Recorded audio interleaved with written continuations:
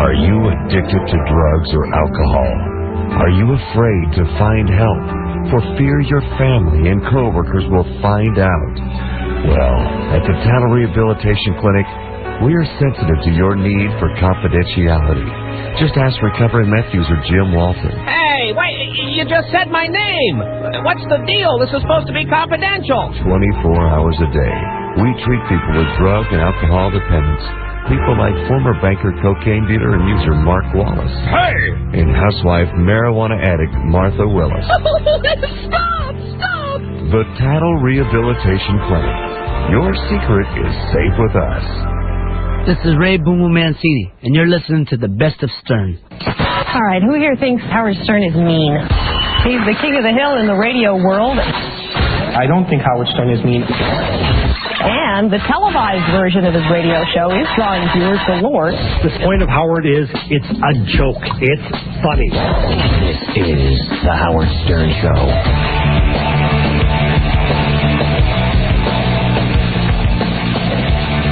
All right, want to call our Clapton? Yes. Let's dial the number of Mr. Slowhand. Well, okay. What does Slowhand mean? Sort of a slow, groovy blues guitar playing man. The hell do I know what he means?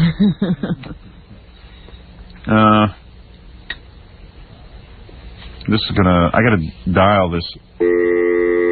Yeah, that's what you have to do with the phone. And then I gotta take it off the air. Because I don't want people to know what hotel we're calling, obviously. Oh, I guess. Yeah, we don't want anybody else to be able to bother Eric. Just us. Then everyone will be bothering him. Yeah. I'm going to have to close these doors because not even our general manager realizes we're on the air and you don't yell good morning. Oh, wow. We got a weird thing on our phone. Check this out. What? Hold on. I'm hoping this works. All right. Listen to this. Oh, now it's off. Man, I got the weirdest sound on our phone. All right, let me try it again.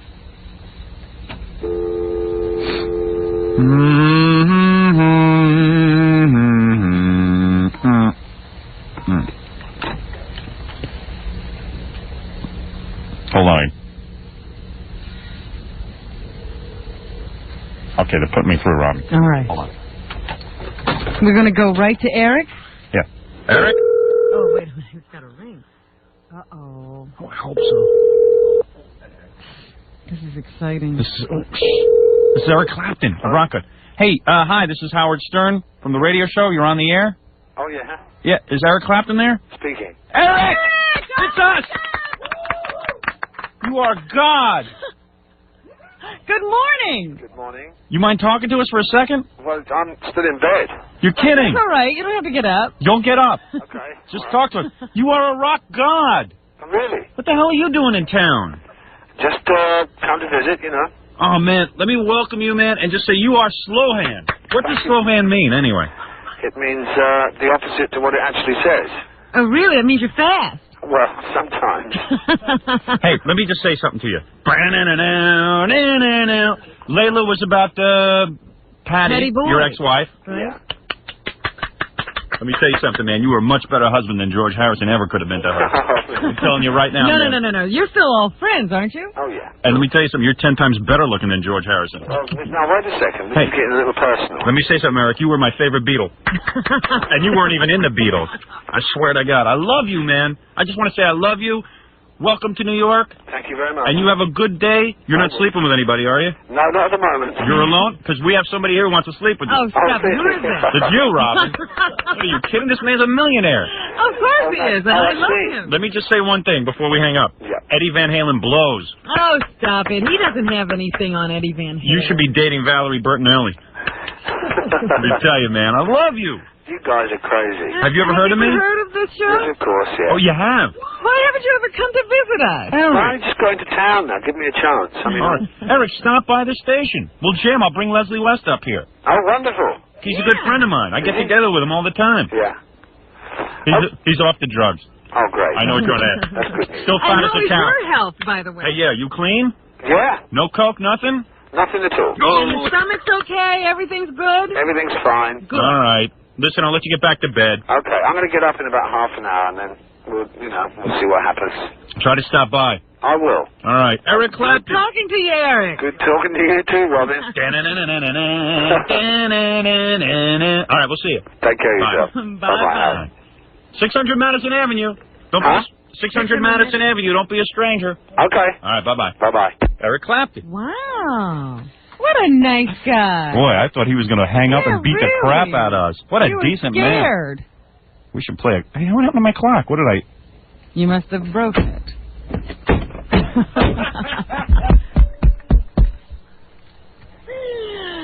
What do you think of that? That was pretty decent, huh? That was great. He was like, hey, how you guys doing? Yeah, I mean, we've done that before and had people hang up on us. Hang up? They're ready to kill us. See, I like Eric now even more than before. Oh, man, that guy is a genius. Well, you said some pretty rotten things to him for just I did? making him up on the air. Yeah, that wasn't nice. Rob, you think my wife is safe with Eric Clapton in town? I would have him over to the house, but boy, what a heel that guy is. You don't want him in your house to see your wife. He'll spill everything. Hey, Eric, I'd like to introduce you to my wife. Oh, really? Want to hear a song I just wrote about you? Just wrote a song about her called Layla, but my wife's name is Allison. Big difference. Oh, man.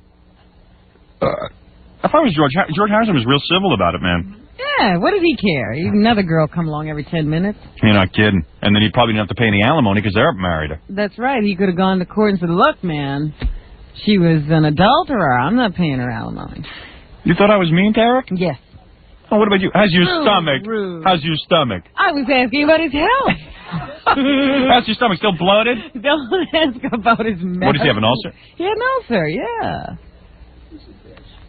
He was in bad shape. Oh, he was almost dead at one point. He's a genius, that guy, man. I swear to God, when Cream broke up, I cried. Oh, all Do you the believe great that? bands. I cried when Cream broke up because I was into... Well, it was a bad trip. No. Okay, I was in bad shape, but I physically, now I understand. Whenever I see a kid like 16 years old crying over a band breaking up and you think, oh, what a douche the kid is, and like, how stupid, all I think back to is when Cream broke up, I spent an entire summer listening to Cream records. And crying? No, and thinking about what geniuses they were. And then when they broke up, I cried because I felt like, oh, man, this is such a great group. Why should they break up and deny us great music? I never did that. I know you didn't.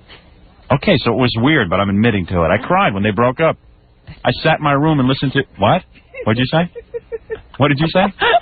What'd you whisper? That's pretty bad, huh? I know. I cried. I cried when those guys broke up. They didn't cry about a thing that happened to you. Did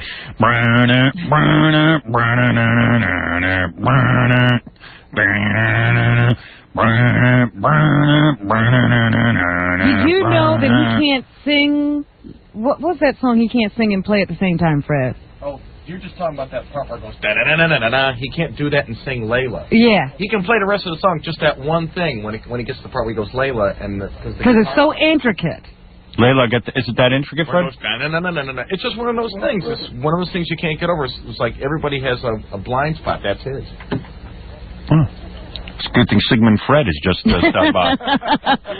This is a problem. It's one of those things. I don't know, man, but I know it's weird to say that you cried when a group broke up, but actually, I was worry crying. about people like that. I was also crying because I never got any Tukey after they broke up, and of course I didn't get any Tukey before they broke up, so you'd be crying too. No, but I spent an entire summer on a bus listening to "Goodbye Cream," which was the final live appearance of Cream with Ginger Baker. Yeah. I really wanted to ask Eric about Ginger Baker and was he really a speed freak, because I used to hear that he was a speed freak, and all those rumors that you heard when you were a kid, and that Ginger Baker only had a year left to live because he was burning himself out. Well, isn't he dead now? No, he's alive. He's still here? Yeah. But I used to hear all these weird rumors. Clapton, man, that guy's a guitar god. Yeah, but it's not nice to call people God either. I know he hates that. Really, that was rotten. You're God! What are you supposed to say to that? You're Jesus on earth! Thank you, my son. Bless you. Well, I was a little nervous. I mean, this was like a hero of mine. You really did not distinguish yourself this time as an interviewer. I like to idolize men who steal other guys' wives. That was really, really... Hey, didn't you steal your first wife? Didn't you steal George Harrison's wife? You were nice to you. Oh, yeah, well, of course, you're all friends now.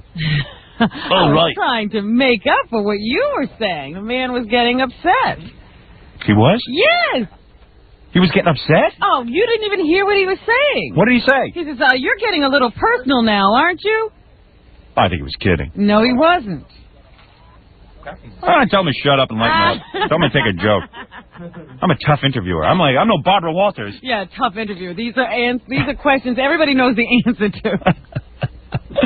I did want to ask him that question, how those songs get into his head. Does God put them there, or... Well, he is God. That's right. According to you. Yeah. You know I'm doing real bad when Robin bails me out and has to change the subject to his ulcers to make it seem like we're not getting personal. Really? Where'd they take the veins from? Hey, how's your stomach, you old fart? What a nice guy he is. He is a very nice guy. Well, you'd be nice, too, if you had $10 billion in the bank. No, some people are kind of nasty with the $10 billion in the bank. I bet you if you called Paul McCartney, he wouldn't have been so nice. You got his number? Yeah, he would have been a real dick. Yeah, I don't think he would have been so sweet. And Eric just picking up the phone. Yeah, hey, this is Eric. Hey, this is Eric. I'm not awake yet. I'm not up yet. What are you talking to me for? I'll tell you the truth. If I was being rude, I didn't mean to be. I know you didn't. You lost your mind. I lost my mind. I was like so uptight that we had gotten through. This was the first time we ever got through to somebody. I started screaming to the guy, "You're God! You're God!" He probably thinks he's having a dream. I was like, "You're God! What the hell do I do now?" Oh my God! We have to have someone on the phone. I was like a schoolgirl. Really? Yeah. I'd call back and apologize, but I'm not going to be that obnoxious. You're God. I haven't been that excited since we spoke to that Dobie Gillis last week. God, is he fascinating. All those Zelda questions? We learned more about Dobie than we care to ever know. Why don't we take a break? That was a pretty good moment, though. It was a great moment. You sort of ruined it. Yeah, thanks. If I didn't ruin it, there'd be nothing to talk about. That was pretty horrible. You're God, man. You sounded like a 16-year-old kid who might have crossed him on the street. No, just lighten up on me. Oh, man. I mean, you could have told him I cried when Cream broke up. That would have been okay. Yeah, I didn't think of that until we hung up. But no, you just scream, "You're God, and didn't you steal George Harrison's wife?" Hey, that's pretty good. And you broke up with her. That's good. You steal another guy's wife, and then you break up with her. Better husband to her than George ever could have been. I told him he was better looking than George, but that ain't saying much. Oh, gee. What'd you say, Jack? That's what he got mad at. He did? Yeah, when you said you're better looking than George, that's when he said you're getting a little personal. Yeah. But he is better looking than George. Hey, that's your opinion. I should have said, you're uglier than George. You're uglier than George Harrison. How did you get her? You were my favorite Beatle. Oh, boy. What a dip. He laughed. I was trying to make him laugh. Oh, goodness. He laughed. He laughed. He said, oh, what a moron this guy is. Really? I mean, what a dip. Who's on the other end of this phone? Is that dip or dick? Dip. What have I sunk down to?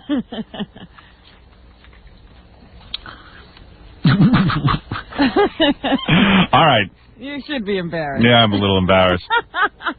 Yeah, screw it. That's only Eric Clapton. Oh, my God. He's not going to come in here anyway, so to hell with him. That's about as close as we'll ever get to him. Yeah. That's true. Anybody got Jimmy Page's phone number? Jimmy, you're God! Hey! No. You stole Eric Clapton's wife! He's a good guy, Eric Clapton. Because at least he didn't hang up on us. Yeah, he was very cordial. Yeah. That says something about a man. Yeah. Says he was almost unconscious and didn't know what was going on. The man was half asleep. He sounded pretty wide awake, though, for just waking him up. He did. Maybe he's one of those people who wakes up like that. Yeah. Okay. Let's take a break. I have no idea what time it is. I broke the clock on the board. Well, we'll have to play an Eric Clapton song today. You're damn right.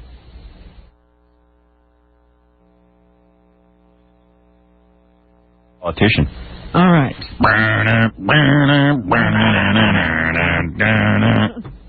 We'll be back right after these words.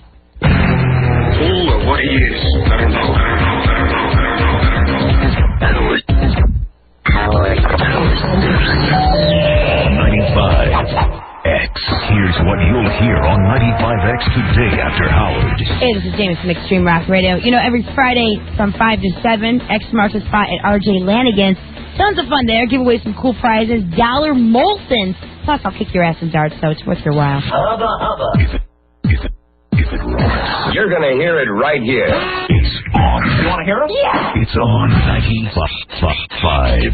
My granddad has always been the guy I go to for advice. He gives it to me, but first he tells me a story from his life to make his point. When I was little, I didn't know that he sometimes stretched the truth, but I still ask. I know he loves his car dealership, so I asked him for help when I was looking for a new car. Best way to buy a car is online. I just bought my first car over the internet. Granddad, the internet? From a man who doesn't own an answering machine. You pulling my leg? I surf the web all the time. Play bridge with some fellas from Italy. But Granddad, buying a car? The last 6 cars you bought were Buicks from H.O. Clark. Make it 7. They got a website, HOClark.com. Got my new Buick and only went there to pick it up. So I went to H.O. Clark's website, and as usual, Granddad was right. I found a great lease deal on a loaded Pontiac Grand Am at a price I could afford. My granddad, pretty hip for an old guy. Who you calling old? H.O. Clark Pontiac Buick GMC, Route 5 Elbridge. Lease a 2000 Pontiac Grand Am with no money down, no first month's payment, and no security deposit for only $239 a month. Plus, you'll receive a free 1-year membership to I'm Smart. Shop online at HOClark.com. H.O. Clark, not your typical car dealer.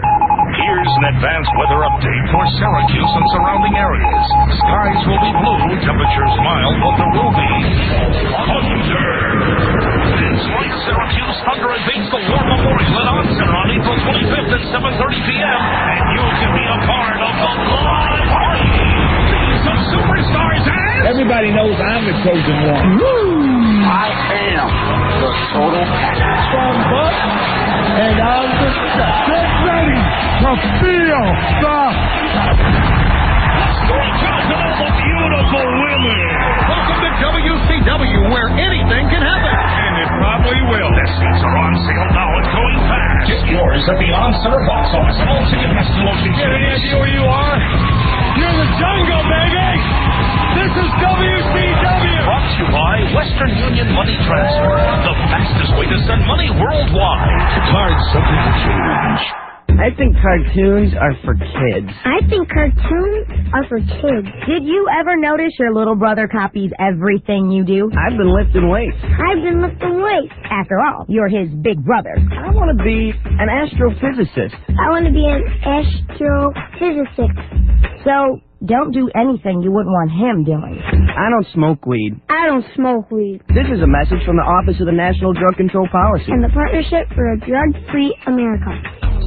Hi, this is Dave Persina. Join me for the YMCA Mountain Goat Run 2000, Saturday, April 29th.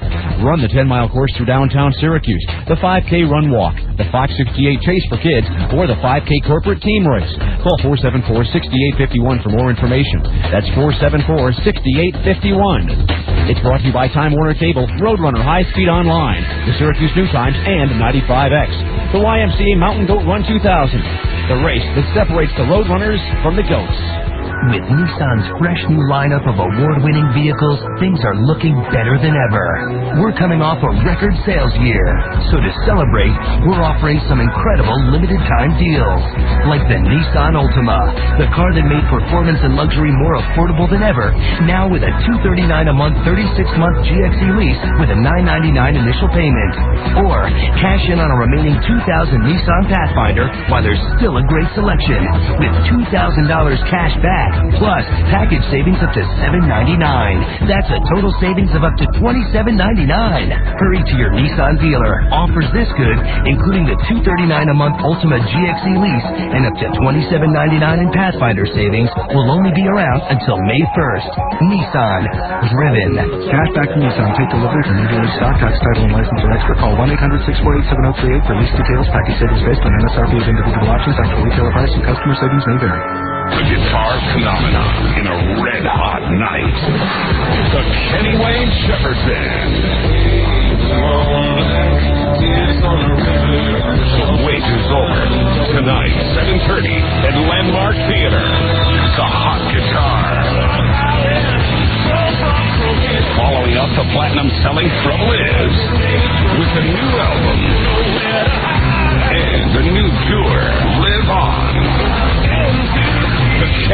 Shepherd Band, bringing guitar blues into the new millennium. 95X welcomes Kenny Wayne Shepherd. Now live with special guest Caroline Spine. Tonight, 7:30 at Landmark Theater. Reserved seat tickets are still available at the Landmark box office. Ticketmaster. Charged by phone at 472-0700 and at the door tonight. The Kenny Wayne Shepherd Band, produced by Eastern artists. 95X presents Project Pride, featuring local individuals doing their part to help make Central New York the place to be. Hi, I'm Kathy McMahon, a financial consultant with Solomon Smith Barney in Syracuse. Some of our community's greatest natural resources are its people. I'm proud to be a member of the Zonta Club of Syracuse. Our mission is to improve the status of women. Through Zonta's fundraising efforts, we provide scholarships to women and girls in Central New York. Working with other professional women in Zonta not only provides a terrific way to give back to our community, but makes you feel great about yourself. If you or your organization would like to support Project Pride, call Michael Doyle, General Manager of Citadel Communications Syracuse, at 472-0200. Project Pride is a pilot project of Citadel Communications.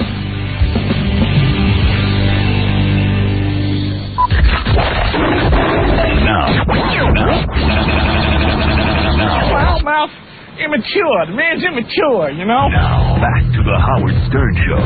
There ain't no God while Howard Stern's walking the earth, I'll tell you that. WHUX Manly Syracuse, 95X.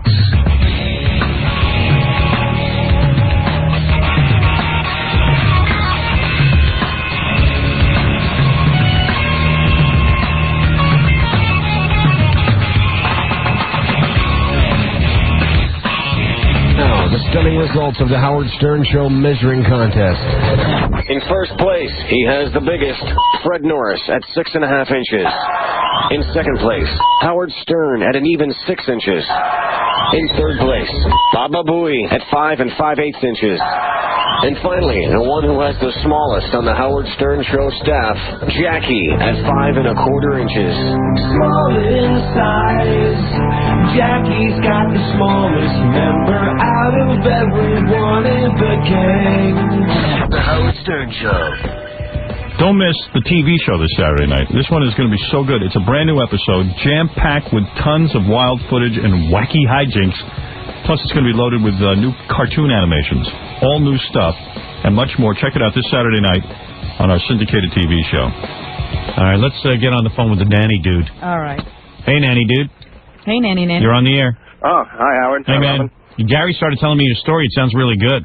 Yeah, I think it is. So how did you become a single parent?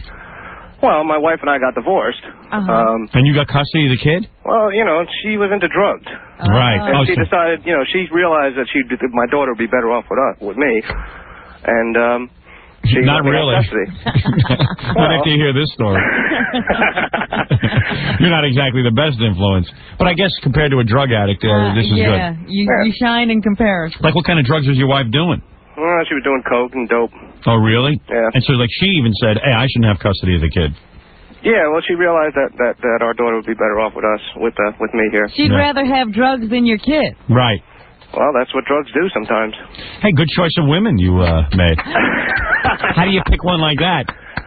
I'm not sure exactly how that all went down. Again, it was in the middle of sexual escapades. Right, and she was really great in bed, and she was really a lot of fun, but then, as a wife, she was a drag. She was very uninhibited. Drug addicts are very wild. You gotta admit that. I'd love to have sex with a drug addict right now. Oh, my God. Just someone who's into, lots of coke and partying. Yeah, because then they'll have any kind of sex with you. Yeah, they enjoy it. It's enhanced. Oh, yes. They don't even know what you're doing back there. This is true. Yeah. Dangle coke in front of her and bingo. Make her do anything. Trouble is, she goes through all your money, right? Yeah, she stole a lot. Oh, boy. Great. So, you have nothing to do with her anymore? Does she even come and see the kid? She's seen her 5 times in the last 2 years. Really? Yeah. Consistent. Yeah. Well, I good prefer mom. that. Yeah, exactly. Who needs her around? But, with your luck with women, are you sure you could pick a good nanny? Oh, he picks the best. I picked some really All right, good nannies. so when you first started looking for nannies, I mean, you had a really serious need for a nanny because you got to go to work and stuff. Yeah, well, my daughter was in daycare for several years. Right. I've had her since she was 21 months old. Right. Well, I've had her, since she was born. But, right. I ended up having her in daycare real close to work, and work really cooperated with me in helping my child care needs, so it was really good. Right. Well, what went wrong? She had to go to kindergarten. There was no kindergarten close to my job. Right, so that means you have to have someone in the house to help out. So you advertise for a nanny. Exactly. All right, so... Now, what age girl do you get? By the way, let's make sure that you're calling from the Pennsylvania area, right? Yes. Age of consent is 14, he tells us. Yes, it is. He already looked it up. It's Yeah. 14 for sex and 16 for the times. All right, You're kidding. 2 different ages. Now, isn't that weird? Like, what if a guy who wants to be in the Man Boy Love Association moves to Pennsylvania? He can have sex with 14-year-olds? He can have sex with 16-year-olds. Well, a boy doesn't have a vagina. Oh. Right. See, that's where they get hung up. Oh, you can have sex with a young girl. Yes. Yes. All right. Boy, Yeah, that seems wrong. I can't believe that isn't... Does that sound right to you guys? There's a law right now. Actually, there's a bill being introduced by Representative Ritter. Yeah. And she's saying that they should either make them all 14 or make them all 16, but that they should be consistent because it discriminates against homosexuals. She's not... Oh, that's great. Because we want to get young boys. Right. So, you mean... Is she related to Father Ritter? I don't know. Oh, okay.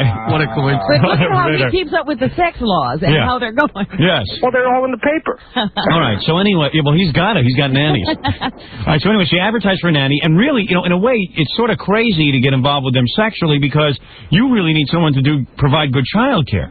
Well, I figure this, Howard. If they're going to provide for me sexually, I'll know that I have them providing well for my daughter because they'll enjoy it a lot. Yeah, they'll feel like they're part of the family. Right. Yeah, I got you. They have All a right. vested interest in All right. being good. All right, I like that. Because they could possibly turn this into more. I go with that. He's logical. Yeah, but I go with that. Okay. Oh, boy. No sexual tension. That way, they don't get They don't anything have weird. why should they fly off the handle and hit the kid? They're all Right. satisfied. They're all relaxed, and also, that might be their potential kid of their own. Sure. And while they're getting it on, the kid's walking into traffic. Yeah, but meanwhile, isn't it great that also that she doesn't have to bring in any boyfriends into the house That's while you're right. gone? You don't have to worry about that. Because you satisfy her. Right. All right. Anyway, so go ahead. So what happened? The first time you hire a nanny, how old is she? Well, actually, I didn't even get to hire this girl yet because she was only 17. Right. But I first interviewed her last year, and how many nannies have you had sex with? 2. All right. So, it's only 2? 2 plus my current lady is now 18 years old and has moved out of the house. How old are you? I'm 36. Oh. And you're with 18-year-olds? Yeah. I'm real good, Robin. So at the interview, do you give them coke? No drugs at all. Right. All right. Anyway, so the first time you got a nanny, you hire like a really good-looking girl. Well, he's interviewing the 17-year-old. Right. It's a great way to meet girls. It was. I actually met quite a few ladies. So you're interviewing the 17-year-old. She walks in. Is she a knockout? She was good looking. Yeah. Yeah. She definitely turned me on. Right. And what's she wearing? Like mini skirt and stuff? No. She was wearing pants. Yeah. Denims and big chest. Oh, 36D. Woof. Jesus. So that was the first question on the interview form? How big is your chest? Well, you know what it was during the interview process. How wrong is this? Oh, please. Come on. Let's not inhibit anyone. We're not talking morals now. Yeah, we're talking sex. So how many... Okay, so you're there with a 17-year-old and you're talking to her and stuff. And she's really cute and everything and you're getting turned on, right? But, yeah. So you hire her because she's good looking or because she's actually seems normal? Okay. I didn't get to hire the 17-year-old, Howard. Her parents wouldn't let her move out the house, but I ended up talking with her on the phone several times, and it took me about a month. But I guess she was ready to give it up, and I was ready to take it, and it took me a month to get her virginity. Really? Oh, my goodness. Hey, Howard, I got her virginity. How soon will you be dating your child's girlfriends? Well, I don't know. That's the next wave, isn't it? Yeah, as soon as they get to college. All right, so anyway, your sex life is pretty well provided for. Look at what he's got to look planning ahead. Yeah, I got 3 kids. Think of the action I could be getting. Oh, you'll be doing great. They'll come in waves for you, huh? Well, I'll need 3 nannies. That's right. All right. Do you 3 girls really like each other? Well, you guys can work together in this commune we've developed. All right, so you mean you keep talking to each other and stuff, and then what happens? You date her for a while? Well, like I said, she was, all of our foreplay was basically over the phone. Right. And, she managed to get out the house. Her parents were quite restrictive. Right. They didn't let her out much at all. So she comes over to your place and you guys get it on. Yeah, well, You didn't even have to take this girl out. Then what happened? No, I didn't, Robin. And what happened when you hired a nanny and got it on with her? When did that happen? Okay, I hired the nanny at the end of August last year. Okay, so you finally get a nanny. She was 23. 23, yeah. Swedish? No, she was Italian. Italian? Yeah. Dark hair? Yep, dark hair, short. Big breasts? Oh, 40 Ds. Are you serious? I swear. You swear? A lot of slab on that girl. 40D? She had a big booty to go with it, but... Right, oh, so she was kind of heavy set? Yeah. But cute? Yeah, she was okay. I mean, again, I was thinking more for my daughter first. I came up afterwards. But, you know, part of the interview process, Howard... Can you imagine this guy interviewing a nanny? I ask them if they're a Howard Stern fan. You really? Yeah, I do. Because that shows that they have a certain mindset. Well, because or out of their mindset. I'm a taper. You're a what? I'm a taper. Oh, you tape I'm a the big show. fan. All right, so that could be one of their duties, taping the show. Well, sometimes. All right, so anyway, so you interview them. Can you imagine, like, going to an interview and the guy's asking you a Howard Stern fan? Yeah, forget the kid. And after they answer the affirmative for the Howard Stern, I ask them if they're a Zappa fan. Oh, really? You're a big Zappa fan? Yeah. Yeah, I just got some flowers from Zappa and his wife. Oh, yeah? Oh, that's cool. Yeah. Well, he'll send them to you. You want them? Sure. Sit there and play with them. So, okay, so then so tell me what happens. Like, how do you get I don't know. How old is she?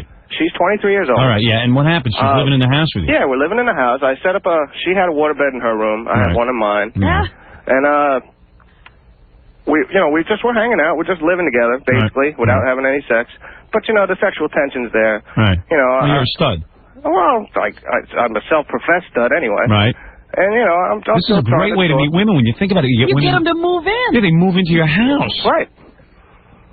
So, you know, I mean, the contact's there. And, you know, I like to think that I'm a lovable kind of guy. And even if you're not that great with women, at least if you get to start living with them, you know, hey, and they see you with your daughter and you're sensitive. Yeah, and you wear them down. Right. So you nag them a lot for sex. Right. So, like, did you used to see her walking around the house in her panties and stuff? Yeah, not too often. She was kind of a little uptight. Right. She had been sexually abused by her stepfather. Yeah, and then you came along. Yeah, but then I came along. Yeah, but she's looking for a father figure in you.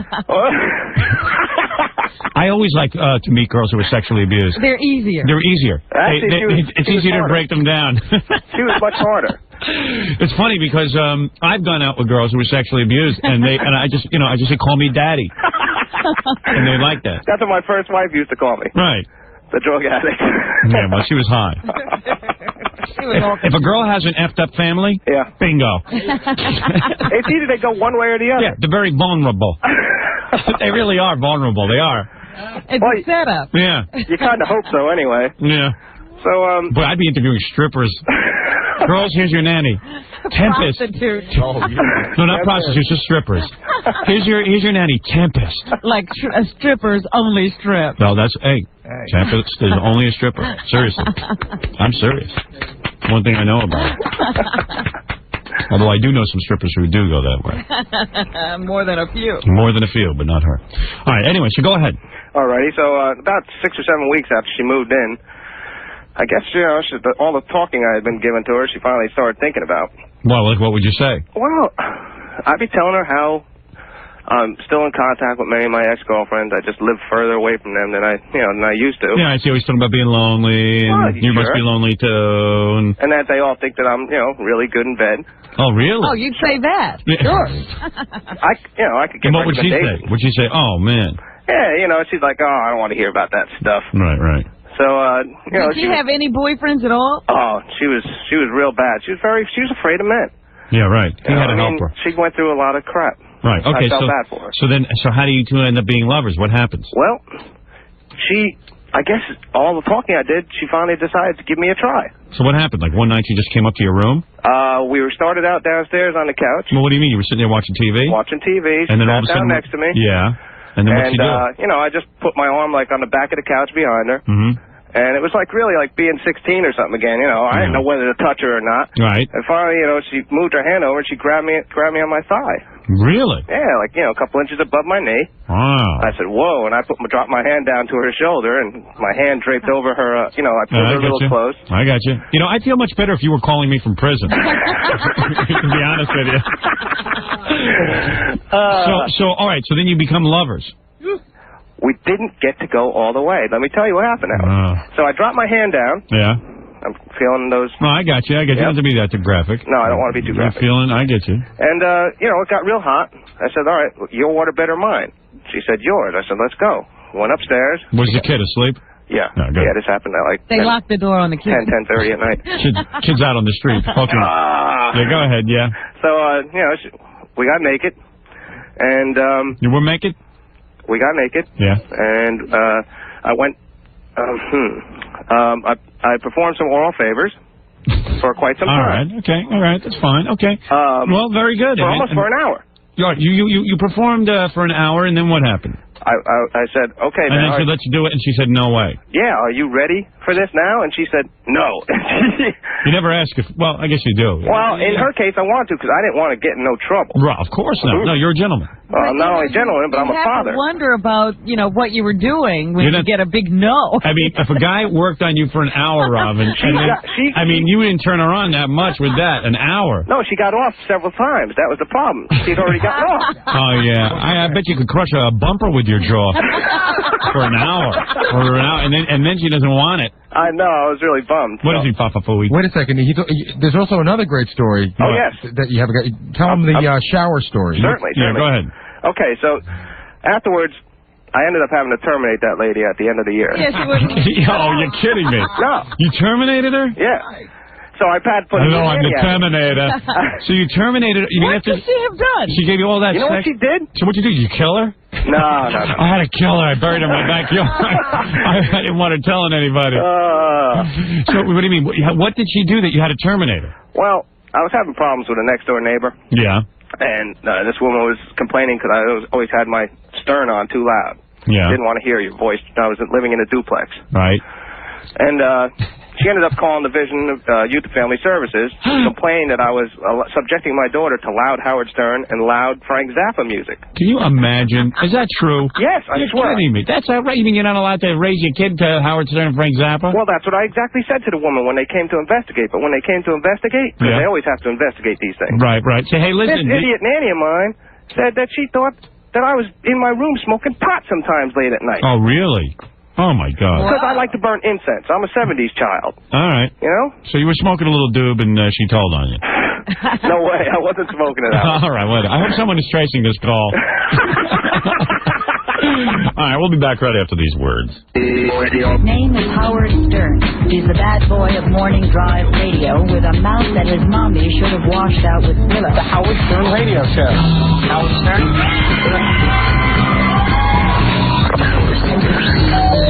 95X. Here's what you'll hear on 95X today after Howard. Hey, this is James from Extreme Rock Radio. You know, every Friday from 5 to 7, X marks the spot at RJ Lanigan's. Tons of fun there. Give away some cool prizes. $1 Molsons. Plus, I'll kick your ass in darts, so it's worth your while. If it rocks, you're gonna hear it right here. It's on. You wanna hear it? Yeah. It's on 95X. Good morning. Mostly sunny skies in the forecast for today. Temperatures in the mid-50s. Tonight, mainly clear. Down to the lower 30s. And for tomorrow, still partly to mostly sunny, with a high in the upper 50s to near 60. I'm NBC3 meteorologist Phil Spivak. That's my latest forecast. 95X is proud to welcome the Kenny Wayne Shepherd Band to the Landmark Theater, Tuesday, April 25th. He's played for thousands at the War Memorial and thousands more at the Grandstand. And now he's headlining the Landmark Theater.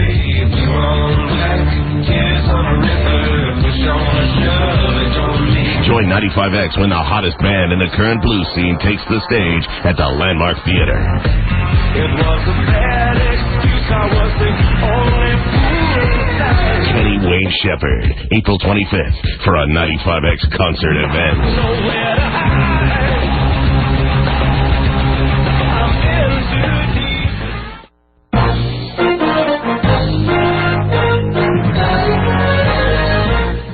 Kathy Denman with a quick 95X traffic and news update. Light volume so far this morning, all your major routes traveling right up to speed. This report brought to you by the Phonics Game. Help a child learn to read and have fun at the same time.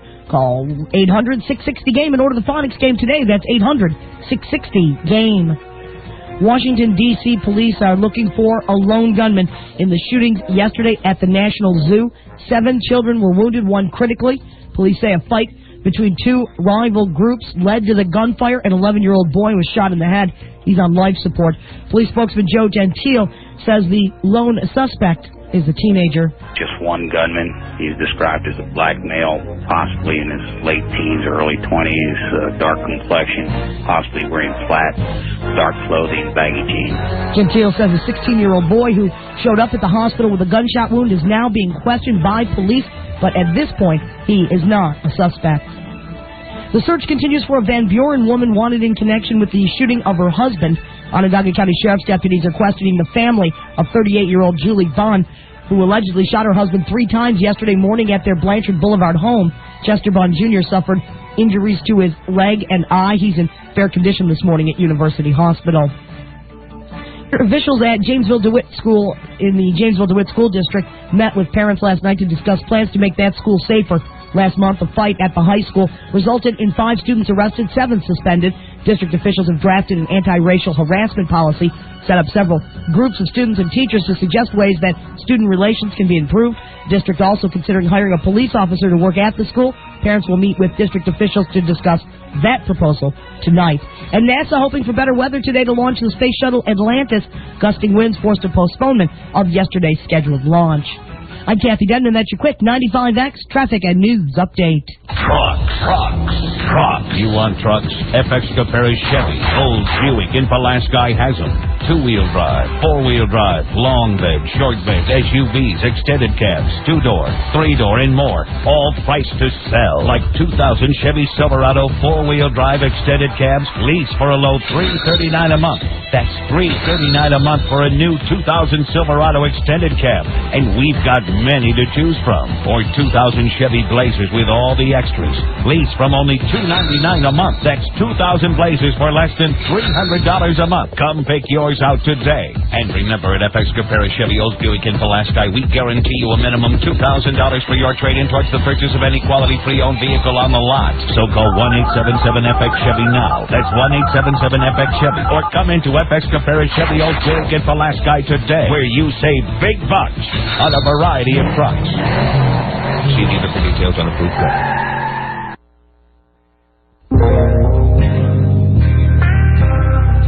It's a digital miracle. A new line of powerful digital printers from Ricoh. These Ricoh printers are flexible digital solutions that allow every size business to be a major player and give true network printing alternatives to the usual casted carriers. Call 1-800-63-RICOH. We're in your Come in, sit down. Well, sir. You're fired. But no buts. It's time to move on. Moving? Click onto Realtor.com and search over 1.3 million current home listings. Check on schools, financing, even take virtual tours. But, sir, You'll never work in this state again. With Realtor.com, you can do a specialized search. Then click and connect with a realtor anywhere in the country. Got anything to say for yourself? Yeah. I quit. Realtor.com. It's the place to start when you start looking for a home. 95X marks the spot this Friday, RJ Lanigan's in Armory Square. The party continues on the corner of Clinton and West Fayette with dollar bottles of Molson Canadian and Canadian Light. This is Jamie, the happiest happy hour host you'll know, and I'm so happy to be live at RJ Lanigan's with great prizes and a new feature only at RJ Lanigan's. Pull tabs for great happy hour prices. So let's recap. Dollar bottles of Molson Canadian and Canadian Light. Pull tab games for unbelievable drink prices. Great prizes with a Wheel of Rock and me. This Friday, come and mark the spot. 95X marks the spot at RJ Lanigan starting at 5 with a radio station that can party all night long. 95X. Now, back to the Howard Stern Show. They're all gonna laugh at you! Hey, my mom doesn't like that joke either. 95. Hey. Turn it off. All right, so go ahead. Yeah, it's amazing. It's amazing what's going on out there. And I'm missing out on everything. I'm having no fun. Baba Booey, come over here and touch me. Put your hand on my thigh. Put your hand on my leg. He's got the greatest story yet to tell. Oh, really? Yes. Okay. So I put a new ad in, Howard. Yeah. Yes. And on the first week of January, Yeah. on the 18th, I get this woman called up for an interview. All right, go ahead. I said, look, come on over, let's interview. So I talked to her for about an hour. Now, what does she look like? She's 5'6". Yeah. 110 pounds, 120 pounds. Go ahead. Redhead, blue eyes, fair hair. What cup, B? Sometimes, mostly A. Oh, really? Depending on the time of But the a month. tight body. Yes. Like she could wear. Very tight. Could she wear a thong and get away with it? Oh, she had the beautiful ass. All right. Okay. All right. Anyway. Are you talking about her eyes? Are you French? All right. Okay. Go ahead. Yes. So I said to her, look, I got a business meeting I need to go to this afternoon. Right. I had been working from home. Yes. Can you please, can you stay with my daughter today? Let's see how you work out. Right. Good. Good enough. So I said, okay. She said, okay. Why not leave her with Why not? Why not? And she's really cute. Oh, yeah. And, Real redhead. Oh, beautiful. Fiery. Go ahead. Yes. So, I go up, take a shower. I get out the shower and tap, tap, tap on the door. Say, yeah. And she opens the door. She says, I got to go. I said, well, go ahead. She comes in. She pulls her pants down. Wait a second. She says, I got to go? You mean she had to go to the bathroom? Yeah. So she walks in and pulls her pants down? Yep. And I looked at her. Was she wearing panties? Yeah. And so she's just standing there in her panties? No, she pulled those down, too. Oh. And I said, whoa, you're a natural redhead. And she sat down. And she went to the bathroom. She took care of her business. And here I am. I'm drying off. I'm wearing a towel. I look just like the ape man at the Bongo Fiesta, man. I gotcha. And she goes, whoa, you're quite a man. I said, yeah, you're quite a lady. I said, this thing just might work out real well. And she got up and she took care of her business. And we made out for a few minutes. I said, look, I got to get to the office. I'll be back later. Got to get to the office? This is our first day on the job. Boy, you luck out. You must be a good-looking guy. I'm not. I'm not Really? a good-looking guy. I'm an average guy. Really? Yeah. I mean, in fact, you I'm a very furry guy. In fact, you never even had a lot of women coming on to you. Oh, I've had a lot of women, but it's only because of sheer persistence. Right. Yeah? It's your dynamic You didn't know personality. how good this baby thing could work out for you. Man, are you lucky. Most guys see getting custody of the kid as a hindrance. You've worked it into... You've always advised against it. Yeah, I always say to guys who get divorced, don't get custody of your kids. It's going to cut into your dating time, but yet it's increased your dating Well, time. actually, I figured I took pretty much 3 years on the cuff. I had 1 or 2 girlfriends that came over and had sex with me. Right. Now it's about the size of what we could do because I didn't want to leave my kid with anybody. Right. You know? And, but well, anyway, you owe that kid. So I go to work. I come back home that night. And before she went to sleep, we had to go over to pick up the nanny's stuff. Yeah. So we get all her stuff. We bring it back to the house. And she moves in. That night, I had her. I was like, whoa. Unbelievable. I couldn't believe it. So now, check this out. 5 days later... I mean, how did you have it? Like she just walked in the room? No, we didn't... I didn't even have the other bed set up. She knew where she was sleeping. She just walked into your bedroom? Yeah. And she said, hey, I'm sleeping up here? Yeah.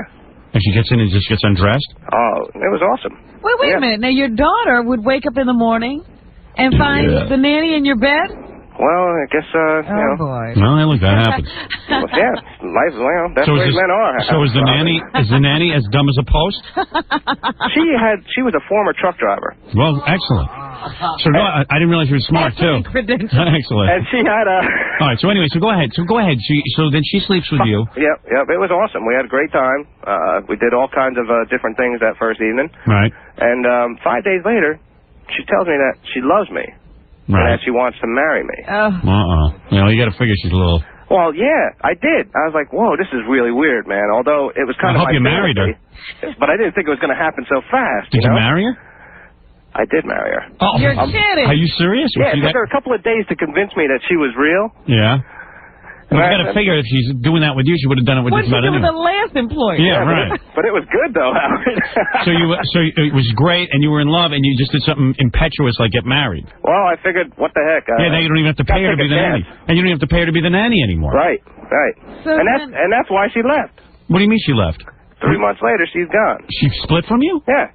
You married her, and now she's gone? Yeah, in fact, I'm annulled already. Oh, wow. So it's time to look for a new nanny. She left the day before Mother's Day. Well, what'd she leave for? What'd she tell you she left for? She wanted to go back out and drive a truck.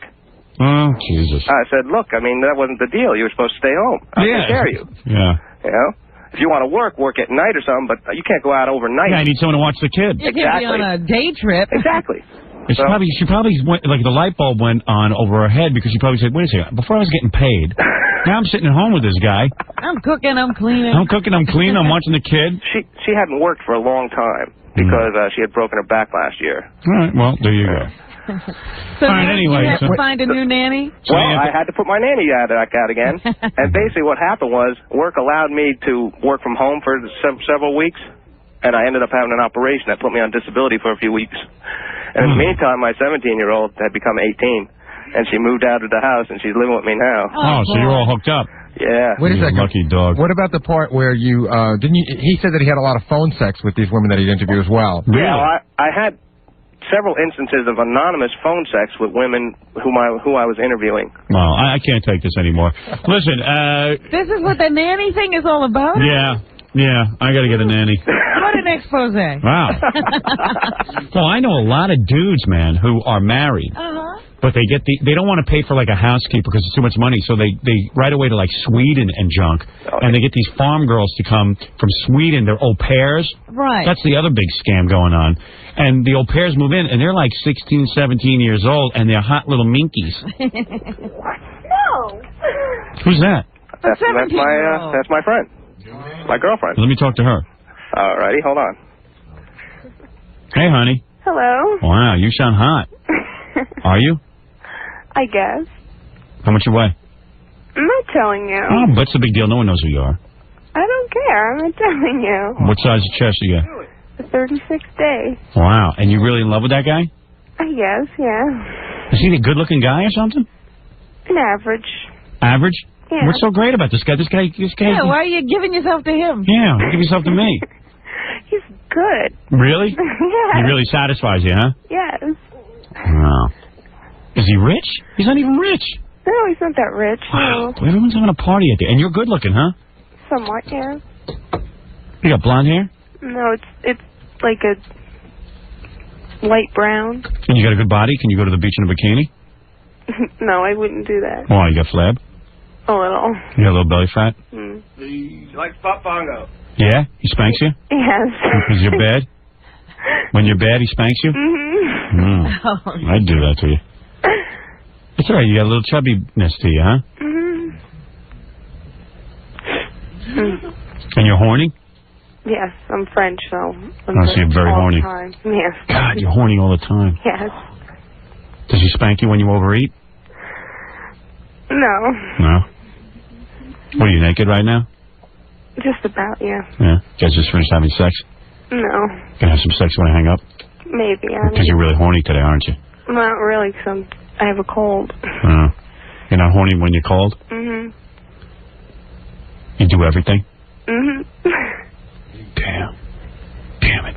Damn you and damn him. I think they've done that pretty much themselves. You do everything, huh? Uh-huh. And that makes you even hornier when he does everything. Yeah, I guess. Yeah. Would you get it on with another girl? I haven't done that, no. Would you be open to it? Would be, yeah. Wow. Gary, put an ad in the paper for a nanny for me. He hit the mother load. This guy's hitting the mother load. Hey, Gorilla, you hear this? Can you believe that? Gorilla wants a child. Oh, man. How old were you when you started having? Oh, he took your virginity. Yeah. 17. You better not let him get another nanny in there, because he'll get it on with her. Yeah, don't marry him and let him hire somebody else. And you've got a really cute face? Yeah. Who do you look like that's famous? I don't know. Like, do you look like anyone on TV? Like Charlie's Angels or something? I guess. I don't know. Yeah? Look like Charlie's Angels? Yeah. Which one? The brunette, I guess. You do? Yeah. Is that, Jacqueline Smith? Jacqueline Smith you look like? I guess. I'm not sure. What are you wearing right now? A nightgown. No panties? No panties. Damn everybody. Were you a product of a broken home? No, Well, too bad. my father's a real pain, Yeah. I could say. Sure. He remarried Yeah. an old Geezer. wench. Oh, it's a wicked stepmother. Wicked stepmother. Yes. So you got to get out of the house. So Uh-huh. you're watching the kid for free now, huh? Well, basically, he services her. Yeah. Yeah, that must be a treat. How she gets paid. How many times a day you guys having sex? Well, it depends if when he goes to work and stuff. Yeah, but what, like 3 times? No, at least once. At least once a day. Yeah. I used to do that with my wife when I first met her. All right. I got to go. Okay. All right, thanks. All right. You ever kiss his feet? Yeah, I did. You do? Yeah. You suck his toes? No, I don't do that. You two smoke pot? No, I don't. Like to drink? A little, yeah. And get loose before the action starts? Baby? Oh, it takes a lot to get me drunk. Are you doing a little coke over there? All right, I got to go, you two. All right. All right, take it easy. All right. Have fun. She sounds cute, horny, hot. You just live for men, don't you? Yes. You just can't get enough, can you? It's true. Yeah, I can tell. You sound like you're horny. And this is the people that come into your home to take care of your children. Robin, come on. Who cares? You ever go braless, and just tease guys? No. Walk around, sometimes when his friends come over, wear a shirt and a bra.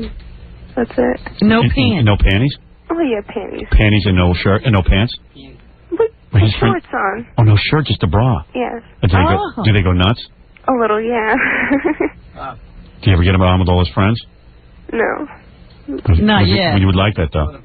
It's like you thought about, if all the friends started getting it on with you, right? No, not some of his friends I don't like. Right. Does he have one really good-looking friend? Any of his cute friends? Yeah, he does have a cute friend. Would you like him to sort of get it on with you once? Well, we almost did, but... What happened? Almost. Oh, man, what a party going on. What's going on over? What happened? He was over and he saw you in your bra? He was over and... And what do? You just walk out of your bedroom in your bra in front of the guys and you parade around? And everyone goes, hey, let's see what's going on. Did they ever beg you to take off your bra? No. Why? But isn't it kind of strange that you're just walking around in a bra? With a whole room full of guys? Yeah. It doesn't bother me. No? No. You know, I'm beginning to think the baby would be better off with the drug addict. She's not around when I'm What's the purpose of walking around in your bra? Just tease them a little? Yeah. Mm-hmm. I guess. And what do your parents think you're doing? Well, my parents think I'm a nanny. I haven't told them yet. Right. And then so you walk around in short shorts and a bra. Yeah. And then what happens? The friends sometimes grab you and kiss you and stuff? No, they just smile really big at me. Yeah, and what about the cute one? Does he start touching you? No, he hasn't. They won't touch me because I'm his girl. That's right. What they're saying. I got you. Okay. Oh, but you tried to come on to him. But you come on to them, they're just inhibited. Right. Wow. Boy, is this kid gonna grow up screwed up? That little kid around these two. Oh my She's goodness. treated well. All right, take it easy. So. I bet you treat her. Everything is great, Everything's cool. Fine. All right, I gotta go. I can't take it up. I'm getting too And you're excited. worried about arguing in front of your wife. Yeah, I know. I sit there and debate. This is what kills me. I'm raising kids, and I have these long discussions with my wife. I think we should have a united front. We shouldn't undermine each other. We have to make sure that we don't argue in front of the kids. This was a whole big thing yesterday. I thought my wife did something wrong, and we started arguing. Yeah. And I said, no, Mommy did the right thing, absolutely. And my wife's like, I don't care. You say if you think I'm wrong. Blah, blah, blah. I go, Ixnay, we're supposed to, the united front. We're supposed to go in another room and argue. I'm sitting and going over these little details. People are running around in their bras. In front of me. Guys, and I don't know, they're sleeping with sleeping with nannies. Playing Frank Zappa music. I don't know. Why am I putting so much energy into it? You're a little minky. You ought to come down here and let me look you over in your bra. Your bra and your short shorts. You ever paint your toenails red? No, I don't paint my toenails. You ought to get into that. My fingernails. You have pretty feet, don't you? I don't know, I guess. Yeah. You're bad. No, You have nice legs? Somewhat, yeah. Yeah. You come down here, I'll paint your toenails for you. Would that be erotic? Oh, you don't want that, you bitch? You don't want that, young lady? All right, I gotta go. All right, thank you. Bye-bye. Oh, my God. Hey. All right, we'll be back right after these words. Yeah, you know, I never thought that I would ever be attracted to a woman. But after listening to the Howard Stern show, I'm happy to say I'm now married with 2 kids. Plus, I've got a mistress on the side. Woo! Thank you, Howard. Tests have shown that if a homosexual listens to the Howard Stern show for 4.5 hours a day, 5 days a week, you can be cured. You're listening to the Howard Stern show. 95X is proud to welcome the Kenny Wayne Shepherd Band to the Landmark Theater, Tuesday, April 25th. He's played for thousands at the War Memorial and thousands more at the Grandstand. And now he's headlining the Landmark Theater.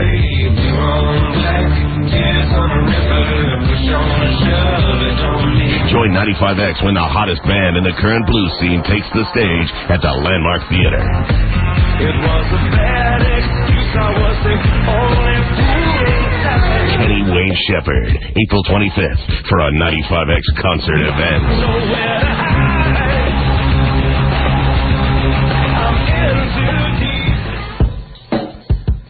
Good morning. Mostly sunny skies in the forecast for today. Temperatures in the mid-50s. Tonight, mainly clear, down to the low 30s. And for tomorrow, still partly to mostly sunny, with a high in the upper 50s to near 60. I'm NBC3 meteorologist Phil Spivak. That's my latest forecast. Soundcheck is now on the Internet. Soundcheck is now on the Internet. What did you say? Go to Syracuse.com every Sunday night at 8. The best rock around can be found right in your own backyard. I cannot believe it. And on the World Wide Web. From Syracuse Online and 95X. A huge animal jumps right hulking out in front of an area man. It's the Onion Radio News. I'm Doyle Redland. Local resident Carl Perry damn near himself today when a big-ass animal jumped right the fuck out in front of his Chevy pickup. According to reports, the 41-year-old Perry was driving on Highway C when the huge thing jumped right out in front of him from out of fucking nowhere. The animal is described by witnesses as a big-ass thing with these weird-looking horns. It scared Perry fishless. This is Doyle Redland for the Onion Radio News. Pick up the Onion at your newsstand or visit theonion.com. Nicoderm CQ is here so that when you're trying to quit smoking, nobody will tell you, I think I liked you better smoking. Nicotine cravings can turn quitters into bad company, but CQ helps calm those cravings. And you can wear it 24 hours, so the medicine's always with you whenever cravings may come.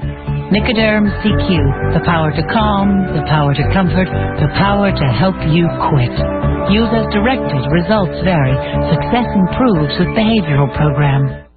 Jump into spring with the Onondaga County Parks as they bring back Parkway Sunday. 9 a.m. to noon every Sunday, May 2nd through June 18th at Onondaga Lake Park. Bring the whole family out to walk, run, bike, jog, or blade the 2-mile-long parkway. This year, 1-mile bicycling time trials courtesy of Onondaga Cycling Club. And free skating lessons available to beginners. Grab some breakfast or just lay in the sun on a warm spring day. Parkway Sundays, brought to you by Raymore and Flanagan Furniture. The Northeast's largest furniture retailer. Looking for a new home? Tollgate Homes is having an open house April 28th, 29th, and 30th at both locations. Never before have prices been this low. Tollgate Homes will be offering 12,000 square feet ranches for only $29,995. Included in that price are thermal pane windows and 2x6 sidewall. Manufacturer reps will be on hand giving all buyers a check for $1,000 to use as their down payment or write off the already low price. Tollgate is also offering a 1,531 square foot ranch for $34,995 with all the standard features in a Commodore home. Stop by and see their sunken family room home. Recently voted best of show. With 25 modular and sectionals on display, it's the best place and time to see their new models. Nowhere else can you see such a complete display. If price is important to you, they guarantee the lowest prices. Visit either location, April 28th, 29th, and 30th, 9 a.m. till dark, or Tollgate's Open House, Tollgate Homes Route 31 Moravia, and Tollgate Homes Route 31 Wheatsport. Find out why their competition will tell you goodbye. The guitar phenomenon in a red-hot night. The Kenny Wayne Shepherd Band. The wait is over. Tonight, 7:30 at Landmark Theater. The hot guitar. Following up the platinum-selling Trouble Is with a new album and a new tour, Live On. The Kenny Wayne Shepherd Band, bringing guitar blues into the new millennium. 95X welcomes Kenny Wayne Shepherd. Now live with special guest Caroline Spine. Tonight, 7:30 at Landmark Theater. Reserved seat tickets are still available at the Landmark box office. Ticketmaster charged by phone at 472-0700 and at the door tonight. The Kenny Wayne Shepherd Band, produced by Eastern artists. Now. Testing. 1, 2. Now, back to the Howard Stern Show. 95X. Turn it up. Good morning. Mostly sunny skies in the forecast for today. Temperatures in the mid-50s. Tonight, mainly clear. Down to the low 30s. And for tomorrow, still partly to mostly sunny, with a high in the upper 50s to near 60. I'm NBC3 meteorologist Phil Spivak. That's my latest forecast.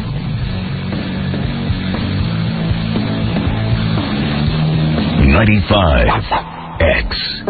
From the sulfuric rivers of Griffin, it's the slag heap despair known as the Howard Stern Show. Hello, my name is Satan.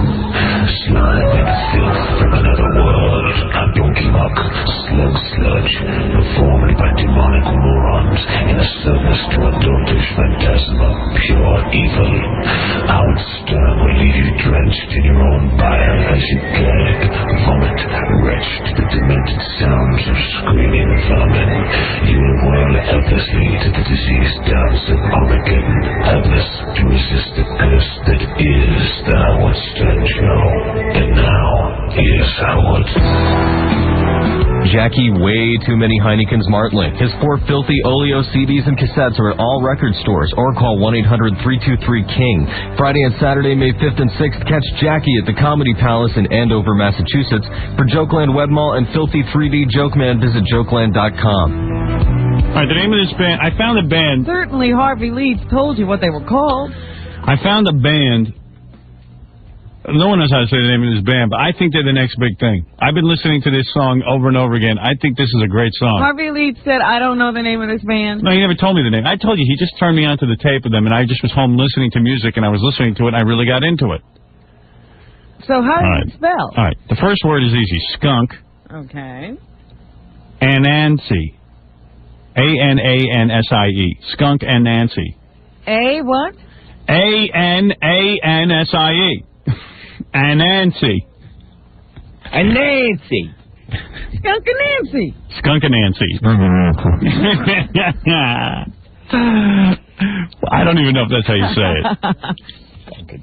Skunk and Nancy. But they're good. They're good. Now, open yourself up to it. Because at first you might not dig it. And especially some of you older folks. You know, like Jackie. Don't be close to it because you got to get into this woman's voice. I think she has a great voice. It's a woman. It's a woman. She's a black woman, and she kind of looks like a guy. Yeah. You know what I mean? She's real muscular and shaves her head and stuff. But anyway, are you ready to check this out? I'm ready. This is called...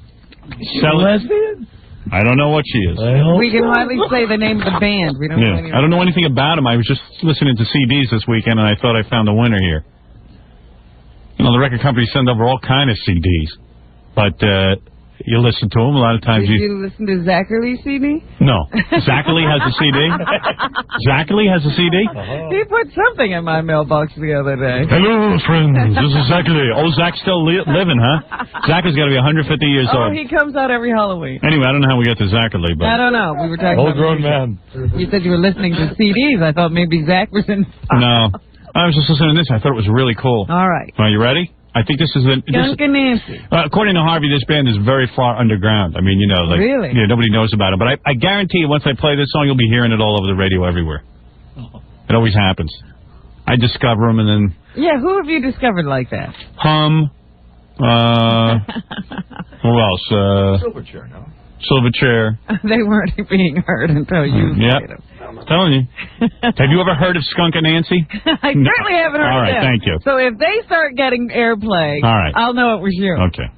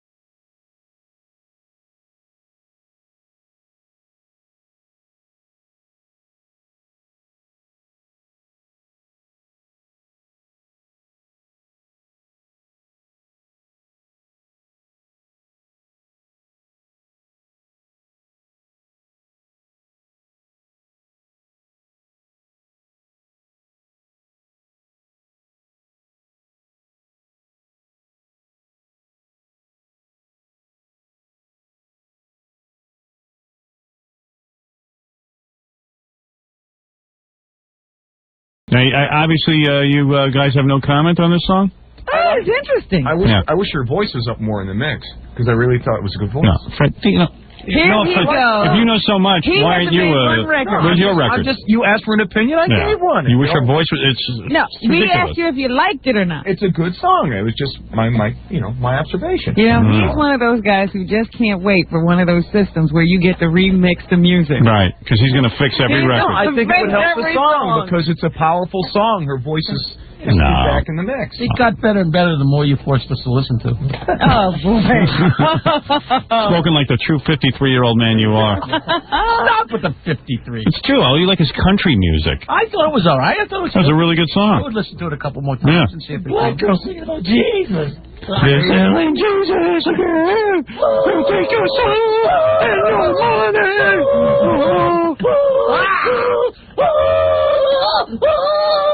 More pot. I like song's about pot. Yeah, there's no booze or pot in that song. Goldenrod. Oh. It's actually easier to understand what Billy's singing about than what she was singing about. That's a great song. I guarantee you that song is going to be huge. Guaranteed. Guaranteed. Well, for their sake, I hope you're right. Yep. All right, let's bet. How much? I will bet you $200. All right, you're on. $200. You heard the bet. What's it got to do, though? It's got to become a top 10 hit. Oh, a top 10 hit? Yeah. Yeah, you think it's going to be that big? That's going to be huge. It's going to be big as Green Day. Gary, you'll be the judge. No, it's on the soundtrack to a movie. It is? Yeah, it's on That the soundtrack to Strange Days, and John says it plays during the closing credits. Does it? Oh, really? Cool. I've seen that movie. Have you? Yeah, you know what they do with these soundtracks? They play a song at the end of the movie. Yeah, all the way through. Through the credits, Yeah. and then they put it on a soundtrack. What does John think of that song? He likes it. Yeah, he don't know anything. Actually, I thought it was pretty good. At the beginning, I didn't like it, but I liked the chorus. At the beginning, I thought it sounded like Rush a little bit, but then it got really Rush? good. Yeah, because it got like... It's not anything like Rush. You're not the worst. You know, Gary's one of these guys. He thinks he knows music. He knows everything about music. He's one of those guys who wasn't even a disc jockey, but somehow he became like a music expert, and then as soon as he challenged his musical expertise, you realize he doesn't know a thing. That's not true.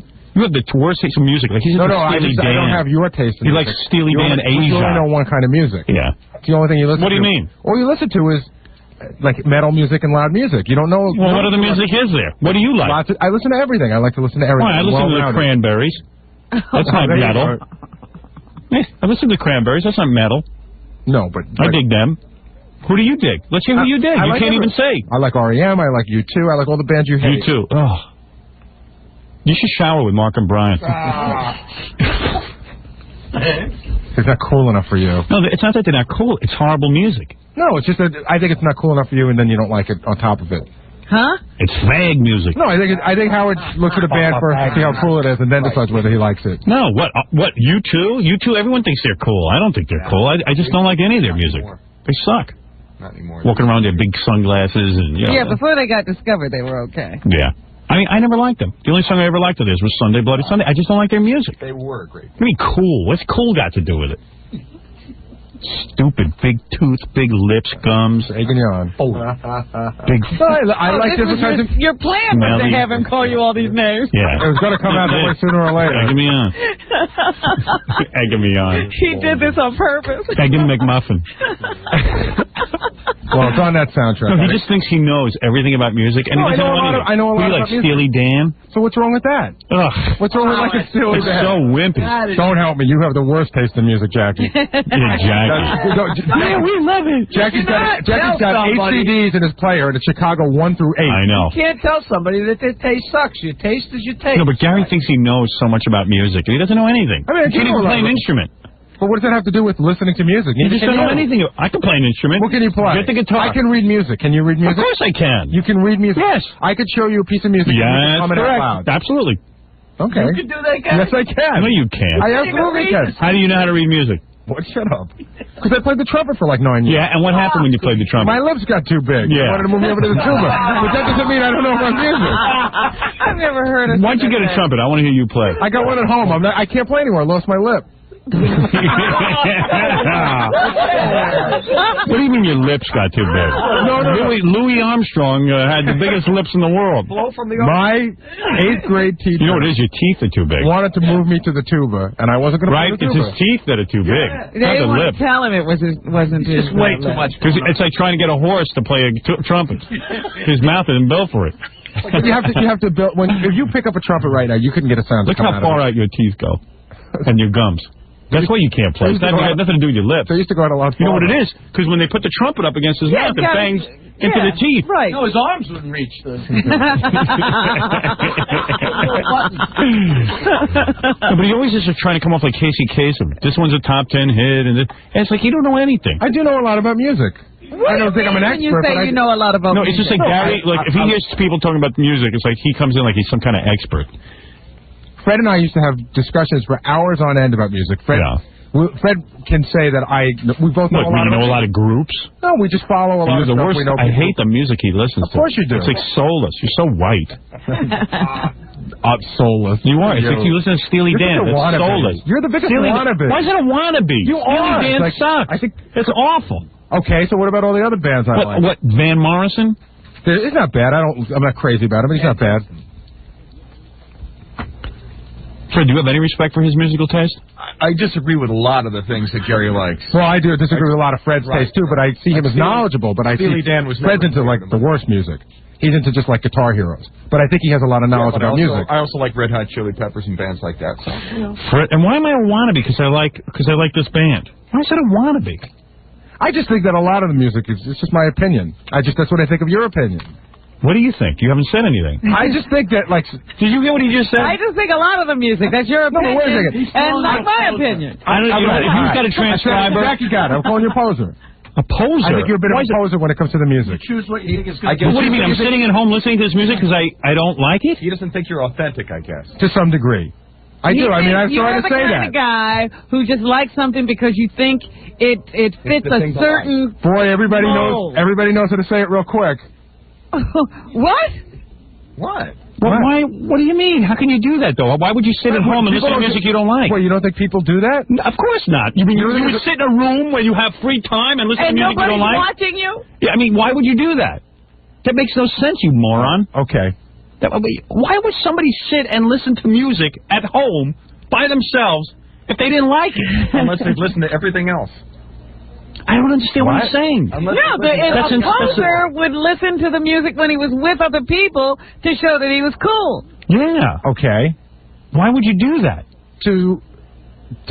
I don't know that you listen to it at home. You just tell me that you do. I don't know what you do at home. Well, you don't believe that I listen to it? How would I know about these bands? I think he listens to it at home. I mean, come over and look at my CD collection. Why would I have these records there? What, to stare at them? You retard. Well, according to Gary, you have them there just for that. No, I think to show them to people. I don't have any people over. You want to hammer me hard? I think that it helps you makes you feel a little young. Well, you're the same age as me. No, I'm not. I'm 9 years younger than you. I never understand guys. You know, it's almost like because you hit a certain age. It's like my sister when she hit 40, she said to me, "I have to cut my hair because you have to be old. You have to have short hair."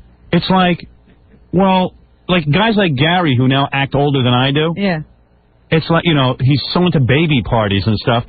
And you were too. Don't lie. You were too. Baby parties? When I first met you, you were the same. Baby party? I never once ever went to a baby party. Oh, that's because I'm too famous. To go. And also, anyway, Howard, don't you realize everything is because of something else that I don't do. I would have gone to a baby party because I'm too famous. But that's your whole rap on everybody else. Everything I do is because of something. Your premise is that I hit a certain age and I have to listen to Steely Dan music. No, I didn't say that at all. What am I supposed to be listening to? Nobody's saying music I don't like. This music you say he's listening to so he can feel young. What's so young about it? Well, because it's music geared to younger people than you. It's geared? Yes, it is. But how is that geared to younger people? Howard, if you went to the concert for this band, how many people that look like you would be there? I think I look pretty much like everybody who would be there. Okay. You don't think you'd be a little bit older than most of the people there? I'm not saying you have to act old, but... No, what do you mean? Oh, would I be older in age? Yeah. I think most people my age don't go to concerts. They stop living. True. Okay. I think most people my age they wouldn't do a radio show like I did. They don't even listen to music anymore. When I was 20, I was doing a radio show like this. Why would I change because I'm 40? I didn't say that you had to change. Yeah, that's what your whole lifestyle is about. You're going to become old like all my old fart friends who I went to high school with, who are now old farts. You did. If you want to get into it, you did become old and then get young again. Why would I become old? When was this? My career? Have I ever been old? What did you look like when you were at NBC? What does looks have to do with how you feel inside? No, but what did you look like when you were at NBC? Why do you have the short hair and the work shirt and the mustache? Because that's what suited me. I was a heavy-set guy, and that's the way I looked. But that's what you sort of became, and then you sort of got out of it. Did I change my musical taste? I don't know. Did I like the music at NBC? Yeah, he used to listen to Barbra Streisand. Yeah, I used to love Barbra Streisand when I was at NBC. Because nobody was more of a rebel than I was. I mean, my whole career, I was fired. You insult me. I know. What do you think? I'm going to change my whole personality for music? No, I didn't think you would change my whole life has been built. You know, when I went to college, Baba Booey, when I went to college, everyone I know took the safe road. There was nobody willing to do what I did. But why in my life would I now become some old, stodgy fart? I'm not saying that you should become one. So you mean I'm listening to music to please other people? Or is that the premise? Be young.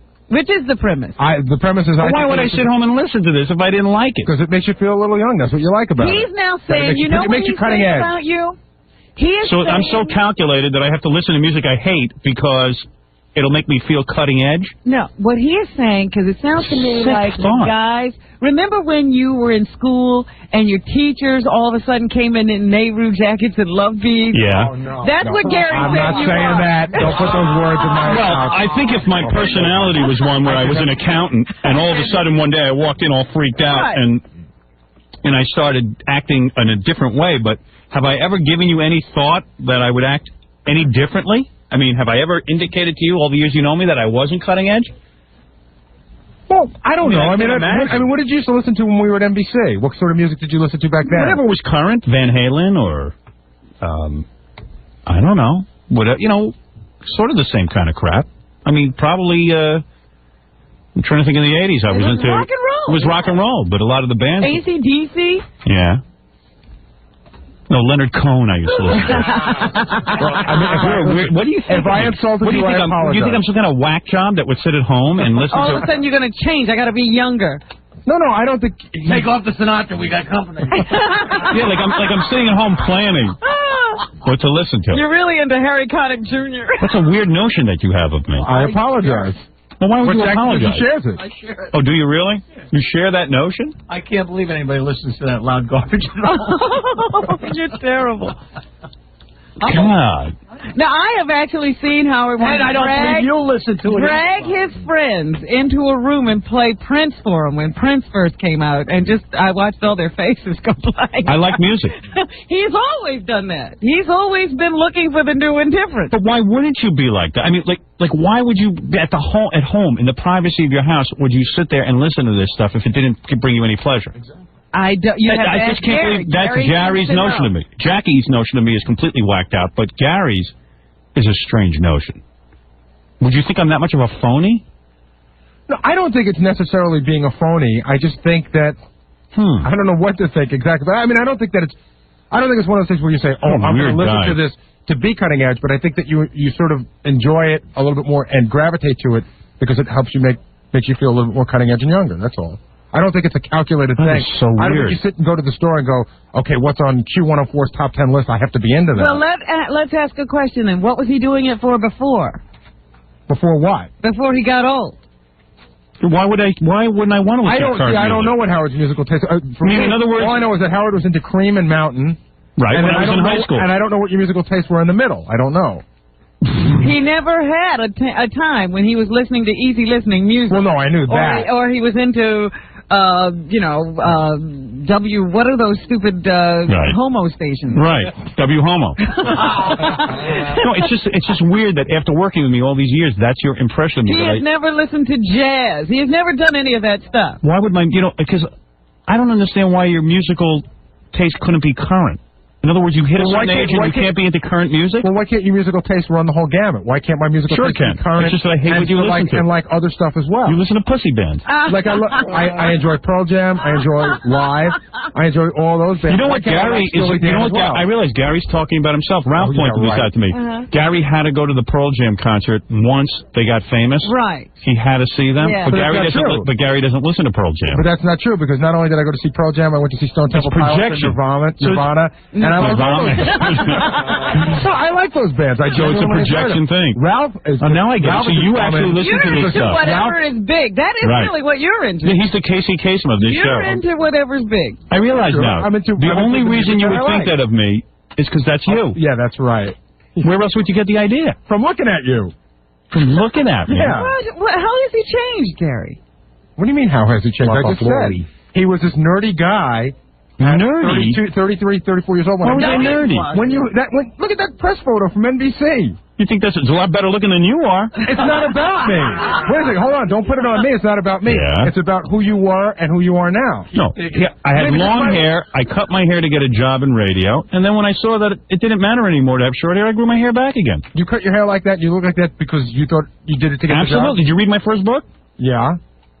Yeah, you didn't read that? So the whole time, right from DC 101 up to DC... That's exactly and it. you never decided and I questioned it after a while, and I said, why am I doing this? Why is he doing it? He said to himself, and he let his hair grow again. Okay. You're so bizarre. I am. And look who's talking. Who doesn't do everything I do? I don't do... Then why is my hair short? Who had earrings way before you? Because then you got old. You did. You're talking about yourself. I'm not talking about myself. Fatso. You're getting fat. You wear bad clothes. Howard, you ain't getting any thinner. Oh, come on, man. You are not getting thinner. You were thinner than me, but you're not getting thinner. Take off your shirt. What happened to the guy that was on that book cover? I'm about 5 pounds away from being there. Oh, come on. I am. You were 15 pounds away 10 weeks ago. I'm definitely better shape than you, Fatso. I know you're thinner than me. This guy has an ass like a rickshaw. He's talking about old age. I've never seen a wider ass. Admittedly, out of your mind. I've slightly lost hold of what I should look like. Crazy. I mean, double chins. Yeah. Everything. You've let yourself go completely. That is correct. Look at him. All right, hold on. I got to take a break. All right, we'll be back right after this.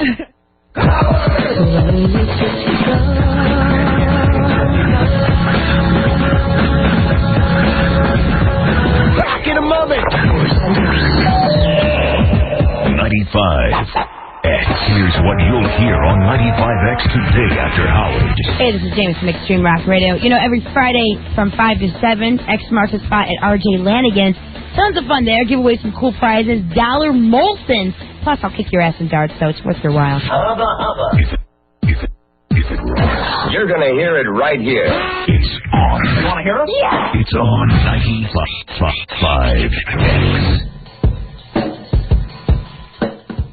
Good morning. Mostly sunny skies in the forecast for today. Temperatures in the mid-50s. Tonight, mainly clear, down to the low 30s. And for tomorrow, still partly to mostly sunny, with a high in the upper 50s to near 60. I'm NBC3 meteorologist Phil Spivak. That's my latest forecast. 95X has expanded the payroll. Now you can earn $100 an hour all week, Monday through Friday. It's a 95X no-brainer. No song titles to remember, no 800 numbers to dial, no problem. If you can recognize your own name, you can earn $100 an hour. Fax or email your name, where you work, and birth date. Then listen for your name on the air and call back within 10 minutes. It's that easy. Plus, you'll be eligible to win a different concert flyaway each week. Listen while you work and earn $100 an hour, Monday through Friday, only on 95X.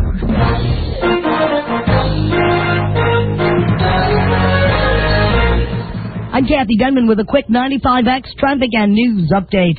Volume picking up now on your major inbounds. Typical volume delay starting to build. Also watch for a disabled vehicle, 81 South at East Adams. This report brought to you by the Phonics Game. It's never too late to help your child improve in reading. Order the Phonics Game. Call 800-660-GAME for the Phonics Game. That's 800-660-GAME.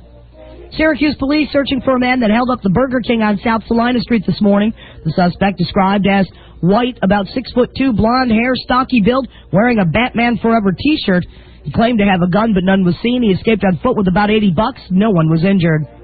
A Syracuse woman who snatched her son from his father's custody in 1995 and then fled to Canada is behind bars this morning. As expected, Lori Sable was sentenced to 30 days in jail and 5 years of probation for her earlier guilty plea to custodial interference.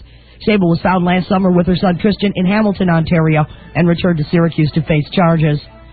Expansion plans for 2 local manufacturing companies will create 45 new jobs in the Syracuse area. Riva Plastics will add 25 new jobs when they move operations into the former Fisher Guide plant in Salina. Camillus Cutlery will add about 20 new jobs when it bumps up production later this year. Both companies will be using grants from the state's Empire State Development Corporation to help fund their expansions. Police looking for a lone gunman in connection with the shooting at the Washington, D.C. National Zoo that left 7 young people wounded, 1 critically. Police say an 11-year-old boy suffered a gunshot wound to the head. He's on life support as his parents make plans to donate his organs. The shooting happened following an altercation between 2 rival gangs in the area.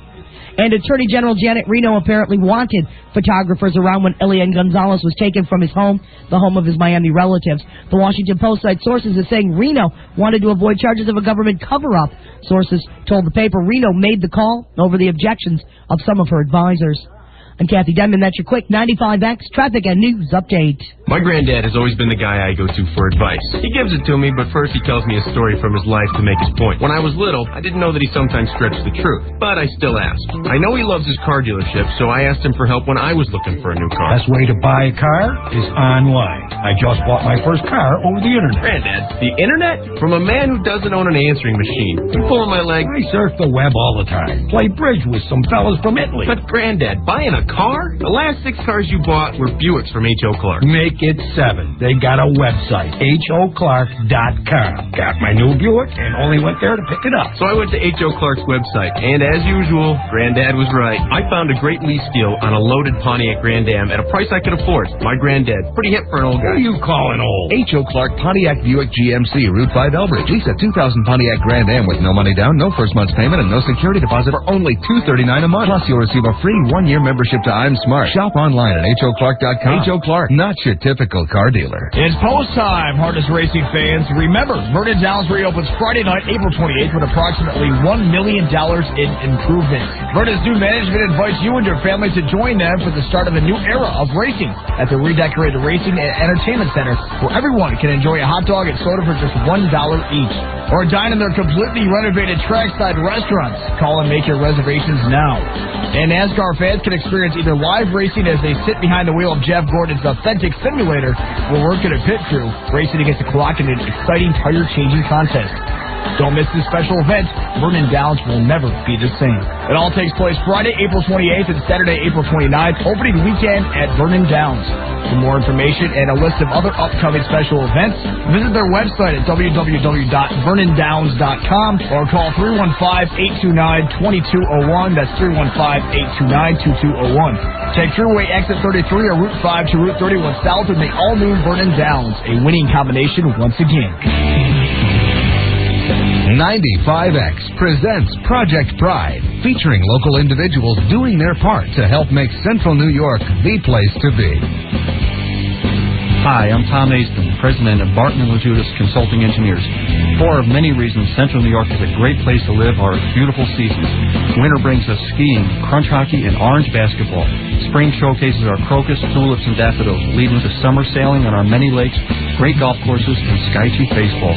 Fall in Central New York brings it all around. The fair, glorious foliage, and apple picking. Get out and enjoy all that Central New York offers. It's a great place to live.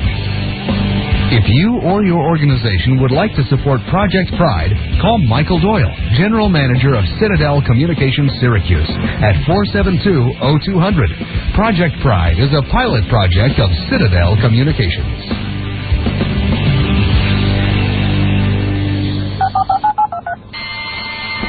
How fast can you find a car online with the all-new Auto Superstore at Syracuse.com?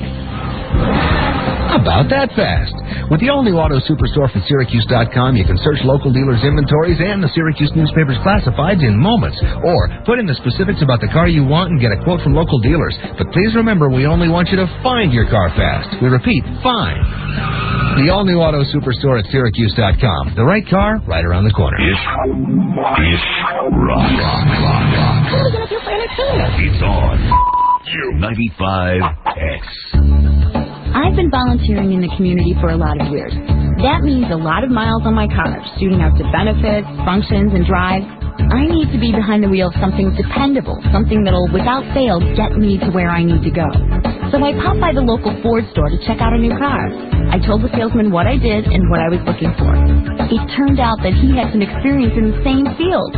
We had a nice conversation about the importance of giving back to the place where you live. I found out all about the things that they dedicate their time and effort to. The Race for the Cure, youth hockey, soccer, and football, clubs for boys and girls that build confidence and responsibility. Just a few of the things that they get involved with to get in touch with the community. We ended up working out a deal on a Taurus that fit my budget and my lifestyle. No pressure, no hassle, and probably more than anything else, the feeling of knowing that my local Ford store wants to make a difference just as much as I do. You really do get a whole lot more than you pay for at your local Ford store. You might be able to pull the perfect engagement ring out of a hat. Chances are, though, you've used up all your magical powers. How else can you explain the amazing girl in your life? I'm Steve Lennon of Lennon's Jewelers. So you found the girl, and now you need the ring. But it's pretty hard to get motivated to go to a jewelry store. That's why guys like you are shopping at Lennon's Jewelers. As soon as you walk through the doors, you'll see a selection of engagement rings that's unmatched. All the styles and all the prices are at Lennon's Jewelers. All you have to do is show up, have a general idea of how much you want to spend, point, and you'll be on your way. Ah, simplicity. Why would you dilly-dally around all day going from store to store when you can come to Lennon's and be done with it? You want to give her a ring. You don't want to shop for one. So come to Lennon's Jewelers. In almost no time, you'll be giving her a perfect engagement ring and seeing an unbelievable smile on her face. Now that's magic. Lennon's Jewelers, located in Syracuse at the Great Northern Mall, at the corner of Erie and East Genesee and DeWitt, and in New Hartford on Commercial Drive next to Red Lobster. You've waited one full year. This crowd is going deadly silent. 1999 was the best one ever. Cinderella story. It's coming back soon. Out of nowhere, a former greenskeeper now about to become the Masters champion. Call now to join the fun at the Syracuse Online 95X Out Celebrity Golf Open. Call the Pompey Club for details, 677-9079. Last year's sold-out event featured local politicians, sports celebrities, radio and TV personalities, the Hooters girls, and much, much more. The scramble format allows all golfers to have fun. Only $80 includes fabulous prizes, golf, lunch, dinner, cigars, and beer on the course. A celebrity pairings party will be held on Sunday, May 7th at Awful Al Cigar Bar. You heard how much fun it was last year. Don't wait. Have fun and help raise money for the Make-A-Wish Foundation of Central New York. The Syracuse Online 95X Out Celebrity Open is Monday, May 8th. Call the Pompey Club at 677-9079 to make your reservation. Is it home? Trucks. You want trucks? FX Caperi Chevy, Olds, Buick, in Pulaski has them. 2-wheel drive, 4-wheel drive, long bed, short bed, SUVs, extended cabs, 2-door, 3-door, and more. All priced to sell. Like 2000 Chevy Silverado 4-wheel drive extended cabs, lease for a low $339 a month. That's $339 a month for a new 2000 Silverado extended cab. And we've got many to choose from. Or 2000 Chevy Blazers with all the extras. Lease from only $299 a month. That's 2,000 Blazers for less than $300 a month. Come pick yours out today. And remember, at FX Caperi Chevy Olds Buick in Pulaski, we guarantee you a minimum $2,000 for your trade-in towards the purchase of any quality pre-owned vehicle on the lot. So call 1-877-FX Chevy now. That's 1-877-FX Chevy. Or come into FX Caperi Chevy Olds Buick in Pulaski today, where you save big bucks on a variety of trucks. See dealer for details on approved credit. Now,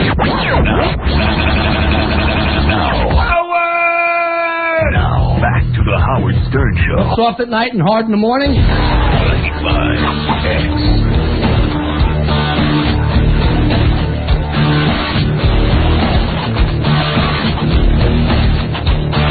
Culver. I'm Pamela Anderson, and I'm Natalie Rattan. Hi, we're Pam Anderson's friends. No matter what you achieve in your life, you will never have a girl as pretty as Pam. But if you're quick, you will have the next 5 seconds to pleasure yourself to their lovely voices. Howard Stern. That was brilliant. That's the closest you'll ever come to being with Pam. Yeah, right. Now clean yourself up, pig. You're listening to the Pig of Pigs. Howard rocks.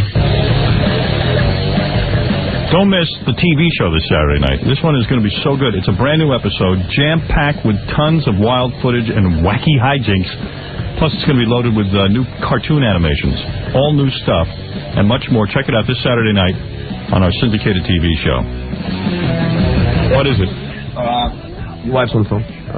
What does she want? What is she calling in all day verify today? your musical taste, I suppose. What is it, honey? Where's my sweetheart? Yes, darling.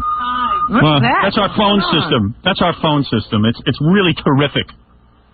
We should all be very proud of it. Hello? Hello? I can hardly hear. Hello? Hi. Hi. What was that? I think somebody left the phone off the hook in the other office. Oh, was that it? Oh, boy. It's very sophisticated. I don't know what Gary's talking about. Because your musical taste hasn't... You have the same cutting-edge musical taste that you've always had. Yeah, well, Gary thinks I sit at home and calculate. That really is an insult. I apologize. That is a real insult. Yeah, that really is. Have you ever caught me alone in a room, Allison, listening to music? What am I listening to, Frank Sinatra? Never, never. I know the music you like. That's why I'm calling you. He's totally. All right, I stand corrected, Allison. She does share a house with me. She knows what I live in. I do know. But that's a bizarre thought you have of me, that I would, like, sit home and calculate this. Like music. Why would I do that? What would be my motivation? To be hip. Yeah, according to Gary, you're trying to stave off old age. So why not come in here and be? Why sit at home and be hip? You'd think he'd be playing it on the air all the time. I don't hear everything he plays. He found something new. He wanted to play it. That's the only time this whole conversation started off because he didn't like my opinion of it. Because it wasn't his opinion.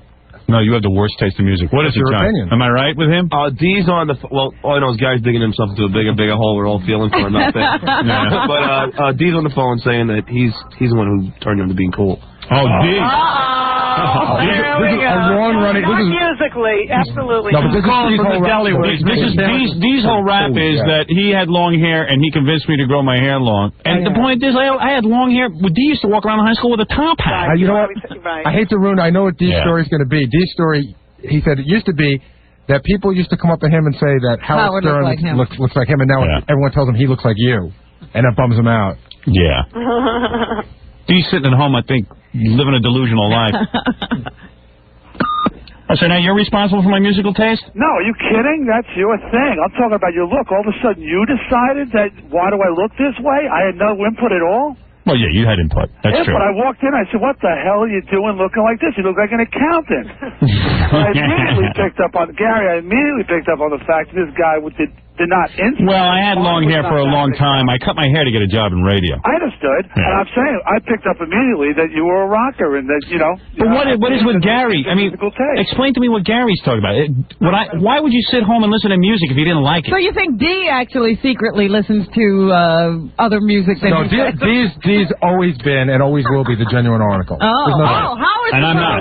I'm not sure. Oh, you mean when I got out of high school and went to... I didn't know you when you got out of high school. When I got out of high school, you didn't know me when I went to NBC? Did you see the life I was living?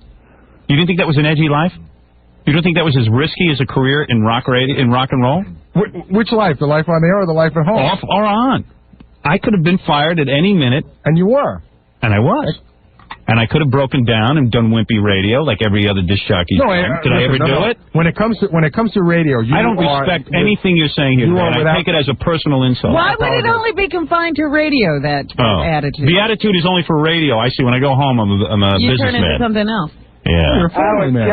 So what if I'm a family? So is D. Does that mean he can't be rock? Is D the real article? You just made fun of me. Is D the real article? Absolutely, but you just So does he have a wife and kids? You made fun of me for having a wife and kids. No, I'm not making fun of you, but it's D. He doesn't get it. He doesn't get it. I only don't get it when I hear something coming to my left ear and it's basically your voice, Robin. He doesn't get it. So D's the real deal. He has a wife and kids. I have a wife and kids. But my career. The point is having a wife and kids don't have anything to do with it. Oh, so it doesn't. You just said, do I have a wife or kids? The way you used to act when you went home. Or the life here. Well, what do you think D did when he went home? What do you think? He prayed to Satan and sacrificed animals? I don't know. I didn't. Quiet about that. What? I let you inside and you exposed me like that? Right. You're a weirdo, Gary. I'm sorry. It's like you don't even know me. Gary, you're going totally by the way he looked. And the way he looked was so out of context of the way he thought. The station he worked for. I mean, he got a job. Hi, Hi, D. How you doing? Hey, D, I emailed you last night. What? I emailed you last night. Oh, you did call. Check my mail. But no, it was so out of context. I told you to leave me alone. It was clear to me that he was not looking the way he felt, Yeah, well, all I know is Gary doesn't know me at all. No, Gary says that he is not looking now the way he feels. Gary, you better pray that I'm on the edge, because if I'm not, I don't have a career. Oh, I think you're incredibly on the edge on the radio and stuff. Oh, on the radio and stuff. I see. Always qualified. We have you know what? We have a guest waiting to come in. Who is it? This woman that's been in Playboy like 29 times. What am I going to ask her? Howard, do your thing, man. I just wanted to jump in. What'd you say? I said, do your thing. I just wanted to jump in here. All right, thank you, D. All right, bye. All right. That's D. Snyder, of course, and Allison Stern. Can I just say bye, honey. That's my sweetheart of 20 years. My conservative part of my life. The real you is back there with her.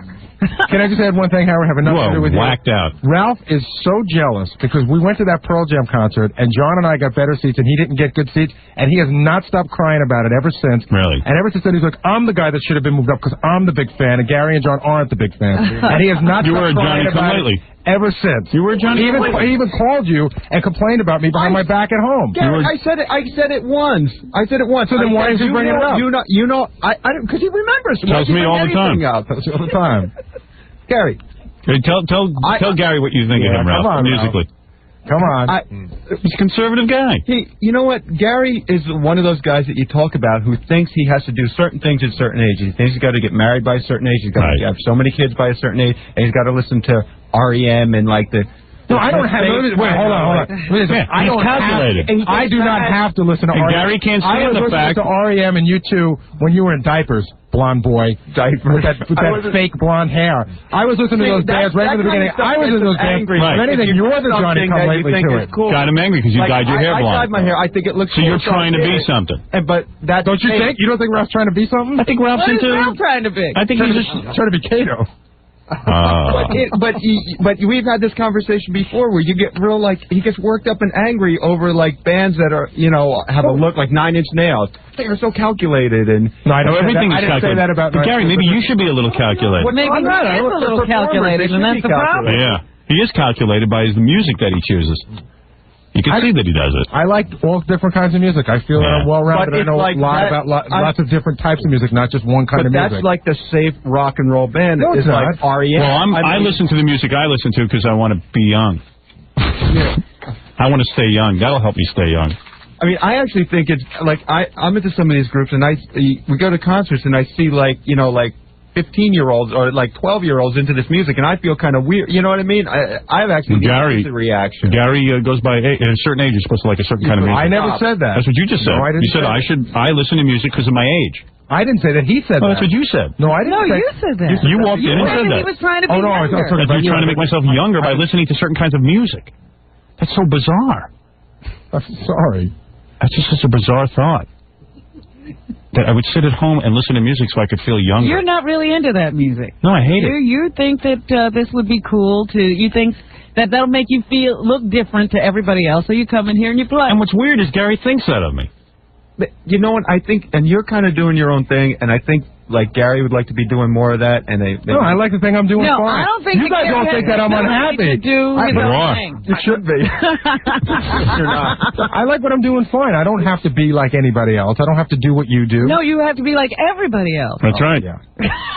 You were doing a rap on the air one day about Melissa Etheridge, and she was like, who is she? She's nobody. And Gary's like, he is so out of it. I like two of her songs a lot. I'm out of it. No, two of her songs. Yeah, you were saying, you like. You were saying that nobody listens to her music, and I was saying I didn't say. I never said nobody listens to her music. A lot of people listen to her music. The problem is that they like her because she's a lesbian. It's something chic. That's not what we were talking about that day. You were saying on this particular day, like a year ago. Yeah. You were saying that nobody listens to her music. Who is she?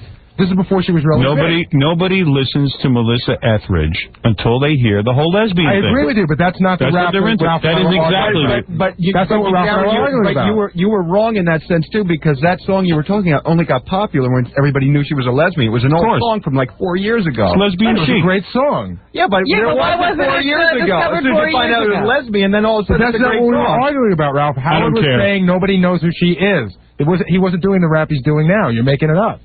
All right. This one goes on all day with Gary. He makes these statements. He can argue forever. And he'll never give in. Howard, Ralph came in and it was a completely different discussion. Now he's moving. Admit it.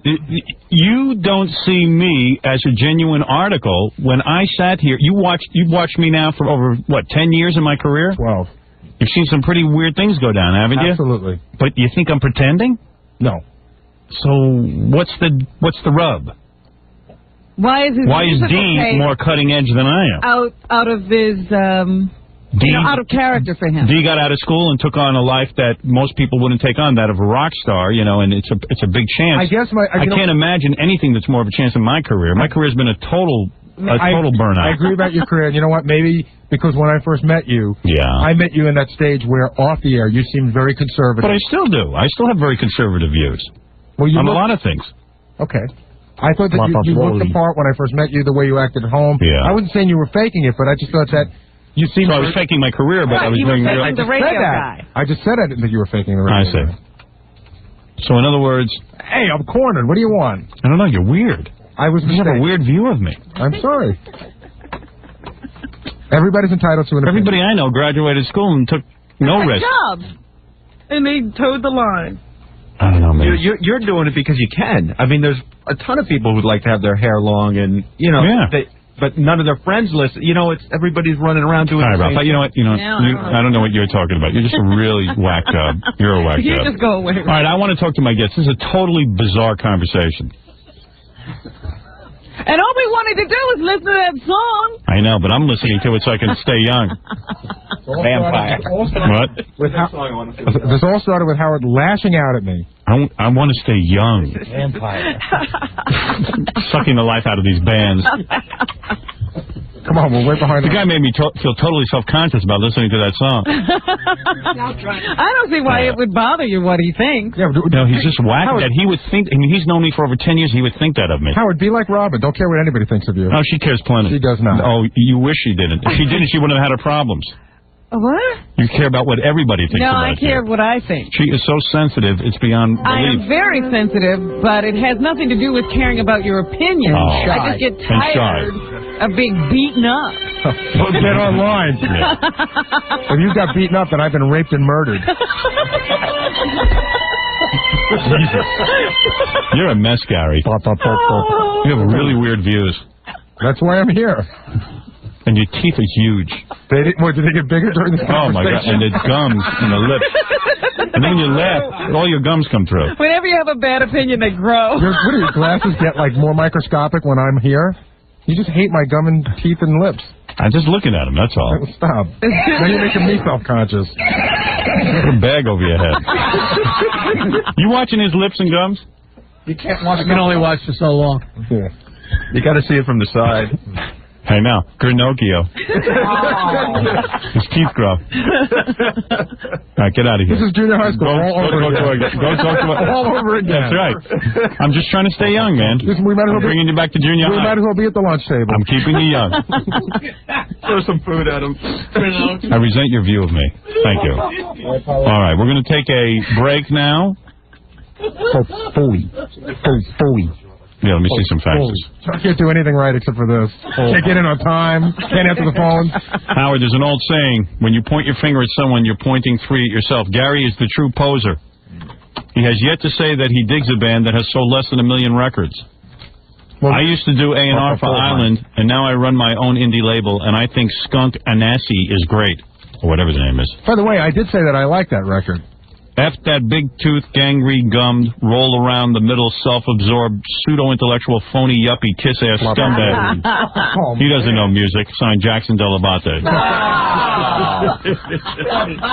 Gary, it's called progression. And that is so true.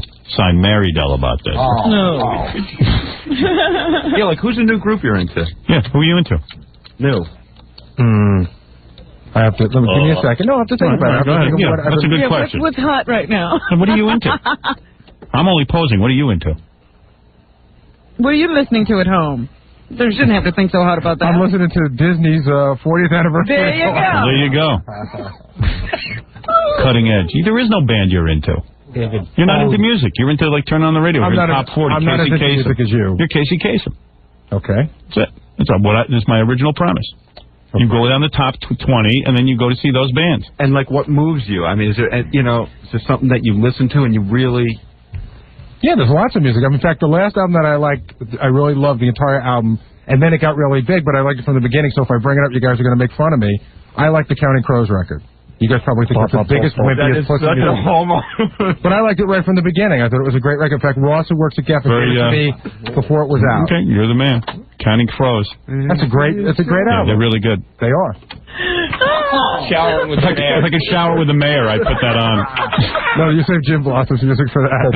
All right, very good, Gary. I'm not here to discuss your musical taste anyway. Who cares? All right, let's take a break, Robin. And...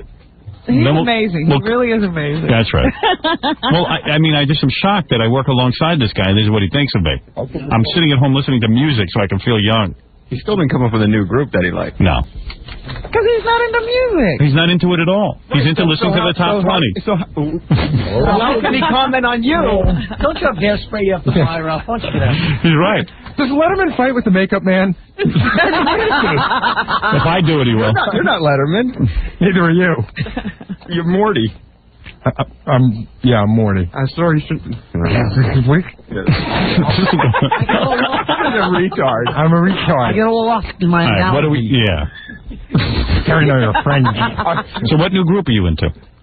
I don't know. I haven't really thought about it. Why should you have to think about who you're into? I don't know. I haven't been listening to a lot of music lately. I won't deny that. I just haven't been listening to a lot of music. So why don't you just check the Billboard Top 10 and then you'll know what you're into? I heard, a band that I like that I heard a few times on Q104 is Korn.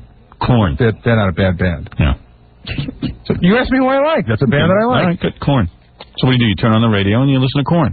Whatever they're playing, that's what you're Well, that's what you're into. And where do you hear all your new music from? I get the records from the record company or Well, go we're to the not record all that store and I buy it. lucky. No, you are. And then you go into a record store and sometimes you say to a guy, hey, where are the new releases? And then you pick up a few and you listen to them. Mm-hmm. That's all. Okay. Now I know how to do it. All right. Stupid. But I do it to feel young. Papa full high. What you must think of me. I wish I was a fly on the wall in that house. Although there's a lot of flies on the wall in that house. The flies are all around. Flies are around Gary. All right, very good, Gary. I want to meet the girl who posed for Playboy 29 times. How many times? She was on the cover. Was she hot? She was on the cover. No, she is. No. That's the wrong way. Yeah. No. Right. Yeah, she's very pretty. No, she is. What kind of music is she? You guys got me all over the place. Cut it out. Let me see the music. She's been on 7 Playboy covers, and she's been inside Playboy 29 times. She was Playmate of the Year. I want to see in that. 1976. I'll take a look at her. All right, and then we'll do the news afterwards. I'll take a look at her. I'm always into looking at beautiful women. No, I don't know. Is that just because you're posing? I think maybe I'm posing as a heterosexual. All right, very good. We'll take a break, and we'll be back right after this. Howard Stern, the bad boy of launch radio.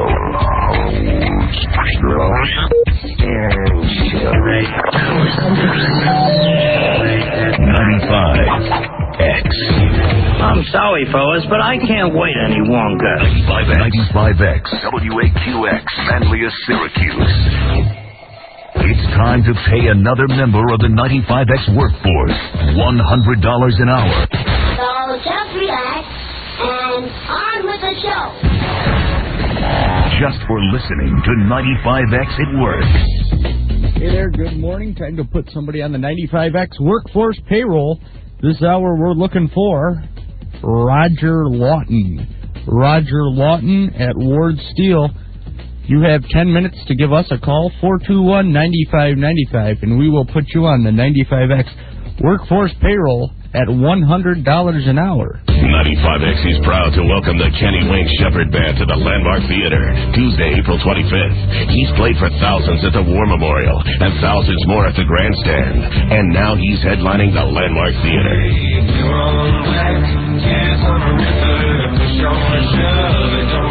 Join 95X when the hottest band in the current blues scene takes the stage at the Landmark Theater.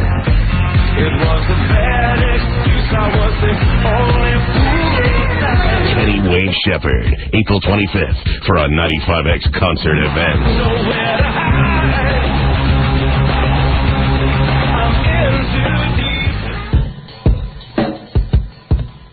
Good morning. Mostly sunny skies in the forecast for today. Temperatures in the mid-50s. Tonight, mainly clear, down to the low 30s. And for tomorrow, still partly to mostly sunny, with a high in the upper 50s to near 60. I'm NBC3 meteorologist Phil Spivak. That's my latest forecast. I'm Alexis with a 95X Rock Daily for Tuesday, April 25th, 2000. Tonight's the night to catch the Kenny Wayne Shepherd Band at the Landmark Theater. Tickets are only $23.50. Here's Noah Hunt and Kenny Wayne Shepherd on maintaining friendships while on tour. In a way, it's tougher. Yeah, it's high. It can be if you let it, because you're all kind of on guard because you're all in such close proximity, and it's like there's a lot of testosterone. It's like a big rolling locker room, So there's a lot of people don't tend to show their feelings all the time, but you have to. You can't just not do it.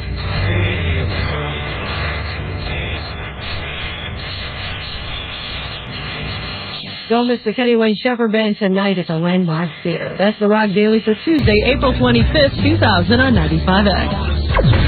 Every day, people choose a new future for themselves. Someone decides to save lives. Someone decides to shape them. Someone decides to serve our country. Someone decides to serve coffee. Someone decides to start. And someone decides to start over. What you're hearing is your future. What will you decide? Bryant and Stratton, a private career college specializing in technology, computers, and business degree programs. For more information, call your local campus or check us online at www.bryantstratton.edu. We can help you make important decisions about your new future. Bryant and Stratton. It's not for everyone. Is it for you? If you think Bryant and Stratton may be right for you, call the campus near you for more information. After all, with a variety of programs and degrees and a schedule to fit your lifestyle, it may be the start of a brand new future. Classes are forming now. Wells Brothers Installation is having their first ever demo clearance sale. That means huge savings on demos, closeouts, and one-of-a-kind items. This event is for a limited time only, and if you hurry, you could save big money on car audio and aftermarket items for your car or truck at Wells Brothers Installation. This is Wells Brothers Installation spring cleaning on the items you want at unbelievable prices. Wells Brothers Installation carries the big names in car audio equipment like Pioneer, Cerwin-Vega, Macintosh, Phoenix Gold, Orion, and the leading names and accessories and trim for the look you want at a price you can afford. The demo clearance days at Wells Brothers are going on now, so take advantage of the savings on demo items, special closeouts, and limited one-of-a-kind items in car audio equipment and accessories for your car or truck. Get to Wells Brothers Installation, 835 West Hiawatha Boulevard, just past Carousel Center. Wells Brothers Installation, 471-1786. Demo clearance days at Wells Brothers Installation. You'll love the way they make you look and sound. Hello, I'm Dr. Sandra Barnett Reyes, Honorary Chair of the Susan G. Komen Race for the Cure. As a survivor, I care deeply about breast cancer. Please listen to why others also care about this life-threatening disease. Hello, I'm Shannon Griffin from the Sutherland Group. The Sutherland Group is proud to be a sponsor of the Central New York Komen Foundation's Race for the Cure.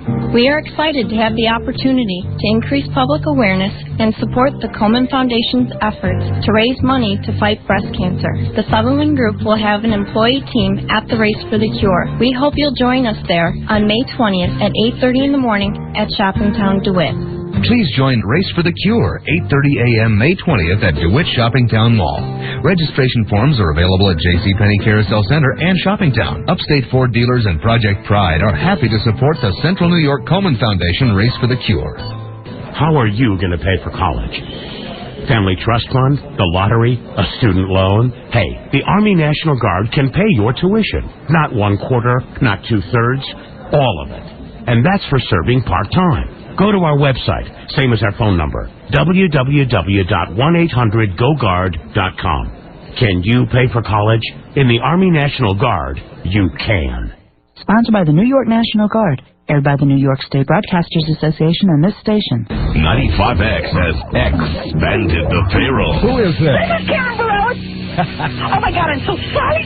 Now you can earn $100 an hour all week, Monday through Friday. It's a 95X no-brainer. Very cool. Yeah. If you can recognize your own name, you can earn $100 an hour. It took you about 1 second to call in, Karen. Fax or email your name, where you work, and birth date. Then listen for your name on the air and call back within 10 minutes. It's that easy. Plus, you'll be eligible to win a different concert flyaway each week. Hi, Eric Brown. Hey. You got $400. Wow. This is my lucky day. Listen while you work and earn $100 an hour, Monday through Friday, only on 95X. I have to ask you if it rocks, Karen. It's always on 95X. Turn it up. Well, it may sound a little corny and old-fashioned, but a lot of people talk about their team. Al Gamper, CEO of CIT, on teamwork. It's a variety of teams. It isn't one team at CIT. It's a team in consumer finance. It's a team in factoring. It's a team in equipment financing. It's a team that understands the specialization of aircraft financing. You need people who can respond with ideas, who can come up with ideas, who can execute on your ideas, who can challenge your ideas. You can have the best customer focus, and if your internal organization is weak, you're not going to perform well. And if you're going to do business with a client and it's a complicated relationship, there's no one person that handles that relationship. It's a variety of people that have to deliver to that client. Those are the kind of people that give CIT the great name. Discover why today's business leaders put their trust in today's lending leader. CIT. On the web at CIT.com. Now, Now. Are you ready? Now, back to the Howard Stern Show. Stupid people should have to wear signs just say I'm stupid. That way you wouldn't rely on them. Break it down. Turn it up.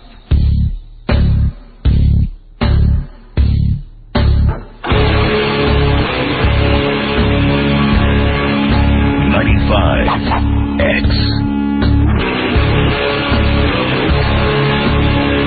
My name is Muhammad from India. Allah was my God. I used to pray to them every day and he was good to me. But after arriving in America, I discovered the God of this day and he was good to me. But after arriving in America, I discovered the God of this country, Howard Stern. Boy, do I like him better than Allah.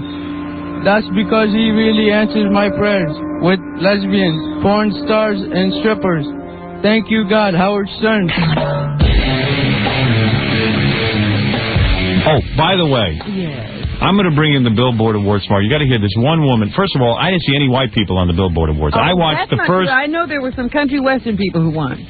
That's the only. Those were barely white people. I saw 45 minutes of the show, and it was endless rap groups, and which I have no problem with. Well, it's the Billboard Awards. What kind of music is selling? I guess only black people are selling music. I saw this woman gets up, black woman with blonde hair. And she did a thank you speech. She mentioned people's names. I have never heard names like this before in my life. Who was she? I don't know. I think that was Mary J. Blige. Yeah, Mary J. Blige. Her. You saw it? I saw some of it, yeah. You would never think to tape something like that, would you? I didn't even think. I didn't think so. I think you get a VCR, friend. I think you've yet to tape anything for the show, have you? No, I have on occasion. Really? But like what? I have. Really? There's been some things I've taped. But he can't name them. No, and do you ever show them to us? Do I ever show them to you? Does it ever occur to you? Seriously, I got to ask you something, Fred, because you've been with the show a long time. Yes, I have. Do you ever say to yourself, like, hey, maybe if I tape this, they can use it on the show? If that's the case, I will do that. All right. If you did tape it, do you tell us you have it? No, he doesn't. I know. Hire an assistant and then abuse them, will you? I know from time to time, Robin, you have very often brought in tapes. Yes, I have been remiss in my tape. I used to tape everything. Yeah, and I now have about 12 VCRs set up just to tape stuff, and I have the Billboard Awards, which I'll bring in tomorrow. But I'm just wondering if Fred ever gets motivated. I have done that, Howard. But... Oh. You have? Yes, I have. I just wonder if you ever said, you're taking this time out to beat me up for this. No. I got to tell you something. You know, I offered like, should I keep my mouth shut? You were looking for the woman's name. I gave you the name. Mary J. Blige. Right. Oh, thank you for giving me her name. No, you know why I say this? Because, and let me just say this to you. Okay, I'll try. There are times in my career where I've said, this show is everything to me. This is how I make my living. Yes. And I'd like to see it continue. I said, boy, I see a tape, and I'm laying in my bed, and I go, I don't feel like getting up and taping because I'm exhausted. But I go, you know what? I'm going to need this on the air tomorrow. Do you ever have that feeling that you need something for on the air, or do you figure Howard should worry about that because it's his show? No, I don't have that feeling. Because it really is your way of making a living, too. Wait a minute. I don't understand what he's answering the question to. He doesn't have that feeling. What feeling don't you have? The feeling what he just described. Are you listening to him? You never get the feeling? Or is your wheels turning to see what else can I jump on his back over? No, I'm saying, do you ever have the feeling like you need to get up so you'll have something for tomorrow's show? No, that wasn't what you said, was it? Yes. See, I told you weren't... Oh. You didn't follow the question. No, I guess I didn't. No, do you ever say to yourself, man, I got to get out of bed and tape this? I guess I'm feeling I'm being attacked right now. Yeah, so you are. My mind is going a little... All right. Stop being so defensive. Let me just ask you something. Oh, come on! I'm just curious about how you feel. I'm saying, do you ever sit there and go, oh, my God, I need that for tomorrow's show? Or do you just say, hey, Howard, let Howard worry about it? Howard, I'm a dog, so what can I say, No, I'm serious. Do you ever say to yourself, wow, I'm watching this, maybe Howard will think this will be something to riff on? Right. Howard, I actually sit there and go, I'm not going to tape this because I know how it's going to be. I knew it. I know Howard would love it. I knew it. I know Howard would love it, but I really want to teach him a lesson. Enjoy your party, Fred. Please. Fred is having a party today. What's on the menu? That you don't forget. You don't forget your nuts. You're insane. Do you? I saw him read your book. What type of nuts do we have today? You and Robin. Mixed. And Robin. Mixed nuts. No, seriously, that's one of the things that does irk me about you. No, come on, Howard. You don't get the show I get over here. What do you got going on over there? You should there? see him sipping that special coffee he drinks out of the little top of his thermos. Fred, one day forget your coffee and bring in a videotape. Howard, I will do that for Thank you. How's that? Thank you. As a matter of fact, I'll tape something for you tonight. How's that? Yeah, you know what's good about you? You're like a factory worker. If I tell you to do it, I know you'll do it. But if I don't say it, you'll never think of it. Howard, I'm a dog, okay? All right. Well, you are, obviously. That lunch is packed. But even a dog uses initiative once in a while. No, he Look at Lassie. Be a dog like Lassie. Yeah, be like Lassie. No, Save the show. That's a special dog. You have other dogs around here who can fetch for you. I mean, one thing I'll say about Jackie, Jackie brought me. Jackie only brings in tapes of Jackie and Nancy. Of course. But at least it's some tape, something. Okay, bring something. Right. Now, if I tell Fred to do it, he's going to bring in 75 videotapes a day. You're wanting to be able to get to the videotape. Well, good. I want that. I want Fred to sit home and go, you know what? Hey, even though I'm not physically in the studio, our job is 24 hours a day. We have to collect material. Okay. I mean, just once. The most fascinating thing about Fred is that he will have seen something. He will know something. But unless you bring it up, you'll never know about it. That's right. That Fred knows it. I know. He will never tell me. Right. You know, I'll come in and I'll say, I saw this or that, and this is happening and that. Are you the Does he co-hostess of the ever show, do Robin? that? He will never tell me what he saw. Okay. I think I just did, but there you go. No one knows Fred except Fred. Come on, everything I said about you in the book is true. Absolutely a lie. Did you go back and read it again? Yes, I did. How many times have you read it? Howard, I have had... Who has even bothered to write about you? I've had people come up to me and say, you like what Howard wrote about you? No, you don't. And I go, not particularly. He says, I don't blame you. Yeah, well, they're saying that to you. To me, they're saying Fred's a little sensitive. It was great. Who can you believe? And you know what else, now, Fred? Who are the people who are singing it? The people on the line. The people who want to kiss up to you. Right. Right. The people Well, who love wants to you. kiss up to you? That's what I want to know. Tell me who said it to you. Howard, absolutely no one. Yeah, okay, sure. Yeah, right. No one. Yeah. What have I got to give? You've got some friends. They sit and tell you they torture I'm you. not even saying friends. Right. Howard. Yeah, who told you? Name one person. People who I have Name met. one person. People I've What met. person have you met? You haven't met one of person. the interns, okay? Okay, what is his name? I'm not going to name that. What is his name? Because there is no Not person. gonna- no, it's name his true. name. Then what are you I'm afraid not of? gonna I won't be name mad at that person. Not going to name his name. Name his name. Not going to name his name. Then you know it's not true. It's absolutely no comment. Just like the New York Times on the bestseller list. Absolutely. You know, he can't tell you what he taped, and he can't tell you the name of that intern. You know what? He can't tell you anything. You want the name of the person? Yeah. Are you going to get mad at this No, person? I will not. Danny. Gambling Dan. No. Incorrect. Oh, old Danny. Dan, the old intern. Well, Danny comes up to me yesterday, and he goes, first of all, I want to thank you for the book. You write about things that I thought about. I never even realized I thought So about. is he playing both He goes, when you wrote, because when you wrote that part about Allison's party and not wanting to get up and speak at Allison's party, that was the most unbelievable thing. I have had that feeling a million times in my life, and I can't believe how great this book is. It is the best book I ever read. He didn't say anything about you, Fred. Okay. Danny, well, I'm just telling. Danny, come in here. Telling you what I said, what he said to me, and what I said to him. And he said to me, "I love the part you wrote about Fred." Oh, okay. Danny, come in here. He told me he thought it was great. He thought it was very touching. Sure. He did. Okay. Danny, come on in here. Well, then he's lying to me, or he's lying to you, or he's lying about Where's us. Danny? Danny. Sitting around all morning doing nothing. We just sent him out on an errand somewhere. Oh. Danny, the world's oldest intern. How old is that guy? 37. Yeah. 37 to 38. Not a bit of hair on his head. And what, he walked up to you and said, gee, Howard said horrible things about you? Totally unsolicited. I didn't ask for his opinion. Well, when That's he a little gets back, bizarre. you send him right in. I here. will. And then fire him. If he did, in fact, say that. Seriously, get rid of him. Why is he torturing Fred? I think we should get both sides of the story. All right. I agree with you. All right. You've gotten all sides of the story, Mr. Delavate. Oh, boy. No, that's Gary. Oh, I said let's get both sides. Nothing against you. Oh, so I'm lying now, Gary? No.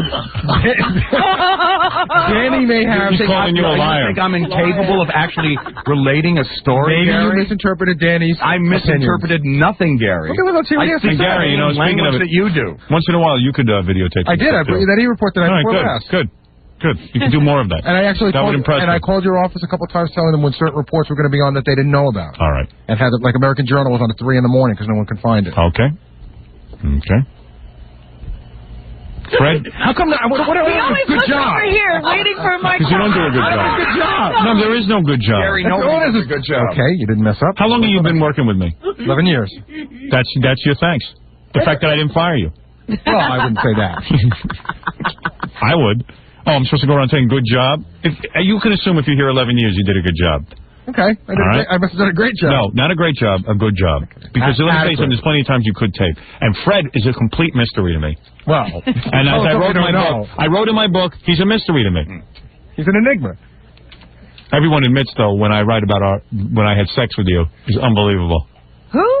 With sex with me? Yeah. Oh, that part. Oh. When he pushes me up against the wall. Yes, in the bathroom. And that was quite pleasant. That was Too quite real. pleasant. Too real. How do you know it didn't happen? I think it did. Yeah. I'm going to go. All right. After this I just want you- conversation. Howard's eyes just like focused on me. I know how he gets, man. He's locked in. I was locked on those Beep, teeth. beep, beep, beep, Looking beep. for targets. Right. Looking for targets. No, I just don't understand why, and probably 15 or 16 years that I've known you, Now, and not once have you ever taped anything. Oh, now you're Name something you've taped. lying. Name something I've you've actually taped. taped some Manson stuff and used it for clips on the show. I've never heard it. Well, okay. Never seen you do it. Okay. I've never seen you once say, I hap- saw a now, TV show let me last ask- night. Let me, You ask, should- let me ask you a question here. What if I say something and you say, never seen you done it? Never seen you done Never it. seen you done it. Never Well, seen but you what done if it. it's the truth? But in your mind, you don't. Fred, say that. who are you kidding? I'm not kidding. You don't anyone. tape anything. That's a lie. You sit in the bed and you go, hey, Total. here's an interesting show. Total lie. And you watch it. Oh, let me watch it. Hey, let me watch it. Total lie. And then if Howard brings it up on the air, maybe I'll tell him I watched it. Okay, total lie. Your turn. Oh, Fred, don't try to direct the conversation. No. I'm just saying. It's like I get it from both sides. He has a TV. He watches all these shows. How many Get it all the VCRs time. do you have? One. Okay. Well, put it to good use. There you go. You can make it a tax write-off. Use it for your work once in a while. Do my best. All right. Thank you. That's all I ask you to do. Howard, I think you're capable of a lot more. Howard, I've done it, but You're an underachiever. okay. You're capable of so much more. Yes, I am. He's busy making music. Oh, that's right. He's with the computer making There music. you go. His VCR shows, his videos. You know so much about my lives, guys. You know. Well, who can know about your life? You don't let us in your apartment. Nah. You didn't even invite us to your wedding. Why should I? You know, I ran into a guy who's a plumber who was at Fred's wedding. I have run into people, too, who nobody knows that were at Fred's wedding. Yeah, I know. They happen to be walking along the beach and got invited to the That's wedding. Right. Yeah, That's great. Absolute. But that's appropriate, Fred. That's an absolute insult. truth. That's appropriate. People Fred met yesterday. Absolute truth. Yeah. Remember when Fred bought a fax machine because we were going to all fax each other stuff? Uh-huh. I've yet to receive a fax. Yet to. Well, I use it for John, so. All right. Doesn't even write you a little note, huh? Nothing. I'll be getting coffee during commercial. Oh, shut up, Jaggy. You could tape too, believe me. Another guy. But Fred, I mean, I don't know what he's doing. I don't know. He watches a lot of TV. Can't put that... Fred has a computer. He's never emailed you. Emailed? Why would I do that, Robin? I do use my computer for other purposes, but I guess I'll tell your business what he uses it for. no, I only type up questions and. I know. All right. Okay. All right.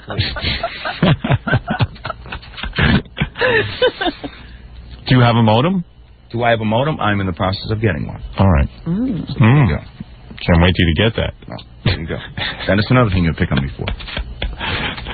No hurry. It's 1995. Right, yeah. Hey, Howard, I mean, I don't have Take it easy. I don't Take have it easy. the access that you do All right. to personnel and people. All right. Personnel and people.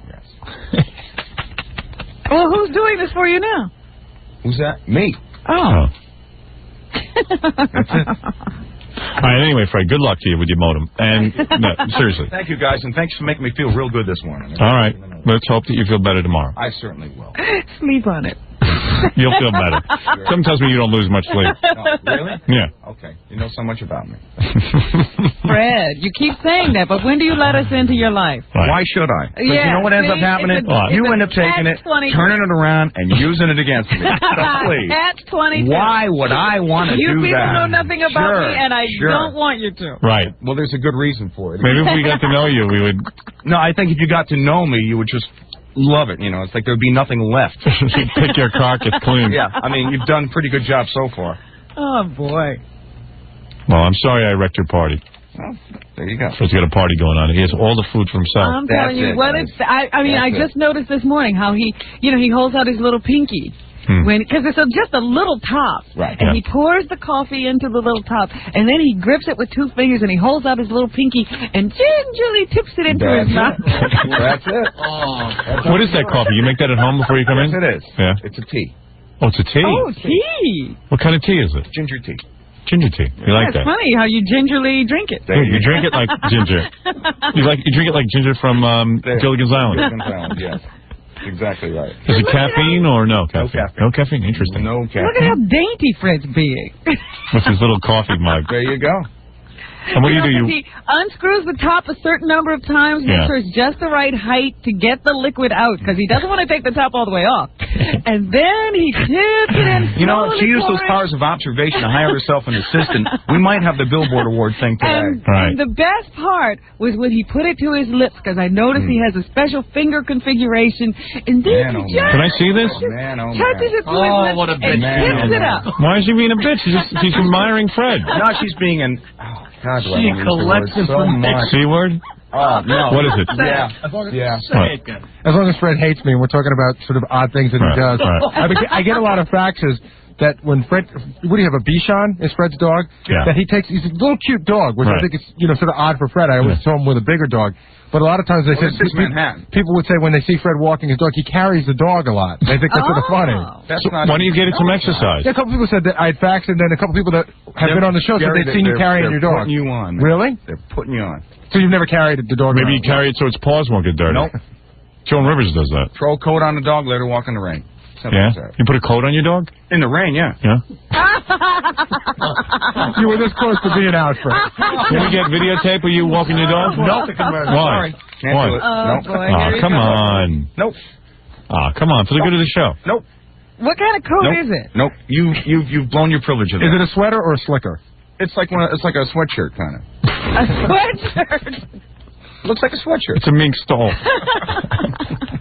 Nothing's too good for fluffy Ken. There you go. You got a little white Bichon, huh? That's right. Beast hater. Beast hater. I don't hate beasts. Yes, you do. No, I don't. If you liked them, you'd have one. Aren't dogs built to be in the cold? I mean, why do they need a sweatshirt? Not those little dogs that have been manipulated by mankind. I see. Bichon. And what's the dog's name again? It's Rosie. Rosie. Rosie. What does Rosie mean, Fred? Rosie O'Donnell. Rosie O'Donnell's a dog. Rosie. Why Rosie? Seriously. Just Rosie. That's what my wife named it. Really? Oh. Any significance? No. Have you ever asked her why she named it Rosie? She just likes the name Rosie. Oh, all right. Take it up with her. Do you like to talk to her about it? Or? You had no say in the name? I don't really sit there and figure out why. I wanted Lucy. She wanted Rosie. So Lucy. What does Lucy mean to you? It just was a cute name. That's it. I see. I see. Why do you name your cats Max? Jackie told me people said that Fred was making a weird face on the Tonight Show when the camera panned over to him. Yes. I heard that too. Yeah. Jackie, what's that about? I heard it from Robin. Oh. No, I heard it from you. No, you did not. Boy. Did not. It's a big backbutter. Was he making a weird face? I don't know. People said when they looked at the Tonight Show, apparently they kept flashing the camera up to Jackie, Fred, and I, who were sitting all together, and they said Fred had a weird look on his face, and they didn't know what that meant. Well, I'd be curious to see that myself. Well, if you had a VCR, maybe you'd get a... I think I was in L.A. at the time, so it was kind of hard for me. So maybe you call your wife and tell her to tape it. She was working. I see. She can't set a VCR? No. No one can. At the time that I figured out... What time does she go to work? She leaves early, about 4. 4 o'clock, so just leave her run. It would have taped it. I don't even know she was there. Oh, I see. Maybe she was busy naming the dog. There you go. Lucy. Did you bring your pictures with you this trip? No, I did not, Robin. Oh. I had your lovely face to look at. Fred usually brings a picture of the dog and his girlfriend, his wife now. That's true. Yeah. Last time we went on a trip, you had a picture of the dog you put on the... In a frame. In a frame. Frame. You had them like hanging in the room. Yeah, on the mirror. In all fairness to Fred, they weren't framed. They fit right in the mirror. They fit right in the corner of the mirror nicely. Yeah, he made like a nice little home for himself Do in you the have hotel. a picture of the dog now? No, I do not, Robin. Really? Too big. Do you have a picture of your cats that you usually No, I don't travel with their pictures. No, Fred. she just walks in every 2 weeks. Look at my Maximilian. Ooh, look at my coon cat. Ooh, look at my Vietnamese ching cat. I love when Robert talks about Tut. Tut, yeah. Did you see what Tut did? Yeah, I know. I do not. You do. How dare you? Come on. I know more about Tut than you know about Jackson. What color is he? Gray. He's not. See, you don't know anything about Tut. He's sandy. No, he's not. See, they don't know. I don't talk about him. No, not much. Anyway, I haven't seen a picture. Nobody cares, Robin. I haven't seen a picture of Rosie in ages. Yes. Well, you'll just have to come to my hotel room then, won't you? Right. All right, very nice. I just wondered if Fred walked there, had a picture of the dog. You want to know something? Wallet. I don't care about any of this. All I care about is if Fred once in a while put a videotape in if he sees something interesting on TV. I agreed to it, but yet 15 years we've been together. I agreed to it. I've done it. Oh, God, do you lie like a rogue? I do not. Have you ever seen Fred bring in a videotape of anything, Gary? Tell the truth. No. No, I'm not really surprised. I don't really remember you giving me a tape of anything. Like Robin will come to me. I don't give you a tape. Okay, so then... like Robin will come to me before the show and say... It's been a while since I've done it, but I have done it. You have? What, like within the last 10 years? Oh, yeah. Really? That I can say without even thinking about it. Yes, my friend. Because like Robin will come to me and say, listen, I taped the billboard. As a matter of fact, I think the last time I brought in a videotape for any kind of clips was like for like those Rambo clips that we're using with Max. Oh, I thought we got this from the original. No, my friend. All right, I'm sorry. But I beg to differ. But did you give those to me? No, I don't. Then I don't know about it. Don't get mad at me. Nobody knows. But I'm saying, if you don't know about it, what's the Gary, difference? today, give Fred a blank videotape and write on it Fred. Okay. And he can videotape whatever he wants, and then he'll be all set. There you go. If you ever see anything interesting, just pop it in. Howard, I'd be glad to. Thank you, Fred. I don't know why that you guys have to do this other than for entertainment purposes. Jackie, you want to say anything? Just that it's a comedy show and this is comedy. When it's me, it ain't comedy. Yeah, so get more IBM so you can write nasty notes behind my back. Fat boy. Fred, here, I'm going to present you on the air. This is a videotape, and notice what it says on it. Oh, Fred. God bless you guys. Fred, and it is your tape, and you can videotape anything you want. What? How much is on there? No, nothing on there. Just Fred. No, it's a small one. I'll use my own. All right, use your own. But use that, too. Nah. You could have given him a big one, Gary. Yeah, Gary, give him a big one. Here, you can use that. You can tape some of your crappy jokes on it. Jokes everybody's heard 100 times before. But, you know. This is even half used, Gary. All right. Fred, thank you. Yeah, I know. Everybody's so quick. Look, they even made a label. That's it. Everybody wants to break each other's chuff. Well, we look forward to seeing what Fred will tape. Just Fred's. All right, Fred. I didn't mean anything by it. I just wish you would tape once in a while. No, nothing by it. Only 25 minutes of lashing at my back. All right. Why don't we take Can't a wait break? for the next book.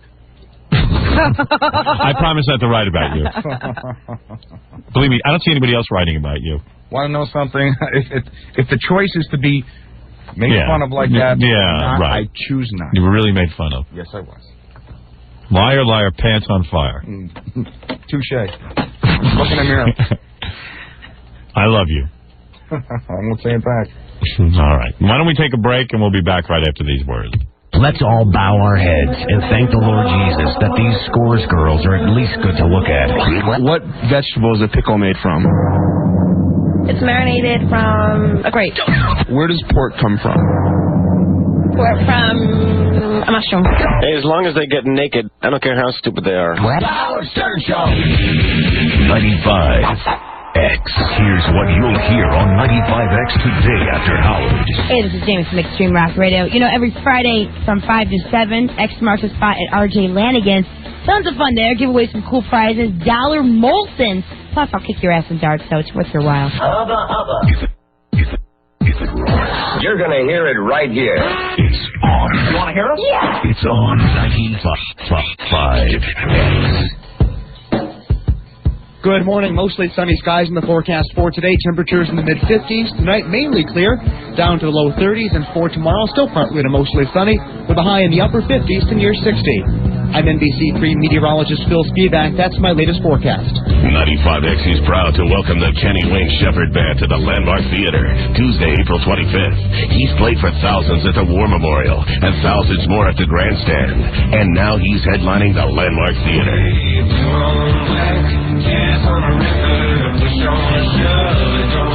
Join 95X when the hottest band in the current blues scene takes the stage at the Landmark Theater. It was a bad excuse, I was the only fool. Kenny Wayne Shepherd, April 25th, for a 95X concert event.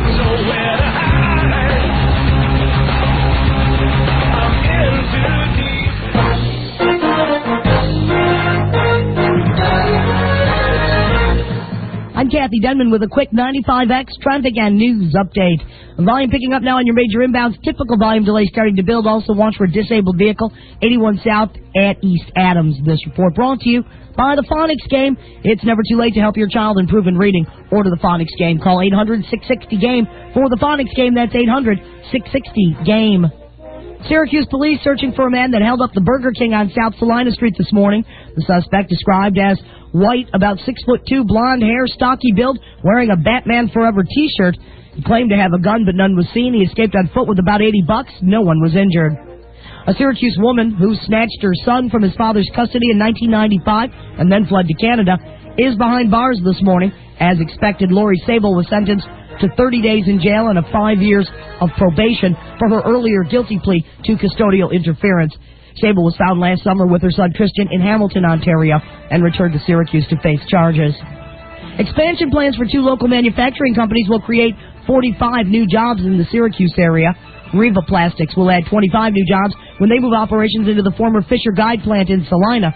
Camillus Cutlery will add about 20 new jobs when it bumps up production later this year. Both companies will be using grants from the state's Empire State Development Corporation to help fund their expansions. Police looking for a lone gunman in connection with the shooting at the Washington, D.C. National Zoo that left 7 young people wounded, 1 critically. Police say an 11-year-old boy suffered a gunshot wound to the head. He's on life support as his parents make plans to donate his organs. The shooting happened following an altercation between 2 rival gangs in the area. And Attorney General Janet Reno apparently wanted photographers around when Elian Gonzalez was taken from his home, the home of his Miami relatives. The Washington Post cites sources as saying Reno wanted to avoid charges of a government cover-up. Sources told the paper Reno made the call over the objections of some of her advisors. I'm Kathy Denman. That's your quick 95X traffic and news update. It's almost tea time. The second annual 95X Out Celebrity Golf Open presented by Syracuse.com is approaching fast. Get in on the fun and call 677-9079 and reserve your spot at this prestigious event on May 8th. The 95X Out Celebrity Golf Open is helping to raise money for the Make-A-Wish Foundation of Central New York. Some of this year's sponsors include Bleacher Sports Bar, ACC Tech, Courtier Printing, and Awful Ale Cigar Bar.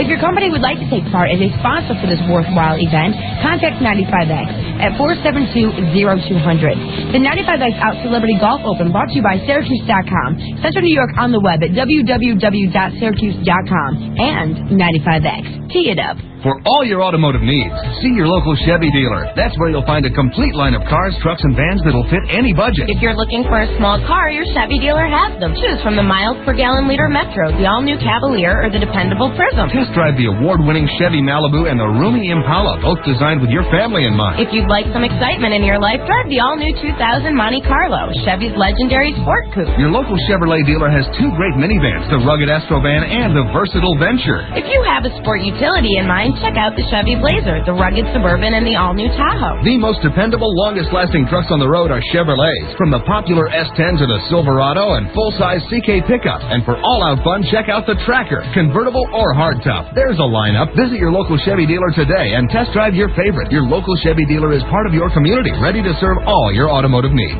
There's rebates up to $2,000 and rates as low as 0.9% on select models. See your local Chevy dealer for details. Chevrolet will be there. With Nissan's fresh new lineup of award-winning vehicles, things are looking better than ever. We're coming off a record sales year, so to celebrate, we're offering some incredible limited-time deals, like the Nissan Altima, the car that made performance and luxury more affordable than ever, now with a $239 a month, 36-month GXE lease with a $999 initial payment. Or cash in on a remaining 2000 Nissan Pathfinder while there's still a great selection, with $2,000 cash back, plus package savings up to $799. That's a total savings of up to $27.99. Hurry to your Nissan dealer. Offers this good, including the $239 a month Ultima GXE lease and up to $27.99 in Pathfinder savings, will only be around until May 1st. Nissan. Driven. Cash back from Nissan. Take delivery from your dealer's stock, tax, title, and license or expert. Call 1-800-648-7038 for lease details. Package savings based on MSRP of individual options after retailer price and customer savings may vary. Sound check is now on the internet. Sound check is now on the internet. What did you say? Go to Syracuse.com every Sunday night at 8. The best rock around can be found right in your own backyard. I cannot believe this. And on the World Wide Web from Syracuse Online and 95X. Michael is a beautiful 4-year-old with leukemia. Shelley also has leukemia. To help these patients and thousands of others, the Leukemia and Lymphoma Society created Team in Training, which provides walkers, runners, and cyclists training and travel to marathon or 100-mile rides while raising money for leukemia research. Walk, run, or cycle to help cure leukemia. So whether you are experienced or just a beginner, call 315-471-1050 for more information. Okay, Lennon Jewelers, take one. The next time you get a jewelry store flyer in the mailbox or find one in the Sunday paper, bring it with you and come to Lennon's Jewelers. We'll show you better jewelry for the same price or the same jewelry for a lower price. Take your pick, because no matter what you want, I want to be your jeweler. Not too bad, Red, but I think you can do a little better. From the top now, Lennon Jewelers, take 2. The next time you open the mailbox and find one of those color flyers from a jewelry store or see one in the Sunday paper, bring it with you to Lennon's Jewelers. We'll show you better jewelry for the same price or the same jewelry for a lower price. Take your pick, because no matter what you want, I want to be your jeweler. Bingo. Lennon's Jewelers, located in Syracuse at the Great Northern Mall, at the corner of Erie and East Genesee and Duet, and in New Hartford on Commercial Drive next to Red Lobster.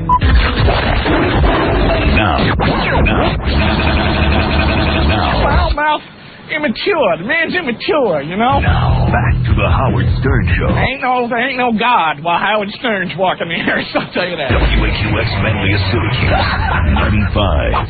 95X.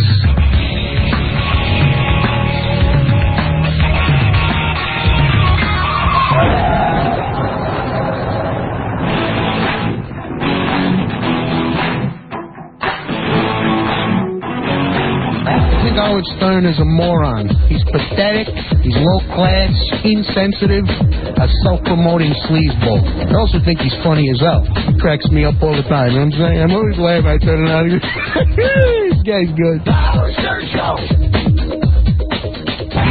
A lot of people faxing me about Fred. What are you laughing at, John? I just think it's always funny when you talk about Fred. Yeah, because he gets so angry. It even says, Howard, what the hell is Fred's problem? I've never heard anyone so defensive in my life. Tell him to get a sense of humor, for God's sake. F him and Jackie. Oh. And that's from someone at Sony Music Entertainment. You know, Howard, I thought the only person who'd get mad about what you said about him in the book was Jackie. I didn't think anybody else would. You know, so did I. I didn't have a chance. Right. This one, Robin, is directed at both you and myself. You think? Says, leave Fred alone, you damn Jew and fat nigger. Oh, yeah, F. Jackie. At least they're consistent. You like that, I know you. Fred wrote it from the other room. Oh, good North. My email. F North. Email. How you doing over there, Fred? All right? All right, good. How was the commercial break? Not good. Not good. Fred was feeling very uncomfortable. Yeah. So was I.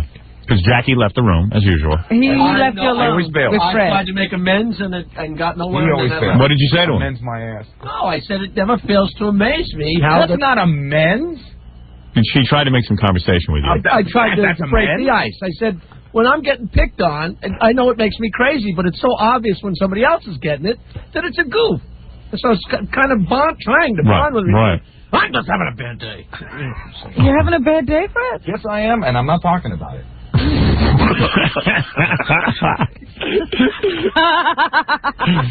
All right. You want to talk about your bad day? Maybe we can help. No, I kind of doubt that. You're not. Are you really having a bad day aside from what I've said? Actually, bad day. Quite honestly, Yeah. Aside from all the joking around, yeah, I am. You are having a bad day. Yes, I am. You Are you not well? No, I'm fine. I'm fit as a fiddle. Did you bring in your nuts and tea? I got my nuts, got my tea. Why you having a bad day? A family problem? I have. Yes, it is. Is it you want to divorce your wife because she's in that play? Nope, nothing like that. Mother and father okay? Yeah, fine. Fine. Brother okay? Everything's peachy. We can move on with the program. Maybe something's wrong with the dog. No. Dog has rabies. She's fine. No. If she has rabies, I'll let her bite Robin. I thought you were How mad. will you be able to tell? I thought you were mad, Freddie, because he was goofing on your music yesterday. Was that it? No. Oh. John, Somebody goofed on your music. John always comes up with these I thought, because theories you seemed that mad yesterday. No, John, absolutely not. What is it? Is it a personal matter? Yes, it is. Can I help you with it? I wish you could, but you can't. Is there an illness? But thanks Is for it about asking. illness? I'll talk to you after the show if you want, but No, that's all right. That's what I thought. I don't really want to hear it. I know. It's like No, I'm just very busy I realize that. promoting a book. I'm sorry. And you're having a bad day. This was a wrong day. Howard, hit yourself. You shouldn't have messed with Fred. I don't believe he's having a bad day. You don't think so? No, Huh? I think you're making it up. Okay. I do.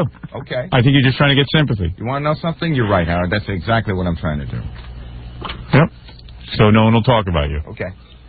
No. We'll never know when Fred is having a bad day. How Not can today, there's no day you can choose. What can I say? Today because was Fred not- never tells you what's going on. You wouldn't There you know go. how to avoid the bad day. Robin, if he spoke 2 words a day, I'd know he was having a bad day. There you go. How would I So know? how would we know to stay off this day? His behavior's never any If different. you were truly sincere in Right. your offer, I would tell you off the air, but you want to know something? You're not, so I won't. All right. Yeah, fair enough. Is it about illness? Did you make? Fair enough. He didn't make an offer. He said you were sincere in your offer. I didn't know you made an offer. I did make an offer. I said, But is there off anything I the can air. help you with? Off the air, I'm not interested. See, that's what I'm saying. You know, when Fred's having a good day, he comes in, he drinks his tea, and he eats nuts. On a bad day, he drinks his tea, and he eats nuts. How do you tell the difference? How do you know when you're having a bad day? Fred, did you send off any signals at all What's that? that you were having a bad day? No, he's a professional. That's one thing about Fred. You can't have a... No, I'm just saying. I don't come He in doesn't here bring his and- baggage.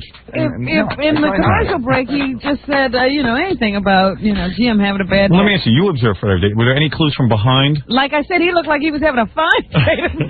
Well, then I'm good, aren't I? You having a bad day yesterday, too, Fred, or no? No. Having a wonderful day yesterday, Scott. Yesterday he had a good day. Oh, And okay. it's the same today. Who knew? Who was right? Sorry, I didn't know. There you go. Next time I'll hold up a sign. No, you know with me, like the other day I threw a tantrum in the studio, right? Remember I was You could throwing tell he things? was in- he You could tell I was was having a bad miserable, day. yeah. I was miserable. What about the guys in the E-booth? Did you pick up anything? Yeah, because they watched Fred. See, I don't believe he's having a bad day. So let me ask you a question. Go ahead. Would it be better if I came in and I was in a really bad mood or something like that to express that No, you're right. and tell everyone? No, Sometimes nobody there said you had to do that. Sometimes Fred. there are signs. You know what I'm saying? It's hard to pick up with you because you pretty much stick to your routine. I try. Maybe it's because he didn't drop any carts today. There you go. Who knew? Who knew? Well, I'm a fan of yours. Especially wear a sign, I'm having a good day. Yeah, there you go. Yeah, just have a little flip. Good day, bad day. There you go. You can show us. Well, Try not to complain, Robin. I try to. well, good for you.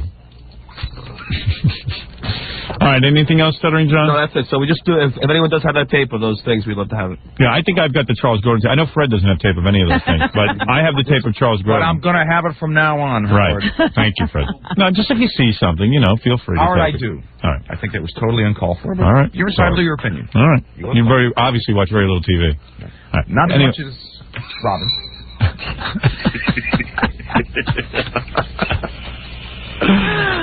I'm just laughing at All right, John. So Charles Grodin, Tom Snyder, and Kathy Lee will be a TV guide. Thank you. Thank you. All right. Thank you, Stuttering John. Actor. He was acting the other day. Yes. I don't know in what. Yeah. I told him to keep it quiet. I'm sick of what he acts. All right, Fred, thank you. And Did you Robin? mean that seriously, my friend? I'm his friend. He knows I'm his friend. You're not my friend. He's my friend. I'm still his friend. I don't care what your relationship with me is, Fred. I was asking about Howard. That's quite evident, Robin. Fred, you know Robin is your friend. Robin's All right. friends with no one.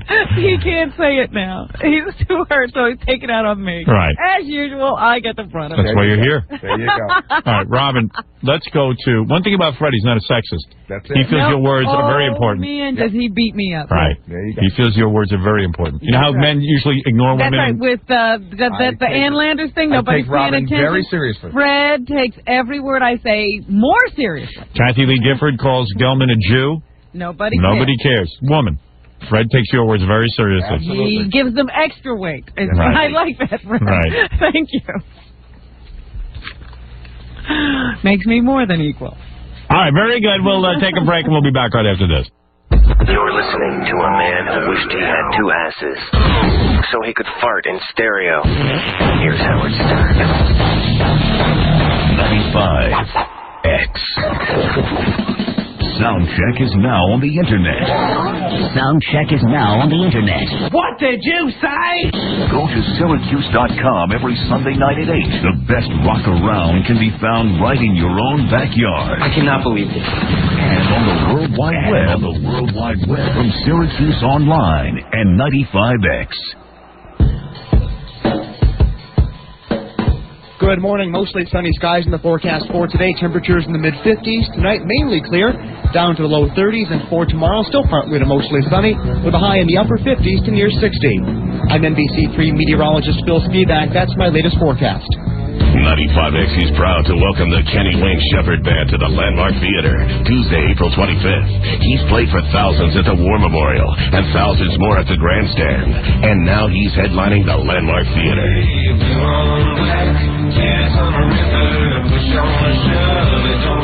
Join 95X when the hottest band in the current blues scene takes the stage at the Landmark Theater. It was a bad excuse, I was the only fool. Kenny Wayne Shepherd, April 25th, for a 95X concert event.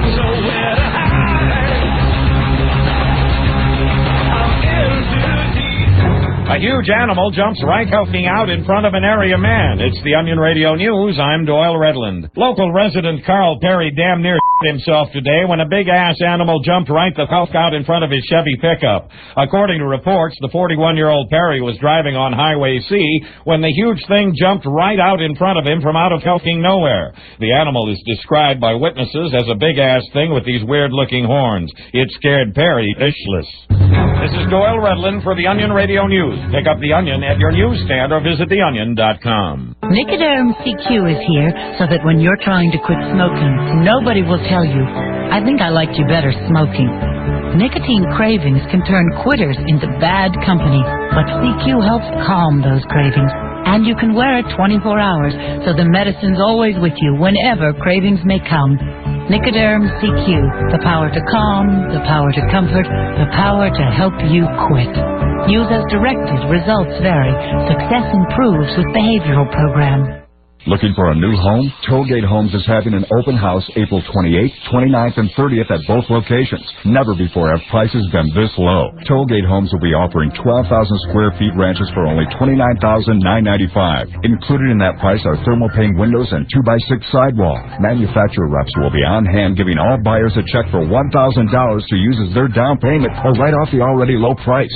Tollgate is also offering a 1,531 square foot ranch for $34,995 with all the standard features in a Commodore home. Stop by and see their sunken family room home. Recently voted best of show. With 25 modular and sectionals on display, it's the best place and time to see their new models. Nowhere else can you see such a complete display. If price is important to you, they guarantee the lowest prices. Visit either location, April 28th, 29th, and 30th, 9 a.m. till dark for Tollgate's Open House. Tollgate Homes Route 31 Moravia and Tollgate Homes Route 31 Wheatsport. Find out why their competition will tell you goodbye. www.fxcaprera.com. You're now online with FX Caprera at fxcaprera.com. The FX Caprera website is user-friendly and loaded with useful information about all the FX Caprera dealerships. At fxcaprera.com, not only will you find the best deals, you can also schedule a service appointment, order a part if needed. We'll keep you up to date on the best interest rates currently available, like 0.9% financing. We'll also keep you up to speed on the best lease rates, like a new Kia Sportage 4x4 as low as $249 a month, a new Jeep Cherokee, a low $289 per month, or a new Chevy Cavalier, just a low $199 per month, all with no money down. For lease info, call 1-800-377-8298. Browse through our many specials from each dealer at fxcaprera.com. You can even get approved online. Fill out an application right from the comfort of your own home. Get approved in as little as 1 hour. Find out which FX location is nearest you or contact a sales rep via email. Just visit www.fxcaprera.com. Can't seem to locate that hard-to-find vehicle? Go to fxcaprera.com. Find it for you. You can even apply for a job at www.fxcaprera.com. Come visit our website. www.fxcaprera.com.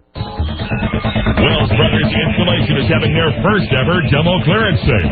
That means huge savings on demos, closeouts, and one-of-a-kind items. This event is for a limited time only, and if you hurry, you could save big money on car audio and aftermarket items for your car or truck at Wells Brothers Installation. This is Wells Brothers Installation spring cleaning on the items you want at unbelievable prices.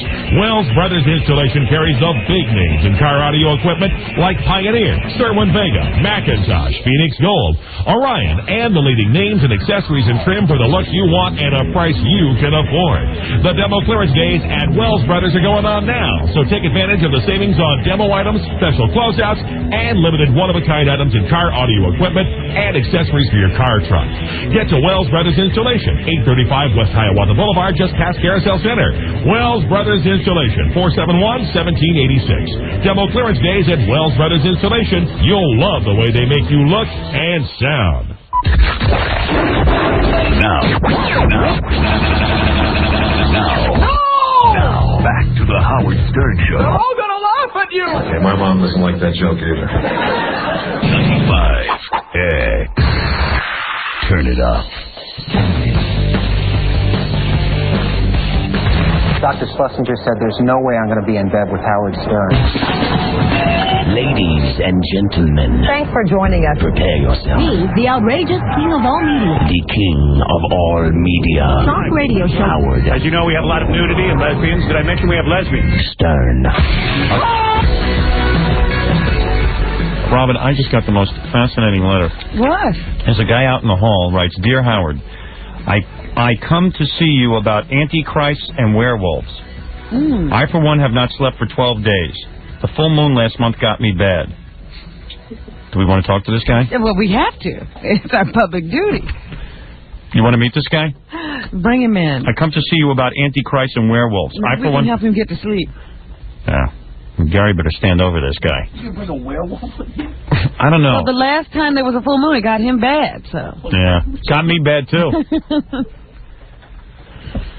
I love meeting weirdos.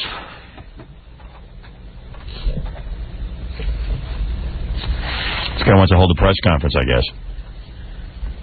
He's got something to say to everyone? Yeah. I come to see you about Antichrist and werewolves. W-A-R-E, wolves.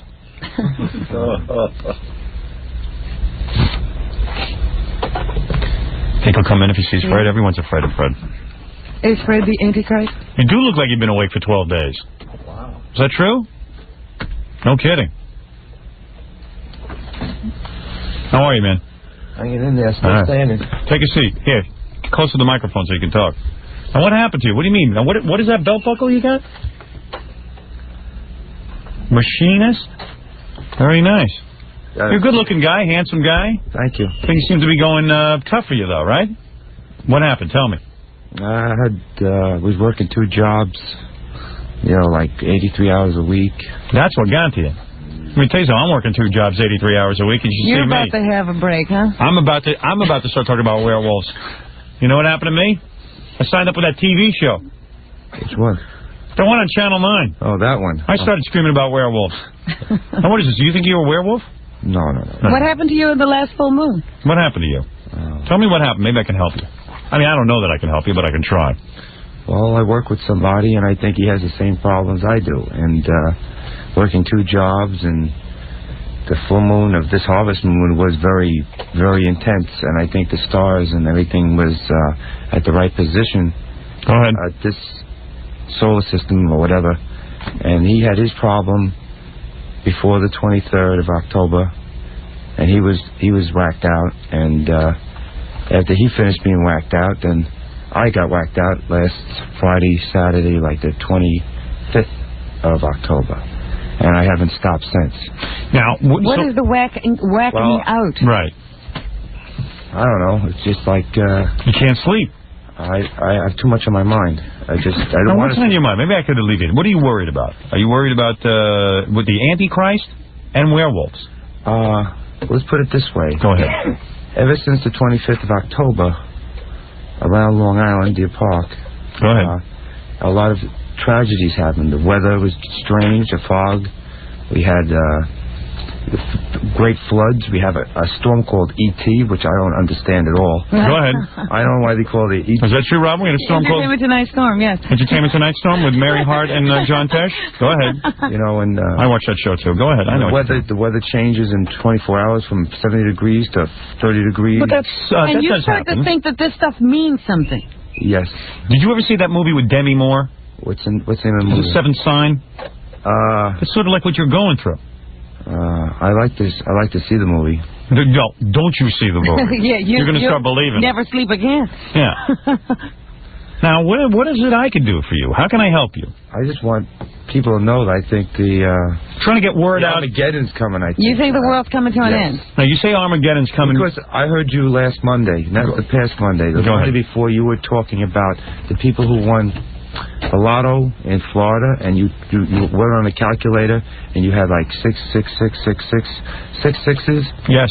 I don't know. I don't have my calculator with me. Right. And when I heard that, I flipped out because I said, that's double Antichrist. It's not just... That's 2 Antichrists. Yes. And you did that, Howard. Well, hey, what came up on the... Actually, that was my Negro counter. To be honest with you. If you will believe that or not. Now, I don't mean to make light of your situation. I know what you're saying. You're very troubled. So you figure you're going crazy, or you're onto something big here, right? I'm not crazy. I just know a lot. I can see. You know more than Fred, I'll tell you that. What do you see? I see trouble. I don't see happiness. I see sadness. I don't see things. You can predict the future? No, I don't want to say that. But you can. I don't want to say that. You don't want to say it, but you can predict the future. Will I ever get rid of Fred? Please help me. Well, it's not Fred Gary. I don't want to say that. I don't want to, lie to you or anything like that. I know what I know. That's all I can say. Hey, and I say the same thing. I know what I know. It's all up here. All right. It's all up here. I got you. Well, won't you tell us any of your revelations? Revelations. I got to read more of. I got to read it now. I got to read it over again, over and again. Now, I want you to get some sleep. That could be part of your problem. When you lie down to go to sleep, what happens? He gets ideas. Getting thoughts. I go to sleep. I sleep maybe for 3 hours, 2 hours. Oh, you do get 2 hours. And then wake up. I see something. I see a vision. Like, what did you see? What is one of the visions you saw? Tell me, please, so I can understand. 12 years from now, being president or something like that. You're going to be president in 12 years? Of what? This is the Armageddon. Yeah, I thought the planet's not going to be around for 12 years. Hey, well, could be. Pushing buttons. You mean you might be the guy to push the button? Ooh, that's scary. what you see. Now, that's scary. Oh, I'm scared too now. Now you scared me. Nothing scarier than waking up and seeing Gary, so I've been through it all. You know who you kind of look like? You look like Sting, the music performer. Anyone ever tell you that? No. You absolutely look like him. Handsome guy, got all this going on in your head. It's too bad we can't clear out your head. If Robin would jump your bones in 3 seconds. It's a shame you've got this problem. Look how good looking this guy is. Good-looking guy. What does he look like? He looks like that guy that used to be the host of Voyeur Vision. Doesn't he? Oh, maybe he was the host of Voyeur Vision. You were never the host of Voyeur Vision. That would make you crazy. That really would. Let me ask you something. If you can see the future, I don't know if you see anything about this, but this is kind of a serious question. Will Jackie's toes ever heal?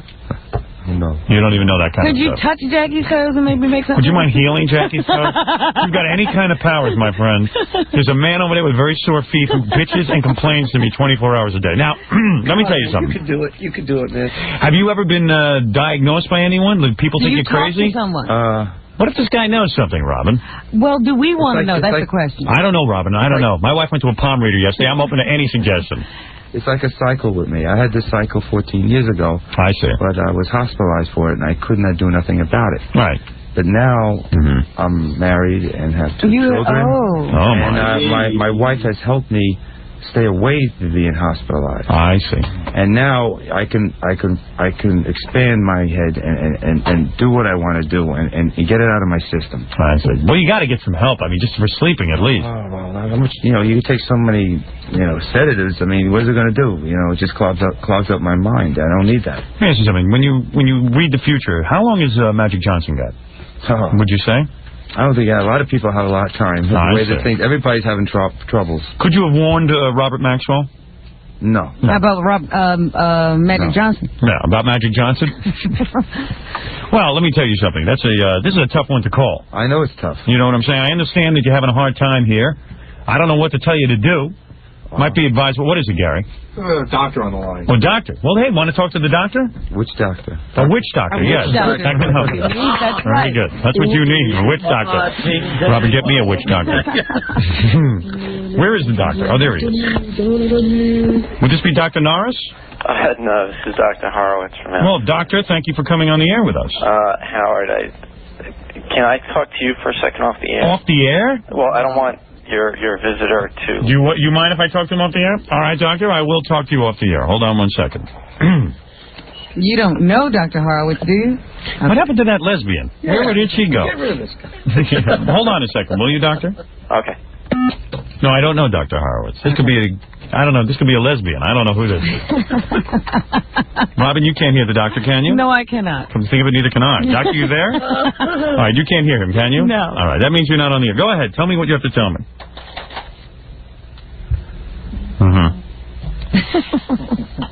Don't you love it when you go? It's Yes. just like being in the doctor's office. They talk about Yes. you and you don't know what they're saying.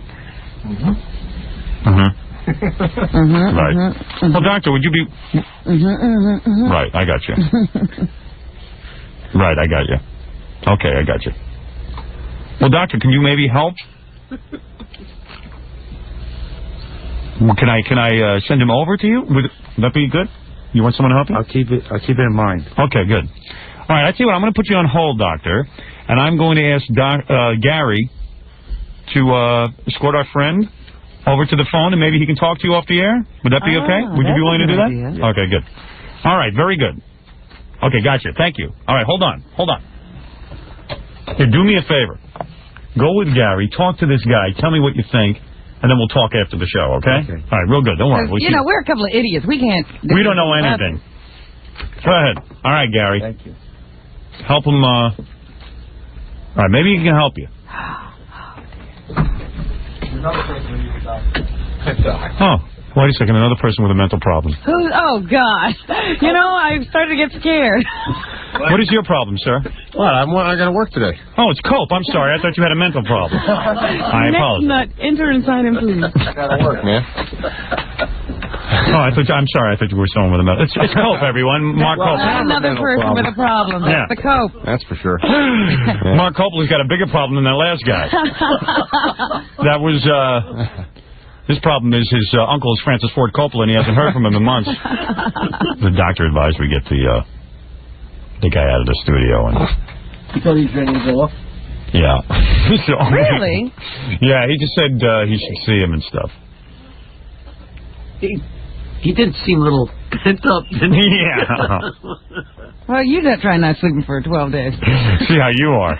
I wouldn't have been shocked if he had jumped up on the table and started yelling "Unga Bunga." Yeah, right. Bunga bunga. We'll be back right after these words. Hello, my name's Fiona Apple. I'm a sensitive singer-songwriter. I write songs about my personal pain. I write songs about what I feel in my soul. And you are listening to a man who feels nothing and has no soul. Howard Stern. So from high atop the Howard Stern building, it's Howard Stern on the Stolen Vehicle Police Recovery Network. 95X. 95X. WAQX, Manlius, Syracuse. It's time to pay someone else. Did you say it's time? It's time to pay someone else on the 95X workforce $100 an hour. Just for listening to 95X at work. Hey there, good morning. Let's put someone else on the 95X workforce payroll. This hour we are looking for Mike Cornell at Hanson Aggregates. Mike Cornell, you have 10 minutes to give us a call, 421-9595, and we will put you on the 95X workforce payroll at $100 an hour. Just for listening to 95X at work. Here's what you'll hear on 95X today after Howard. Hey, this is James from Extreme Rock Radio. You know, every Friday from 5 to 7, X marks the spot at RJ Lanigan's. Tons of fun there. Give away some cool prizes. $1 Molson. Plus, I'll kick your ass in darts, so it's worth your while. If it rocks, you're going to hear it right here. It's on. You want to hear him? Yeah. It's on 95X. Good morning. Mostly sunny skies in the forecast for today. Temperatures in the mid-50s. Tonight, mainly clear, down to the low 30s. And for tomorrow, still partly to mostly sunny, with a high in the upper 50s to near 60. I'm NBC3 meteorologist Phil Spivak. That's my latest forecast. 95X is proud to welcome the Kenny Wayne Shepherd Band to the Landmark Theater, Tuesday, April 25th. He's played for thousands at the War Memorial and thousands more at the Grandstand. And now he's headlining the Landmark Theater.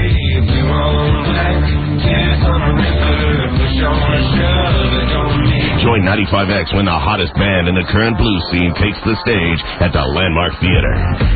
It was a bad excuse, I was the only fool. Kenny Wayne Shepherd, April 25th, for a 95X concert event.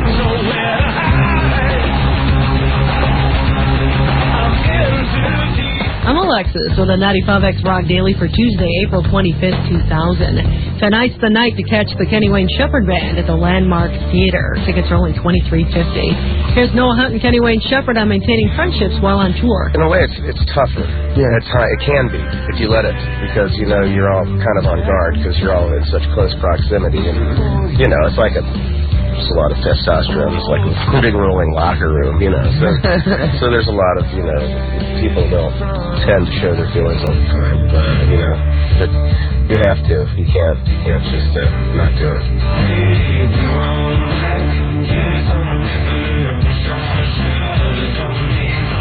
Don't miss the Kenny Wayne Shepherd Band tonight at the Landmark Theater. That's the Rock Daily for Tuesday, April 25th, 2000 on 95X. 95X presents Project Pride, featuring local individuals doing their part to help make Central New York the place to be. Hi, I'm Matt Driscoll, president of the Syracuse Common Council. My wife and I are proud to live in the city of Syracuse, a great place to raise a family. Residents of Syracuse celebrate the diversity of our neighborhoods, the schools, and cultural resources we have to offer.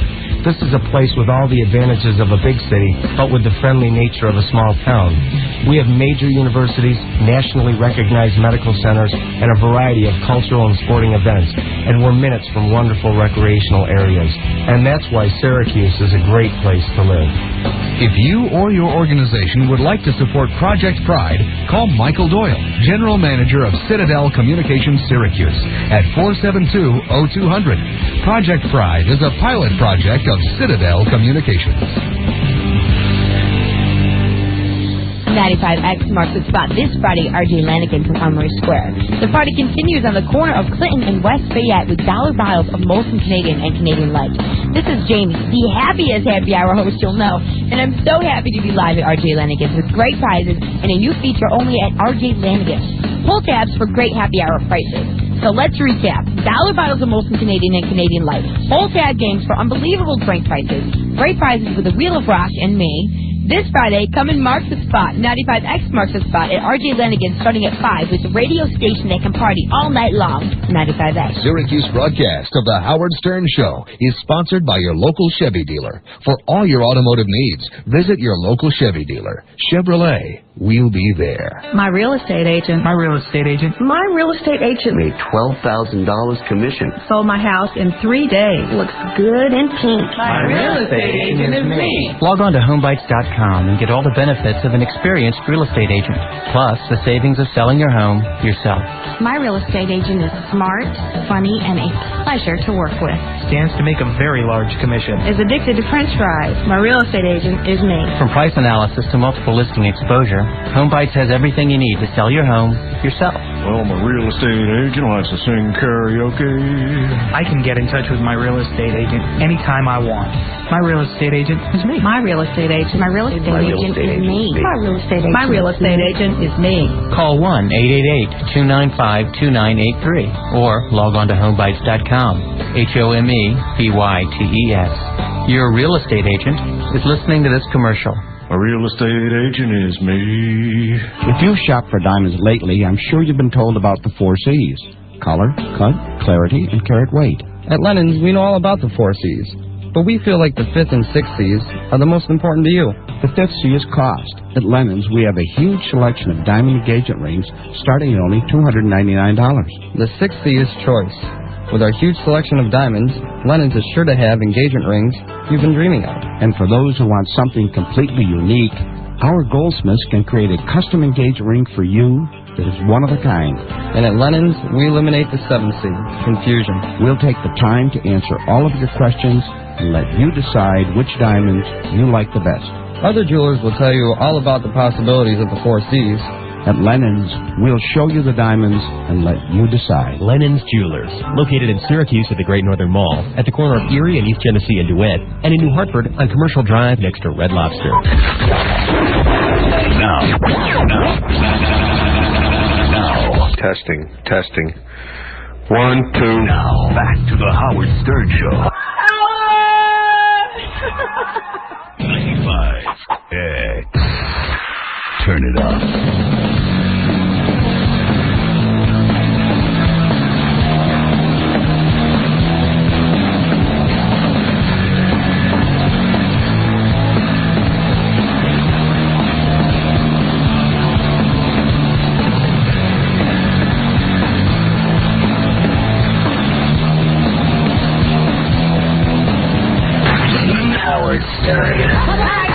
Hello, this is Mel B. Hi, this is Emma. Hello, this is Victoria. Hello, this is Jerry. And we're the Spice Girls. And you're listening to Howard Stern. Cool. Got a little willy.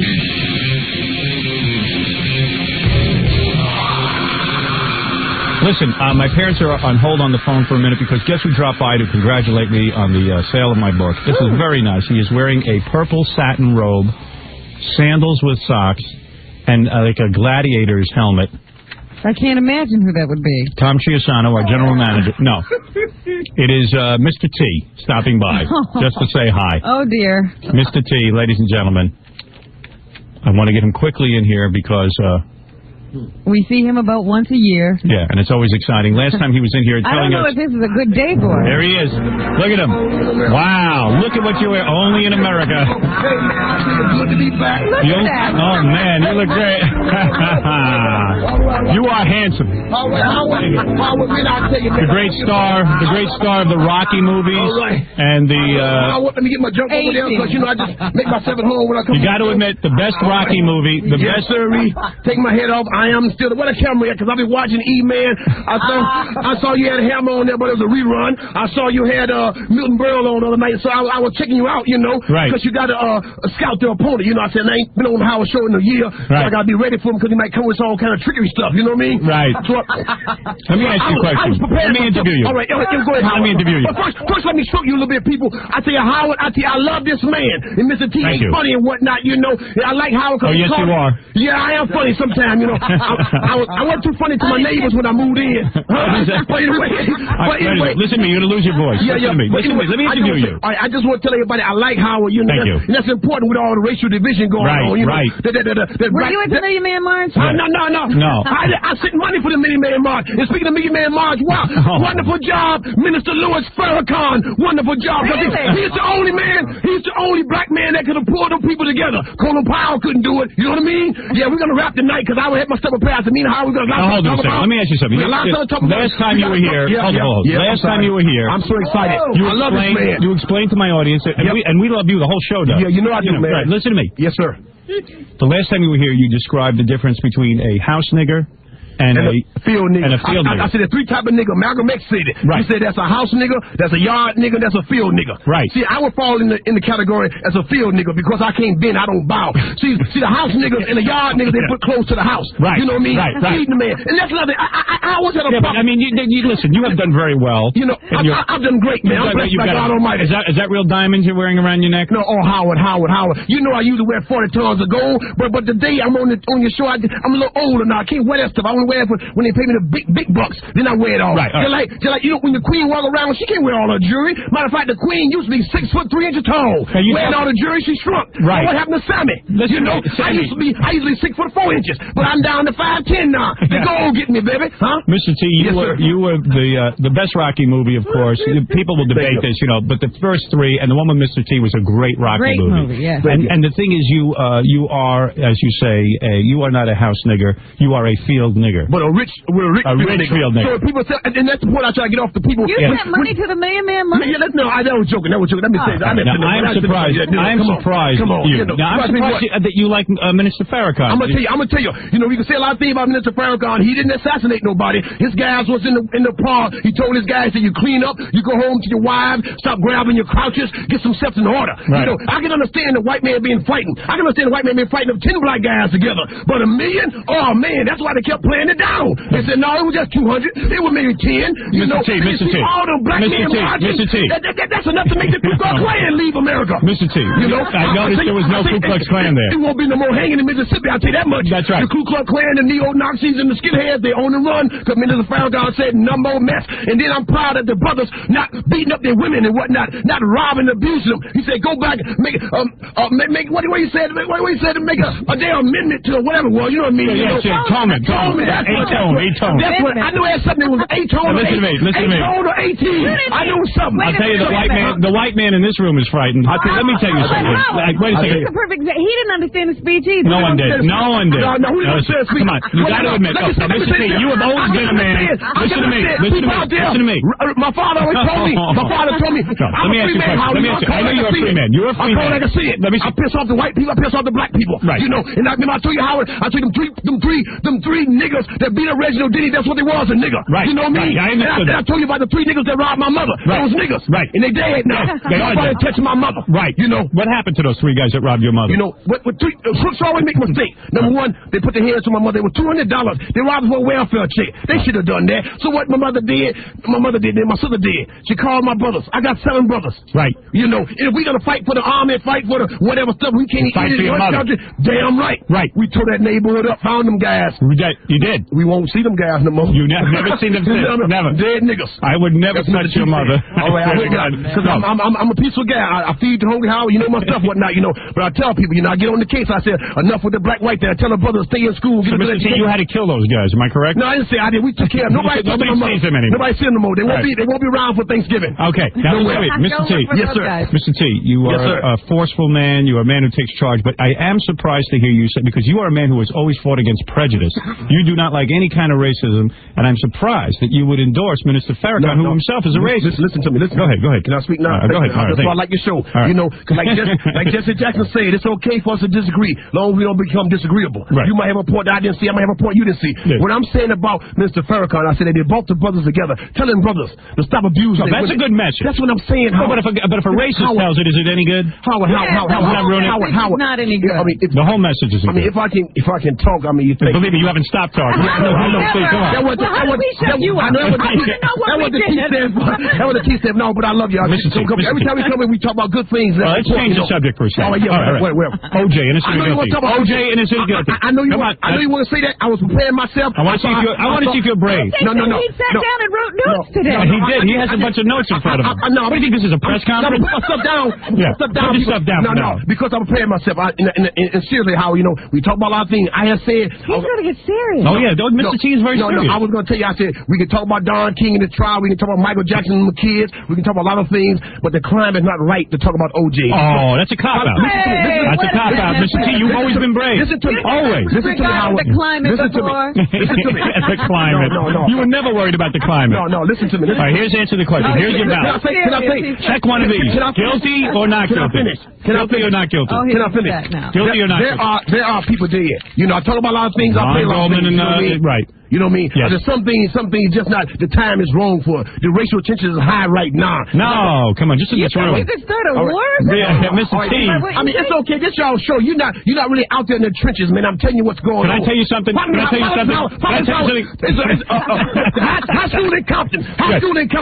Now, I'll talk about this here. I don't know if this happened. I'm going to tell you this because, like I said, a lot of things I don't play. I'm tired of everybody just supporting the nigger thing. I tell people, I said, if you're stupid enough to fall for that nigger crap, right. I said, now how in the world can black people get mad if so-called firemen call you a nigger? You come on Comedy Def Jam every night. The black people call each other nigger. Exactly. So don't come in that stuff. Like I say, that's why I told you, Howard. If you call me nigger, I'm a rich nigger. Right. I ain't gonna get mad if you call me a nigger. You're a man. You know, that's all. If you call me nigger, that tells me something about you. Right. You know, my father told me, he said, wrong with me if I call you. He said, son, if you get a man to talk about you, you beating him already. Yes, sir. So they have to call me nigga. Say, look at that nigga, Mr. T, that rich nigga, Mr. T, live in the mansion. Yes, paid for. Yes, you know. But the bottom line, but I wanted to say how I want to talk about how we gonna let this nigga word got to fall, or like the coach in Compton High School. He claimed the referee called one of the players a nigga. Go ahead. So the kid gonna swing on the referee. Right. Yes. Yeah.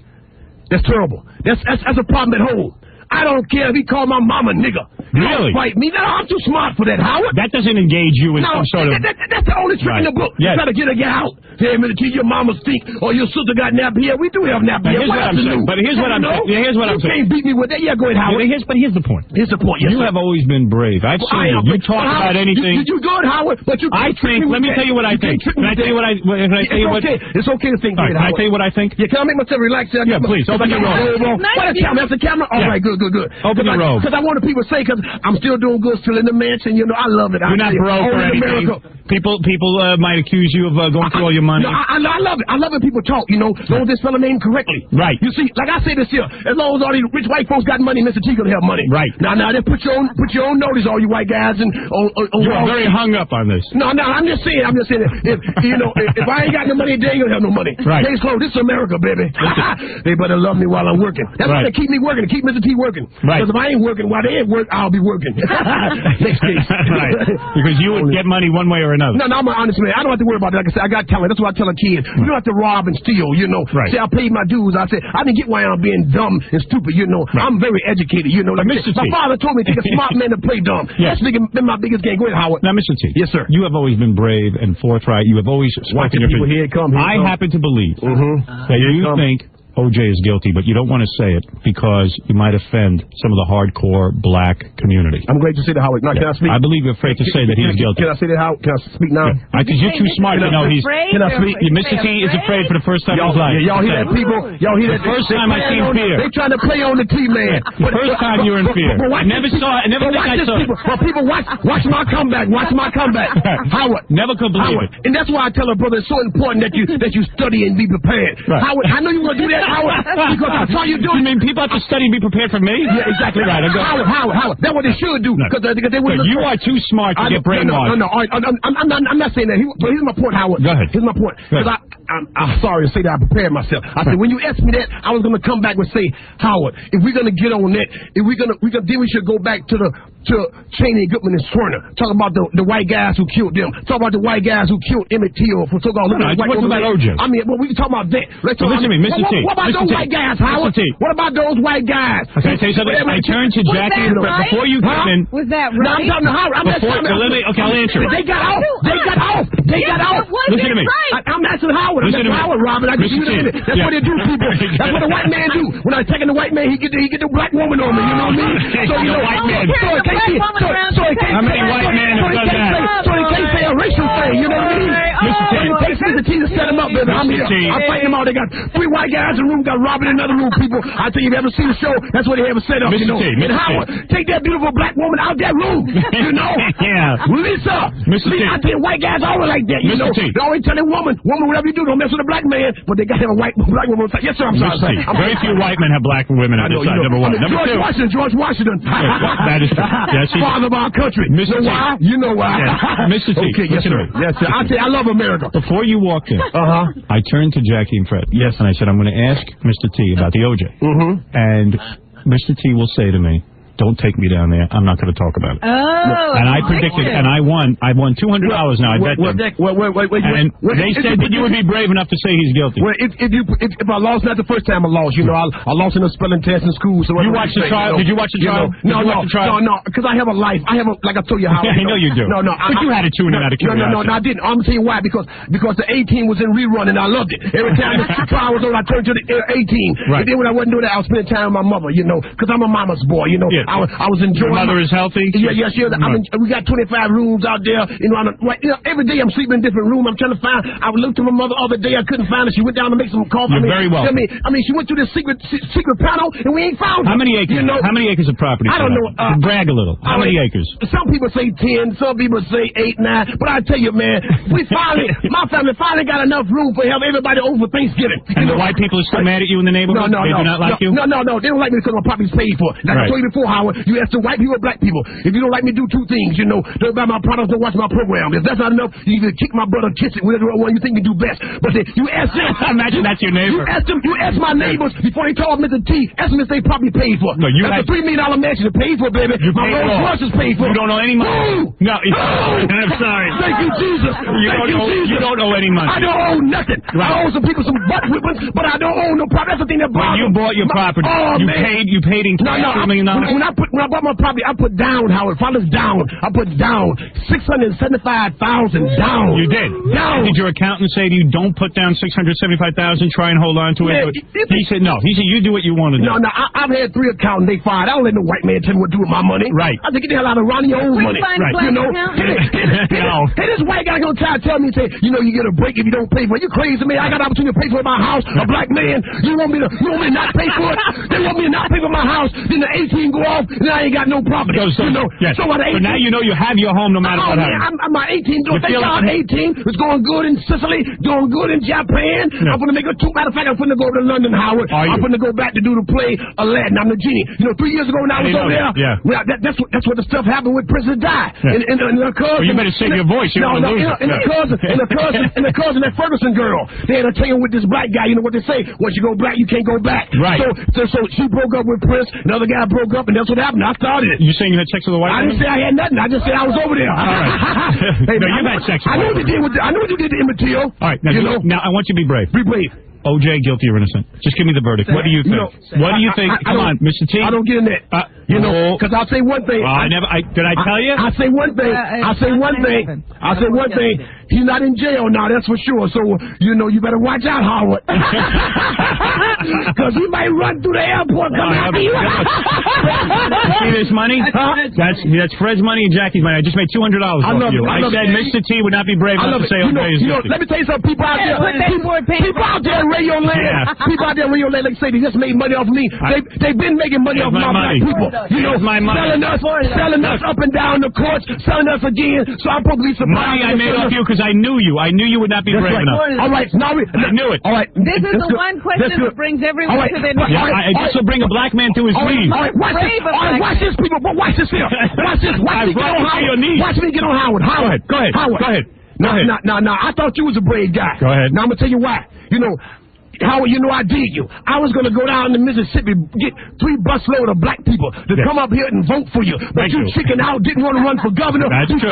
Because you didn't want the white people to know how much money you make. That's true. You got a smart game, Howard. You tell everybody get the girls here to undress, play with their nipples and poopy hairs. But you sneaky guy. I'll tell you again, come on. You be saying, you be saying, I ain't got no wee-wee. I'm real small. Talking about everybody else. You got the smartest game, Howard. I love you, brother. I love it. As we say on the street, you're a smart white guy. You know, the you're brothers, a smart man, too. You know, but I dig you, like I said, Howard ain't no dummy. When they ask somebody's money, he said, no, forget this governor stuff. I ain't letting you people know how much money I made. That's true. These white people be pissed. I know. Because like me, that's none of their business. You know what I mean? So you feel OJ is none of your business? No, I don't even get it. That's the thing we talk about. They talk about the kids I be trying to tell to get back to school. All right. You know, tell the parents to be better parents. Don't be doing drugs in front of the kids. You know what I mean? Yes, sir, brother. But also, we got to talk about the battle cage. Let me interview you. All right, good. Wait, I got to take a break. I got to take a break from this show. And we'll see you in a few minutes. The effects may come upon you suddenly and strike you full force. Hey, why is the water warm in just this one spot? It's the Howard Stern Show. 95X is proud to welcome the Kenny Wayne Shepherd Band to the Landmark Theater, Tuesday, April 25th. He's played for thousands at the War Memorial and thousands more at the Grandstand. And now he's headlining the Landmark Theater.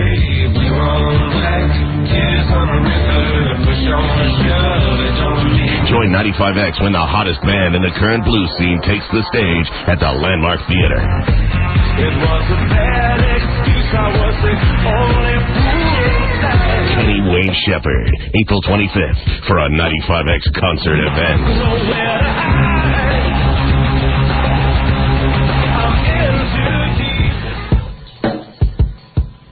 Good morning. Mostly sunny skies in the forecast for today. Temperatures in the mid-50s. Tonight, mainly clear, down to the low 30s. And for tomorrow, still partly to mostly sunny, with a high in the upper 50s to near 60. I'm NBC3 meteorologist Phil Spivak. That's my latest forecast. 95X has expanded the payroll. Now you can earn $100 an hour all week, Monday through Friday. It's a 95X no-brainer. No song titles to remember, no 800 numbers to dial, no problem. If you can recognize your own name, you can earn $100 an hour. Fax or email your name, where you work, and birth date. Then listen for your name on the air and call back within 10 minutes. It's that easy. Plus, you'll be eligible to win a different concert flyaway each week. Listen while you work and earn $100 an hour, Monday through Friday, only on 95X. The EPA warns of a rise in global heartwarming. It's the Onion Radio News. I'm Doyle Redland. The EPA says the threat of global heartwarming is greater than previously believed. Unless the production of cheap artificial sentiment is halted, it could mean disaster for the emotional environment. EPA spokesman Morris Weiler. At the current rate, by 2010, the Earth's polar hearts will melt, submerging the entire North American landmass in beautiful tears of joy. Among the U.S. companies on the EPA's Dirty Dozen list of the top emotional polluters, Disney, Hallmark, and most, but not all, of the Muppets. Doyle Redland for the Onion Radio News. Pick up the Onion at your newsstand or visit theonion.com. Goodyear has a deal you can take to the bank. Hurry in for the Goodyear Spring Tire Sale now through May 6th and get a $100 or $50 U.S. savings bond when you buy a set of 4 selected Goodyear tires. Plus, get big savings on Goodyear's most popular passenger, performance, and light truck tires. Hurry, the sale ends May 6th. Stop by a Goodyear or Gemini location for complete details or call 1-800-GOODYEAR for a retailer near you. Serious freedom. Goodyear, Goodyear. Here's an advanced weather update for Syracuse and surrounding areas. Skies will be blue, temperatures mild, but there will be thunder. It's like Syracuse thunder invades the War Memorial at Onset on April 25th at 7:30 p.m. And you can be a part of the live party. Some superstars and... Everybody knows I'm the chosen one. I am the total package. From Buck and I'm the stuff. Get ready to feel the... Strike out to all the beautiful women. Welcome to WCW, where anything can happen. And it probably will. The seats are on sale now and going fast. Get yours at the on-center box office and all Ticketmaster locations. Get any idea where you are? You're in the jungle, baby. This is WCW. Brought to you by Western Union Money Transfer, the fastest way to send money worldwide. Cards subject to change.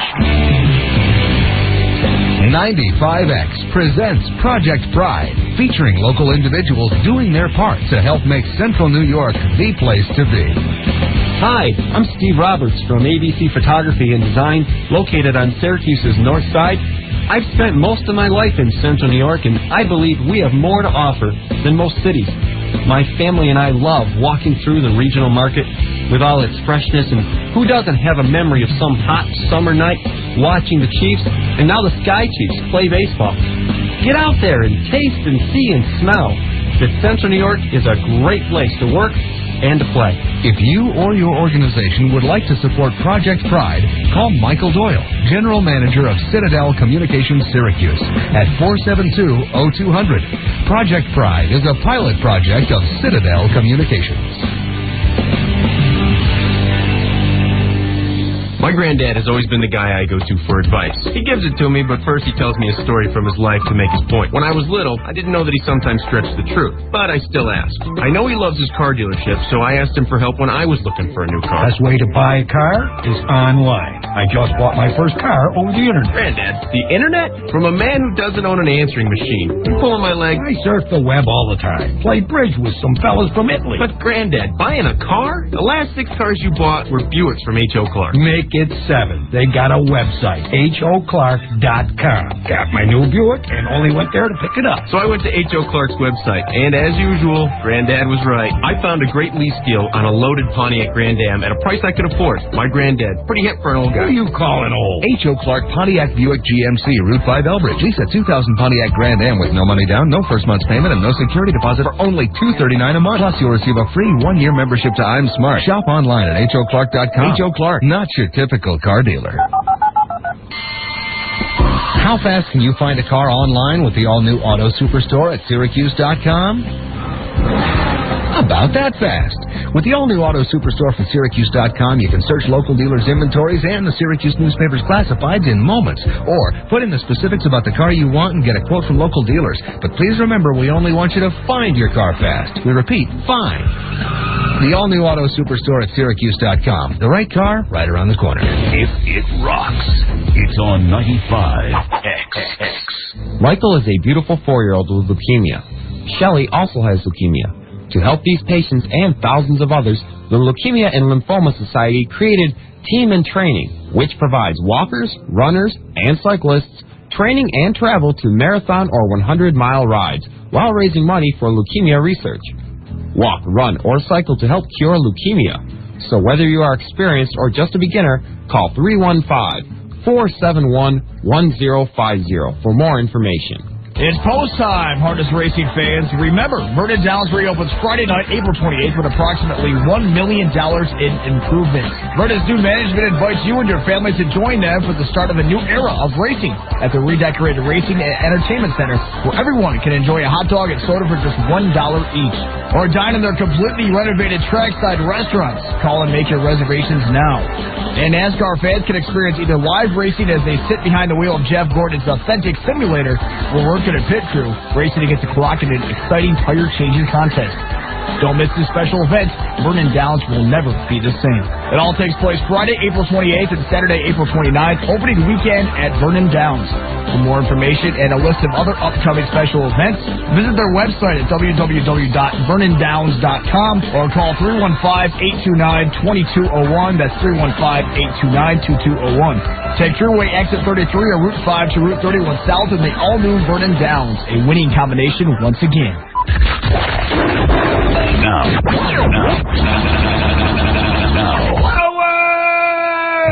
back to the Howard Stern Show. Soft at night and hard in the morning. 95X.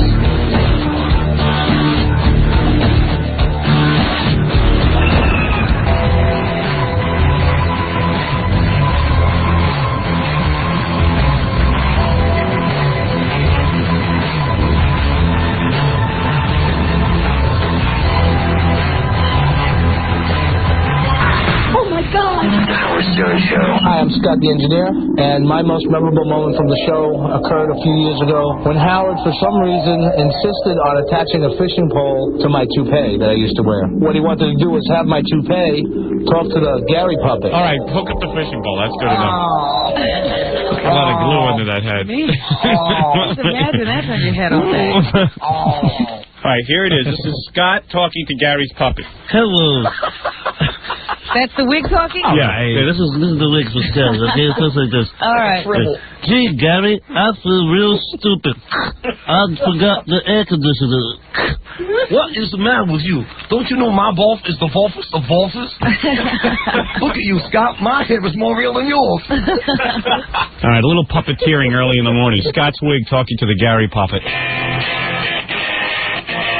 How are Mr. T's children doing? Mr. T, how are your children doing, all right? Well, they're doing good. They're doing good. And various women that you had these children with, you're in touch with everybody? No. That's only one woman. That's all. She's at the mansion right now. You live with your wife, right? No, I'm not married. I joked last time I said I was. I'm not married. You take care of your kids and you take care of your woman. Do you think it's a good thing not marrying the woman you live with? Mr. T is gonna have a stroke. No. What they call I'm a good provider. Right. What's that got to do with convention? Hey, listen, let me handle this one. Let me handle this is a black thing, Howard. This is a black thing, Howard. Go ahead. This is a black thing, Howard. This is a black thing. Minister Farrakhan said you should marry your women. No. Nobody put no pressure on me or whatever, this or that. This is like I said, my kids are well taken care of. You know what I mean? That's the most important thing. I understand. That's the most important thing. But the point But what, Robin? There's no point. Building family. There's no point. Building families, building traditions, I'm glad giving you say people a that. structure. Now you contradict yourself. Now you're going to get mad at Farrakhan for telling brothers to do that. Now you come with this slap. Get mad at him Yes, you for saying did. that. I didn't know. Hold it. You got to play the game with Howard. Oh, we got to talk about the battle cave. That's enough for that. We got to talk about battle cave. I have 2 words for you. 2 words. Yes, sir. Prenuptial agreement. Yes, you know. Yes. I mean, that's old. Like I said, my kid, I said her kid, she's 24 years old. So all that stuff is silly. You know Would what I you mean? like her to That just stuff live is with silly. a guy? That stuff is silly. My daughter can do what they want to do. If she want to live with a girl, she can do what she want to do. Okay, Robin? You wouldn't want her to get married and all that? Robin, see, no, I'm asking you. See, Robin, I read your book, and I know there's a lot of problems there. But I'm saying we got to let people be people. We got to let people be people. That be just like my parents telling me not to cut my hair this way. You know, I'm my own man. You know what I mean? Right. You never bowed to the white man, the black man, any man. I got a bad back. I don't, like I said, I can't bow good, and I'm not good at this. Yes, I'm master and all that stuff. I'm not good. You would never be that way. I'm not good at that. If you had been made a slave, you would have broken your chains and beaten up the master. Am I correct? They would kill me. They would have to kill you. They would kill me, killing the master. Right. Right. I can't bow. I don't make a good slave. I don't make a good slave. Certain things I don't do good. You know what I mean? Right. And this is one of them. You know, I'm not a romantic guy. Can you imagine you're a guy? Let's go back to the year 17, whatever. Oh man, the day of slavery. Well, can you imagine? Let me say something. Let me say something. Frederick Douglass. Let me tell you. Frederick Douglass. Let me tell you what Frederick Douglass. I'm exhausted. Let me tell you what Frederick Douglass. Frederick Douglass. I got to do a book signing today, man. All right, I know you're gonna be good, Howard. Everybody look right there. No, can you imagine slave day? Frederick Douglass said. Okay. Frederick Douglass told his master. He said, Master, I'm not going to fight you, but you're not going to beat me no more. Right. He said that's when a man decided to be freedom. And Dr. King said it best. Whenever black folks straighten their backs, they're going somewhere. Because a man can't ride your back unless it's bit. You know, so the slaves stood up. So that's why when a black man said, the white man say, that nigga's crazy. Because black folks probably been whooped in submission to come to the fact and say, yes, bro, let's take everything. Can you imagine? Let me say something. Yes, sir, brother. Yes, sir. Can you imagine? Take a breath for a second. Can you imagine Can you get some water? Can you imagine? I never drink while I'm working. Here's a bottle of water. Nah, beware of gifts from you know who. All right, come on. Hey, listen, you imagine in the 1700s. I love it. I'm like, let's say I was a slave owner, right? And I got a little plantation going, and I go to auction to buy myself a slave. Let me just listen. This is my fantasy. Okay. I go to auction to buy a slave. I hope he's young. I raised a whole bunch of money up, and I see Mr. T standing up there, and I go, ooh. As a child. You know what? No. I see the big Mr. T, as he is now, and I go, oh my God. He's there. He's not in chains. They have him on medication. So he's standing there in chains, and I go, you know what? I was going to buy about 10 slaves. I said, but look at the size of this guy. I'm going to buy him. One. I'm going to breed him with my women, and he'll plow my fields. He'll do everything. It'll be fantastic. Because he's big, he's strong. This is the kind of guy I need to really run my operation. Yeah, I'm not looking for him to sleep in the house or take my wife and everything. I'm going to keep him, and my overseer will take care of him. Now, wouldn't you say a guy? And I pay like 10 grand for this guy. It's my whole budget for the year. I get him home, and he starts in. That mouth. Yeah, that mouth. And I'm like, I'm going to kill myself. You know, I went to buy a good slave. The guy who had that idea. Can you imagine? You know, but that's good. But let's talk about why you're here. Wait a minute. The only thing I wanted to say to Mrs. T is that there shouldn't be any question you can't ask. And there shouldn't be any conversation you can't ask. Like, you always get upset if I ask a question. Come on, Robin. Robin, you know I don't get upset when I ask a question. That's why I keep coming to our Stern show. I be trying to get a date with you on the slide, you know? Because you need a real black man that's thorough, you know what I mean? We need that. There's a lot of truth in that. I'm Do it now. I'm a Ubangi warrior. I'm a Ubangi warrior. And Robin, you need me, I need you. You need some soul loving. That's what you need. Are you saying that the white guys might have the money? Because you know in L.A., the white guys getting penile enlargement, you know what I mean? They got the money, but they ain't got the hump, you know what I mean? But is that love? Is that love? Is that love? Is that love? You ask Tina Turner, what love got to do with it? You know that. Right. Now get out of here. Now quiet down. Yeah, definitely. He's right. If he gave it to you, maybe you would just stop asking questions. Yeah, that's what he. I know, because you see me all this, you know, and I understand. Are you good in bed? Are you really good in bed, sir? No, man. Are you bragging? I sleep. No, I don't do that. I'm just like you. I ain't worth two sitting in the bed. You know what I mean? Right. Because it don't matter now. I have two beautiful daughters. That's all that matters. That's all that matters to you. I'm not a stud for You're not a sex addict. You don't. All I want to do is take care of my mother. Right. That's all I'm doing. You know, when I leave the show, I'm gonna tell my mother. I know she been listening because you be talking about these penis and vaginas. Some of my mother don't listen to it. Right. You know? No, I'm not gonna talk about that with your mother. Oh yeah, but you know, she want to make sure that Mr. T, let me promote you. That I did good, that I didn't break in nobody's house, I never robbed nobody, you know. Right. I don't beat women when I go to church, you know. Right. I sincerely believe in You're God. a good man. You're a good man. I try to be a good man. Regardless of what somebody else say, you know. Most important, like I say, I take it my responsibility, you know. Are you difficult on the set to work with?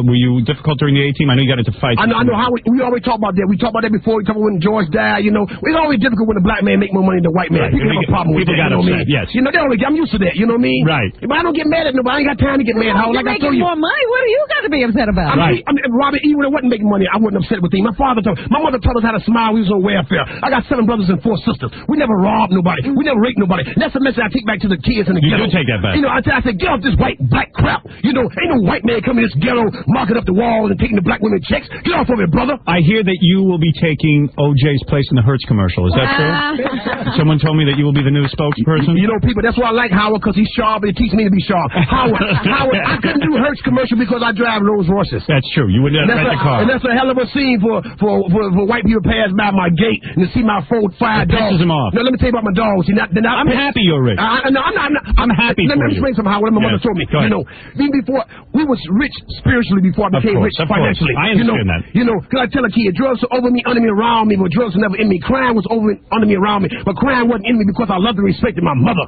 We didn't have clothes at Christmas, but we had love. You know what I like about you? You pack a lot of information into one show. He's got the great message. You should have been up there on that. No. My platform, like I said. Do you get pulled over by the police a lot in your Rolls Royce? No. You do not. Number one, Howard, because my mother told me, she's a son, don't get nobody ammunition to use against you. Right. The speed limit 55, I go 50. You do. My Rolls Royce, because where I'm going, going to be there when I get there. Right. If I'm downtown Chicago, by the time I get home, my mansion going to still be there. What I'm in a rush for. He is in the slow pokey. The T is there for time. He's in the right-hand lane. I get in the right-hand lane. People get mad, give me the finger, because I'm going slow. I don't have to rush to get nowhere. You're not in any rush. I'm in no rush. You don't have to rush. You don't talk to anybody. My car's paid for, the insurance paid for. You know, Mr. T, what you're saying is you had good parenting. I had good. That's the key. I tell everybody. I say, when they look at me, good question, Robin. When people look at me, I tell people say that's very nice. I say that's a compliment to my mother. So everything I do it. I don't. That's why you don't keep me at the bar. Did your mother talk fast like you? No. My mother is very slow. And come out. As a matter of fact, now I want to just say I love my mother. With her a couple weeks ago, we just hugged and we cried, and she said, "Son, I'm so proud of you that you never changed. Right. Hollywood didn't change. I went to Hollywood, kept my health out, kept my what I am. You know what I mean? You kept your eye on the tiger. Now listen to me, Mr. T. What the hell are you talking about? Mr. T. Yes, sir. Let me explain something. Okay. The reason Mr. T has been nice enough to stop by today. Yes. Why is No. You invited me, Howard. That's what I'm saying. As tough as I am, bad as I am, people, I don't go places I'm not invited. I love how he invited me. Got time for me. Just find a spot for me. I come in. Right. And I want to say this. I want to promote your above all the jokes and everything, I really honor you. Like I said, you saw the real me. I saw the real you at your book party. Of course, I love you. You called me to say you think I met your wife, met your mother and father. You embraced them. That was very nice of you. And then I left. I left the scene. Yes, I know you did. Yeah, thank you for that. I didn't want you hanging around. Thank you for inviting me. Right, exactly. I enjoyed having you. Definitely. All right, now listen to me. All right, go ahead. All right, I'm going to give you a little plug here. All right. That'll quiet you down. Yeah. All right. Mr. T. Take a deep breath. Everyone just calm down. Robin, but me and you going to get it on soon, Robin. I'll tell you. Robin going to come in one day, her hair going to be all frizzed. Frizz this hair. No. That's a good loving to do that. Good loving would do that. I'd like to see that. And I'm built for distance. We'll walk with a big giant afro. I don't know how he's going to do that. He must be good. Your hair will be straight up. Well, if her hair don't come, at least she have a big smile on her face. That's the most important thing. You're good in there the won't be no pressure. You're big in the pants, right? No, I'm not. That's not important, Howard. It's not important. Listen, Mr. T will be hosting. Now, a lot of people thought that this was canceled. It is not canceled. It's still going on. Hey, that's why they brought me in. That's why I'm the head. I'm great, Howard. People were trying to stop this event. Mr. T will be there. They're trying to pass laws about it now. There is going to be something called Battle Cage Extreme Fighting. This is where guys, Mr. T has hosted this stuff before. Guys get in the ring. Different type of stuff. Yes, I know, but this is kind of concept. All right, different. Guys get in the ring. They do the best they can. They do the best they can. No gloves, no nothing. No nothing. No help from mama. In fact, that's how Mr. Stallone found you. Right. Now, I tell the guys, you come in New York, come to fight, keep your wives and girlfriend at home. As a matter of fact, when I won the Tough Man contest many years ago, I didn't have no sex for a month. I slept in the hallway steps and whatnot. You was a vicious, man. These guys come and fight. This is what they call the guys extreme. Like when they get cold in New York, they say extremely cold. So these are extreme fighters. They're not just whoop fighters. Like some guy be at the bar 2 weeks ago, didn't get a beer, say I want to fight. No. These guys are fighting for you. I'm sorry. I'm sorry I jumped in. I'm sorry. The point is, Sylvester Stallone found you when you won one of these fighting contests. Yes. I was standing up. Beat up guys with your fists. I had gloves on, Howard. You did. I had gloves on. did. And I'm gonna tell you, even though I'm studying the arts a little bit, Right. But like I said, we had gloves. We only fought for 3 1-minute rounds, Right. So this is even more intense. Yeah, this is more intense. No gloves this time. No gloves. This is what you fight. Man to man. Man to man. No sissy stuff here, baby. Right. No wrestling stuff. no Hulk Hogan can't help you. Right. Yeah, right. This is the real thing. Real stuff, man. I have watched these fights. It's amazing. These guys, a lot of these guys, not as big as I am, but these guys are bad. You know? I know. And I respect them. You know what I mean? Yes, you do. You better. I asked a couple of them for their autograph. Did you? Definitely, yeah, man. You never do that. I never do that. All right, listen to me. No fool. Mr. Chi will be hosting Battlecade's Extreme Fighting this Saturday night. No. That title looked too high. Actually, I'm sort of a Roman reporter. The other guy, Dave Von Timber, and the karate guy, they're gonna be the host. You're gonna be the reporter? I'm who's gonna get a word in edgewise? I'm gonna ask the guys how you feel before you go in. Now, some guys I'm not gonna talk to because I'm not stupid. Because when I was doing the Tough Man show, Dick Buckles got mad at me because he was talking to some of the contestants, and I don't talk before the event, man. Right. This is serious business. So he put the microphone in front of me. He says, "How you feel, Mr. T?" I ignore him and say nothing to him. Right. This is competition. So some guys, I'm gonna look at them, I'm gonna tell they don't want to be talked to. Right. Because they don't want you annoying them before a big fight. Because these are guys about to risk their lives. Yeah, man. This is real. I am telling you. Focus. I swear to you, it is the best thing you could ever see. It's real. To see guys, I'm not a good listen, Mr. T. I'm gonna tell you something. I never told this to anybody. I'm not a real good fighter. I know you don't believe it, but no, I could never beat a man.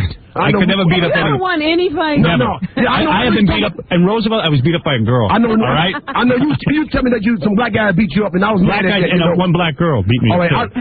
You make love to black girl, but let's find that black guy. Where's he at now? Oh, I know where he's at. All right, one of them's in jail. All right, good. You want to go to jail? Yes. All right, we'll do that, Howard. Yeah, but again, you have to help me. Now, you're going to help him beat up this guy? I would like to beat a guy, but I love to watch guys beat each other. I don't know why. I don't know what's in me, but I love to watch guys. It's a Caesar thing. It's a Caesar moment. I love it. Me too. I love to watch it too when I ain't fighting. Right. I love it. Right. So let me tell everyone what's going on. Yes. This Saturday night. When you are fighting. I tell you, it's. I wouldn't know. I tell you, it's bad. Actually, you go blank. I say you don't think about nothing else because your mama can't help, your girlfriend can't help you, nothing like this here. You know, you and that guy. That's what I like about individual fighting. You know, one-on-one. You can't say the quarterback from the ball. Right. The end, forget the tackle. You know, it's you and that man. Yeah. You should have trained, buddy. Wouldn't it be great if somebody died? Oh no! Howard, you have taken over the. Now I'll tell you something. You know, if ever there's some killing, you know, right. I mean, it would be bad. No. I'm saying, you know, I don't want nobody to die unless it's by my hands. It did something wrong. Right. And I don't want to be a part of that. I'm here. I'm not gonna tell people. Another thing I want to tell people. I want to tell people. See, these guys, they call themselves extreme. Like I said, common sense tell the guy when they get them in a hole, another guy who was beat. Then he can't take the ball. He hit the mat. Yeah, right. He tell the guy I had enough. Yeah. And then also we got referee there. We got trainers there throw the towels in. Ain't nobody gonna take no whooping. These guys are trained. Right. You know what I mean? Right. You know, like I said, they might get beat up a little bit and say, man, I've seen the thing when a guy gets in trouble, he taps the gun. Precautions are being taken. Right. But Nobody's ever died in one of these. Professional boxing ring, people have died. Yeah. No, I'm gonna tell you why. Let me tell you why they died in a professional boxing ring. You know, because here's what happened a lot. You see, one guy might be fighting whatnot, and the ref might say, okay, get a guy another chance to let him other guy pound. You know what I mean? That's what happened to Tony Morrison when he fought Mercer.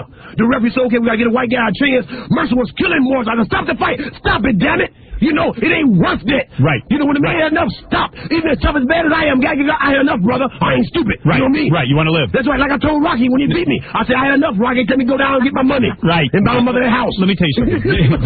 this Saturday, Mr. T. Listen, this is important. Yeah. The reason you're here. This Saturday night at 9 p.m. Yep. Pay-per-view. And I'm going to tell everybody out there. Mr. T, give me a I'm going to tell you something, people. Don't be stealing the pay-per-view. When you steal the pay-per-view, damn it, that's money out of my pocket. Right. And money out of my pocket. I be paying my taxes for my property. My property is very high now. You know. Mr. T is right. It's not right to steal. So if you steal the bootleg, and we find out, we ain't sending the FBI. We sending me. Because I need my money. Do you work on percentage? No, you get a paid flat. Hey, man, I'm nothing flat with here, baby. Really? I get everything. I make deals just like the white man. Right. You know what I mean? Okay, listen That's right. Is it fair to say if they should call their local operator and right away you can be hooked up to your pay-per-view for Saturday night, 9 p.m. It'll be a big show. Mr. T will be there, and these are real guys kicking ass. Yeah. I want to thank my friend Mr. T for stopping by. It's always fun. Thank you, Howard. We don't know how he feels about OJ, but okay, listen, you can't comment on everything. Hey, but I'll tell you how I feel about that. I'm a tomato juice man myself. You are a tomato juice man. Mr. T, everybody will be back. Thank you, Mr. T. Pay-per-view this Saturday night. Thank you, Robin. I'll see you at the hotel. All right. We'll be back right after this. The Howard Stern Show.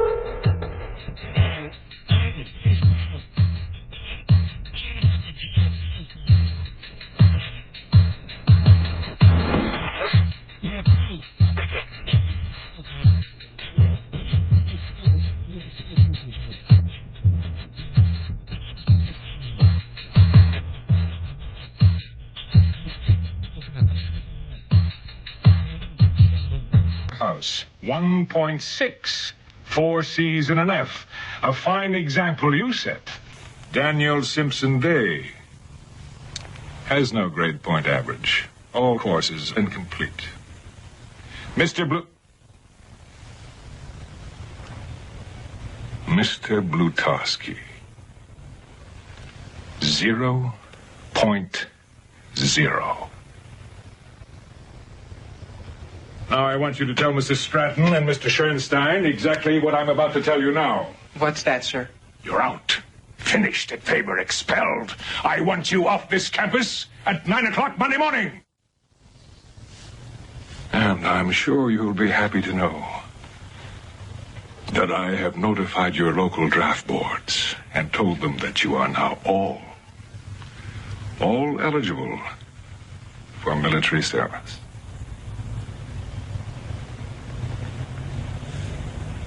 Well? Well? Out with it!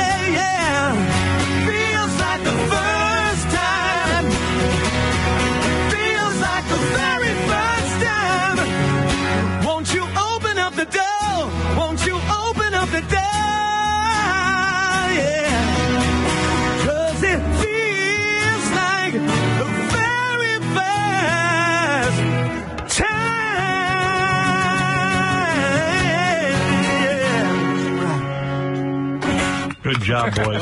Nice job.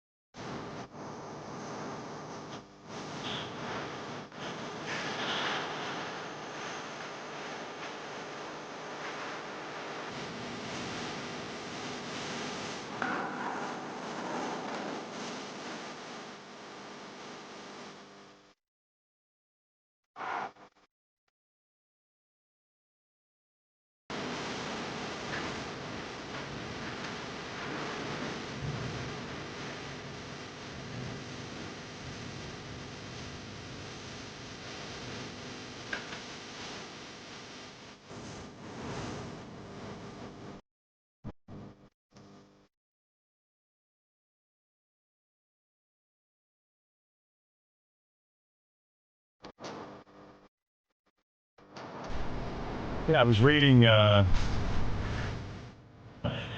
just said to Gary and John Hine and JD, have you heard about, in Australia,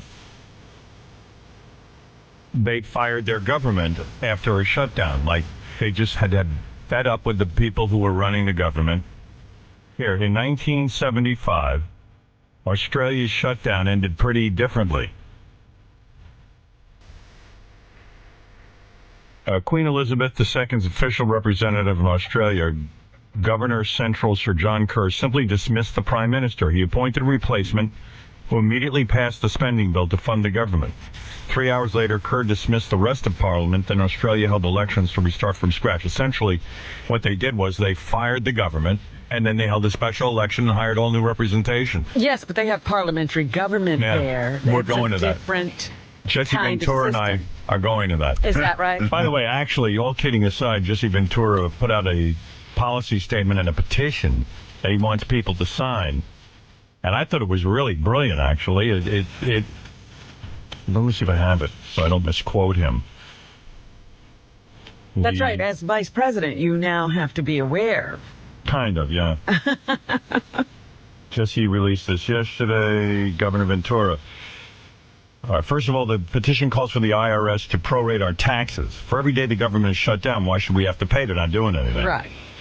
If Congress doesn't want to work, they do not get paid. In the private sector, they'd all be fired by now.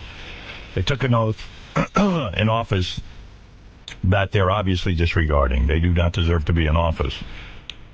And the petition says to remind people to vote these people out of office. They've forgotten their job. That their job is not to be loyal to the political party or special interest groups. They're loyal to the American people. The two political parties are ruining our country. Time to abolish political parties and run on ideas. And then the voters will know what the individual stands for, which is so true.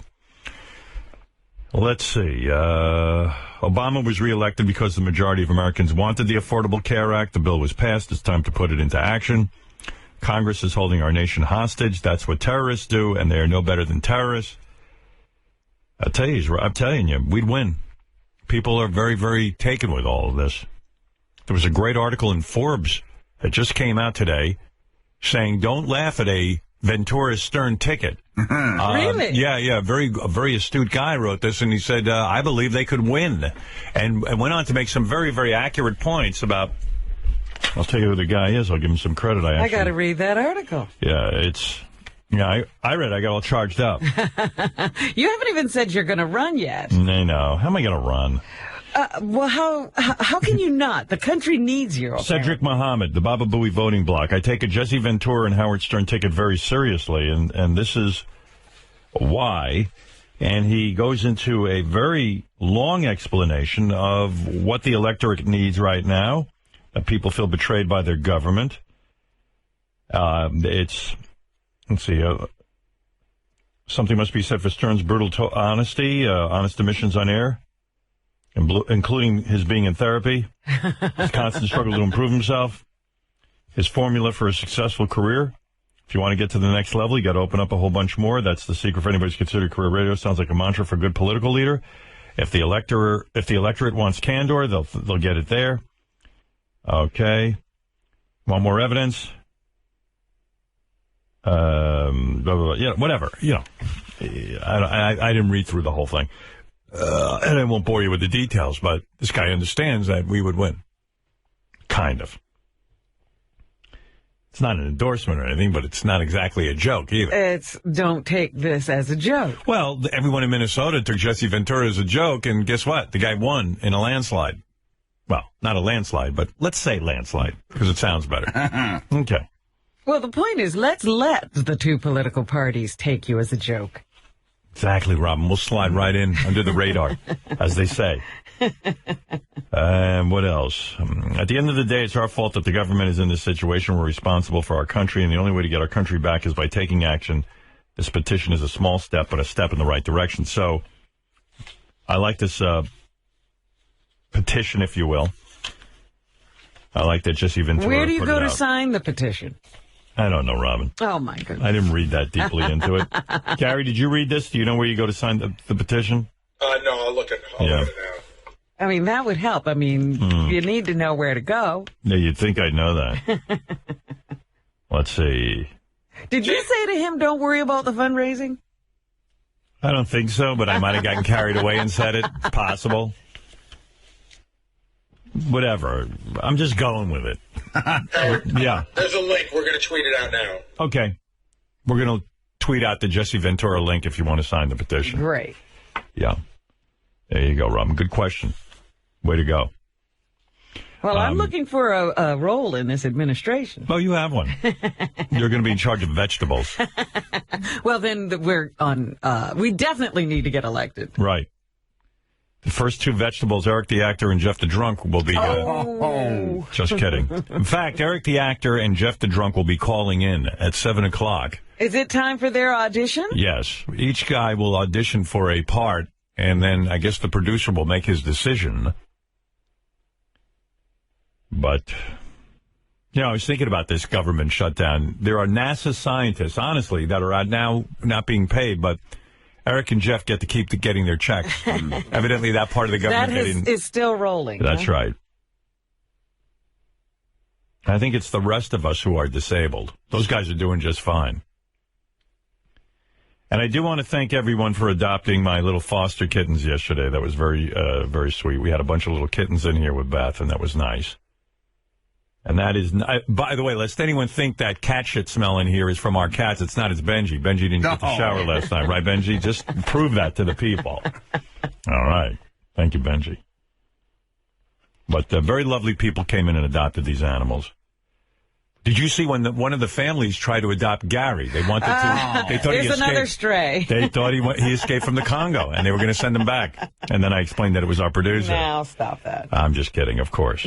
Lest anyone think I'm telling. Nobody's adopting Gary. Yeah. Well, hey. What He's about ours. They're stray humans. He is ours. We have to keep him. Benji and JD, do we have to keep them? I mean, they're not fully mainstream. Let's be honest. That's right. They're not ready for a home. Yeah. Actually, one of the kitties took a little dump in the studio, you know, in his litter box. Yeah. Although I was shocked, you know, I was thinking about, like, Beetlejuice, Wendy the Retard, and Benji, and a cat. I'm shocked, actually. This is the first time anyone shit in the studio and it was a cat. Out of those four. I was thinking how wonderful a life it is for George Clooney, too, because his movie went to #1, and, like, that Pussy Party is not going to stop now. It's only going to get better. It's the #1 movie in the country. I mean, everything goes right for George Clooney, right? Yeah, but I was just reading that whoever he's with now, she had another boyfriend. He's following somebody a little weird for him. Oh, yeah? I think Barry Bonds. Yeah, the baseball player. Hey, you know, eventually you end up following everyone if you fuck every girl on the planet. Well, let's be honest. Did you see that this bike gang, that, you know, this whole thing that happened in New York, a bunch of bikers were together and they took a family out of their car and beat the husband? Yeah. And they say one of the bikers was an off-duty cop, and people were outraged. And I said, well, what part of off-duty don't they understand? The guy's just... He's not working. He's not a police officer. He's not required to show his badge. Are you shocked when you meet me and I'm not doing a radio show? It's my time off. Unfortunately, it's not the same rules for the police. No? Oh, no. Too bad. Don't try to explain anything I say here, Robin. But now they're changing that from off-duty to undercover. Ah, all right, whatever. Well, he uncovered something. The Vegucation of Robin is going on right now. The book is in full swing. She's everywhere. She was on Dr. Oz, and I got complimented. I'm blushing. Wow, Robin. You're making me into a deity. You are. You're going to be a saint by the time I'm done with you. I They're love going to it. put your name right up there. I love this book. I love the promotion. I am concerned Robin is doing too much. Dear. Well, I have a book signing tomorrow. Tomorrow night. Go easy. I would love for people to come out and say hello and, where is get the book. It's at the Union Square Barnes & Noble here in Manhattan at, I think, 7 o'clock. Everyone will be there, Robin. I'll say a few words. Take off your top. You say right now you'll take off your top. You have the biggest book signing in the history of the United But what States. happens when I go back on my word? Oh, no, you've got to. In fact, I was going to ask you, I was going to say, if I so desperately want people to buy this North Shore Animal League calendar so I can build this wing onto North Shore Animal League, that if like 100,000 people bought it, that would be enough money to do everything. And you would take off your top and we'd show it on the internet. Oh, my goodness. That would just get the job done. And that taking off of the top could get a lot of good in the world. I'm not kidding. Just the removing of a top. Oh, my. And believe me, if I had breasts like yours, I'd show them to everyone. If I had a big penis, I'd show it to everyone. That's the only reason you haven't seen mine. I'm ashamed. You know. But anyway, mull it over. I know it's outrageous. Let me think about it. Think about it, Robin, please. But, you know. But let's get back to Dr. Oz. At the book signing, I'm not going to do it. No, but, I will say hello. I would love to see everyone. Right. At least wear a low-cut top. How's that? All right, so people can see Cleve. Robin on Dr. Oz. Listen, I'm gonna blush, okay? You guys listen to this. Let me see you blush. All right, you ready? Oh, wait, you won't. I have to turn up the volume, actually. Yeah, we got to hear it. Yeah, of course. Howard obviously knew that there were issues going on. Oh, he was the first person I called. I got back from Pittsburgh, and I was looking for a gynecologist. They said go to a gynecologist, and He's not a gynecologist. He's not a gynecologist, but he does have a wife. Good answer. And I thought, well, maybe Beth has a gynecologist that she loves and trusts. So I called Howard to see if that was the case, and immediately he said, "Oh, Robin, what are we going to do? Yeah. Howard, who do we know? What can we do to get you better?" And it became a we project. From that moment on. And so every day he was on the phone with me. He was helping me to get my team together so that I could get the proper treatment. And he was with me every step of the way. He helped me make decisions. He listened to me. He cried with me. We did everything together. True. We did cry together. Lest anyone think I'm going to do this for just anyone. I do not. Fred, I'm sorry. You're on your own. You have a wife. I already know. I know the Do not story. bother me. No, you kidding? Peace and love, peace and love. I say this with peace and love. I'm too busy. No, but wow. I was like, man, I'm coming off like a saint. You are. Oh, you went on and on. It was so great. Wait till did Beth tell you anything about our interview yesterday? No, she just said she thought, I said, how did Robin like it? She goes, well, I think it was, she goes, I liked it, and I think Robin did as well, but, you never know. That was all she said. It was so emotional. I mean, we were both crying. Get out. No. I'm not going to leave now. With my name in it? Yeah. Oh. Yeah. It was all about you. Yeah, but those fuckers will cut it down. I know. I said, it was an amazing interview. She did a really incredible job. Yeah. Unlike any other interview I've done. Really? Yeah. Son of a bitchy. After surgery, I was told you need to go get some more treatment because of some lymph node involvement and a few other things. They said, we need you to get into treatment. And Don't worry, everybody. I'm coming up again. Went out again and marshaled the troops, and Howard was first among them. When I called him and told him what they had said to me that day, he said, Robin, I'm going to get you the best treatment. You're going to have the best doctors. We're going to get you exactly what you need. And he went to work. And by the then I cured her. end of the day, I had an appointment at Sloan Kettering. And when I called him to thank him, he said, I'm not done yet. And I was like, what is he doing? But anyway, he just kept going, getting me advisors, getting me, a new team. Howard Stern's like a Ginzu knife. Absolutely. Slices, dices, but there's more. Absolutely. Right. That's right, Dr. Oz. Hey, by the way, I was thinking about Dr. Oz. Oprah kind of discovered him, for TV. Does she own that show? I think she produces that Holy show. I'm moly. not sure, yeah. And Dr. Phil as well. Well, Dr. Phil has I think he got his own thing, but she does Rachel Ray. Wow, she must. And I think she's part of she created the Dr. Oz show. How successful is she? Good Lord. I mean, you know what? Just owning those shows, it has to be a fortune. Yeah. Good Lord. But, I mean, she did start Phil. She sure did. And he fucking went off and left on his own? What a dick. Yeah, I think they, sort of... I'm not sure, but I remember reading that he was separating himself or, getting more control of his own production. Yeah.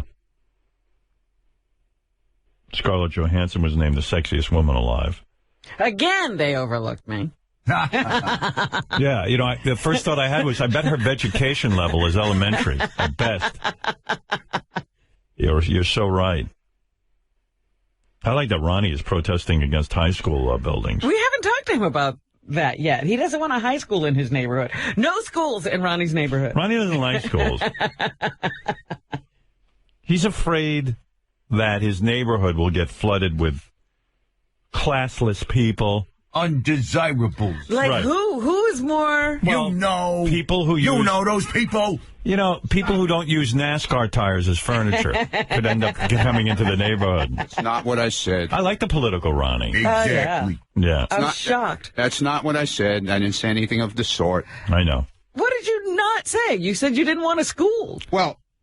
He doesn't want a school because I said to Ronnie, if it's a good school, it could send property values up. Yeah. But if it's a shitty school, then you're fucked. It doesn't matter because where the school is going to be, it's so impractical. It's crazy. In other words, the traffic level in your area was... It's all dead-end streets, number one. Yeah. They're all little narrow streets. So everyone will probably come down your street, turn around, and have to, use the... It's crazy. Yeah. I mean, and there's no bus service that comes down there. Uh-huh. There's one bus.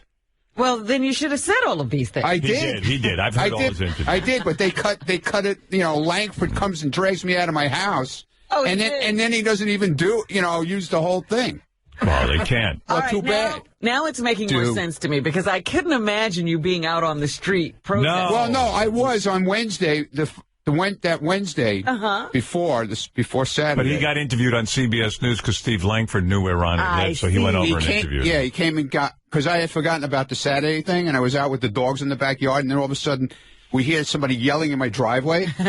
Right. And Stephanie goes out there, and she comes back. I go, who's out there? She goes, I think it's Langford. Yeah. I go, Steve Langford. He's on the case. Yeah. All right, Ronnie. We like the new political Ronnie. There he is. He's now an activist. Activist Ronnie. Exactly. So his argument is making sense. It makes a lot of sense if you see there's another area like a mile and a half away, which is right off the highway, and there's bus service. It's close to Main Street where the subway is. Where you want the school. And they could put 10 schools there. All right. There you go. All right. Nobody cares. I know. Bye. They really don't. Why are you asking me? I don't know. That was a mistake. You ever make a mistake? It was so much funnier. We just thought Ronnie didn't want schools. Oh, wait a second. Hey, Ronnie, there's a guy on the phone. He wants to talk to you. His name is Leroy. Leroy. He says he can't... Well, hello there, Ronnie. Now, Leroy, you say you can't wait to come to Ronnie's neighborhood for school. I can't wait to come down to Ronnie's old neighborhood and shit. And, how old are you, Leroy? Leroy, you're in high school? Oh, yeah, well, I guess I'm 42, so I'm in the 9th grade. And he wants to... So you're making... So, Sal, you're a racist. Yeah, you got the ugliest cock I've ever seen, Leroy. All right, Leroy, there you go. All right, thank you, Leroy. Sounded an awful lot like racist Sal. Right. There you go. Hello there. 42 and in the 9th grade. To my left. Oh, what a crew. All right, as long as you mention Sal and Richard, here's a little something. They called up a woman and told her that her husband's Viagra was ready. And, of course, she goes berserk because she does not want to fuck her husband. There's no question about it. Are you kidding? No. Hello? Hello, Mrs. This is Pharmacist Norris. I just want to let you know that your husband's prescription is ready. It's Viagra. What? You gotta be kidding. Well, he's horny as hell. He's been humping my leg like a wild dog, and he really wants to hump you. He's not going to, because in the first place, how could we even have... this pisses me off. I'm 79 and he's 81. If my husband couldn't get an erection, I would be angry too, so I understand and I sympathize. No, I don't even want to hear. Goodbye. She's all upset. Hello? Hi, this is Nurse Ethel calling from the doctor's office. Just talked to the pharmacist. Your Viagra's ready to go. How in the heck will you have with? Well, he said lately he's been limper than a wet noodle, and he's a grown man. And I don't care. I'm a grown woman, too. I am really pissed off. It makes me friggin' mad. Yeah, but if this one thing could make him happy, wouldn't you want him to be happy? No, I don't, because I don't want to be happy. I'm very pissed off, I'll tell you. Well, okay, goodbye. Well, when you going to come pick up his boner pills? Well, you know... That's so funny. She says, I don't want to be happy. Yeah, I suspect that this is how I've always felt my whole life. Most women are like that. They just don't conceal it. They conceal it a little better. You know, it must be really disgusting. Oh, my goodness. This is the funniest thing I've ever heard. Yeah. I'm really pissed off. I don't want it. Don't you want your husband to be happy? No. There it is. Hey, you know, let me take a break. I don't want to fall far behind. You know, we have Paul McCartney coming in. We have the big act-off between Eric the Actor and Jeff the Drunk. And I'm so excited to have Paul McCartney. I think I've got him for like a half hour. I know it's not enough time for me, but I have literally prepared for days. Why the time limit? Do you know? I don't know. He has a bunch of things he's got to do. But, you know, listen, he wants to spend that much time with us. He's like the woman on that phone. I don't want to have fun. But any time I get to spend with Sir Paul, I want to definitely take advantage of it and get answers about Beatles stuff. And Wing stuff and solo Paul McCartney stuff and everything else. He's got a new album out he's promoting. Thank God, because otherwise I'd never get my hands on him. That's right. If he didn't have something to promote, he wouldn't be here at all. Yeah, so I'm really excited about that. I've got so many questions. And I you know, I had this epiphany. Not an epiphany, but more or less a moment with myself where I said, you know, how many times in your life do you think you're going to get to interview Paul McCartney? You better get every fucking question on paper, write it down, and get busy and ask this guy these questions, because you'll never get answers otherwise. I noticed that we're so spiffy now, we put the guests' names on the door. Absolutely. Absolutely. It's amazing. Thank you. Oh, that's right. You haven't been here in a while. No. You haven't been here in like 5 years. All right, we'll be back right after this in a flash, and I'll take you to the Exotica Ball where J.D. was the interviewer. And I have a whole bunch of other things. I'm going to take you all over the world right after these words. Here's Jonah Hill on the Mark Maron podcast. I'm the biggest Howard Stern fan there is, basically. Yeah. Oh, I can't make that claim, but sure. I worship Stern, and I think he's the reason why I think the most is because I think he is the best interviewer. Yeah. What was the first time like for you meeting your hero? I mean, were you fucking nuts, or? I just listened. Yeah, I was. And I was so excited to meet, like, Sal and Richard and, like, Ronnie the limo driver. Like, I really was freaking out to meet those people, because I listen to that show when I wake up in the morning. If I'm shooting a movie, I listen in the car all day between takes and stuff. It's like hanging out with a fun group of people. Right. You know, that's what I love about it. The Howard Stern Show.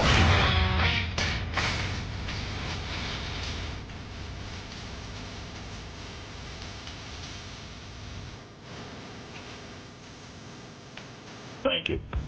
Jim McClure took a plane somewhere, and they upgraded him to first class, and then he saw people get on with a baby, and the baby cried. Like, just think about this. He taped the baby crying on the plane, and this one's particularly shrill. Oh, dear. But, you know, when you're sitting there and the baby starts crying, like, he's probably sitting there, like, for at least 2 or 3 minutes, maybe 5 minutes, not taping, waiting for the kid to quiet down. Right. And then finally he says, hey, I might as well tape this for the show.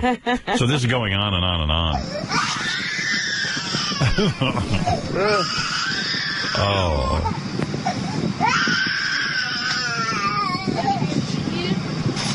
Wow. Oh. Glad I was upgraded. You know what that baby's saying? Fuck you, Jim. And your first class upgrade. I'm going to fuck it all up for you. Hell with you.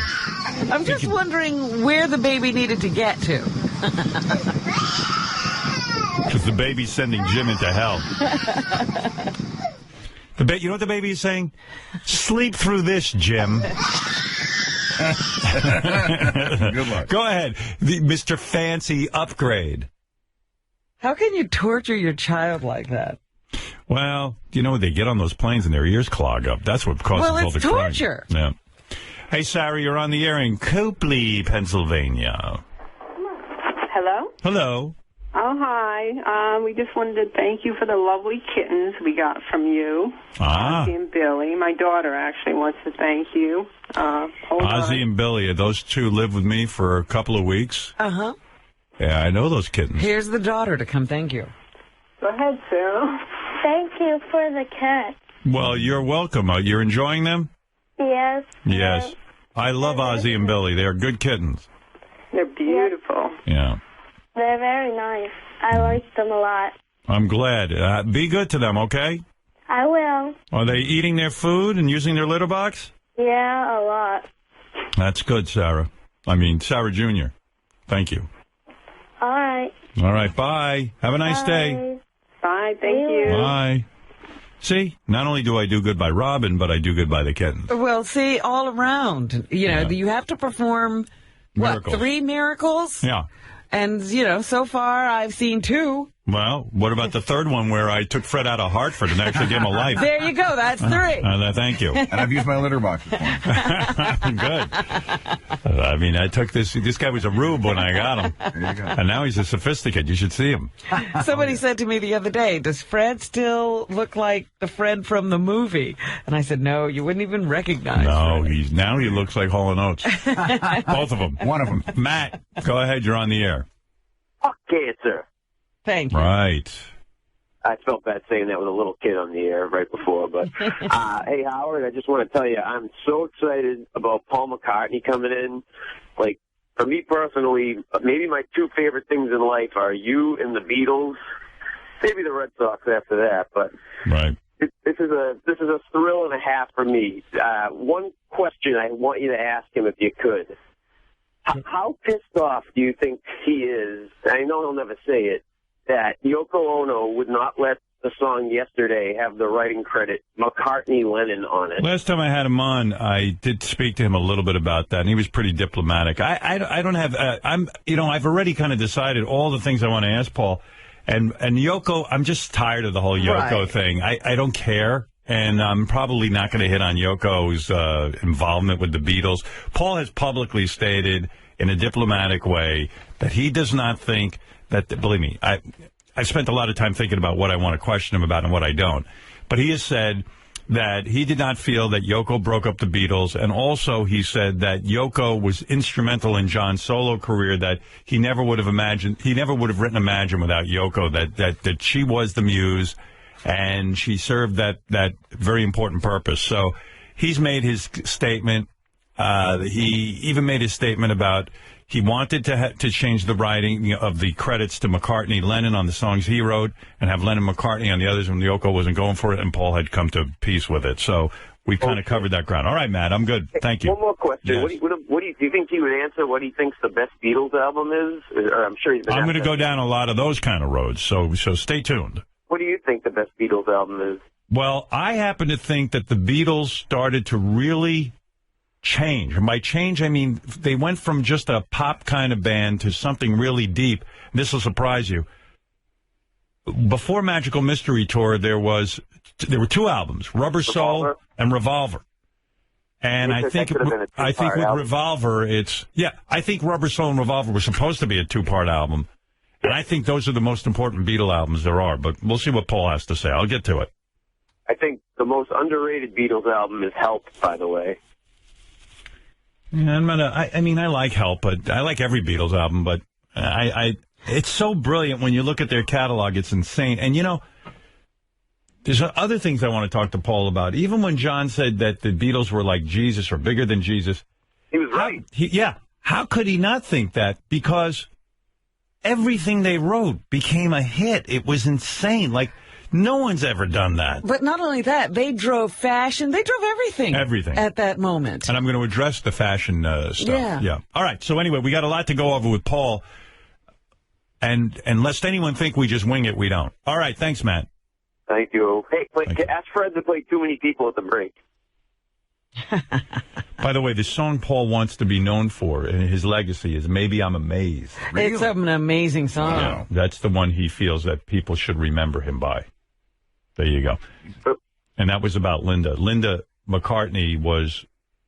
No, what am I doing? I'm doing the whole thing now. Wait till he gets here. Linda McCartney was his muse, though, yeah. Well, Linda helped him through the breakup of the Beatles. He was beside himself. I'm not going to say close to a nervous breakdown, but he was pretty fucking bummed. I read somewhere he was actually drinking pretty heavy. Yeah, and and then he wrote, maybe I'm amazed about how she helped him. Right. All right. Thanks, Matt. Okay. Angelo, go ahead, and then I do want to get to the Exotica thing that... Hey now. Hey now. You know, I want to say, Howard, that Robin has to stop signing the Vakaki books. She needs to rest. It's okay if she signs books, but she must get her deep rest. I'm getting my deep rest. Robin, you need to stay healthy. Anyway, Howard, I'm a big fan. Hey now. Hey now. Believe me, I'm now hearing her voice. Oh, believe me, my mother would not stand for your schedule. And Robin, I love you. You're beautiful mounds of love. You're fantastic, and it's great to have you back. Robin is doing too much. She's busy with book signings. After all, she did the show this morning. And not to rest. One thing I know, Howard's father and I, we get our rest. We do something in the morning and then we rest. And Robin, after all, had a tumor the size of a grapefruit or a watermelon. And she, what is that tumor? After all... what was that tumor? Was that me not resting? Excuse me, young man. Let me say something. You're a big jokester, Robin, but I'll tell you. That tumor was from your stress, and you don't even know you have stress. You're too busy to calm down. And that's what you need to do. You'd think that I wouldn't have any energy to make a tumor after all. Energy, please, listen. You think you have energy, you don't. That's, you're nervous. And your nervous system is in shock. After all, how long has it been since they removed your tumor? It's been 17 months. 17 months, and you think your body is over the shock. Your body is going to take years, and you need to lay down. Well, the doctor did say, and there are studies that show that the stress of surgery kills people you had a big... more often than we think. And you have Howard. Shh. What do you think of your son? Who are you shushing? What? Who are you shushing? There's a gentleman on the phone, not you. He won't be quiet. The North Shore no matter how many... Yes. I know I can cut through. I have gotten my dogs from there. I want to help sell 100,000 calendars. I want to start an outreach program to get people to buy the damn calendar. Well, never mind your outreach program. I've got a radio show, and I'm saying to each of my listeners, just buy one, and then we can be done with this. Just buy a calendar. It's a nice product, and you're doing something for charity. All right. Thank you, Angelo. And also do everything you want to do. But... Listen. Thank you, Angelo. You had a big rotten grapefruit in your body, and now it's time to reflect and to, of course, do your meditation. Yes. And take care of yourself, running back and forth. And you want to write a book, that's fine, but really, everyone knows you need to rest. But what do you think of Howard and all this? You haven't said one word. Never mind Howard. Oh, geez. Howard's my responsibility. That's my property. But he did such a wonderful thing, I thought. Of course he did. I raised Howard to be wonderful. Howard was told from an early age to be respectful.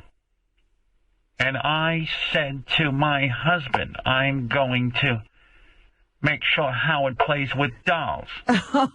And back then, of course, you couldn't get a boy to play with a doll, so I gave him puppets. Uh-huh. And with the puppets, They were like doll substitutes. And this is what turned him into such a... Oh, you talk too much. I'm sorry. I'm just wondering how he turned into such a caring person.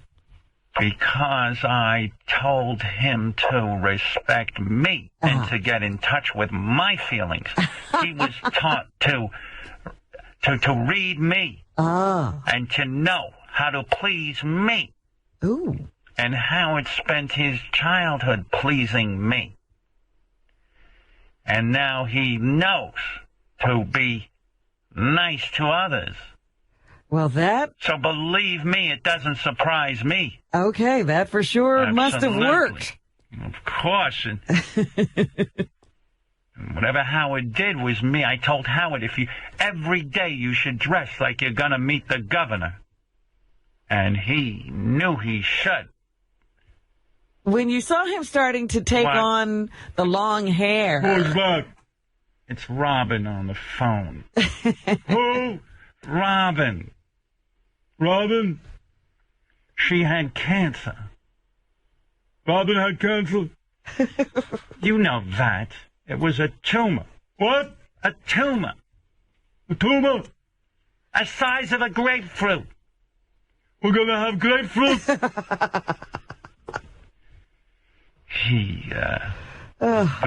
He cares very much about your cancer. He does. Of course, everyone does.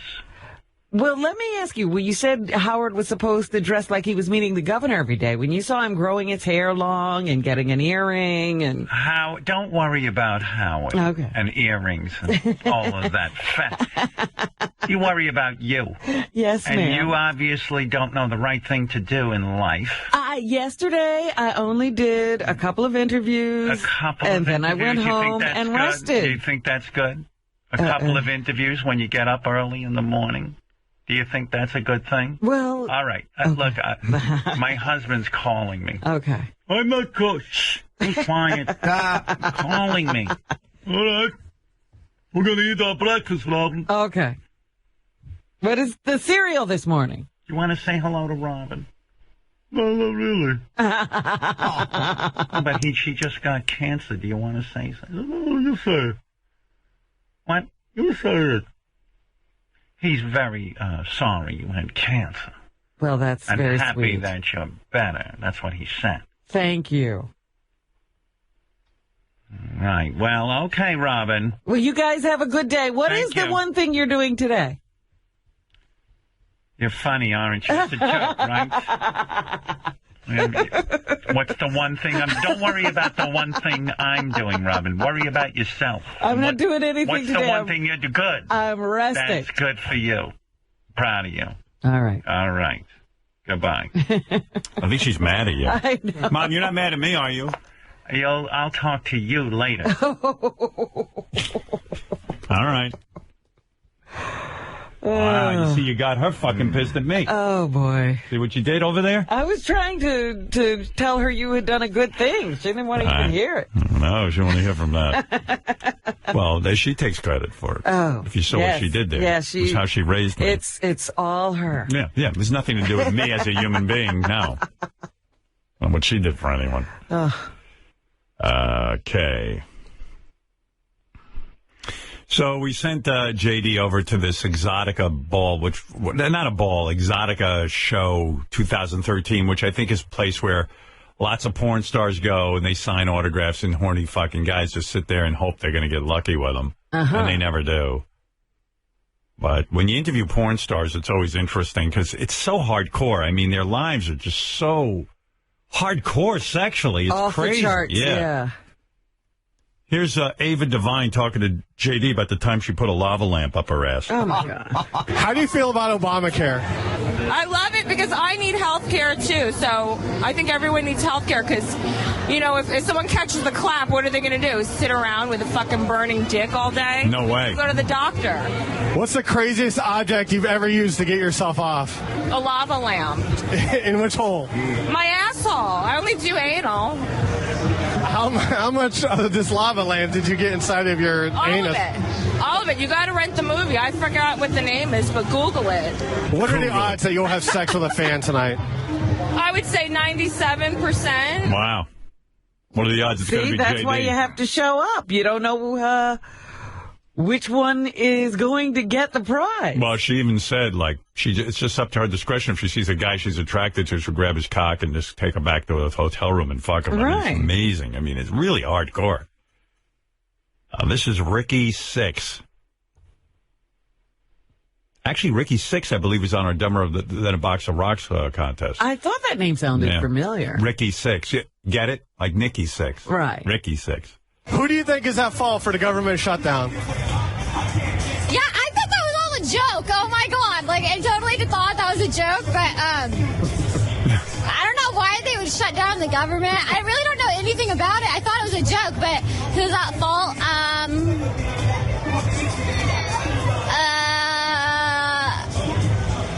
Well, didn't the government shut themselves down? So wouldn't they be at fault because they shut themselves down? Well, she figured it out. She figured it out. She ain't that dumb. Sal's still back there trying to figure out what's going on. That's right. What do you think about Obamacare? All I know, it has to involve health care. And I actually think that, wait. Someone told me this the other day. Okay.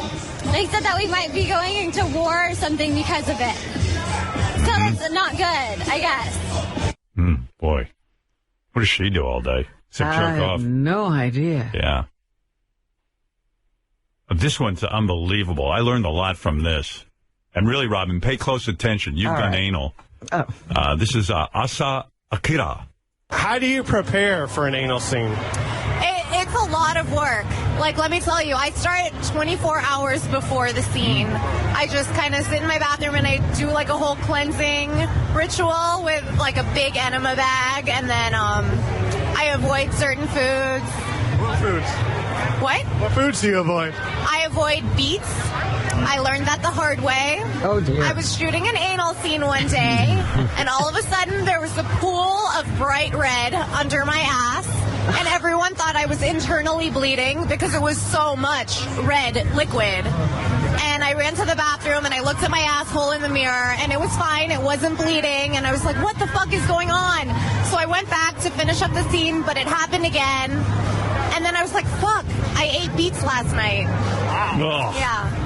Don't eat beets before anal sex. Robin, don't eat beets before anal sex. All right, I'm going to put that in my little kit bag and remember it. And speaking of kit bags, I hope you have one, Fred, because the last time you had a little bit of red back there, and I don't want it. That's right. I won't hear of it. I'll eat only green. Thanks. You want to hear any more, or you had enough? Well, there must be more nuggets of brilliance. Oh, there is, if you want to know stuff like don't eat beets. And this is Lexi Bell. Here's her most embarrassing moment. What's the most disgusting thing you've seen on a porn set? I got pooped on by a MILF. She was coming so hard that it just came out of her butthole, and I was like 2 inches away from it, and I almost died. I almost died. Wow. Yeah. I'm sorry to hear that. That's a sad life. Oh, man. So I guess the girl was sitting on her face or something and shit on her. Yeah. Well, I've never made a girl shit because she felt so good. I'd be kind of actually But complimented. is that really what's going on here, Howard? I don't know. I don't know what's going on, but it's a horrible world. Hey, you know who was that Exotica? Who? Tan Mom. Really? What's she doing? And you know, she's always angry and stuff. She's always at war with somebody. She got into a whole thing with Jenna Jameson. Jenna Jameson was there? Jenna Jameson was there. What I found out was, you can't tell. When Tan Mom talks, you don't know. You just know she's pissed off and something's happening. Right. She's pissed off. But from what I understand, they have booths there. And Tan Mom had a booth next to Jenna Jameson, and Jenna Jameson's line was like out to the wall. Of course. And Tan Mom started getting upset because her booth was being blocked. Then they her line couldn't get to her. Yeah, and then Tan Mom had to be moved. But I heard that Tan Mom had no line. Of course not. But a lot of media, a lot of people were taking her picture. Right. But no actual line of people who wanted to chat with her. No kidding. You're dressed very sexy today, Tam. I had my clothes off earlier. Why did you have your clothes off earlier? I love Howard. I don't know. I was bored because some major whore. What's her name? She was blocking me, and I called her a whore in the convention of dildos. What's her name? Okay, she is ugly, and in my square I had to move because I said, ew. I'm not into it. So you won't be working with Jenna Jameson anytime soon? No. You know who really misses you, though? Who? Sal. Yeah, oh, God. Sal. Oh. Sal. I think that's her sexy voice. Sal. Sal. Do you have a message for Sal? I'm coming for you, Sal. As opposed to the voice that Jenna Jameson gets yelled at. Sal, I'm coming. I'm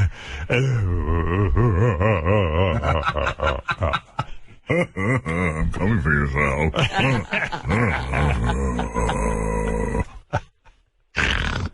Get ready, I'm very fertile.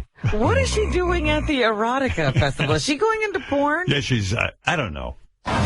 Did you just lick the microphone? Yes. Simulating Sal's penis. Right. Sans cheese, of course. Ooh.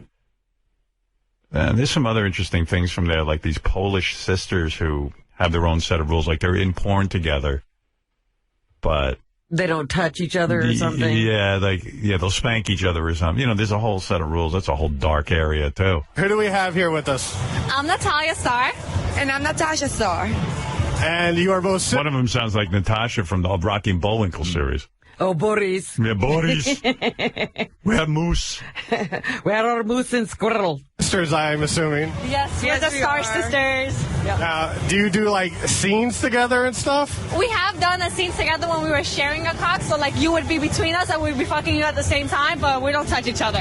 Yeah. See, it's not incest if you don't touch each other. Right.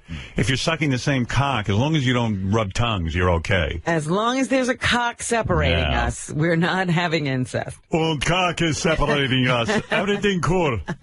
No cock separate us here, then we have big trouble. Tear, smack a little bit, but nothing else. And we did light bondage together as well. Would you have sex with me? With you? Depends. Depends the situation. Well, okay, what's the situation where you would? Where I'm super fucking horny and I'm drunk. Oh, poor thanks. JD. Don't ask the question if you don't want the answer. Yeah, lower the boom. Have you ever run into a stinky vagina? Yes. Yes. This bitch, she has a hairy vagina because that's her thing. Like, she has a hair all over it. So, when I was in it, and I'm like, girl, you need a baby wipe that shit or something. Do a douche or something. I think, I did it, and she was stinky. It was horrible, tuna fish going on down there. And I, licked it once, and I'm like, oh, okay, I'm not doing it. I left. Moose and squirrel have tuna fish. Pussy. One pussy. Wow. I get curious, what do the guys sound like who are down there? And some guys sound like they're in bad shape. One guy was talking about he came in his pajamas or something. Oh, no. Yeah, that's why those lines are a little scary, because you can get some cum on you. Right, yeah, you can't be too close to the guy behind you. Now, this guy was talking about how he masturbates at home. Which porn star have you jerked off to the most? I'd have to say Kendra Lust. She's super hot. She's a MILF. Probably about 50, 70 times. Oh my God! Where do you usually drop your load? Usually it's into a tissue, or if I'm lazy, just in my pajamas. No. Sometimes I'm too tired and I go right to sleep. Oh, I would never do that. I wouldn't want my mom. I'm assuming that guy lives with his mom. I wouldn't want my mom finding my pajamas all crusty. Big wet pajamas and go to sleep. Right. Always, I'm a gentleman. I always come into a tissue. Sometimes I rip through the tissue. And those are my younger days. So weird. Coming. Disgusting. They asked some girl what it tastes like when she swallows it, and it was disgusting. She went loogie, like a loogie. Is that true, Robin? No. Oh. Ask Benji. Hey, Benji, when you swallowed your own cum, what was it like? It was sweet. I'm coming, Sal. All right, I got to take a break. What is it, JD? Okay, some girls also said that it's chunky. There's chunks in it sometimes. That's like spoiled milk. She's probably with the Quaker Oats guy. That's what's going on. He eats a lot of oatmeal. Oh, I wanted to throw up from some of these interviews. What's the craziest object you've used to get yourself off? Wait, what? Why is this convention even allowed? It should be against the law. What's the craziest object you've used to get yourself off with? A hairspray bottle. Wow. You just shoved it in? It was round. It was like, yeah, I did. I shoved it in. I'm not gonna lie.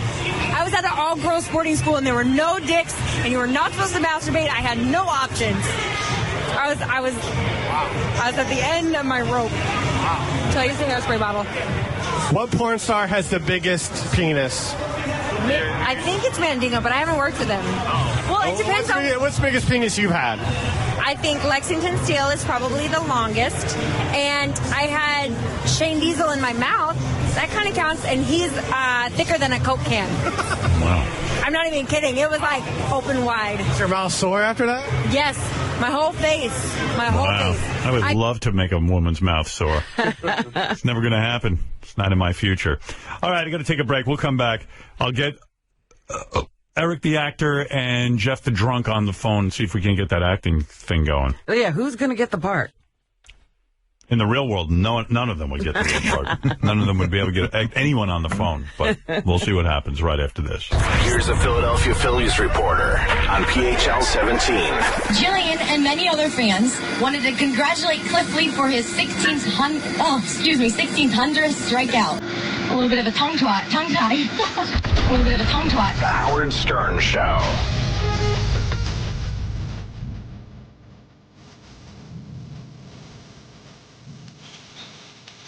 Okay. Thank you, Federico. There you go. See, programs, I should say, that the Oprah Winfrey Show produces. Dr. Phil, Rachel Ray, the Dr. Oz shows, Oprah and Friends. And she's got, of course, Oprah.com, Oprah the Magazine, the Nate Berkus Show, but I don't think that's on the air anymore. Not sure. Yeah. Okay, but just that dough alone's got to be huge. Oh, of course.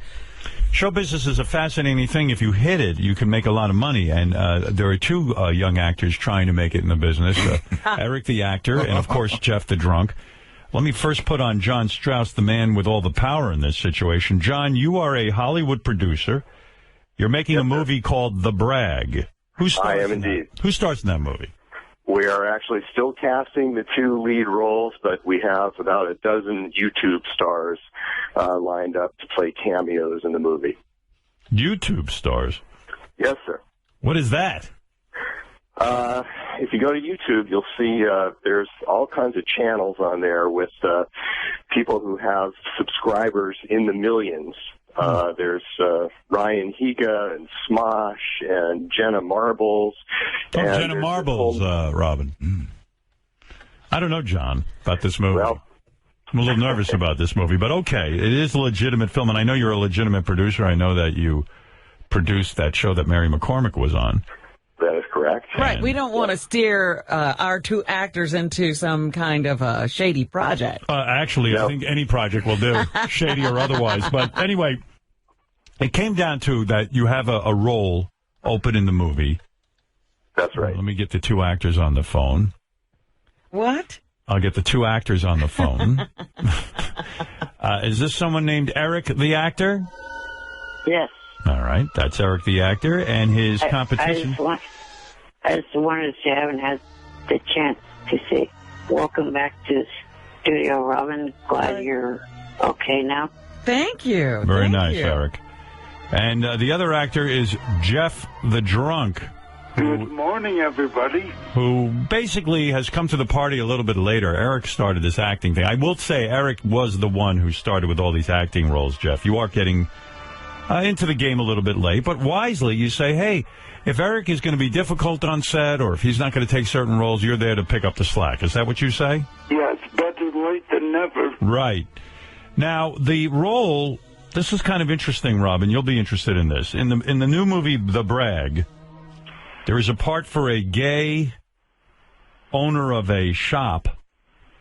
Eric has refused to even audition for that role. He won't do that. Is that correct, Eric?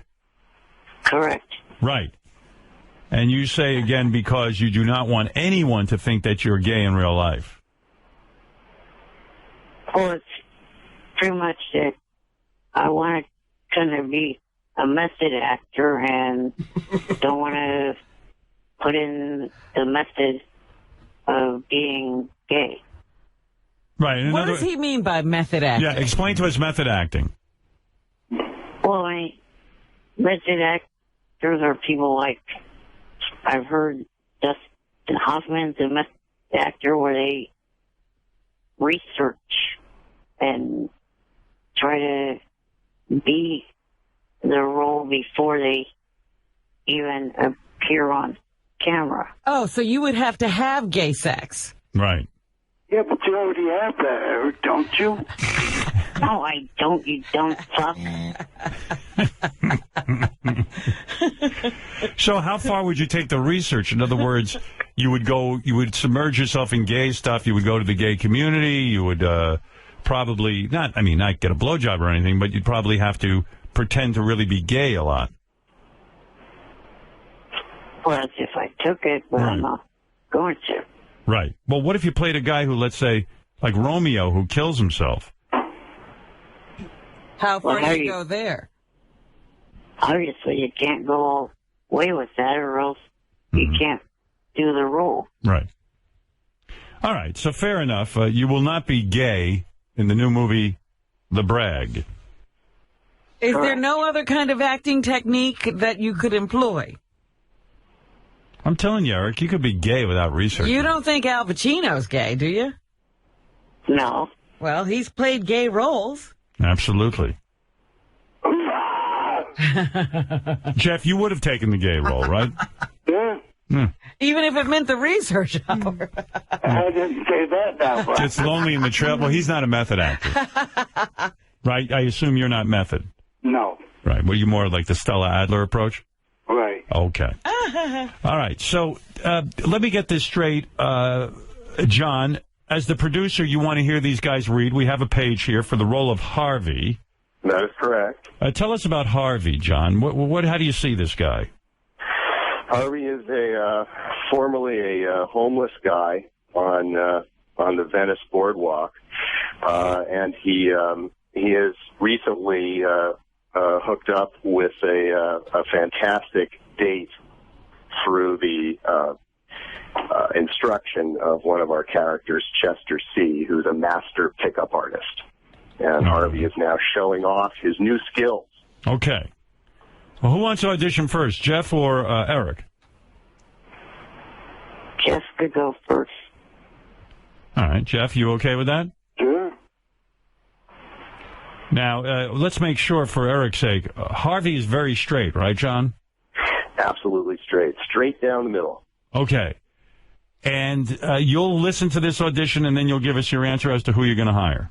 I would love to do that, yeah. That's the way it works. We have to battle it out for the role. Okay.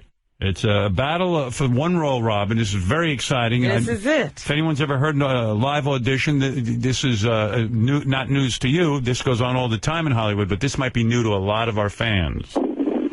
Are you sure, John, I just want to make sure, for Eric's sake, that the character of Harvey has never experimented with a man, a towel whipping incident, or perhaps even looked over a guy's cock in a locker room or something? George, real guy, there's no method. Eric can just go all he wants on this role with the method, and we're not going to discover any skeletons in Harvey's closet. And Harvey's never watched gay porn or anything like that? Absolutely not. He's never experimented with a man even when he was like 7? Nothing. No circle jerks. Nothing. He never jerked off another guy when he was like 4? Nope. Does Harvey have any gay friends? Harvey is tolerant of gay people, but really does not like to have them in his life. Is he for or against gay marriage? Harvey is... Will you just let Jeff audition, please? Well, don't you want to know these things? What if there's some gay in Harvey? Shut up, Eric. All right, I was doing it for you. Well, obviously Eric doesn't care. Okay. Jeff, are you ready? I'm ready. All right, here we go. I'm going to do the scene, Robin. Now. All right. What's up, Harvey? Just taking care of business. That's what I'm talking about. Wait, you got this girl to go out with this homeless guy? I'm not homeless anymore, bitch. I live with my new friend now. He sure does. We have sex 5 times a day. Hey, you hear that, Alex? 5 times a day. Try rooster Fritz. What? Bar Oh, I can't hear. in Venice. Work for me. All right. Well, there it is, Robin. Do you have to understand the action? Sometimes a lot of these movies, people mumble. That's the new. A lot That's of times. a technique, yeah. That's a technique. Well, how do you feel, Jeff? Going to do it differently. That's why. Jeff, are you pleased with how your audition went? No, not really. Oh, I thought you were in character. What do you mean that you thought we were going to do it differently? No, I thought you were all going to, read the different parts. What's the difference? What we do, as long as you're good. Okay. Yeah. John, are you pleased with the audition? I thought that the character was good. I could probably do with a few less pauses in there, but the beauty of film editing is you can kind of close up those little areas there where we paused. Okay. All right. So Jeff has gotten through his audition. Eric, are you a little bit intimidated by Jeff's acting? No. Not at all. Two questions. What's the rating of this movie, and am I able to improvise? Okay. All right. Those are fair questions. What is the rating, do you think, on the movie? I know they haven't seen it yet, the ratings board, but what do you anticipate, John? PG-13. PG-13. Is that okay, Eric? Yes.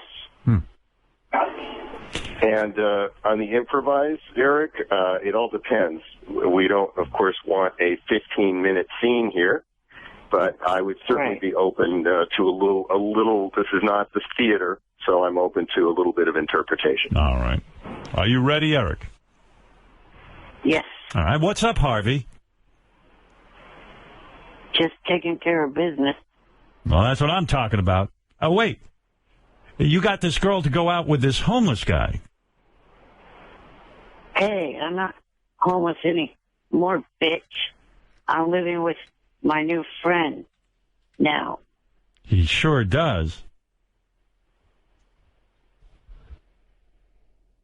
We have sex 5 times a day.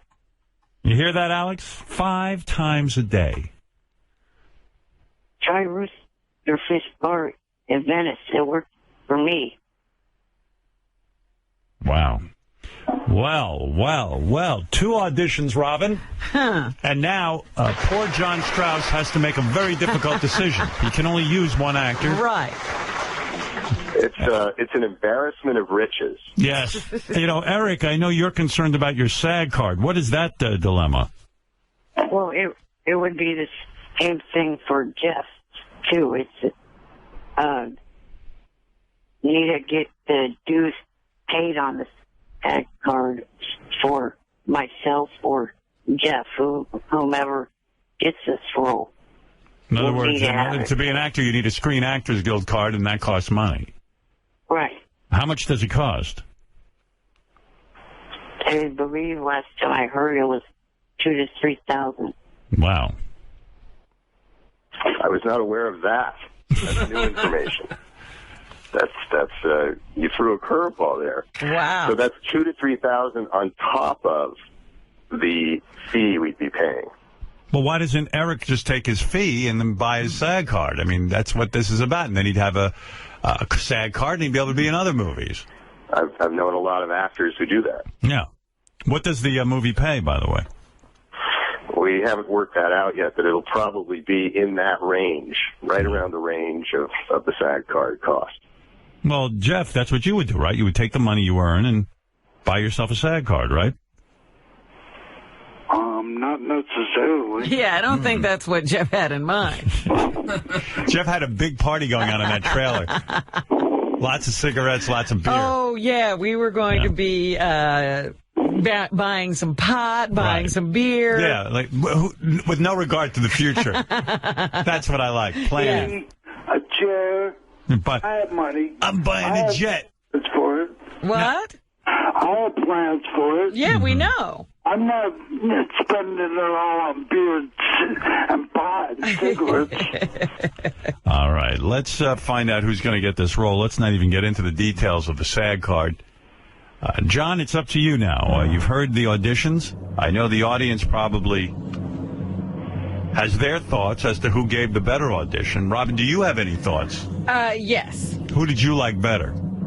Well, I have to say that I think that Jeff would be the better actor. Really? Based on that read, huh? I know that he could be worked with, and he started out really strong. Thank you, Reverend. He fizzled at the end, though, didn't he? Said, can I improvise? And I didn't hear any improvisation. I didn't either. In fact, I had the script in front of me. There wasn't one bit of improvisation. And I didn't even look at it. Well, I'll tell you why. Because my improvise would not have worked with the PG-13. I was going to be pushing it into an R, like improvisation. Oh, wow. Well, imagine that. I'm shocked by that. I thought you wanted to keep it clean.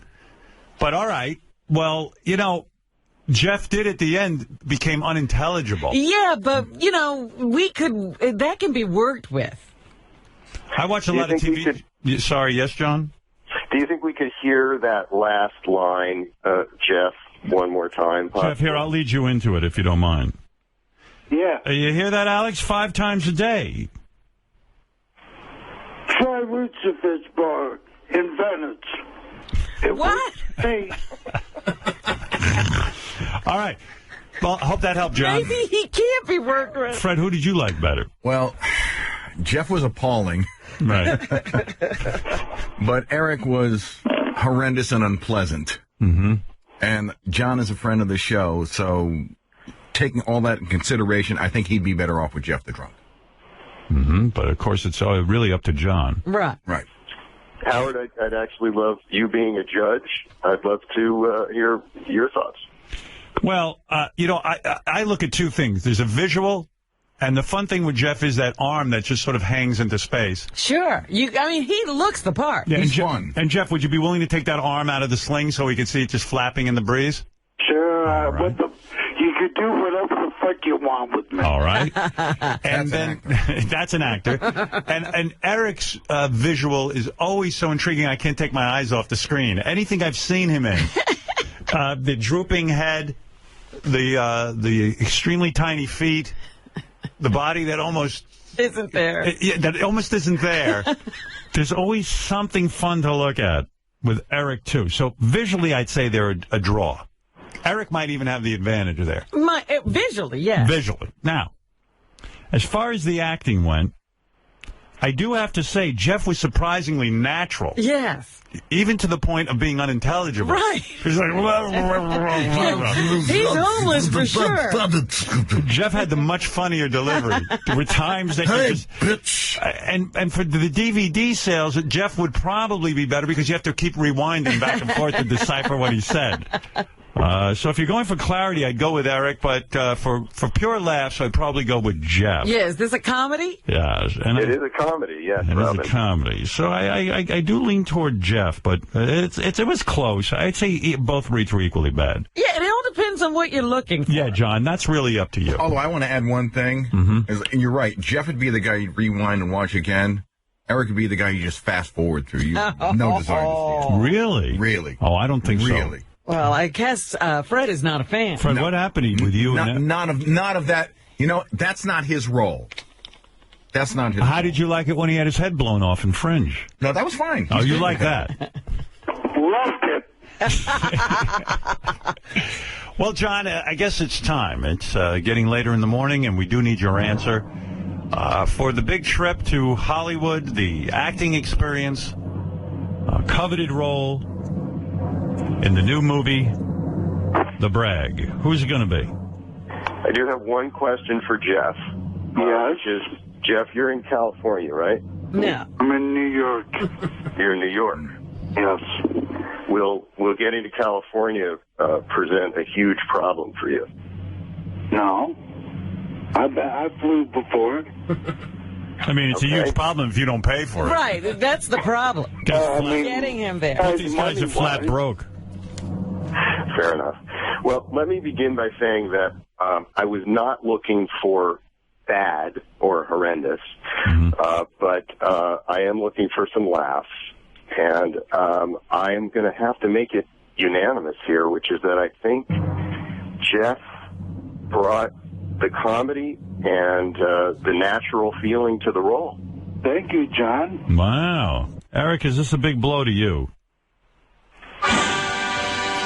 What the fuck? I knew this fucking shit was fixed. Fixed? How's it fixed? What do you mean it's fixed? Just the IQ test all fucking over again. Wait a second. Eric, it's a competition, and you're being a sore I've loser. had an IQ contest. I bet you I would fucking wipe the floor with you.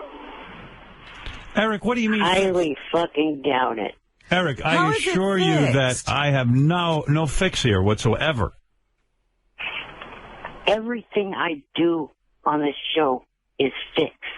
What do you mean?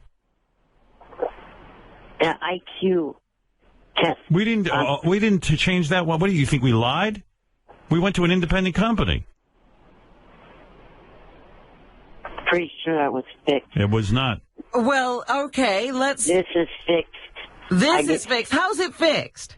Can I just say something? I assure you, no one here cares enough about you to fix anything.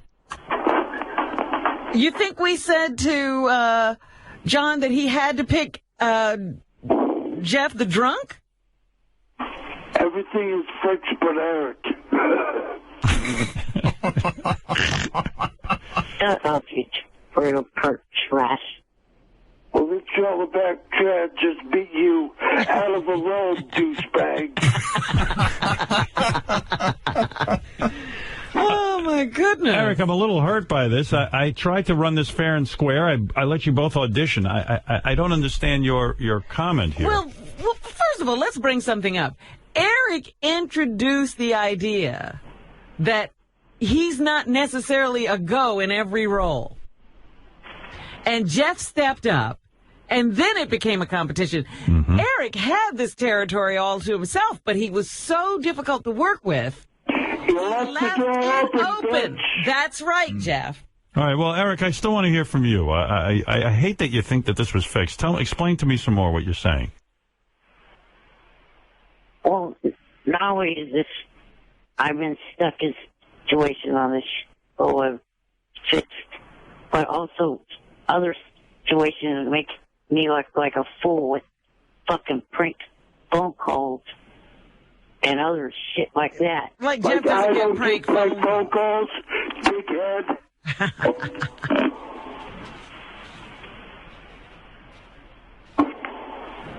Eric, you're not supporting your argument very well. Hello?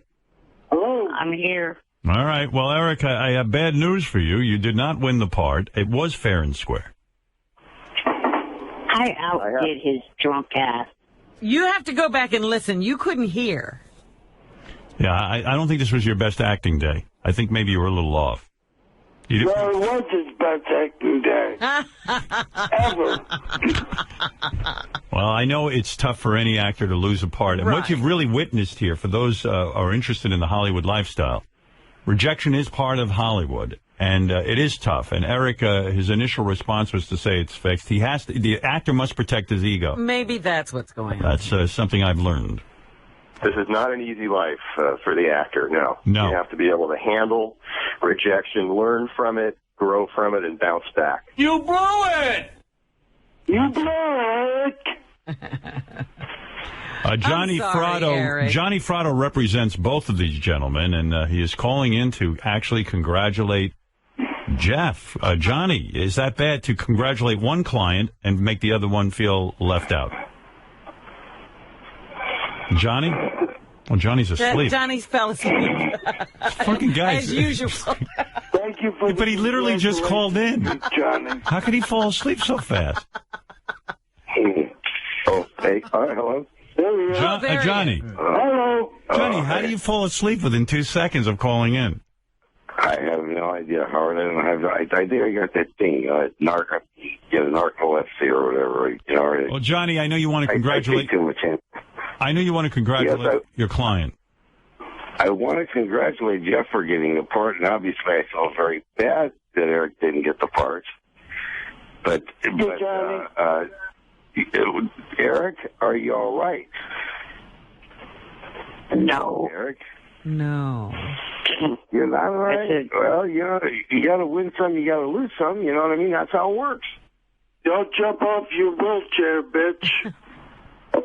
I didn't hear the whole audition, Howard. Right. Well, Eric gave an even performance. I'll give him that. It just there was no excitement. You know, there wasn't that spark. I understand why he lost the role. Eric, anything you want to say to Johnny? I know it was a blow to you when Johnny started representing Jeff. Are you still angry about that? Yes. Mm-hmm. And so this is a double whammy. The second the female sees Jeff that has to play the love interest, she'll go jump in the ocean and commit suicide. What was that, Robin? I thought the female was a transvestite. All right, I don't know what anyone's talking about. I guess thank you, Johnny. Thank you, John. Thank you, Eric, the actor. Thank you, Jeff. You've just witnessed the heartbreak of Hollywood. This is how it goes. Yeah. Thank you, Howard. All right. Well, good luck, Jeff. We can't wait to see you in the new movie, The Brag. Thanks, buddy. And Johnny, congratulations to you in representing these two giants. Giants, Howard, giants, absolutely. Eric, one last question. Does this make it any more likely that you'll open up your range and maybe play a gay character? No. Because what if I told you that I could convince John Strauss to let you play the gay character now that you missed out on the role of Harvey? No, I don't want to do that. You'd be part of... Come on, Eric is a part. I could probably get you the part right now. I could do that right one, too. Would you want that one, Eric? No, I don't. All right, Have you ever even seen the dialogue or the script? Maybe there isn't any He gay... has it in front of him right now. And the gay part is there. It is? I'll do it with him right now if he wants. Would you like No, to? I don't. I don't have that. You don't have it? He has it. He threw it away as soon as he saw it. He did. All right, well, that's it then. Eric's saying he will not take the gay role. Is there any sex in the gay role? No. None whatsoever. See? It's a fantastic role. It's offensive. The gay store owner peeks his head out from the back of the store that he has. Hey, can I do it, Howard? And he says, pressed orange juice. Can I do it, Howard? No, you can't do it. No, shut up. Okay. This is, he says, he acts like a store owner. You don't even have to be that gay, so to speak. No affect whatsoever. Right. It's a great role. John, could the guy in plain sight, the landlord, could he have been a gay guy? Yes. He was.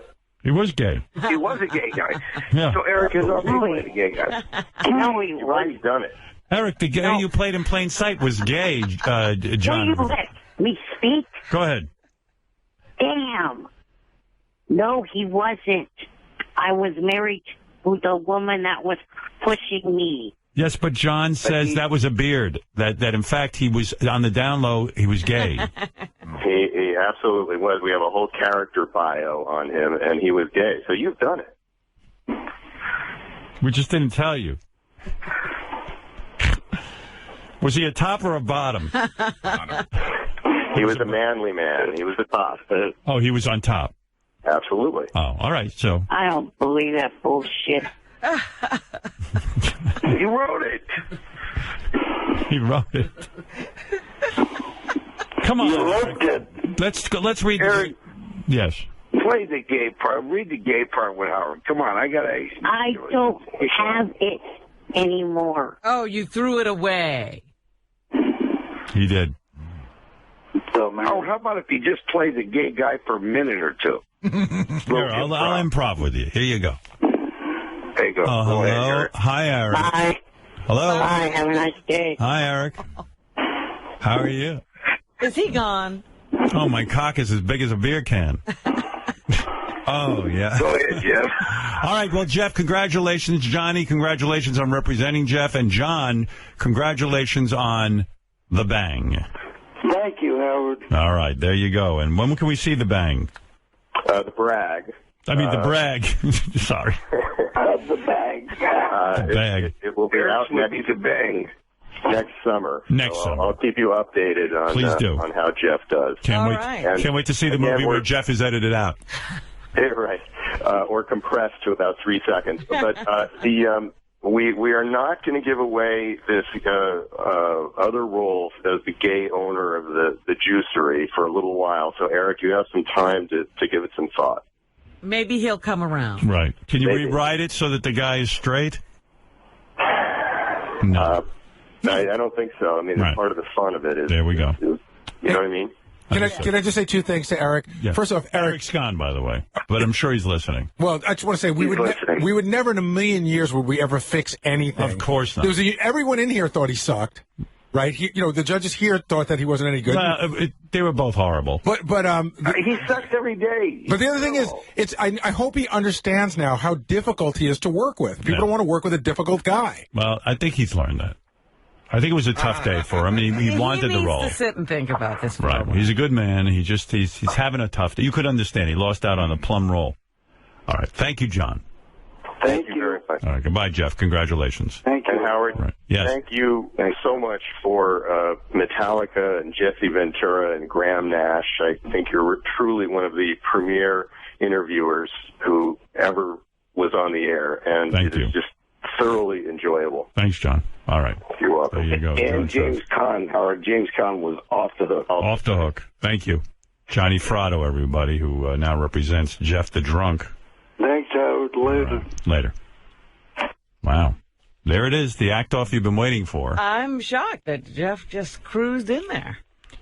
I know how hard it is for Eric. It's a tough day. You get him back on the phone, Gary. I want to just tell him. I'll make him feel a little better. He had a tough day. Come on. Poor little guy is hurting. Give us 1 second. I tried to get him the gay role, but he wants nothing to do with it. And one question, why don't we say Sir Graham Nash? I didn't know he was a sir. Well, he has an OB. Isn't that a gynecologist's degree? No. OB-GYN? I think he's a doctor. I think that's below, sir. I'm not sure. Is that right? My doctor wrote Our House. My gynecologist wrote Our House. Should have called it Snatch. Oh. Hey, he just was working on mine pussy. Oh. I'm going to try and make Eric feel a little better. I do feel bad for the guy. I know how tough it is to lose out. Yeah, very publicly, too. Mm-hmm. Any luck there, Gare? We just got him to pick up. Good, thank you. Yes. I do want to. Mine 20, thank is you. an MBE. I guess that's what comes with Okay. Sir. Hey, Eric, I do want to say, I really would never... Are you there? Yes. Yeah, I would never fix a contest, honestly, and I do enjoy your work as an actor. As you know, I've gotten you many roles.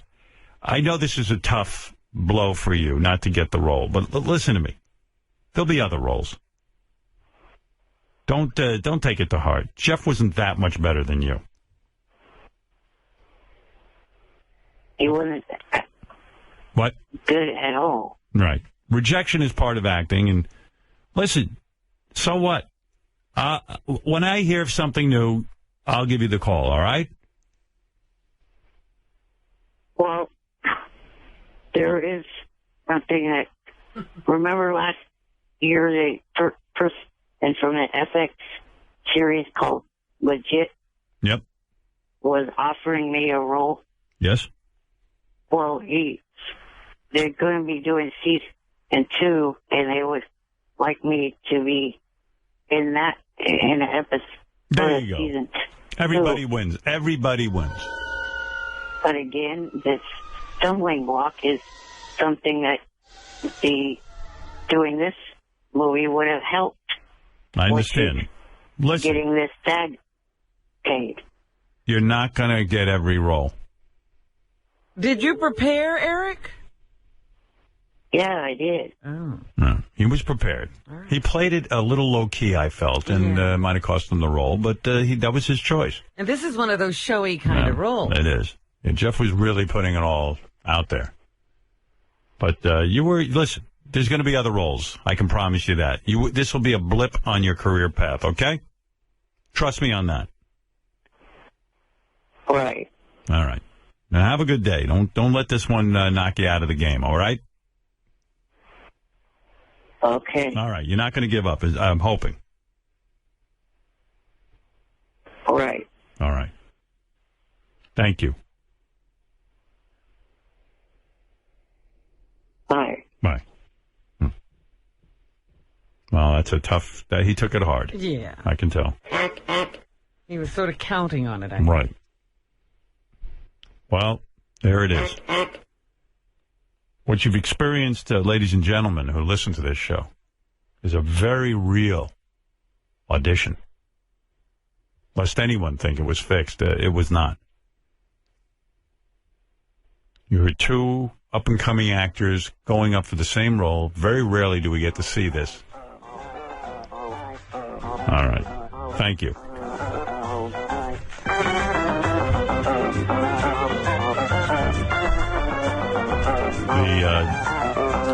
The theme song of Eric the Actor.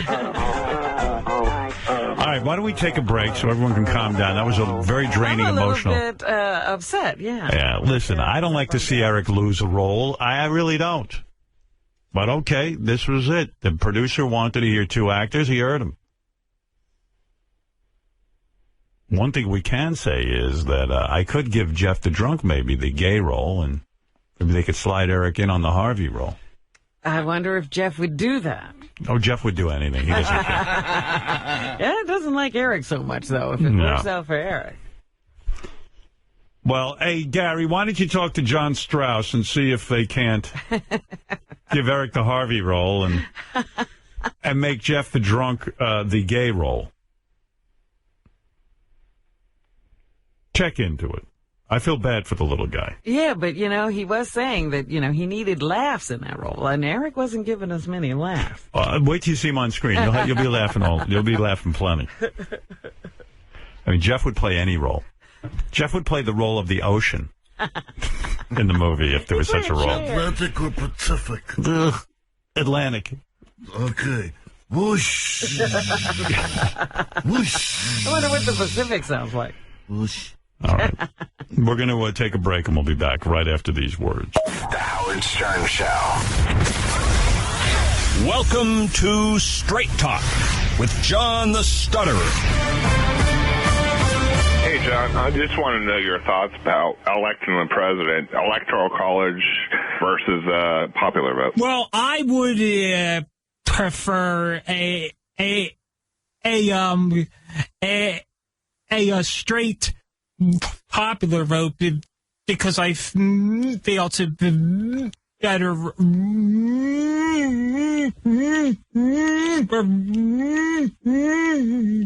representation of the way that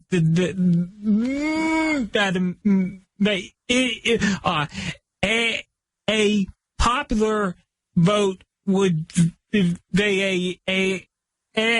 a true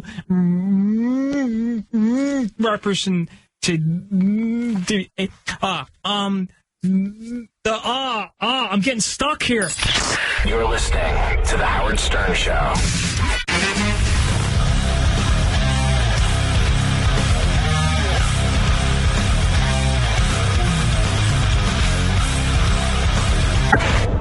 Hi, this is Michael J. Fox, and you're listening to The Howard Stern Show.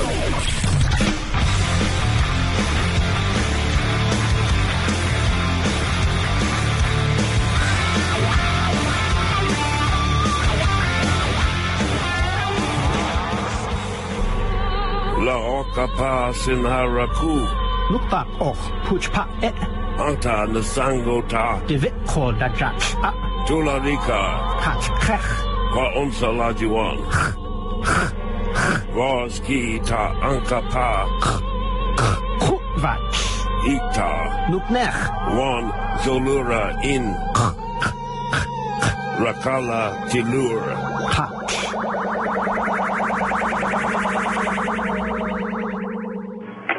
Okay, yes, ma'am. I needed breakfast to go. Yes, ma'am. I wanna croissant. We have bagels. Yeah. How many? 7. 7. All right, can I get a name for the order? Robin. What's your last name? Sam. Robin Sam? Yeah. And what's the contact number? 755.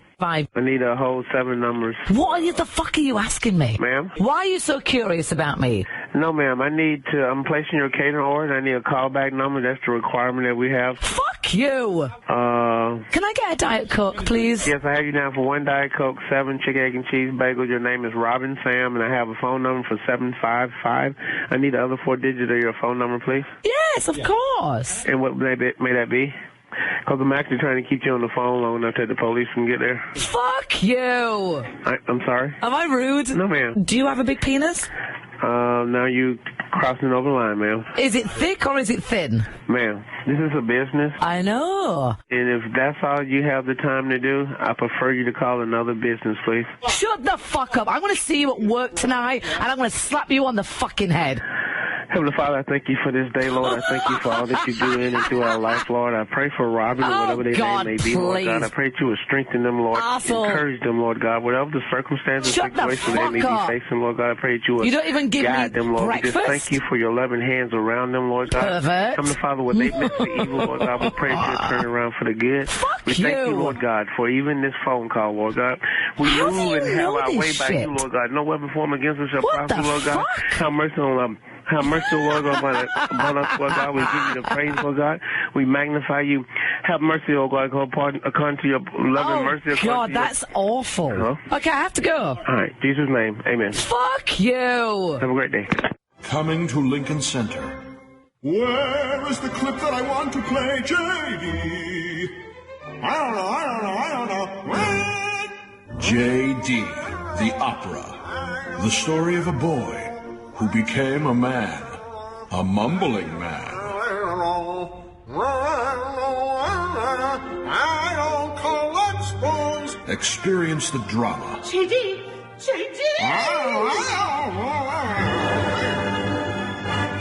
The romance. Oh, J.D., you overweight nerd, please mumble to me some more. I don't really don't want to go away. The tragedy.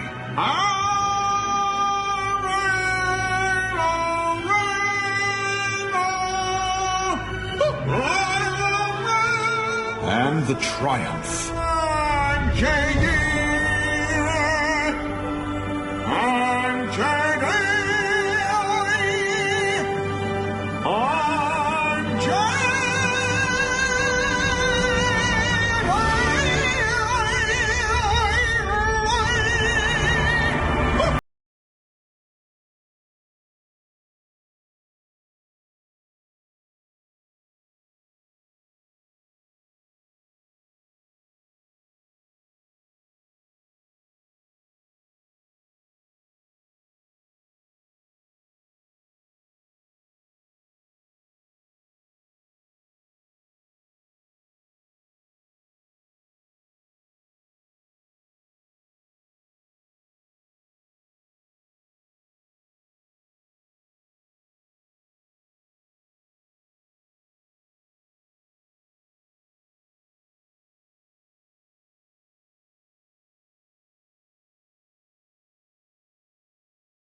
Pharmacist Norris, I just want to let you know that your husband's prescription is ready. It's Viagra.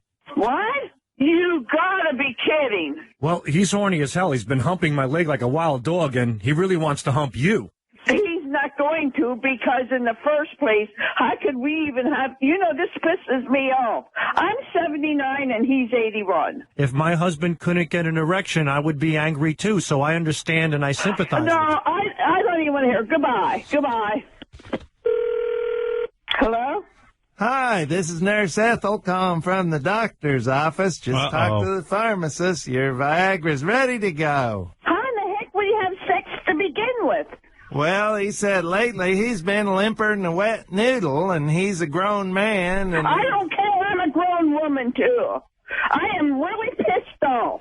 It makes me friggin' mad. Yeah, but if this one thing could make him happy, wouldn't you want him to be happy? No. No, I don't, because I don't want to be happy. I'm damn pissed off, I'll tell you.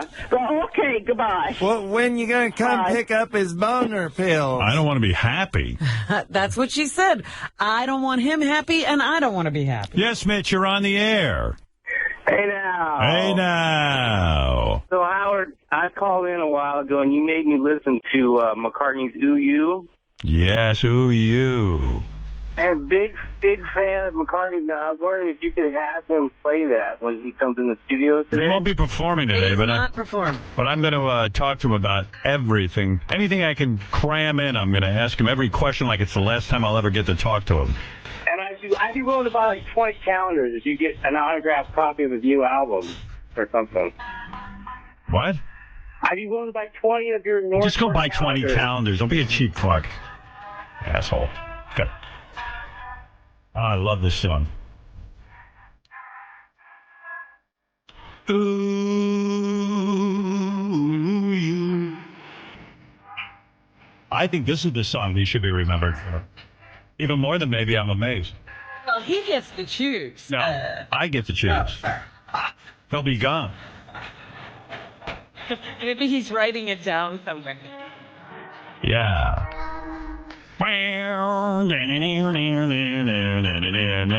Turn it up.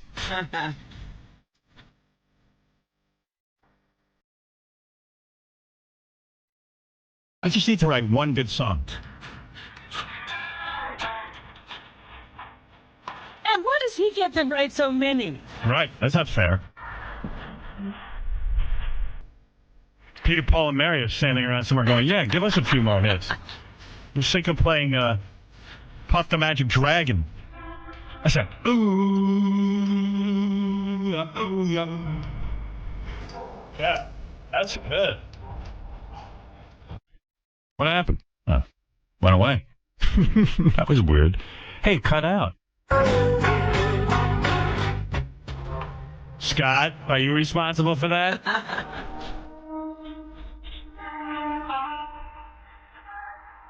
I should better not be going down when I'm interviewing McCartney. Oh, Paul's on the phone. Hold on, he has to say something. Yes, Paul. I got a feeling deep inside, oh yeah. See, he is performing. That's right. I got a feeling I can't hide, oh no. Sing it, Paul. Well, no. Go ahead. Well, no.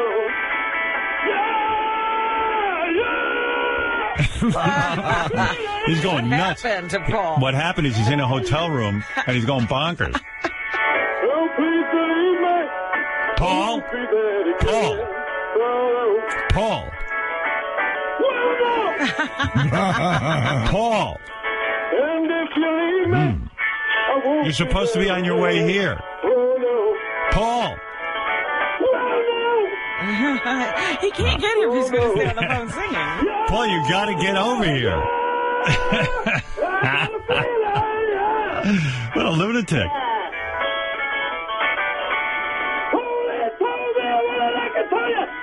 Paul! Well, he'll be here.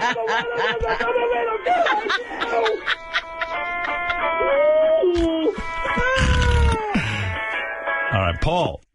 Hello? Woo. Oh, he's gone. Yeah, he didn't want to talk. I guess he's now getting in the car to get here. Right. Well, good. That's what he needs to do. That was exciting. I guess a little preview of what's to come. Yeah. All right. Lest anyone think that guy's coming in. No, it's the real Paul McCartney is coming in. Okay. Oh, I do want to mention a couple of things. First of all, we are looking for the hottest nude mother-daughter contest. $5,000. Robin, everyone's excited about this. Now, how do you think these people will discover themselves? Do women sit around saying, you know, I'm hot, my daughter's hot, we should go enter the contest? Yeah. Or will men need to point this out to them? Yeah, my mother used to sit around the house with my sister nude and go, you're so hot. We're looking for the hottest biological mother and daughter. Must be biological, no adoptees. I see. And you must come on the show and get naked for a chance to win $5,000 in our hottest nude mother-daughter combo. We said contest. there were rules. You have to be related. Yeah, believe it or not, there's rules to that contest. Biologically. Even we were shocked to find out someone actually wrote up some rules for that. Go to SiriusXM.com/Howard for rules and info on how to enter. By the way, I'm fully expecting not to get one contestant, so you'll probably win this. The $5,000 grand prize is provided by CougarLife.com. Meet over 2 million women in their sexual prime at CougarLife.com. So, all right, we're throwing it out there. And if someone wants to enter that, feel free. I did forget to mention that when Eric the actor and Jeff the drunk were vying for their part, John Strauss is the producer of the movie they're vying for, but you can also look for John's new animated movie, Freebirds, starring Owen Wilson, Woody Harrelson, and George Takei in theaters November 1st. I didn't realize I was supposed to say that, and there you go. All right, also, Fred the Elephant Boy. Fred the Elephant Boy was a guest on Live at 5 yesterday. That's on Howard 101. With John? With John, yes. He was a guest, and it was a fascinating interview. If anyone missed it, here's a little clip from it, and we learned a lot. As you know, Fred the Elephant Boy is I believe he works for the state. Oh, no, he must work for the Fed.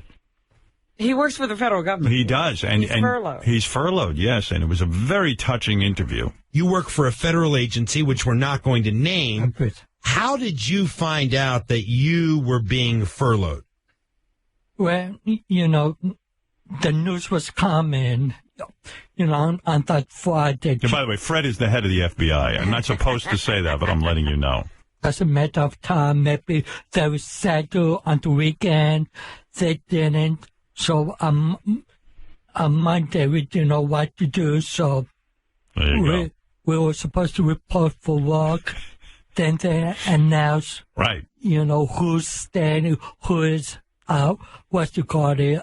fedible. Well, anyway, it went on like that. I was pulling the hair out of my head.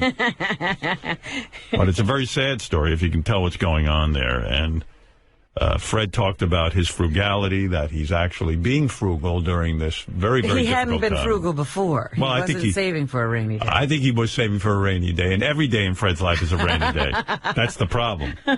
He wants to save for a rainy day, but when it rains, always rains. It's like living in a tropical paradise. Spending-wise, you must not be spending the way that you were. As I said, I've been very frugal, during this past week, when I go to movies. It started raining for Fred in, I believe, 1973, and it's been raining ever since. I go on the media when cheaper than the record performance, right. And I don't buy no popcorn or soda. No popcorn or soda, Robin. Yeah, and you must take a hit mentally when you wake up in the morning. You don't have any place to go. Uh-oh, here comes the rain. I have nothing to do. He has nothing to do. Nothing. Poor guy. Listen to Howard 100, He's just listening to our show. Okay, yes. Whatever's on Sirius or on record radio, and that's it. I'm not used to this. Take a day off. Well said.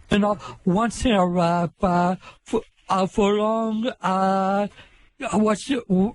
I'm looking What a show we have. For, and how important are our two channels? My dream finally came true when I was a little boy. I wanted my own radio channel. Like you said, takes a toll on me. Right. What? By the way, absolutely. Okay. If John Strauss is still listening, there's a guy I think could fit into the movie very well. There was a Baba Booey mention during the Pittsburgh. This was right after the Pirates game on CBS television nationwide. Pirates fans continue to... Some guy just totally worked his way right up behind these guys talking and gave a good Baba Booey. Pirates fans continue to come out of the ballpark right here across the bridge. Can we speak with you for a moment? I'm from KDKA. Sure. Just tell me, this game tense and disappointing. Extremely disappointing. Howard Stern, Baba Booey. It's amazing, when you... Well, that's nice. That was a very nice one. Thank you for that. Excellent promotion. That's worth thousands of dollars. Unbelievable. There's so much excitement with the Jesse Ventura thing. I have a clip here from CNN. Jesse was on there and talking about me.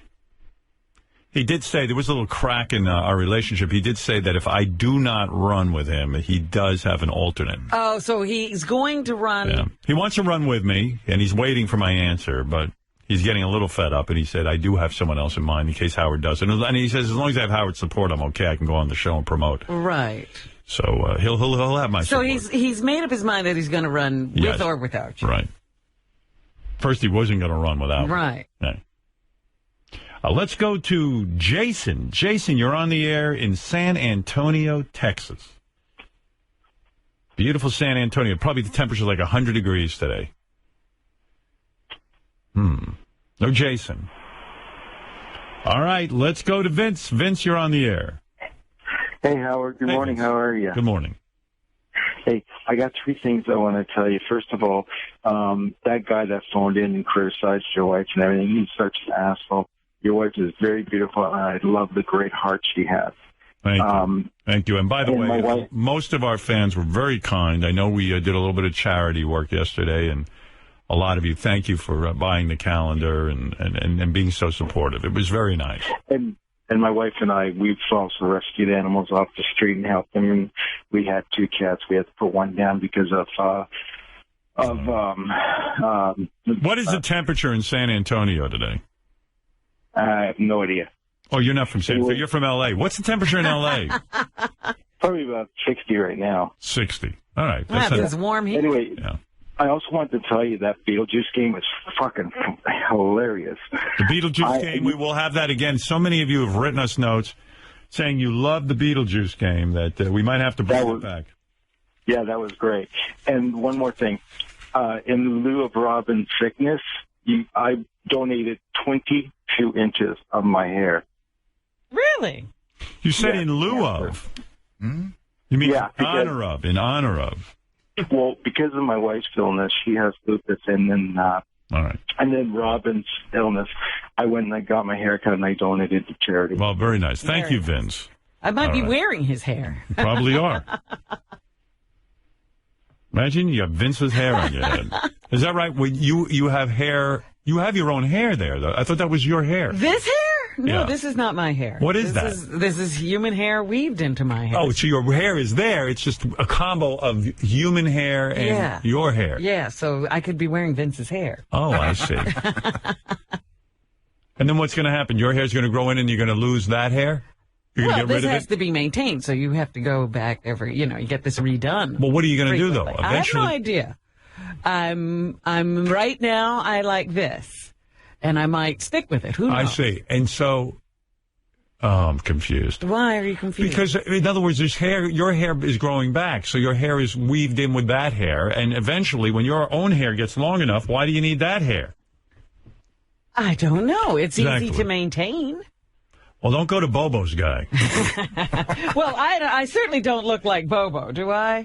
And this isn't glued on. I see. Well,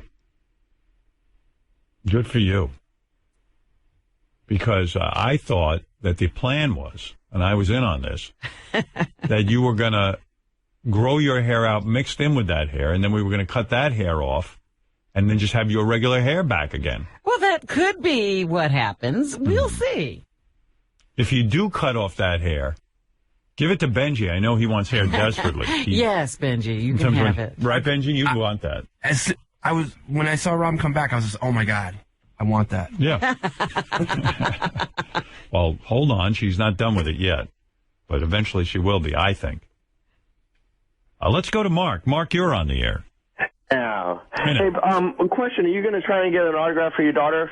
No, I'm not going to bother Paul with autographs. You're not going to even bring that up. Peace and love, no autographs. No, my daughter, it's funny. I was talking to my daughter on the phone, and she said, are you going to ask Paul for an autograph for me? I said, no, I'm not going to bother him. He doesn't want to give me an autograph for you. Hey, with AGT over, are you open to like a role on TV, one of the shows you like, maybe Gay Sons of Anarchy leader from the San Francisco? I would be in Gay Sons of Anarchy, absolutely. Gay Sons of Anarchy, a whole gay biker group? Yeah, unlike Eric, I actually want to play gay roles. I only play gay roles. All right, thank you, Mark. I've got to take a break, and You know what? It was funny because on TMZ yesterday, I saw that the NBA player who came out, I think his name is Jason something. Yeah. But he was playing gay kickball. So there's all kind of gay kickball. You can get it. Well, kickball is gay. It's absolutely true. So you don't even have to say gay kickball. No, it's just kickball. All right. I would play gay kickball, absolutely. I think I have played that. I'm playing it with Fred right now. Come here, Fred. I'm going to kick you right in the balls. Oh, no, not again. Fred, take it away. We got to take a little break, and soon Paul McCartney will be here and so much more. Robin's News. We've got a lot to get to, but first, these words. The Howard Stern Show. KTVO News gets pranked. Check out these birthday greeting names. And for birthdays, let's take a look right now. We have Cindy Swanson. Happy 50th to my sister and Atumwa from your family in Halbinger. They love you. And let's see, Gabe Asher. Happy birthday, Gabe, from your mom, dad, sister, and your brother. Craven Moorhead, happy 21st birthday. That's been a while for me. You came a long way. Anita Lay, happy birthday to my sweet little girl, Anita. Mike Hunt, happy birthday to my hubby, Mike. And here we go. I forgot. We got some anniversaries here. Donna and Harry Mo Lester. May this anniversary be our best. Esther and Emma Royds. We love you too. From the kids, Amy and Willie B. Hartigan. Happy anniversary, Mom and Dad. Love, Joseph. Bill and May Ann Nays. Happy anniversary to Bill and May Ann Nays. And of course, we look forward to celebrating birthdays and anniversaries with you. Howard Stern Show.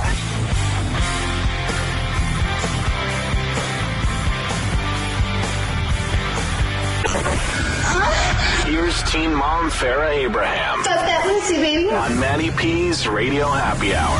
What do you think about Trayvon Martin? I feel like I've met her or something. That sounds so familiar. Okay. I mean, I don't know what she is, so I can't picture the person with the name right now. Gotcha. Right. The Howard Stern Show.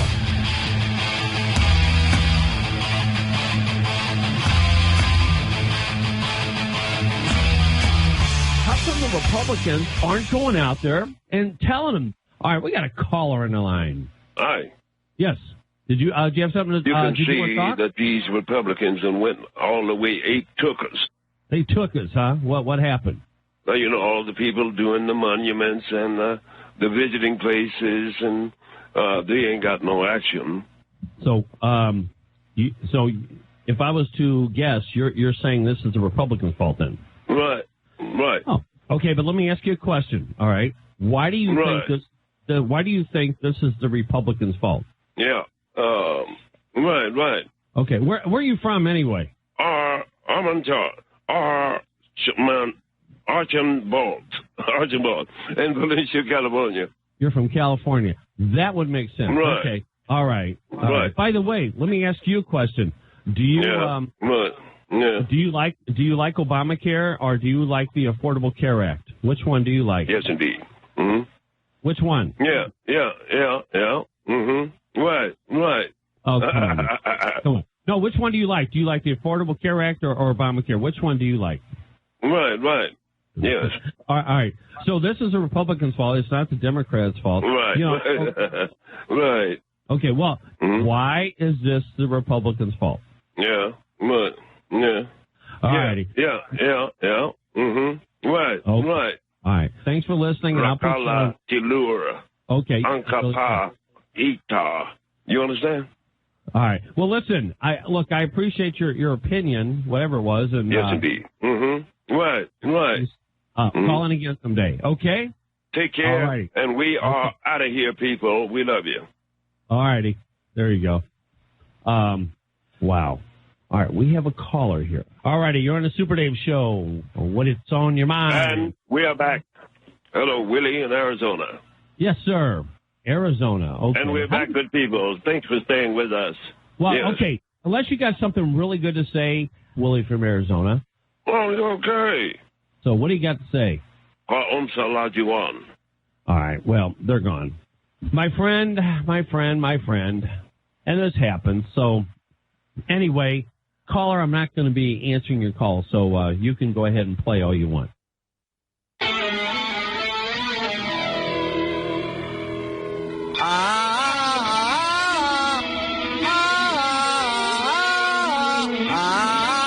La la la la la la, I love Howard.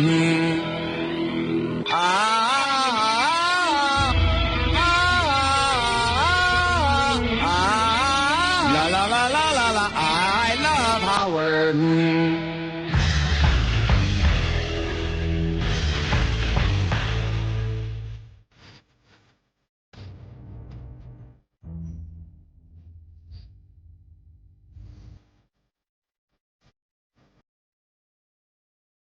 Do.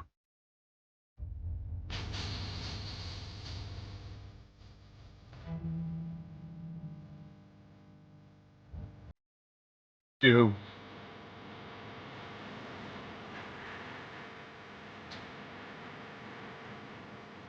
Do.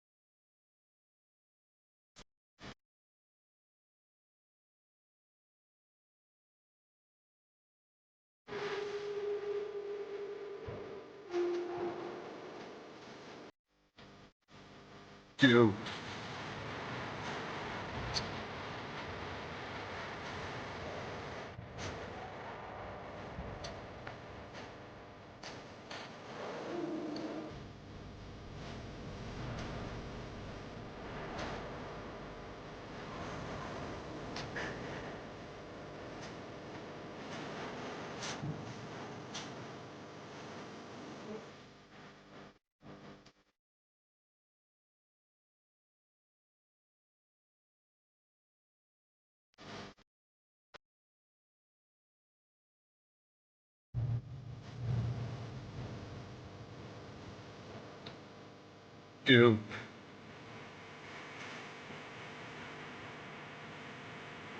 Do.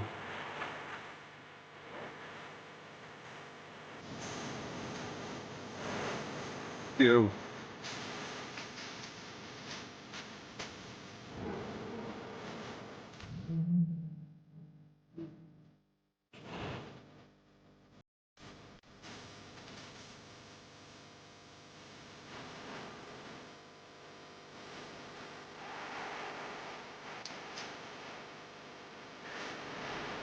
By the way, I want to go on record as saying I love the new Metallica channel here on Sirius XM. Wonderful. You checked it out. Oh, yeah. Channel 111. Excellent. I love it. Good call on that one. So now you can work out anytime. Oh, yeah. I'm constantly working out. You have no idea. Yeah, because if I put this stuff on, it makes me happy. Makes you actually motivated to work out. I don't know what it is about music that does that, but it works. It works.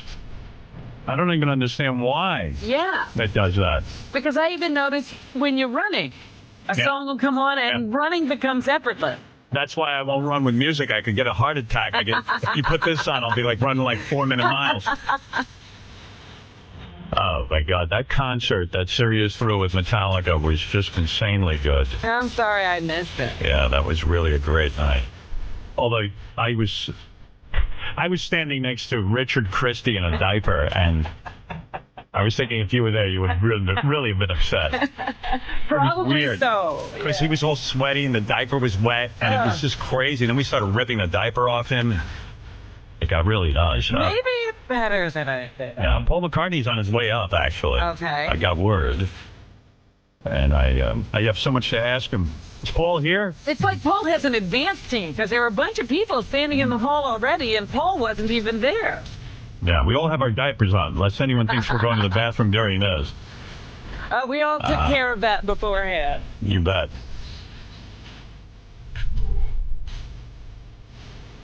Let's see what's happening here. There he is. Whoa! Look at that. Look at that. Hi there. Peace and love, peace and love. Sir Paul. Listen, I got the word. I've got a half hour with you, so let's get right to it. That's right. No preamble, nothing. We're getting right to it. I have the weirdest feeling when you come in because I don't normally get nervous. But with you, I do because I feel like I have so many questions to ask you. Yeah. And then, when I get a half hour, I feel like, I'm not going to be able to handle it. But I was just playing Metallica's music, and it got me thinking. The song Helter Skelter, okay? Here, people have said, and I wonder if you agree with this. Oh, love it. That this was really the beginning of heavy metal music. Do you buy into that? Have you thought about that? Have you ever thought of it? I will buy that theory. I don't think of it like that, but when you look back at that period, I can't remember anything else that was doing this. Right. Because it was before Led Zeppelin or anything like that. Before Zeppelin, yeah. And I guess I get hung up on that kind of thing. Like, do you get hung up on that? Like, do you want the full credit for maybe inventing heavy metal music? I got so much credit for this and that, and I don't need a bit more.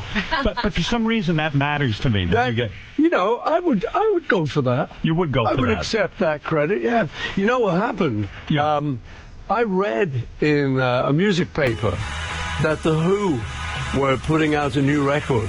Right. And Pete Townsend, I think, was quoted, and he said, "It's the dirtiest, grittiest, filthiest piece of music." I went, we've got to get there before they do, or something, So I went to the guys and said, we've got to make the dirtiest, filthiest, grittiest. So, this is what we made. This came from? Wow. And when you decided to make, because you read that The Who are putting out the dirtiest, filthiest record, you get competitive, don't you? Oh, yeah. Isn't that crazy, though, in a way? But it inspires you. Well, I think that's what we're all about.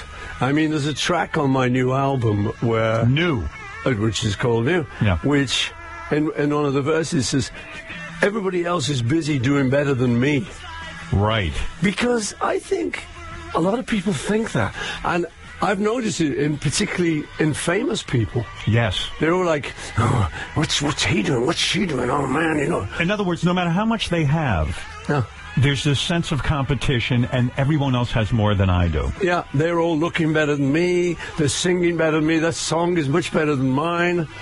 And, it doesn't matter how many accolades you've got. I think it's a very human instinct. So when Pete Townsend says this, you then go to John and George and Ringo and you say, we've got to now make the dirtiest piece of music that we ever could. We got to get there first. And did you go home and write something? Did you actually write this? I'd written it, yeah. When I saw the quote in the paper, I wrote it, and then I said, we've got to do this. And then I never understood the democracy of the Beatles. When you go to John, primarily your writing buddy, and you say, okay, I've written this dirty, does he get it right away, or does sometimes he say, I don't get it, we're not doing this? No, he'd get it. He'd get it. Yeah, I mean, you got to remember, we grew up, we were kids together. Your father, by the way, did not want you hanging around with John Lennon. He didn't mind. He didn't mind John. Didn't he say that John was a bad influence, and you almost had to sneak out and meet with John when you guys were young kids? Well, almost, but by the time I met John, I had a little say in the matter. I think your father was right. You should have stayed away from him. Really, a very upsetting guy. There's so many, I want to get to New, and we're going to get to the new album, but there's so many questions. When you were with Wings, I thought it was interesting that you guys, you very rarely would you perform someone else's song. But the song that freaked me out that you guys performed was Richard Cory by Simon and Garfunkel. Yeah. Wings actually recorded, you did it live. Yeah. You know what I'm talking about, right? Yeah. Do you remember that? Yeah. Yeah. Was it? Work in this factory. It's about a guy who commits suicide. That's right, yeah. And no one can believe it because he's a rich guy and he has everything. Why would a rich guy want to commit suicide? Why did you choose that song of all the songs in the world? It's such an obscure Simon and Garfunkel song. It was actually Denny Lane's choice. Oh, Denny Lane chose to do that, yeah. And you went along with it. He's the suicidal one. I see. No. Yeah, because you left him. Yeah. I'd be suicidal too if Paul McCartney left me. Oh, my goodness. No, we did a couple of covers. We did that one, and we also did Love Is Strange. But when Simon and Garfunkel hear about that you're doing Richard Cory in concert, do they ever write you a note? And do they? I mean, that's like the sign of endorsement. Paul McCartney is singing our song in concert. Yeah. Does anyone contact you about that? No. No one. Nobody ever. I'm still waiting for that letter. Well, no, seriously. I mean, that's like, wow, Paul McCartney chose my song to sing in concert. Yeah. I don't know. I think everyone's busy doing better than me. Right. That's how it all They're works. all doing They stuff. don't even care. They don't care. I'm not even sure if he's aware of it. I have a question about this song. You remember this song? Not yet. Let me refresh your memory. It's called Get Back.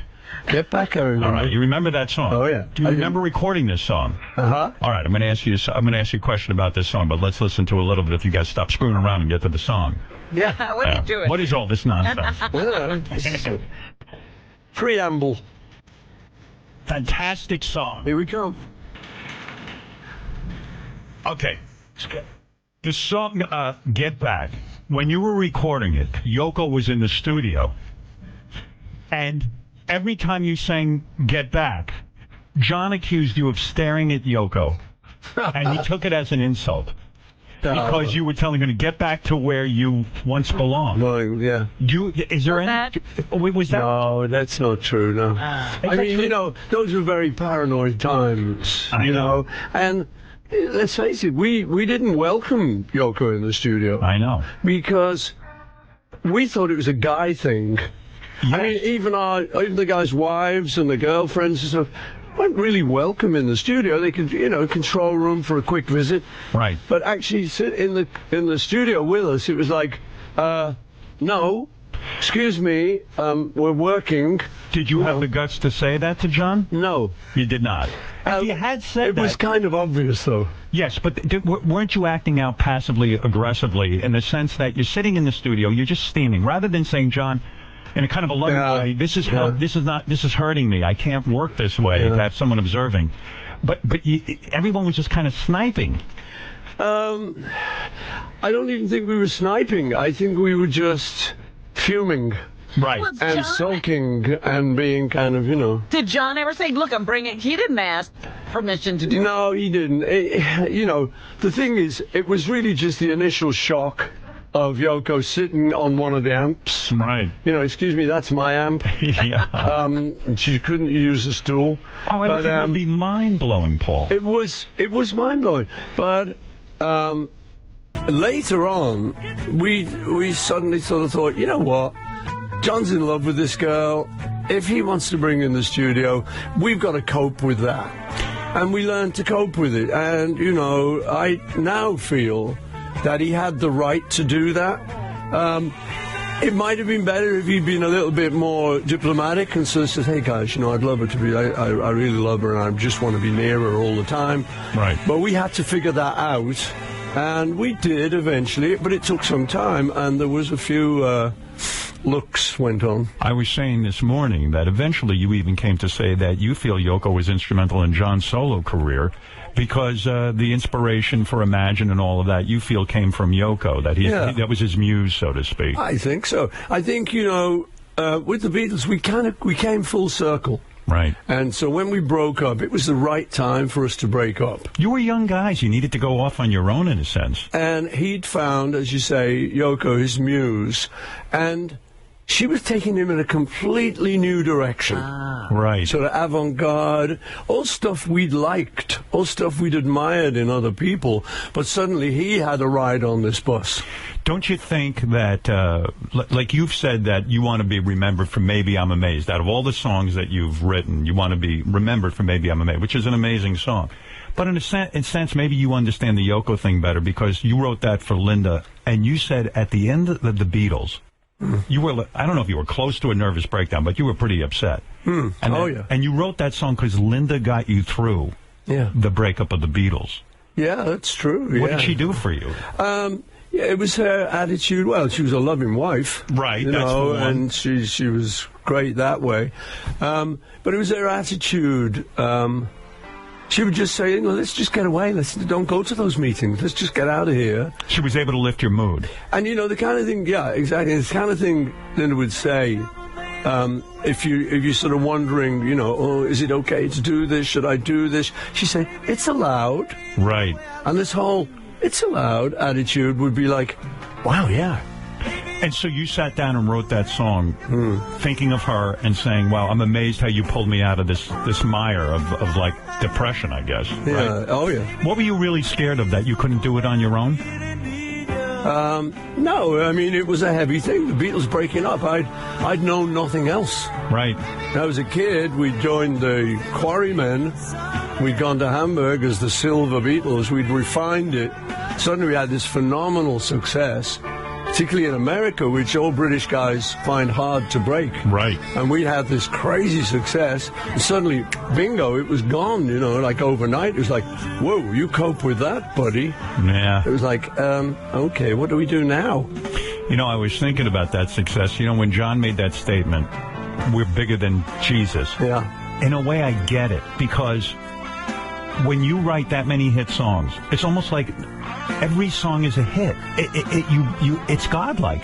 Back then, it was unheard of. It's still unheard of. But also, every lyric is analyzed. Right, yeah. And you're influencing fashion. It's like the Bible. And you're driving an industry. I mean, it was amazing what was going on. Yeah, and also, he didn't mean it how it came out. It sounded very arrogant.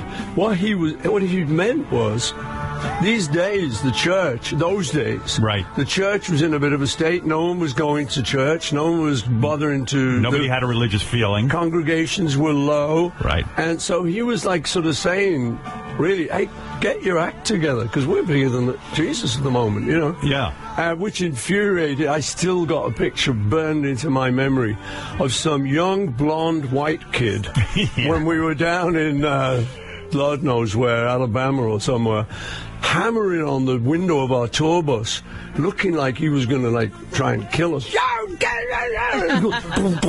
was like, whoa, slow down, kid. Well, people with their Jesus, they don't want to hear any nonsense, They better believe it. Yeah, it was such a point for me, because I never had a religious feeling. And the Beatles, to me, actually meant more to me than any religion, because I learned from the Beatles. I mean, I think that's what John was pointing out. It wasn't that he was anti-Christianity or anti-any religion. He was just pointing out that they didn't have their act together as much as we did at that point. Right. This song, Getting Better All the Time, right? Okay, I got to ask you about this. Let's just get in the mood a second. Getting better all the time. 2 questions. I heard you wrote this. You're walking along, just walking your dog somewhere, and you just had the thought, it's getting better all the time, meaning the sun was out, the day is getting better. That's it? That's the thought? And then how do you know that's a song? Where does that come from? The phrase getting better? I'm a kind of optimist, so those phrases I notice it's getting better. And I sat down, I remember sitting down with John in my music room in London, up at the top of my house, where we'd write often. And I remember sitting down and said, I've got this idea, for a song. And so we were kind of jamming on it. I said, it's getting better all the time. He went, it couldn't get much worse. Okay, now we're off.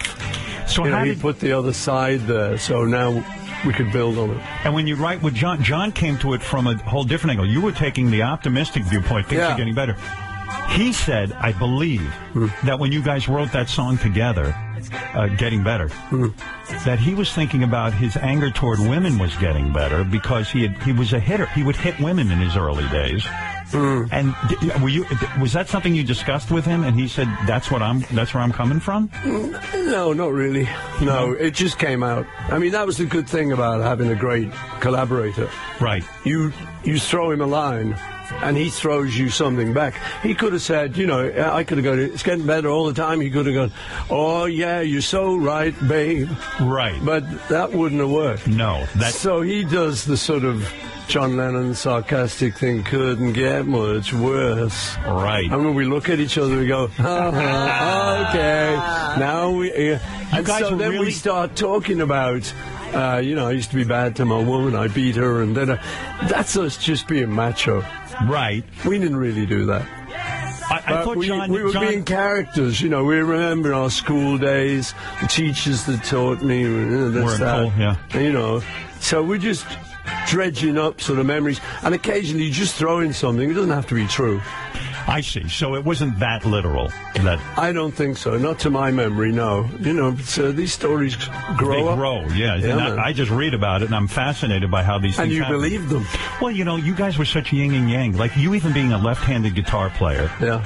He's a right-handed guitar player. Even when I watch you on stage, you're almost mirrors of each other. Like, you're mirroring him because of that dynamic. Yeah. And I'm always fascinated how hard it must be to be in a band.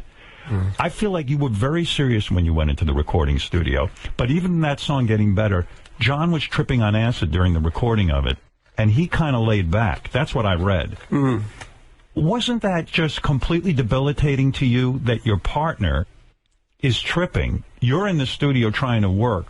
Or is it just everything's cool? It was, you know, it was crazy because he had a little pillbox. Right. You know, and he had his little sort of, you know, upper and his little downer. Right. And he thought he was taking a little upper. And so he goes, and we're getting on with the session. And he just comes over to me, he whispers, I took the wrong pill. I go, like, what did you take? He said, acid. Oh, man. Okay. Well, let's work around that then. Really? Yeah, so we just kind of kept going. And then at one point, George Martin comes in, who knew nothing about anything. He said, John doesn't look too well. I said, no, he's not feeling, he's a little under the weather. Because we had to hide it all from George. Why? Because George was a grown-up. Right, he wasn't a kid. He was an adult. How would his behavior change if he knew that John was on acid? Would he have stormed out of the room and said, I'm not working with this guy? No, I don't think so. No, he would have tried to cope with it. In fact, he said, let's take him up to the roof of the building where there's fresh air. Oh, that's a good idea. I think you could jump off. We better come with you, I think. You know, no, not the roof. I would think that would disturb you, and yet you describe it as, hey, this is part of the creative process. You know, things happened in the studio that you couldn't always predict, and a lot of it was very good. So we got used to accidents and things, just, you know, so we rolled with the punches. We were pretty good at rolling with the punches. Yeah. That one was quite a punch to roll with, but we did it and we finished the track, you know. And I think I took John home that night. Right. To my place. And I heard that after you dropped him off, you went home and took acid. Because why? You wanted to be... with my friend. You wanted to be in sync with him. You know, when I look at the fashion of the Beatles, like you guys first come to America, you're all wearing the same suit, and you all have the exact same haircut. Who decides that that's going to be the look? Because you're in a band, someone's got to come up with that. No, it was kind of organic. John and I were in Paris on a holiday. Right. He had a rich uncle who'd given him £100, actually, which I still think is a lot of money. Sure. You know, what's that in dollars? That's $250 or something. Don't ask me.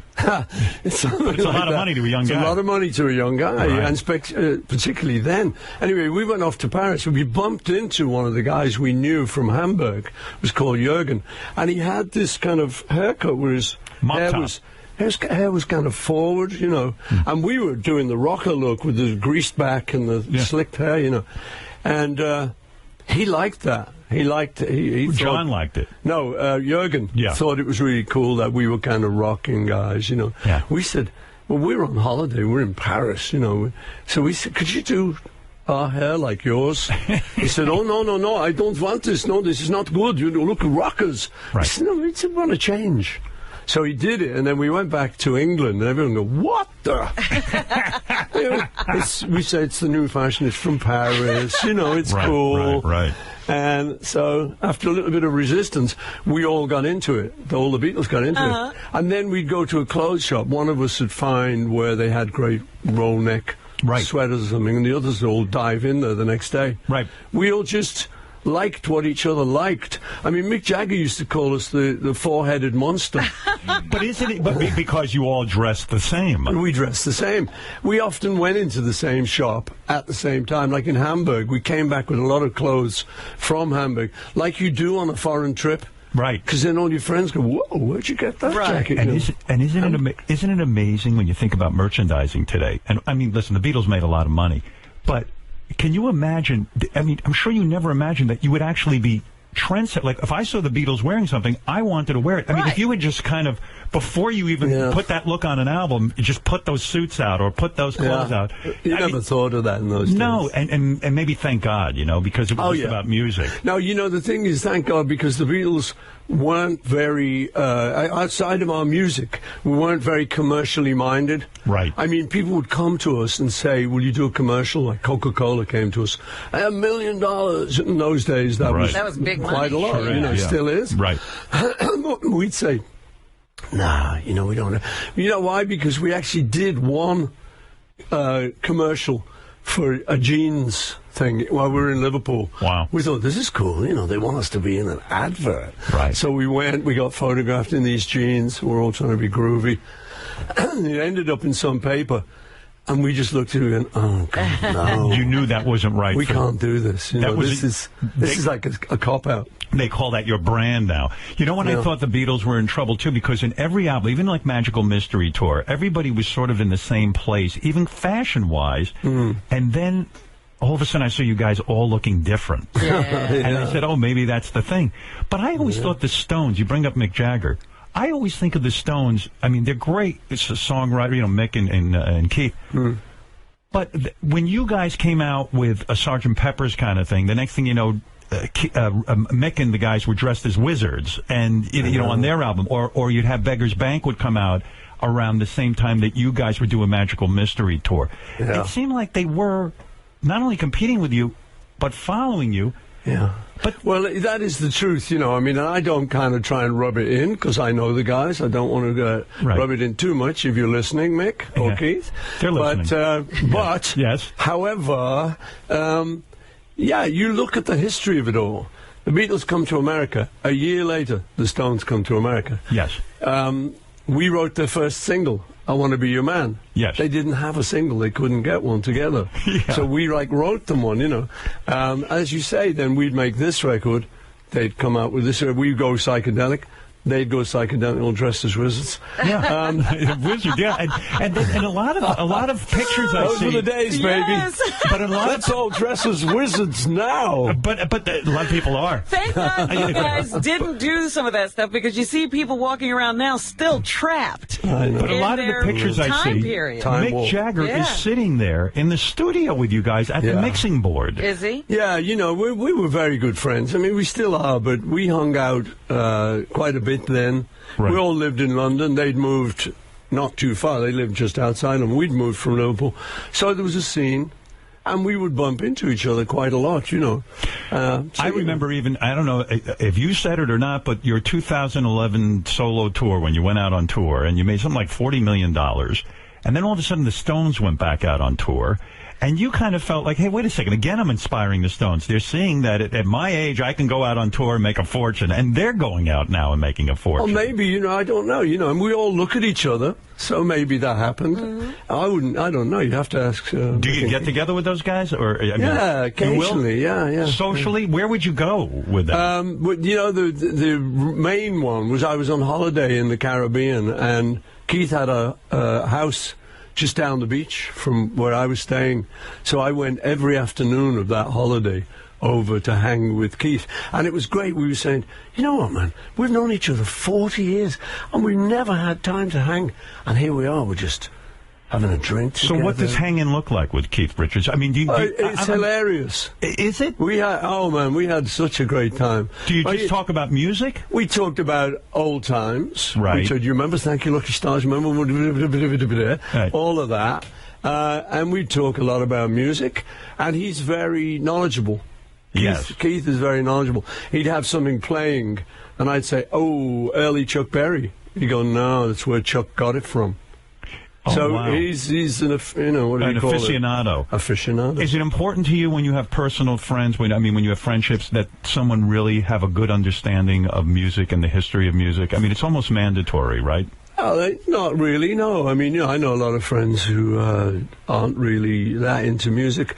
But, that week with Keith, we did all that. I mean, it was hysterical. We got into such silly talk. Because he's very funny, and we got really quite funny together. Does it bother you to be around someone who smokes that many cigarettes? I mean, are you afraid it'll affect you? No, you don't care. No, I don't mind. You don't worry about that? No, I mean, I was brought up in a room where if someone didn't have a cigarette, that was strange. Right. So, just the whole room was... I was brought up in cigarette smoke. I remember for years, you smoked. Every picture I saw, you had a cigarette. Yeah, we all smoked, yeah. Yeah, and you stopped when?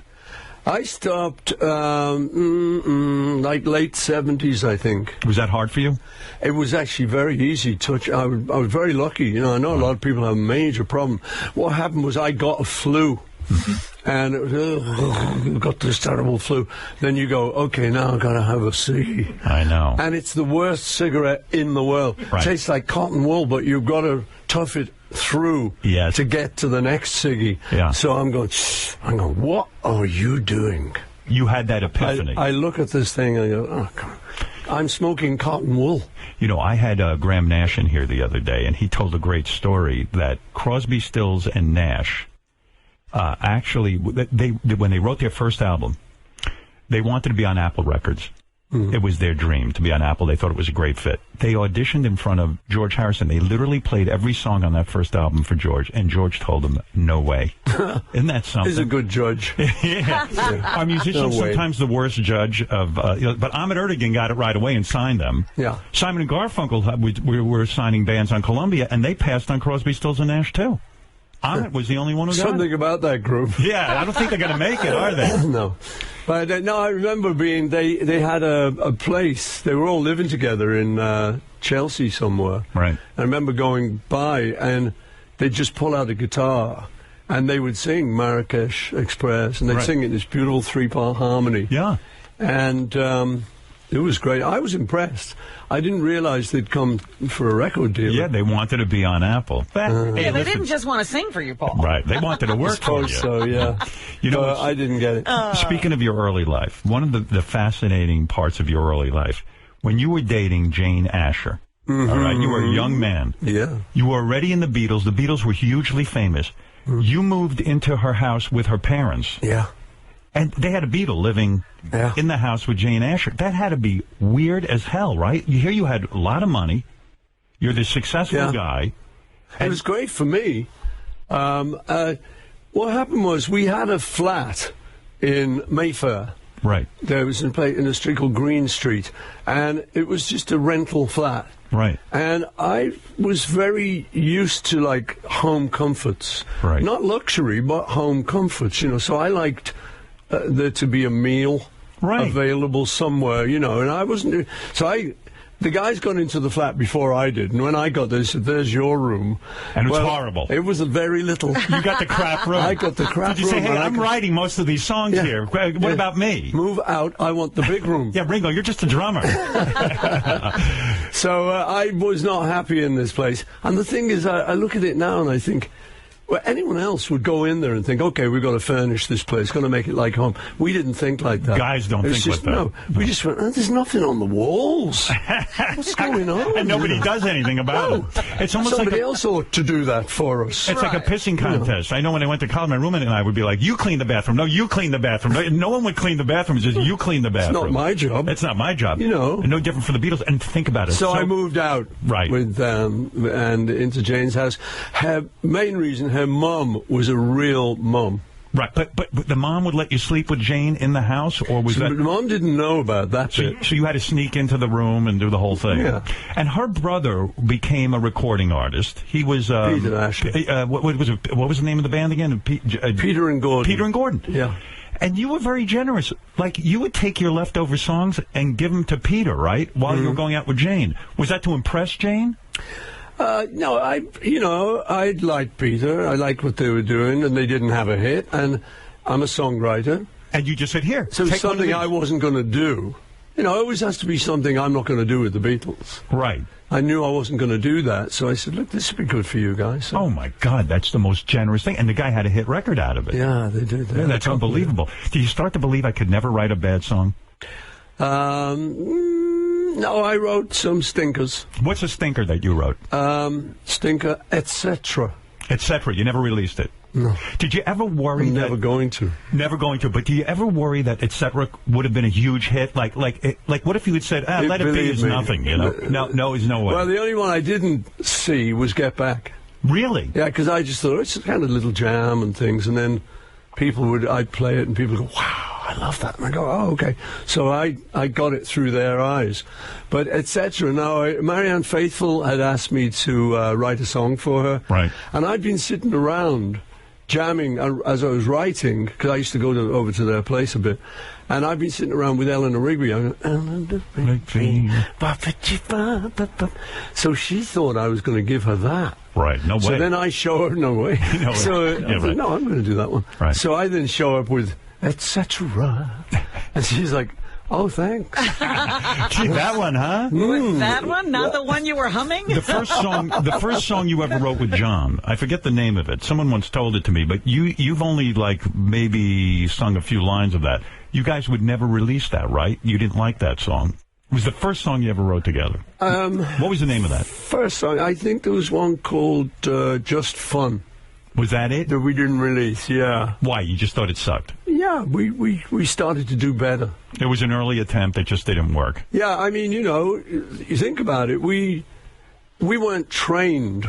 Right. So we were just young kids, and I had written a couple on my own, and then I met John, and I would say to people, oh, yeah, I've written a couple of songs, that was like my little boast. And people would go, oh, wow. Really? Well, he said, so have I. Right. I went, what? He was the only person ever said that. So then we got together, and I'll show you mine if you'll show me yours. And Just Fun came out, and it wasn't very good. And it wasn't very good. We plowed on. I like this song. You wrote this little one here. This is a... You're gonna carry that weight. Carry that weight. I can't believe I'm sitting in a room singing this to you. This is good. Are you auditioning? Yeah, I want to be on Apple. I don't think Apple's going to take you, Howard. I like how you came up with this. Brian Epstein was your manager, right? He dies. You assume all the business responsibility for the Beatles, and it was a weight on your back. True or false? That's the song. Yeah, I mean, I never thought of it like that, but, someone had to kind of keep the ship steady on course kind of thing, and, I suppose it fell to me in some degree. So carry that weight wasn't about the weight of the business of the Beatles that you carried on your back? No, it was just about life at that moment. Oh. I mean, that was the period during which the word heavy emerged. Right. It's heavy, man. Yeah. Everything was Do you heavy. remember that? There was a time when no one used to say that. And suddenly it was like, it's heavy. Yeah, like that kind of just happens. But was it as simple with 8 days a week? Someone said you were in a car and what was it? You were I'd been caught speeding, and so I needed to be driven. So I had a driver take me out to John's house. And just as we're pulling up to John's house, I happened to say to the driver, so, you've been busy or you've been crazy? He said, oh, man, he said, yeah, I've been working 8 days a week. And then... So then I go into John's and I say, I got it, got the title. 8 days a week. Let's work on this. You mean you'd already written the music, you just didn't have... No, it just had the title. And then we made the song together. You said, I've got it. We're going to write 8 days a week today. Yeah, so you work backwards. I love you, baby. No, I really love you 8 days a week. Did you and John ever sit and say, hey, let's go meet some songwriters and see their process? Let's see how they write, because maybe we'll learn something? Because you were just making it up as you went along. I mean... Yeah, we didn't want to go meet anyone. You didn't? No, I mean, as you say, we were making it up. We'd learned. I think the great thing about me and John is we were kids, then we were a year older, we were going to Paris. Right. Then we were doing this and this and this. And so the songs were reflecting that. We'd write a song that we thought was okay. Then we'd write something like From Me to You, which were in the middle eight, sort of went somewhere a little bit more sophisticated. And then we'd start. So we kind of had a staircase, and we both knew what step to take next on that staircase. Wow. Do you think Rubber Soul and... with Rubber Soul, do you think that's when the Beatles really, you and John, do you think that's when you guys really got it as songwriters? Yeah, I think that was a good turning point. Revolver was just before that. Right, and Revolver was a pretty big turning point. I think there was a turning point there. Yeah, I mean, originally, we're kids out of Liverpool. Right. Listening to what grown-ups tell us about making records and trying to figure it out ourselves. So all the early records are to the fans. Uh-huh. Right. Absolutely. It's like, love me do. P.S. I love you. Right. Oh, by the way, she loves you. Oh, by the way, this is from me to you. Right. Oh, thank you, girl. So it's all very... rudimentary? Yeah, rudimentary and directed at the fans. We're doing it for the girls kind of thing, basically. Right. And then we started to realize that we didn't have to do that. Right. That we could go to other subjects. So it broadened out a bit, Yeah, the audience kind of allowed you to do that, too, because they were going along for the ride. They loved it. That's right, yeah. Well, some of them fell off the edge of the world. But then others came on. Oh, then others came on. When you wrote Why Don't We Do It in the Road, okay, you saw monkeys fucking somewhere. Is that true? Is that true or not? Yeah, that is true. In Rishikesh, where we were... You were in India. We were in India, and we went to study meditation. Right. And these houses had little flat roofs. It was a lovely day, so I was out meditating. I saw a little troop of monkeys walk through the jungle. Right. And I'm, wow, fascinating wildlife. And I just see one of the guys, he just kind of jumps on the back of this female monkey. So, I'm going, hey, baby, look at this. It's porn. So that's why, jungle porn. So that's jungle porn. And that's why why don't we do it in the road? That's fascinating to me, but even more fascinating, you went into this studio, and maybe this is even why the Beatles had to end. John was upset that you went off into a room to record this by yourself. You did the drum part on this? No, me and Ringo. Was it? Went off into a room. And John went, I guess that's the way it's got to be, but didn't we used to all just record together, and now Paul's going off on his own and playing all the parts? Yeah, it's true. It pissed him off. It did piss him off. We were on a heavy deadline with that record, and we knew we had to finish up by the Sunday, so I was just trying to get everything in. Why a deadline, though, Paul? I mean, aren't these deadlines artificial? I mean, a record company says we need an album now. No, they fix a release date. I see. They say you were going to release your record then, so you ought to have it finished then. And we'd always push it. We'd always be a day late. We'd be fiddling around trying to get it perfect. But we listened. You listened to the label in those days. I remember going in on a Sunday morning to finish up the running order and everything on the White Album. Don't you think that's a time in your life where you were maybe not even conscious of it, but you're saying to John, I like sometimes doing something on my own. I don't always want to be the Beatles. Yeah, I think we were both doing that. When did you realize George could write songs? Was it Here Comes the Sun? Yeah, and something, Here Comes the Sun, around that period. Were you shocked that he was that good of a songwriter? No, I was happy. He'd written a couple before that on one of the earlier albums, which were really good, starting to shape up. He'd never seemed that interested. Right. And I suppose because John and I were kind of dominating it. But do you think he got inspired and kind of learned from you two? He saw how you put together a song. I mean, he had the best two teachers in the business, right? Yeah, I suppose he thought I could do that. Was it about money, too, though? And I want you to be honest about this, because I've always been curious. When it comes down to it, the real money to be made in music is publishing. You and John putting all the songs together, I mean, you had the publishing.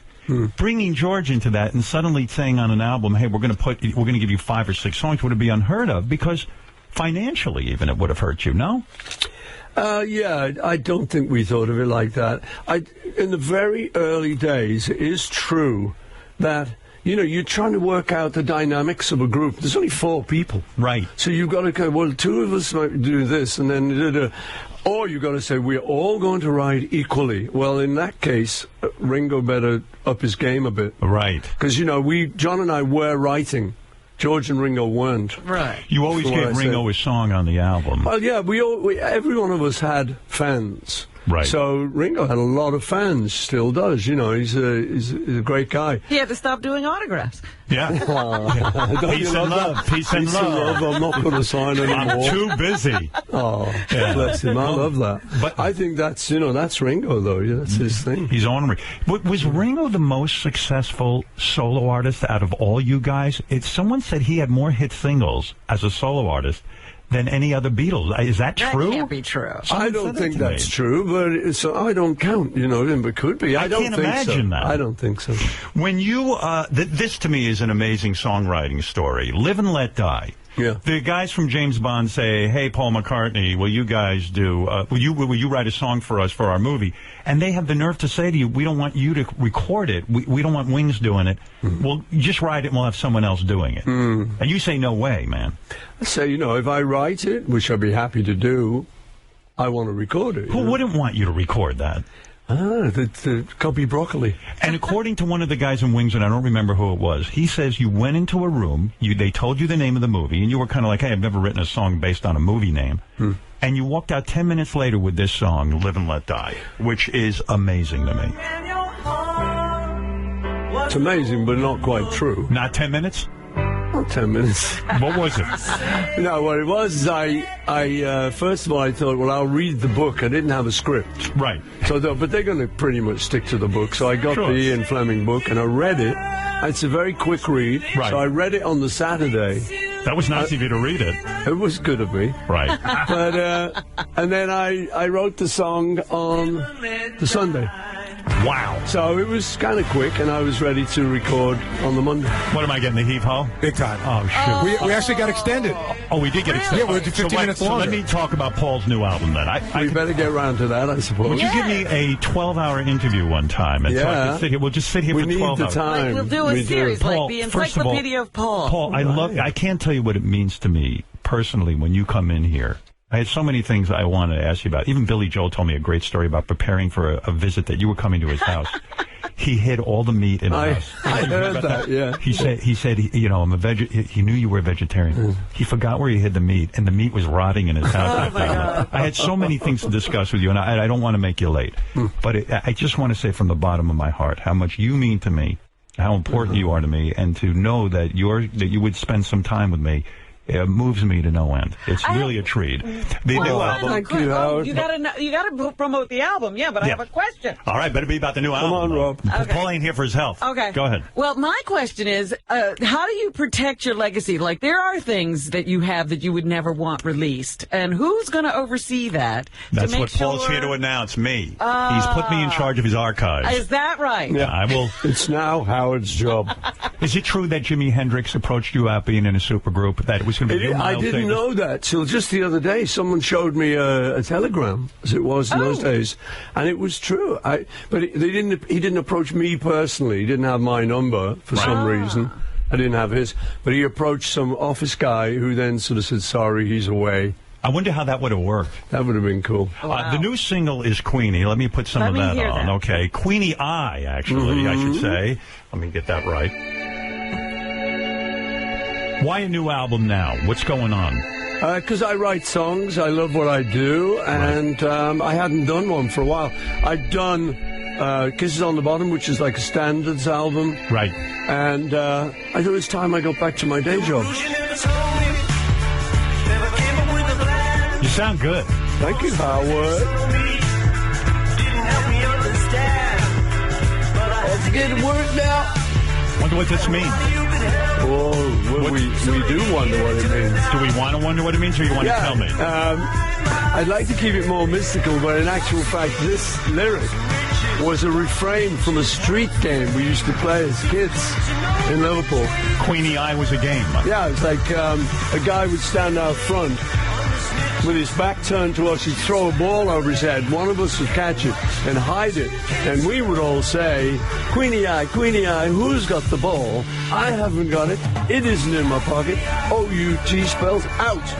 He would turn around and try and guess which one of us had the ball. So I was just like the rhythm.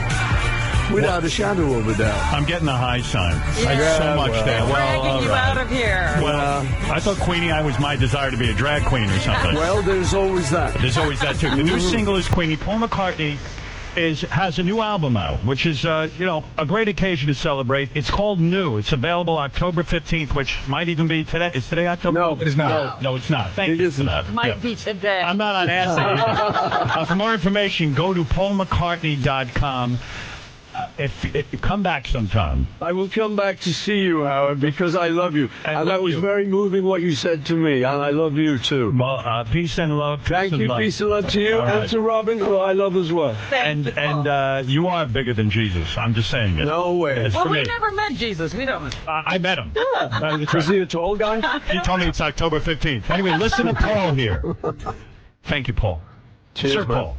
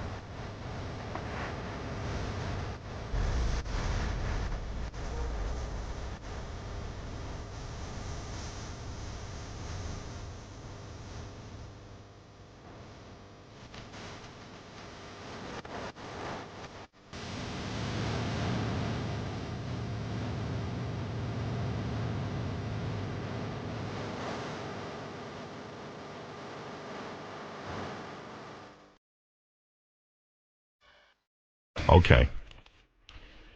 Wow. Well, I'll admit I'm a little frustrated because I love interviewing Paul McCartney, and I only got about 35 minutes. Gary tells me they're on their way to another interview here at Sirius, which upsets me because he should only be here. Well, that's true. I mean, that should be a rule. Yeah.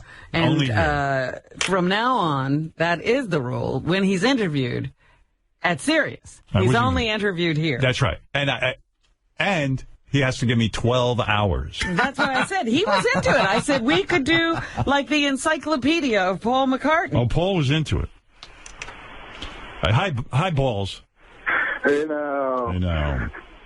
Hey, Howard, I just want to let you know, I could have listened to you interview him all day long. I'm surprised you actually was able to cram in so much good stuff in the short period of time you had him. I tried. There were so many things I wanted to get to. I can't even begin to tell you the questions I have. There's one question I can't believe I didn't get to ask him about. On Across the Universe, I had about 50 questions just about that song. Uh-huh. And, but, you know, I tried to hit the highlights as much as I could. Well, I explained to Howard that he had to leave room for Paul to answer. I did. Unfortunately. And you did, and it was wonderful. It was fun. I would have actually I would actually like to ask him, being he's so iconic and world-renowned, I would have liked to know if there's ever days where he sort of gets, like, frustrated being so popular, if he'd like to just, like, kind of be a regular guy at some point. No, well, I don't think so. No. It must be great to be Paul McCartney. Yeah, right. He don't want to be. He don't want to be a regular lose guy. that. No, he was hanging out with Keith Richards on vacation in the Caribbean. Right. Right. He loves that.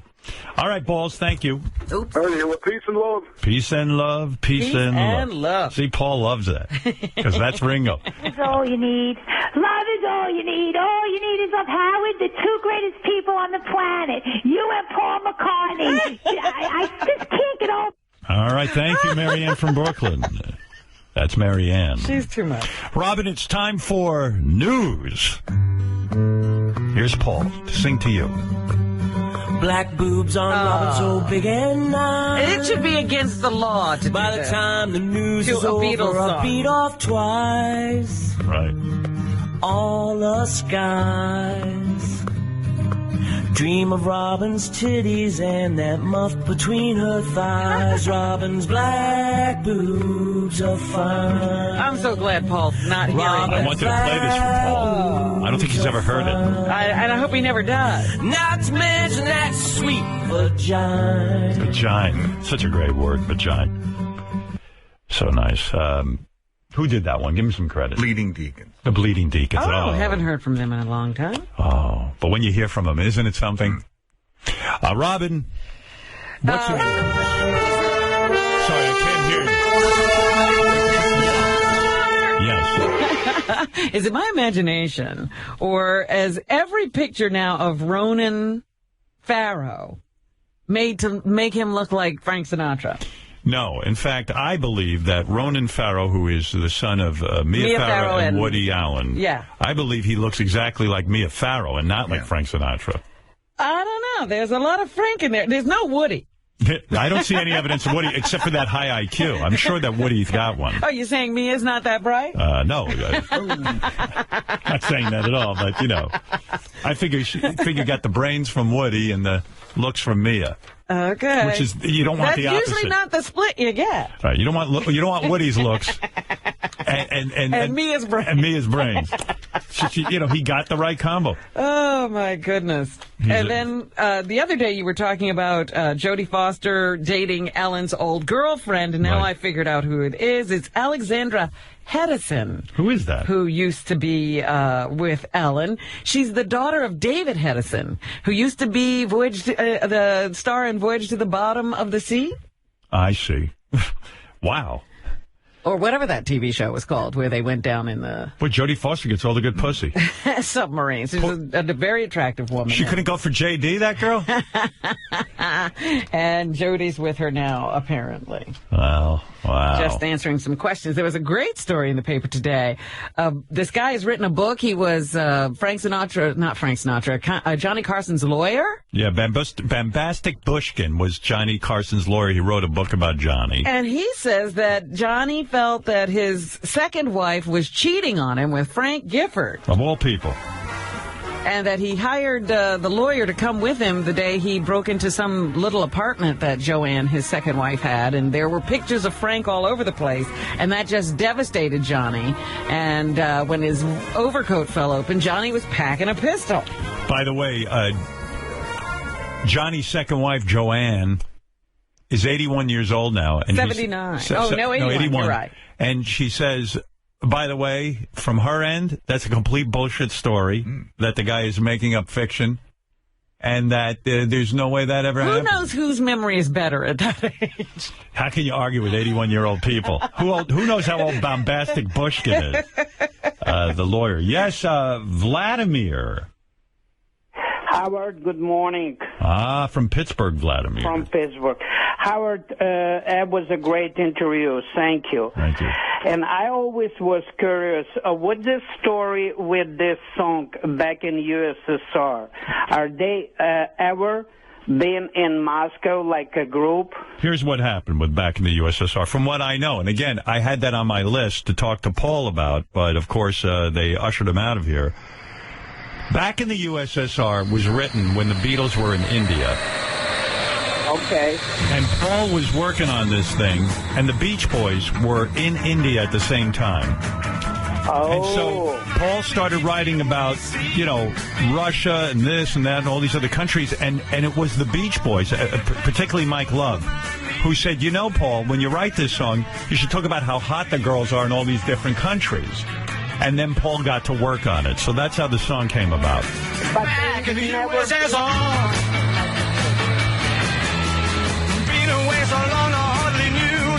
What did you say, Vladimir? Are they ever been in Moscow, like Beatles? I don't know. He's not here. He left. Okay. All right. Beatles, no. Howard, McCartney, yes. McCartney has been in Moscow? Live in Red Square.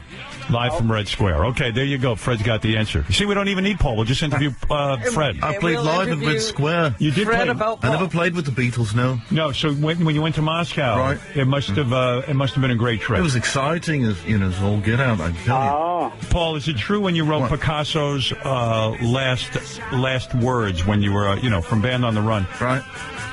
Was that on a dare from Dustin Hoffman? Dustin said, "Hey, Paul, write a song about this," and he just handed you something about Picasso? That's a good story. There's some truth to it, but didn't quite go down like that. It didn't? No, not quite like that. Thank anyway. you, Paul. No. Vladimir, any other questions for Paul? Paul Norris? He is the greatest. He is the greatest. Thank you. Thank you, Howard. Thanks a lot, Mr. McCartney.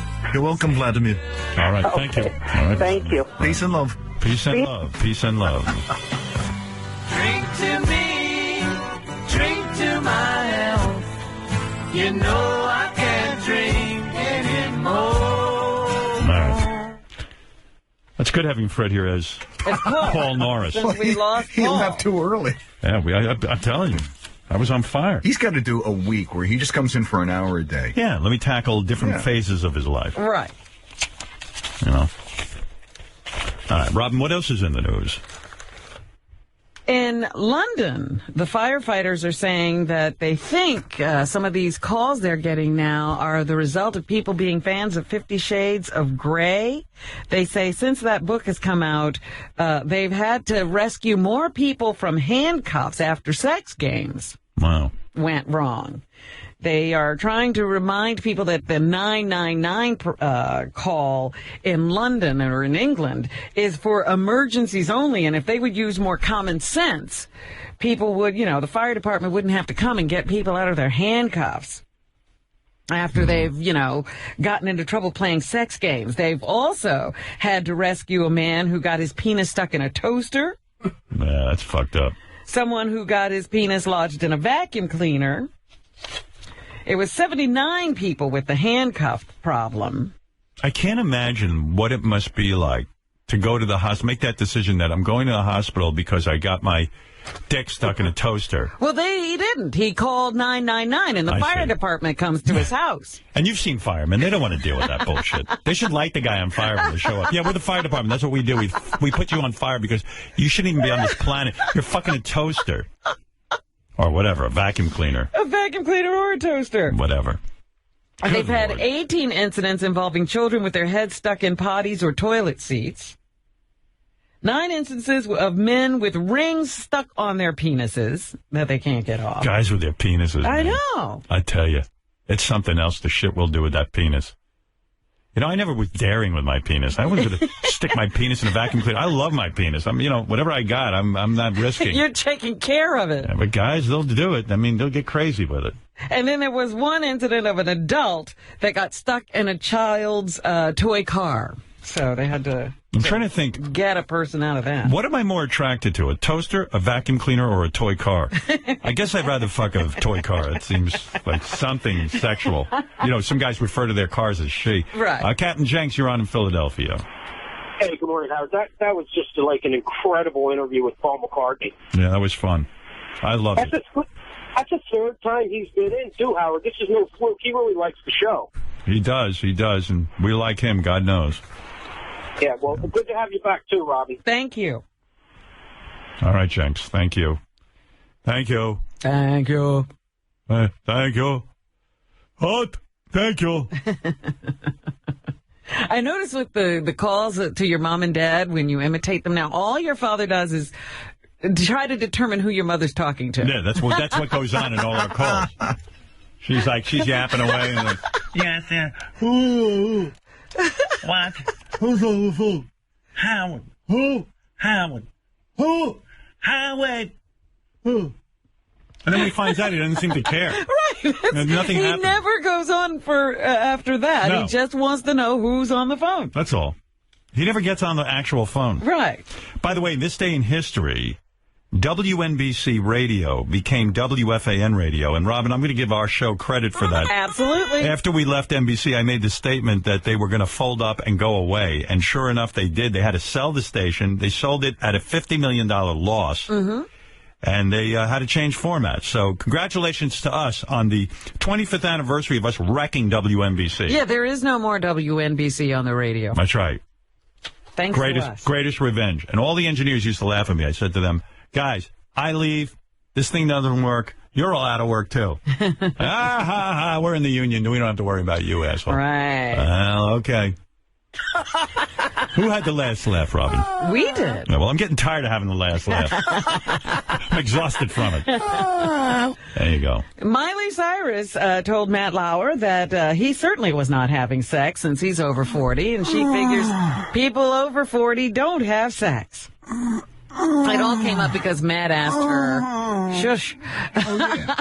You're talking about sex. Oh, man. I'm trying to talk about What sex. did Matt ask her? Matt asked her if this latest phase of hers, with all the sexuality and the twerking and, constantly, being naked in Rolling Stone and a controversial, sexy video, if this was just a phase and she'd eventually move on to something else. And she said, well, I heard that people around 40 stop having sex, so that's probably when this phase will end for her. Well, she's right. People around 40 should stop having sex. It's disgusting, but listen. Hey, I think that you're having sex. I am. It's disgusting. I told you that. Nobody wants to see me having sex. They asked me about it. A TMZ guy caught me yesterday, and he asked me what I thought. And I said, I think that people get better at sex as they get older, and certainly are continuing to be interested in it. Good. So. Spread that myth. Because I said, what do you think young girls like to be with older guys?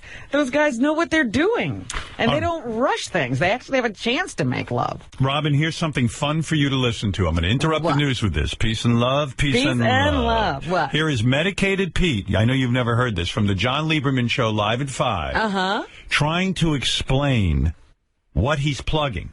He's giving a plug, but it dawns on us through the interview he has no idea what he's plugging. Oh, okay. Here it is for your listening enjoyment in the middle of the news. You seem a little nervous, a little fidgety. I understand you have a new gig of some sort? Yeah, I'm pushing this iPhone app. It's called Titan Tail, Titan. And it's like a medieval video game. What is it? It's a video game available on an app, and you download the app, and and you get this video game. It's like a medieval video game. What made you want to sign on and do this gig? Do you believe in the product? I think it could go somewhere. I think there's a chance for everything, But do you believe in it? Have you used it? Do you love it? I've gotten approached by these guys up in Canada, and they said, "Would you back this product, and we'll give you a couple bucks?" And I said, "Sure." Right. I know you're backing the product, but have you used the product? I have not. I have not used it. I haven't gotten the chance. But my favorite, you're backing it. You Yeah. believe in it in theory. In theory, yes. I definitely believe there's a chance. There's a chance that I could make that I could make a couple dollars. But in reality, you know very little about the product that you're pushing. Basically, because it got to me so quickly, and I had to come up with all these ideas. You love that? I haven't gotten the chance to really do the research. All right, well, try it out and then get back to us with the results of Next time, try your product. Right. Yeah, know what you're pushing. It's one of my favorite clips. I wanted to share that with you. Robin, what else is in the news? Somebody just gave me this interview with Justin Justice Antonin Scalia, the Supreme Court, just got back into session. Is he Antonin Scalia? Antonin Scalia. Yeah, right. And I just thought some of the things he says in it. He's 77 years old. He's a conservative on the court. And doesn't he believe the devil is a real person? Yes, he's Catholic. And, he points that out quite often to people who ask him questions. He was interviewed by New York Magazine. Yeah. On homosexuality, I think it's Catholic teaching that it's wrong, okay? But I don't hate the people that engage in it. In my legal opinion, all I've said is that I don't think the Constitution requires that people adopt one view or the other. I have friends that I know or very much suspect are homosexual. Everybody does. He won't ask them, though. No, nobody's ever come out and said, hey, I'm gay, and he just has his suspicions. I'll be honest with you. I do get nervous when a Supreme Court justice says he believes the devil's a real person, and then he went on to say that he wondered why the devil doesn't make himself known as much as he used to in the Gospels. And then goes on to say that... does he also wonder why there are no miracles? No, he did wonder, though, how come the coyote keeps chasing the Roadrunner even after the Roadrunner falls off a cliff and has a boulder fall on his head, the coyote, and he doesn't... why would he keep doing that? Oh, boy. So I was a little nervous after on Seinfeld. I loved Seinfeld. That must make Jerry feel good. In fact, I got some CDs of Seinfeld. Seinfeld was hilarious. Scalia likes Seinfeld. Yeah. All right, well... Can't be all bad. He also thinks there's a coarsening in society. He says you can't go to a movie or watch a television show, for that matter, without hearing the constant use of the F word. Thank God. Including, ladies using it. Oh, my. I got to tell you, I don't think there's been a better age for television than what we're in right now. With all these new cable shows, and by the way, the networks, I love that new show. I haven't seen the second episode yet, but the show with... Blacklist on NBC. I love that. I love, Breaking Bad, obviously, Dexter. All of these shows, to me, I think television's never been better.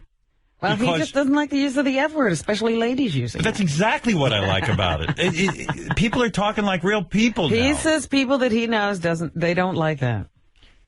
I like on that show, Strike Back.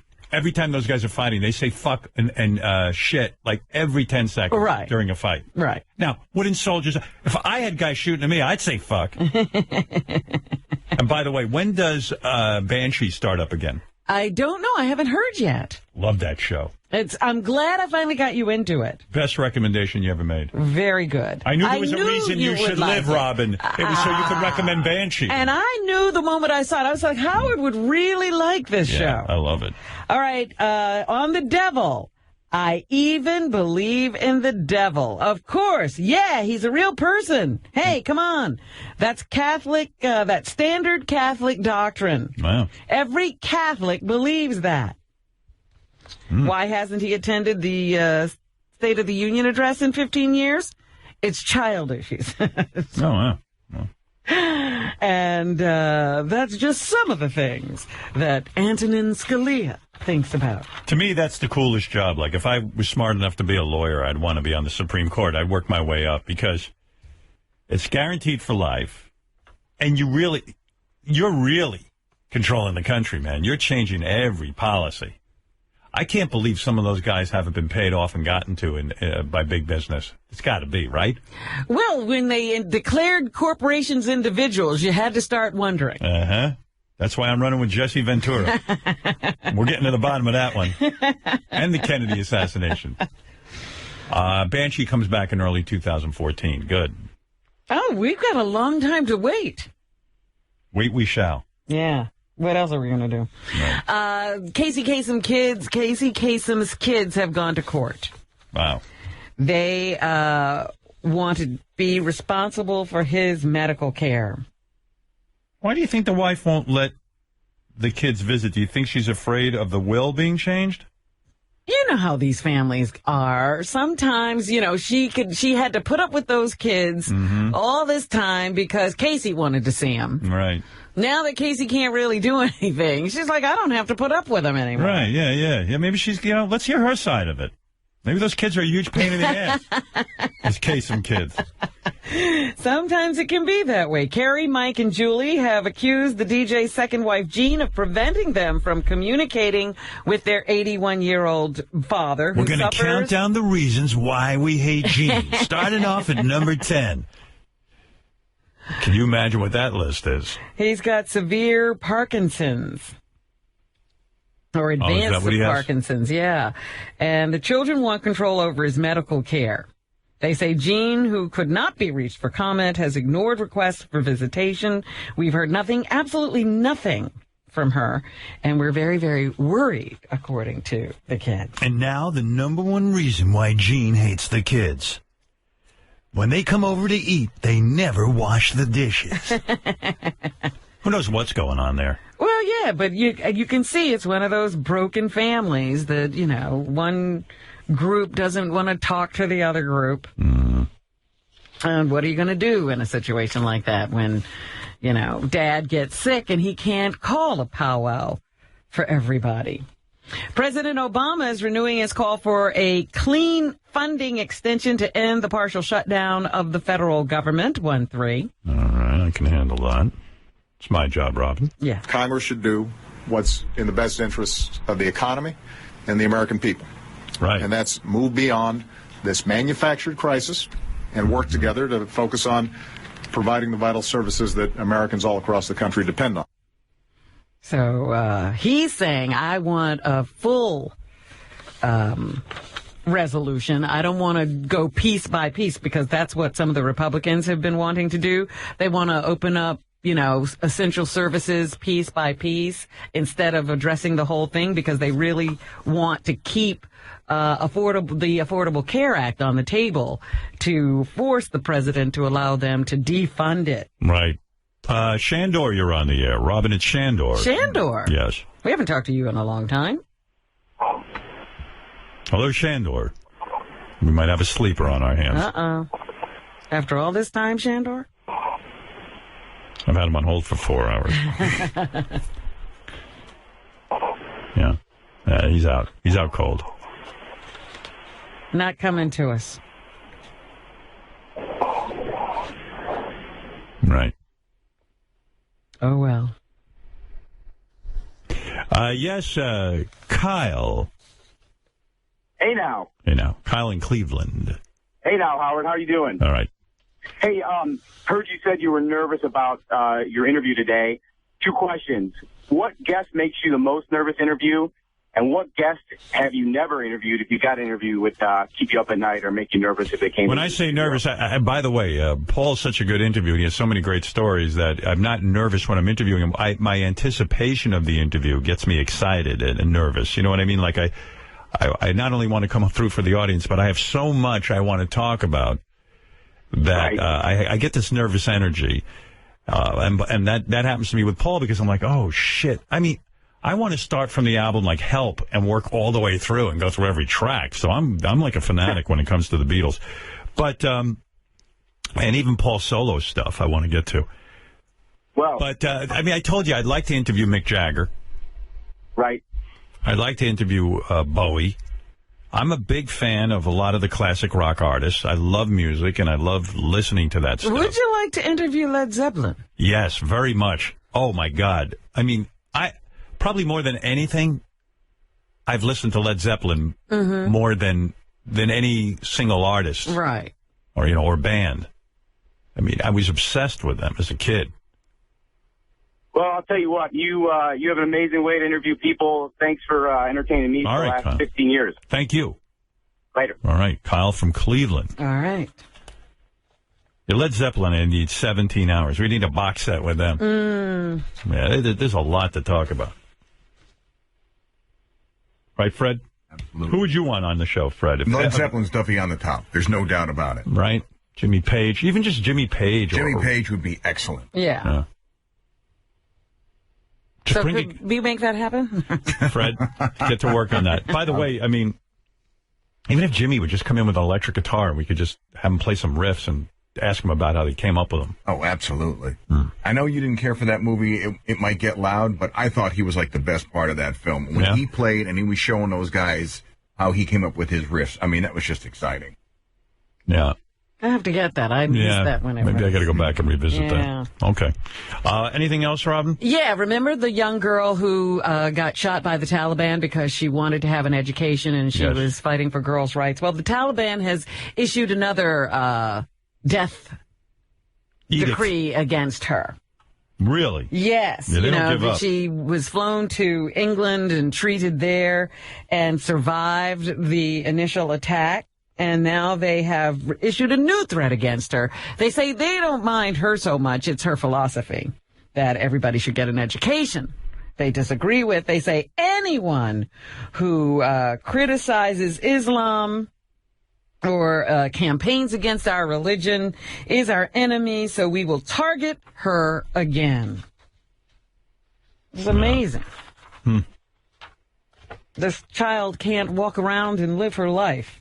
They're going to kill her if they see her. By the way, in the mail yesterday, Howard, your comments on the band Fun and Queen, I told you I saw them on TV. Yes. Doing Somebody to Love. The guy says, I looked it up on YouTube when I got home. It was tremendous. It turned around a day that was quickly going to hell. Yeah, I got to check that out. I want to hear that. By the way, Robin's right. Nate Roos is 31, the lead singer of Fun. Yes. Guy was really good with Queen. And actually so was Adam Lambert. You saw him with Queen, too? Yeah, he did a good job. I mean, and Queen couldn't be more happy. I mean, those poor bastards. They got something to do. Yeah, I mean, they're sitting home waiting for the next coming of Freddie Mercury. Oh, my goodness. All right, Bobo, you're on the air. Let's make Bobo. Hey, how you doing there, Howard? Stellar interview. Off the chain. I'm going to tell you, you really uncovered a lot of cool stuff. Are you saying Stella in the sense that Stella McCartney? Or That's are you? right. I see. I caught that. See, Bobo always has a prepared Oh, that wasn't his Long Island accent? No, I think he was saying Stella interview. You got to really listen to Bobo carefully. I'm the only one listening to Bobo. You really think he meant that? Yeah, I do. Yeah. Oh, get out of here, Bobo. IQ, schmyq. Come on. All right, Bobo, thank you. Thank me. I love you. Love you. A lot of love. Peace and love. You know, Bobo actually has a Beatles-style toupee. If you look at it. No, it's not. The early Beatles. You'll see when it flops down, it could almost look like a mop top. That is not true. It looks like a mop. Looks like a mop. We've used it as a mop. We've actually mopped shit up, and I'm not making a joke with that toupee. Yeah, it's not a mop top. It's just a mop. All right, Robin, what else is in the news? The much-anticipated Frontline report on accusations the National Football League has deliberately denied the risk of concussions airs tonight on PBS. It's called League of Denial and is based on the book of the same name, 1-1. All right. I'm really wondering where this stops. I'm really wondering if every single football player doesn't have this. The program argues through interviews with former players, doctors, and players' families that the NFL has schemed for 20 years to play down any link between football and long-term brain injuries that are made worse the longer someone plays in the game. Now, what are you supposed to do? You're playing football. It's getting you out of, dire conditions and enriching your family. Right. But it's going to make your brain damaged later on. I say you go for the brain damage and hope it's not too severe. Believe me, as someone who's gotten through life with brain damage, it's not that bad? Not that bad. Not great, but not that bad. Well, speaking of brains, I told you yesterday that 3 scientists here had been awarded the Nobel Prize. Right. One of them, the Stanford University molecular and cellular physiologist named Thomas Sudoff, was speechless after discovering he had won the 2013 Nobel Prize yesterday. He said he had to pull over when the winning phone call came in, 110. What do you get for that Nobel Prize? They give you a bunch of money. Nice. Because I'm driving in the middle of Spain somewhere. I was actually thinking that my friend was calling me because I'm a little lost. What did he win for again? It was for physics, wasn't it? Cool. Yeah, I don't even understand that shit. I'm keeping it real. Says he actually really enjoys what he does. 111. Yeah, I bet. This honor is This guy must be so smart that he can't even talk. incredibly. I have so many brains I can't even articulate it. Actually, this was the prize for physiology and medicine. I was wrong, yeah. Oh, even still. Whatever that is. Well, their discoveries help doctors diagnose a severe form of epilepsy and immune deficiency diseases in children. Maybe JD's a super genius. We don't know. He talks about as well as that guy. Well, you know what I was thinking? You know, everybody wants Miley Cyrus to be a role model. Why are we trying to force her to be a role model? Why don't we just pick people who are good role models? I like that she runs around in like little short outfits and shows her titties everywhere. Well, it's none of our business what she does. I like it. But we don't need to force her. You know, everybody's screaming at her, you're supposed to be a role model. Why does she have to be a role model? We shouldn't force people to be role models. Rob, in your music. I'm people saying, are liking this. You want a role model, pick this professor. Yeah, nobody, but he doesn't wear shorts and show his balls. And he doesn't have a great ass, honestly. I can almost guarantee you that. He's sitting on his ass thinking. All right. That's what we want for role models.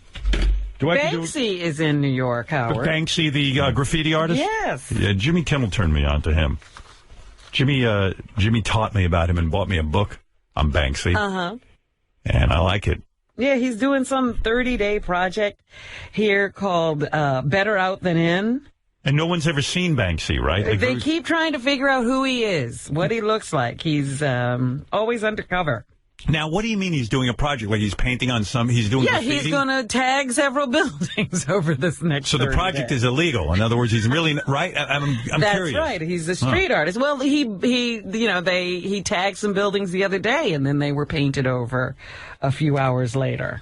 Wow. So his art comes and goes. I have like mixed feelings about those graffiti guys. Like on the one hand, their claim is, and I can buy into it a little bit, hey, all the commercial advertisers, they get to buy billboards and stuff and put up their message because they have all this money.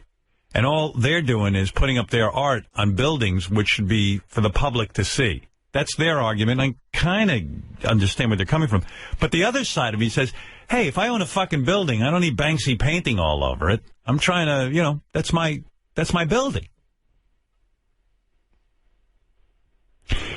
So where do you stand? Well, some of these buildings, some of these neighborhoods where, they've actually embraced this kind of art, they've had beautiful artwork created on some of these buildings. They call it street art. Yeah. If you call it graffiti, it's worthless. Right. If it's street art, that's a whole different story. But I have seen beautiful buildings with street art on them. So you're in favor of street art? I'm in favor of art. Banksy, there it is. Robin wants it. She doesn't care where she gets it, even if it means defacing a building. Or a subway car, because they, used to do that all the time. I don't like that. See, I like the subways to look kind of clean and neat, and it's kind of disrespectful to the taxpayers who pay for all this stuff. And when you get on a subway, it's depressing when it's covered in all that art. Or if it's not good. Most of it's not good. The problem is not everyone's a Banksy. Well, that's the problem. Some of these people don't know they're not good. Now you hit it on the head.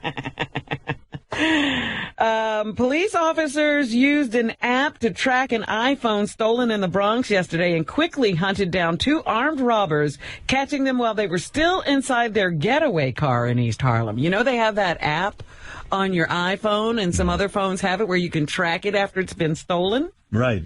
Well, they caught some crooks as a result yesterday. And then they don't do anything to them. Is there no big penalty for having stolen an iPhone? Well, iPhones are pretty expensive. Even this guy who was involved in that mob scene with the biker thing that happened, he was let out of jail, and he had drug charges and all kinds of stuff, right? It's the jails don't have room for criminals. Well, that's part of the problem. Yeah. We don't have we have the highest prison population in the world. Uh-oh. And we still don't have enough room for all the criminals we have. Yeah. We got to just take one state and turn it into a giant jail cell, like in that show on CBS. What state would you choose? Probably, like Alaska. Alaska? Yeah. Just turn it into a giant jail cell and put a dome over it. Well, Alaska's supposed to be beautiful and have so it's this cold, incredible nature. I'm never going there. I say North Dakota if you just want someplace cold that nobody Okay. wants to go to. How about Connecticut, just to fuck with Gary? May, you're not going to believe Howard wants a criminal to move into Connecticut. There's a chain gang by the trampoline. He wants to Our put a state giant, is now a penal colony. putting in a giant dome and a mini egg. All right. Anything How am I else? supposed to coach football here? Yeah, with all these criminals. This is like Australia. Isn't that how Criminals need to play football, too. That was a penal colony. Yeah, was it Australia a penal colony? Yes, it was. That's why everyone has a big penile. Prisoners and kangaroos. I can't believe all these criminals are jumping on our trampoline. Hey, get off of that. I got bouncing criminals in my backyard. Get out of here, I'll bite you with my giant teeth. Elizabeth Smart is opening up about her 9-month kidnapping Gary, ordeal. what do you think of that? Robin suggests Connecticut is a place we put all our criminals. Yeah. How about Staten Island? Staten Island's fine. fine. She doesn't care. Your wife just sent me a note. She just wanted you to mention that her sit down with Robin airs tonight on Extra, which, by the way, I just watched and did get a little teary-eyed. It's very. Was it that good? It's just very emotional. Robin claims that her interview with Beth yesterday was the best interview she's done. Well, I just said it was unlike any other. It was really touching. It was very personal. Robin starts to cry. Beth starts to cry. Lisa G cried. Lisa G? How did she get in on it? Lisa G was watching us and she started crying. Well, and is this one of these interviews that makes me look good again? Oh, my goodness. Oh, it does? Oh, I can tell you right now. Oh, wow. I don't want to give away. Here's the headline. I'm getting late. Robin or Beth is going to bang me tonight. Robin always knew how much you loved her, but now you showed the world how much you love her. Wow. I'm going to look so good. You are. Well, even Beth said, as we were crying, he's going to love this. Oh, yeah. But in other words, the problem I have with the Extra interview, how much of it will they really show? Because I know they cut those up. Well, I just watched the 4-minute clip that Beth put up on Facebook, and that's what I watched. Oh, great. And it looked edited, and there was plenty in there. Okay, good. Yeah, because we talked a lot longer than 4 minutes. Wow. You come off awesome. Oh, can't wait. Except for the part where you read Robin's entire book and then you didn't realize it was dedicated to you. I didn't. Beth had to tell me. That's what I meant to talk to you about. By the way, thank you. About today. She told me you didn't even know it was dedicated to you. No, she told me. Beth picks up the book. Of course, the first place she goes is to that page. Well, she was reading it, and I was sitting there reading the paper, and actually, by the way, New York Times, excellent interview with a story on Al Jaffe from Mad Magazine. But anyway, I read the paper. She reads Robin's book, and she says to me, "Do you know this book is dedicated to you?" I go, "No, I have to read that." No, but I enjoyed your book. It was good. Well, thank you, but yeah, it's dedicated to you. I thought it was dedicated to kale or spinach. Actually, I even changed the dedication after this whole ordeal. I said, nope, I want to dedicate it to the 3 people I think saved my life during this whole thing. I was actually angry that you put 2 other people in the dedication. But you're first. Well, that was true. The people won't even notice the other 2 names. Yeah, I did notice that. Just read the part with me. You're too funny. So anyway, Elizabeth Smart, who was abducted from her home at Knife Point in 2002, is talking about her 9-month ordeal. Here she is, 1-6. She was asleep. I was so scared, just adrenaline shooting through my body. Oh. And then he started to pull me out of bed, and he said, if you make a sound, I will kill you. I will kill your family. Wow. She was forced to hike to a makeshift campsite where she was forced into a bizarre marriage ceremony and raped. She was only 14 years old at the time. I like that the guy married her. Right. Well, he was a religious dude. And, romantic. And he figured, hey, now that we're married. Where's your trousseau?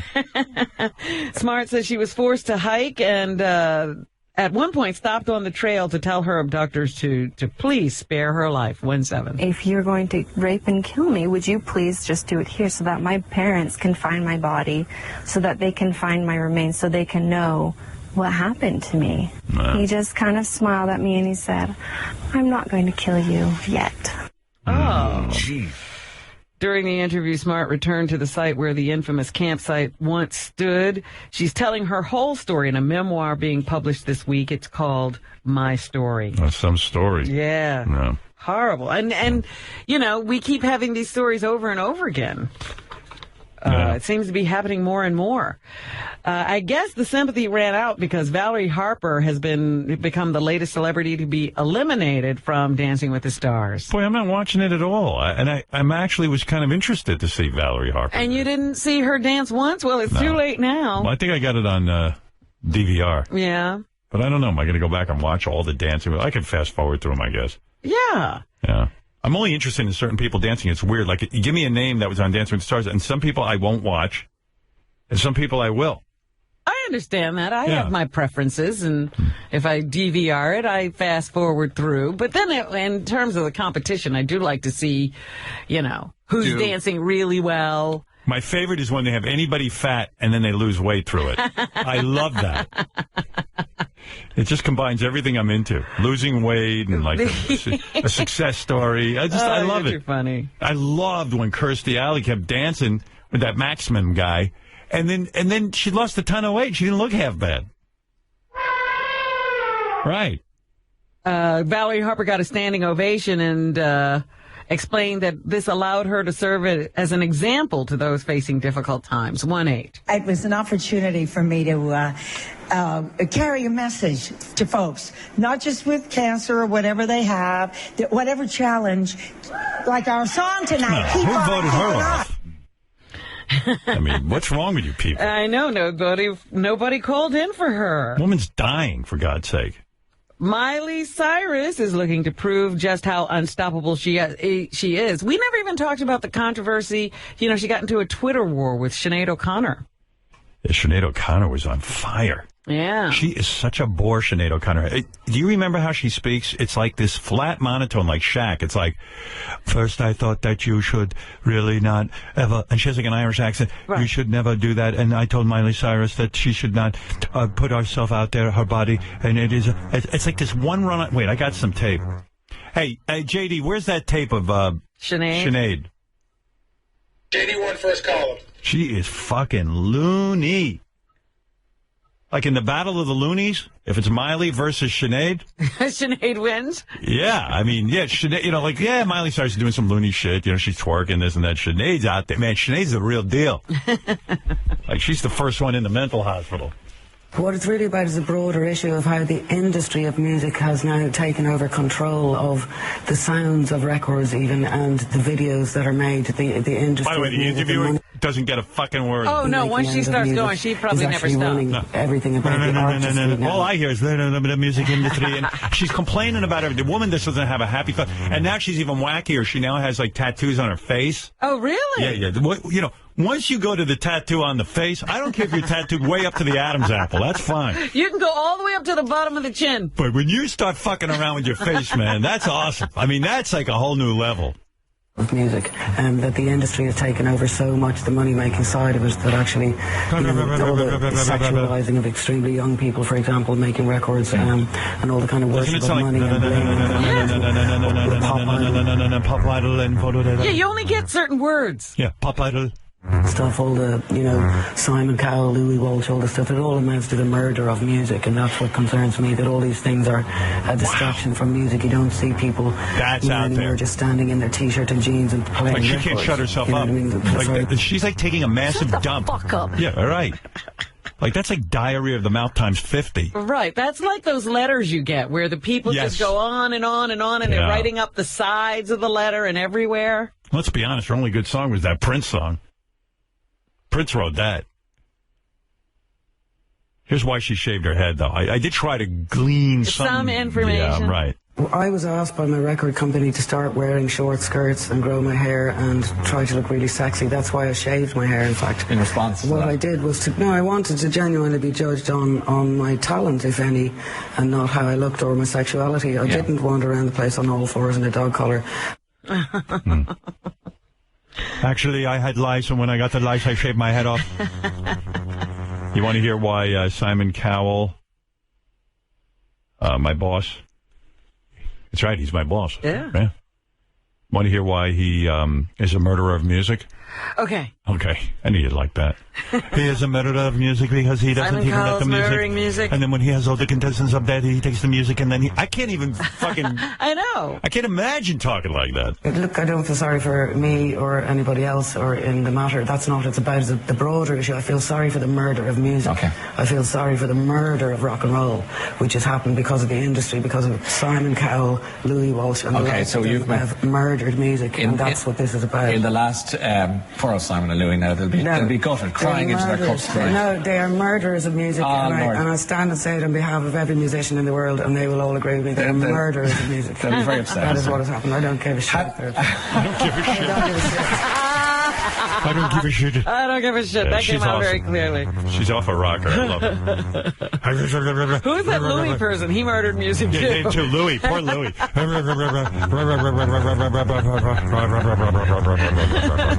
Yes, Kermit, you're on the air. Howard. Hey, now. Hello. Yes, Kermit.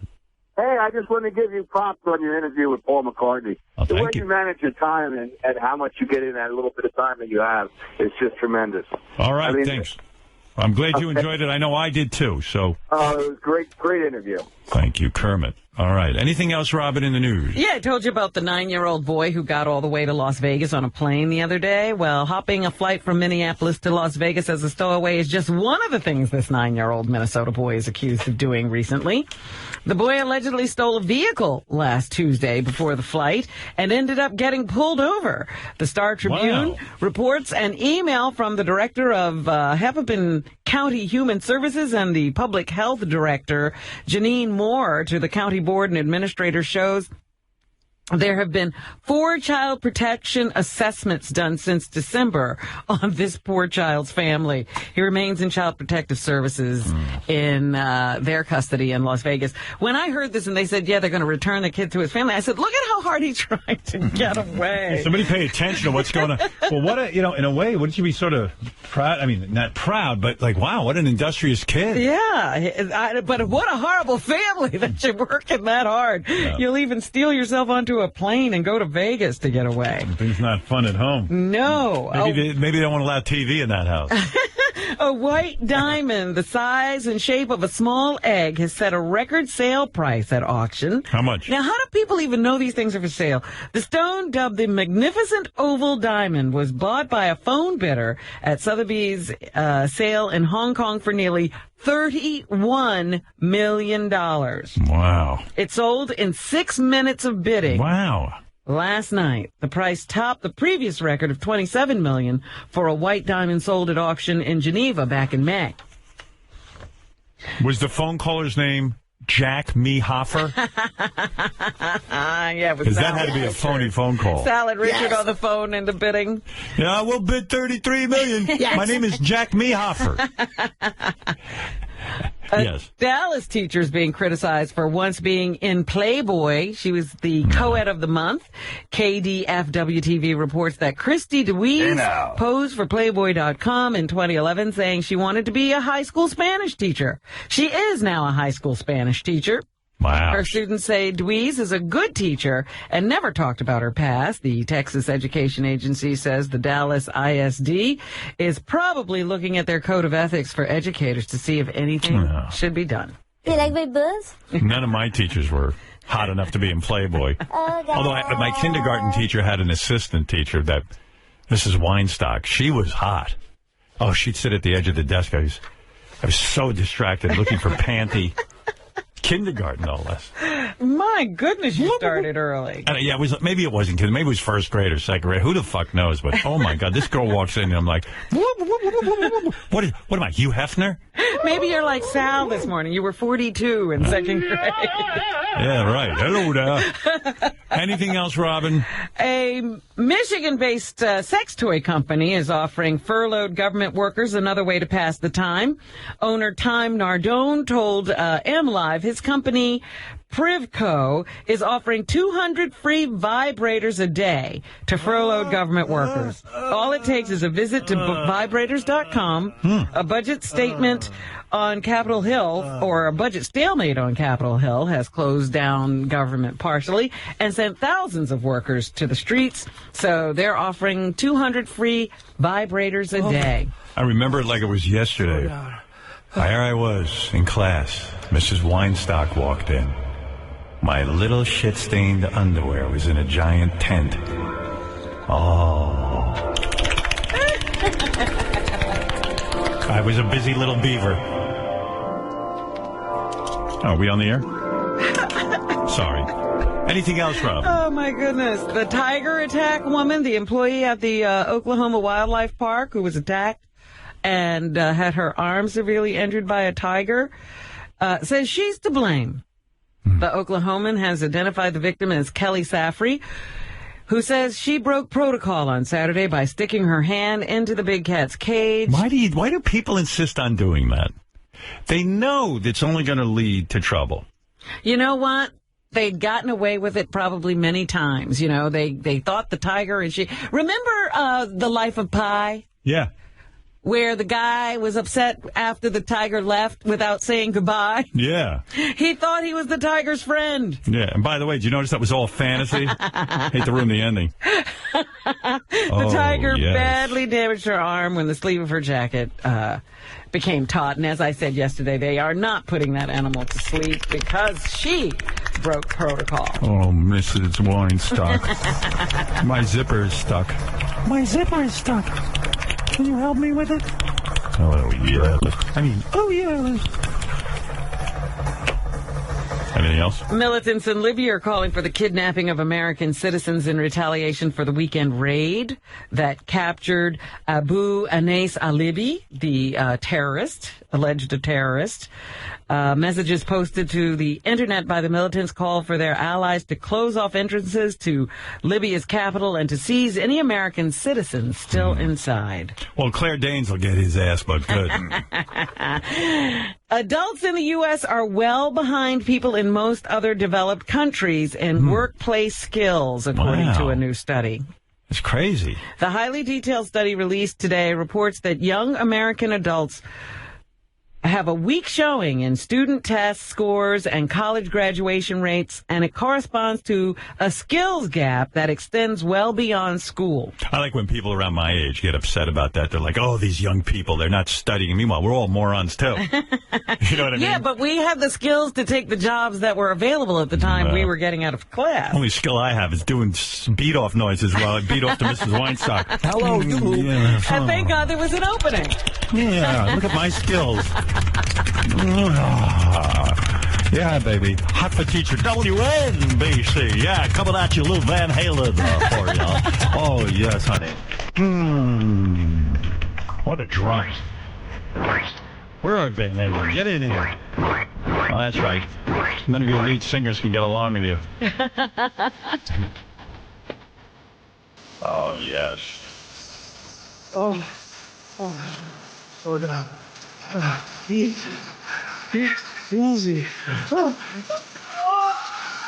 I like that Scott the engineer simulating an orgasm and he's going easy. Like, does he ever? What do you mean easy? Easy. Is everything with you easy? Slow down.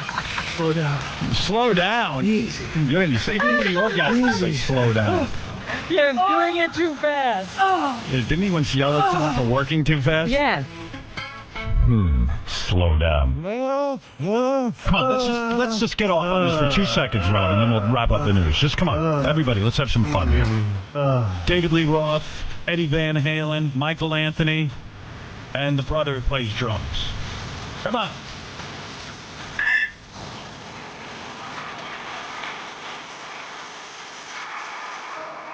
Yes. Come on. I don't know what we're supposed to do, but come on. Let's get to work. All right. Anything else, Robin? Yes, young adults in the U.S. compare poorly with young adults in other countries in math, technology, and literacy. It also finds that middle-aged Americans, considered among the best educated people of their generation worldwide, rank no better than the middle of the pack in skills. So we shouldn't be complaining about these young people. Oh, these people, they don't pay. They don't know how to do anything. Americans aged 55 to 65 rank higher than their foreign contemporaries, but Americans 45 to 55 were only even with people in other countries. The study is based on tests developed by the Organization of Economic Cooperation and Development. Right. Prescription drug abuse causes more deaths than heroin and cocaine combined. According to a study by the Trust for American Health, prescription drug abuse has doubled in 29 states since 1999. Prescription drug abuse costs an estimated $53 billion a year in loss in productivity, medical expenses, and criminal justice resources. So right now, prescription drugs are worse than illegal drugs. A new $100 bill will make its debut today, thank goodness. The Federal Reserve has been working on the new harder-to-counterfeit bill for over a decade. The $100 bills were under siege, Howard. Yeah, well, you don't travel outside of the country, and you could not exchange an American $100 bill almost in any country. They wouldn't take them because the counterfeiting of them was so high. The new bill was originally supposed to be released in February of 2011, but printing problems have delayed it until now. And finally this morning... The new $100 bill has a naked Ronald Reagan on it. And that's hard to copy. That's right. With a big boner. Ohio drivers can now show their love of Superman with a new license plate. Ooh. The Ohio Bureau of Motor Vehicles is taking orders for the plate that the cousin of Superman co-creator Jerry Siegel, Irv Fine, says is one of a kind. 1, 2. Oh, I love Superman. I want to get a license plate and show the world. What kind of fucking jerk-off does that? What is it, 1, 2? 1, 2. All right. We made arrangements with Warner Brothers, who owns Superman, to have the rights to use the shield. Didn't the fuckers who invented Superman got, like, no money for it? Right. Now they're like, hey, I know what we can do. Let's put Superman on a license plate. Poor bastards. They should have $1 billion. Only in the state of Ohio. All right. Right now, it's only in Ohio. And one more thing. The government of Kuwait says it will conduct medical screenings to keep homosexuals from entering the country. The Kuwaiti Health Ministry's Director of Public Health says routine clinical screenings of people coming into Kuwait will include tests to identify gays, lesbians, bisexuals, and transsexuals who will then be banned from entering the country. Give that test to Fred. I have suspicions. I'm not traveling. That's it. I like it. This is a test to determine if you're a lesbian. What is that test? Well, they show you a picture of a big cock, and if you throw up, they know something's up. Tickle my tits. Right. That's what's happening. Thank you, Robin. Hey, what's up? This is Jerry O'Connell, not Fred. See Shuley and his One Mic Comedy Tour, October 12th at Jam and Java in Vienna, Virginia. For tickets, go to cleanboxentertainment.com. For Sal Governale information, go to horsetoothjackass.com. To book Richard Christie, go to richardchristie.com. Get Benji's song Online Sweetheart on iTunes or go to beautifulgaymusic.com.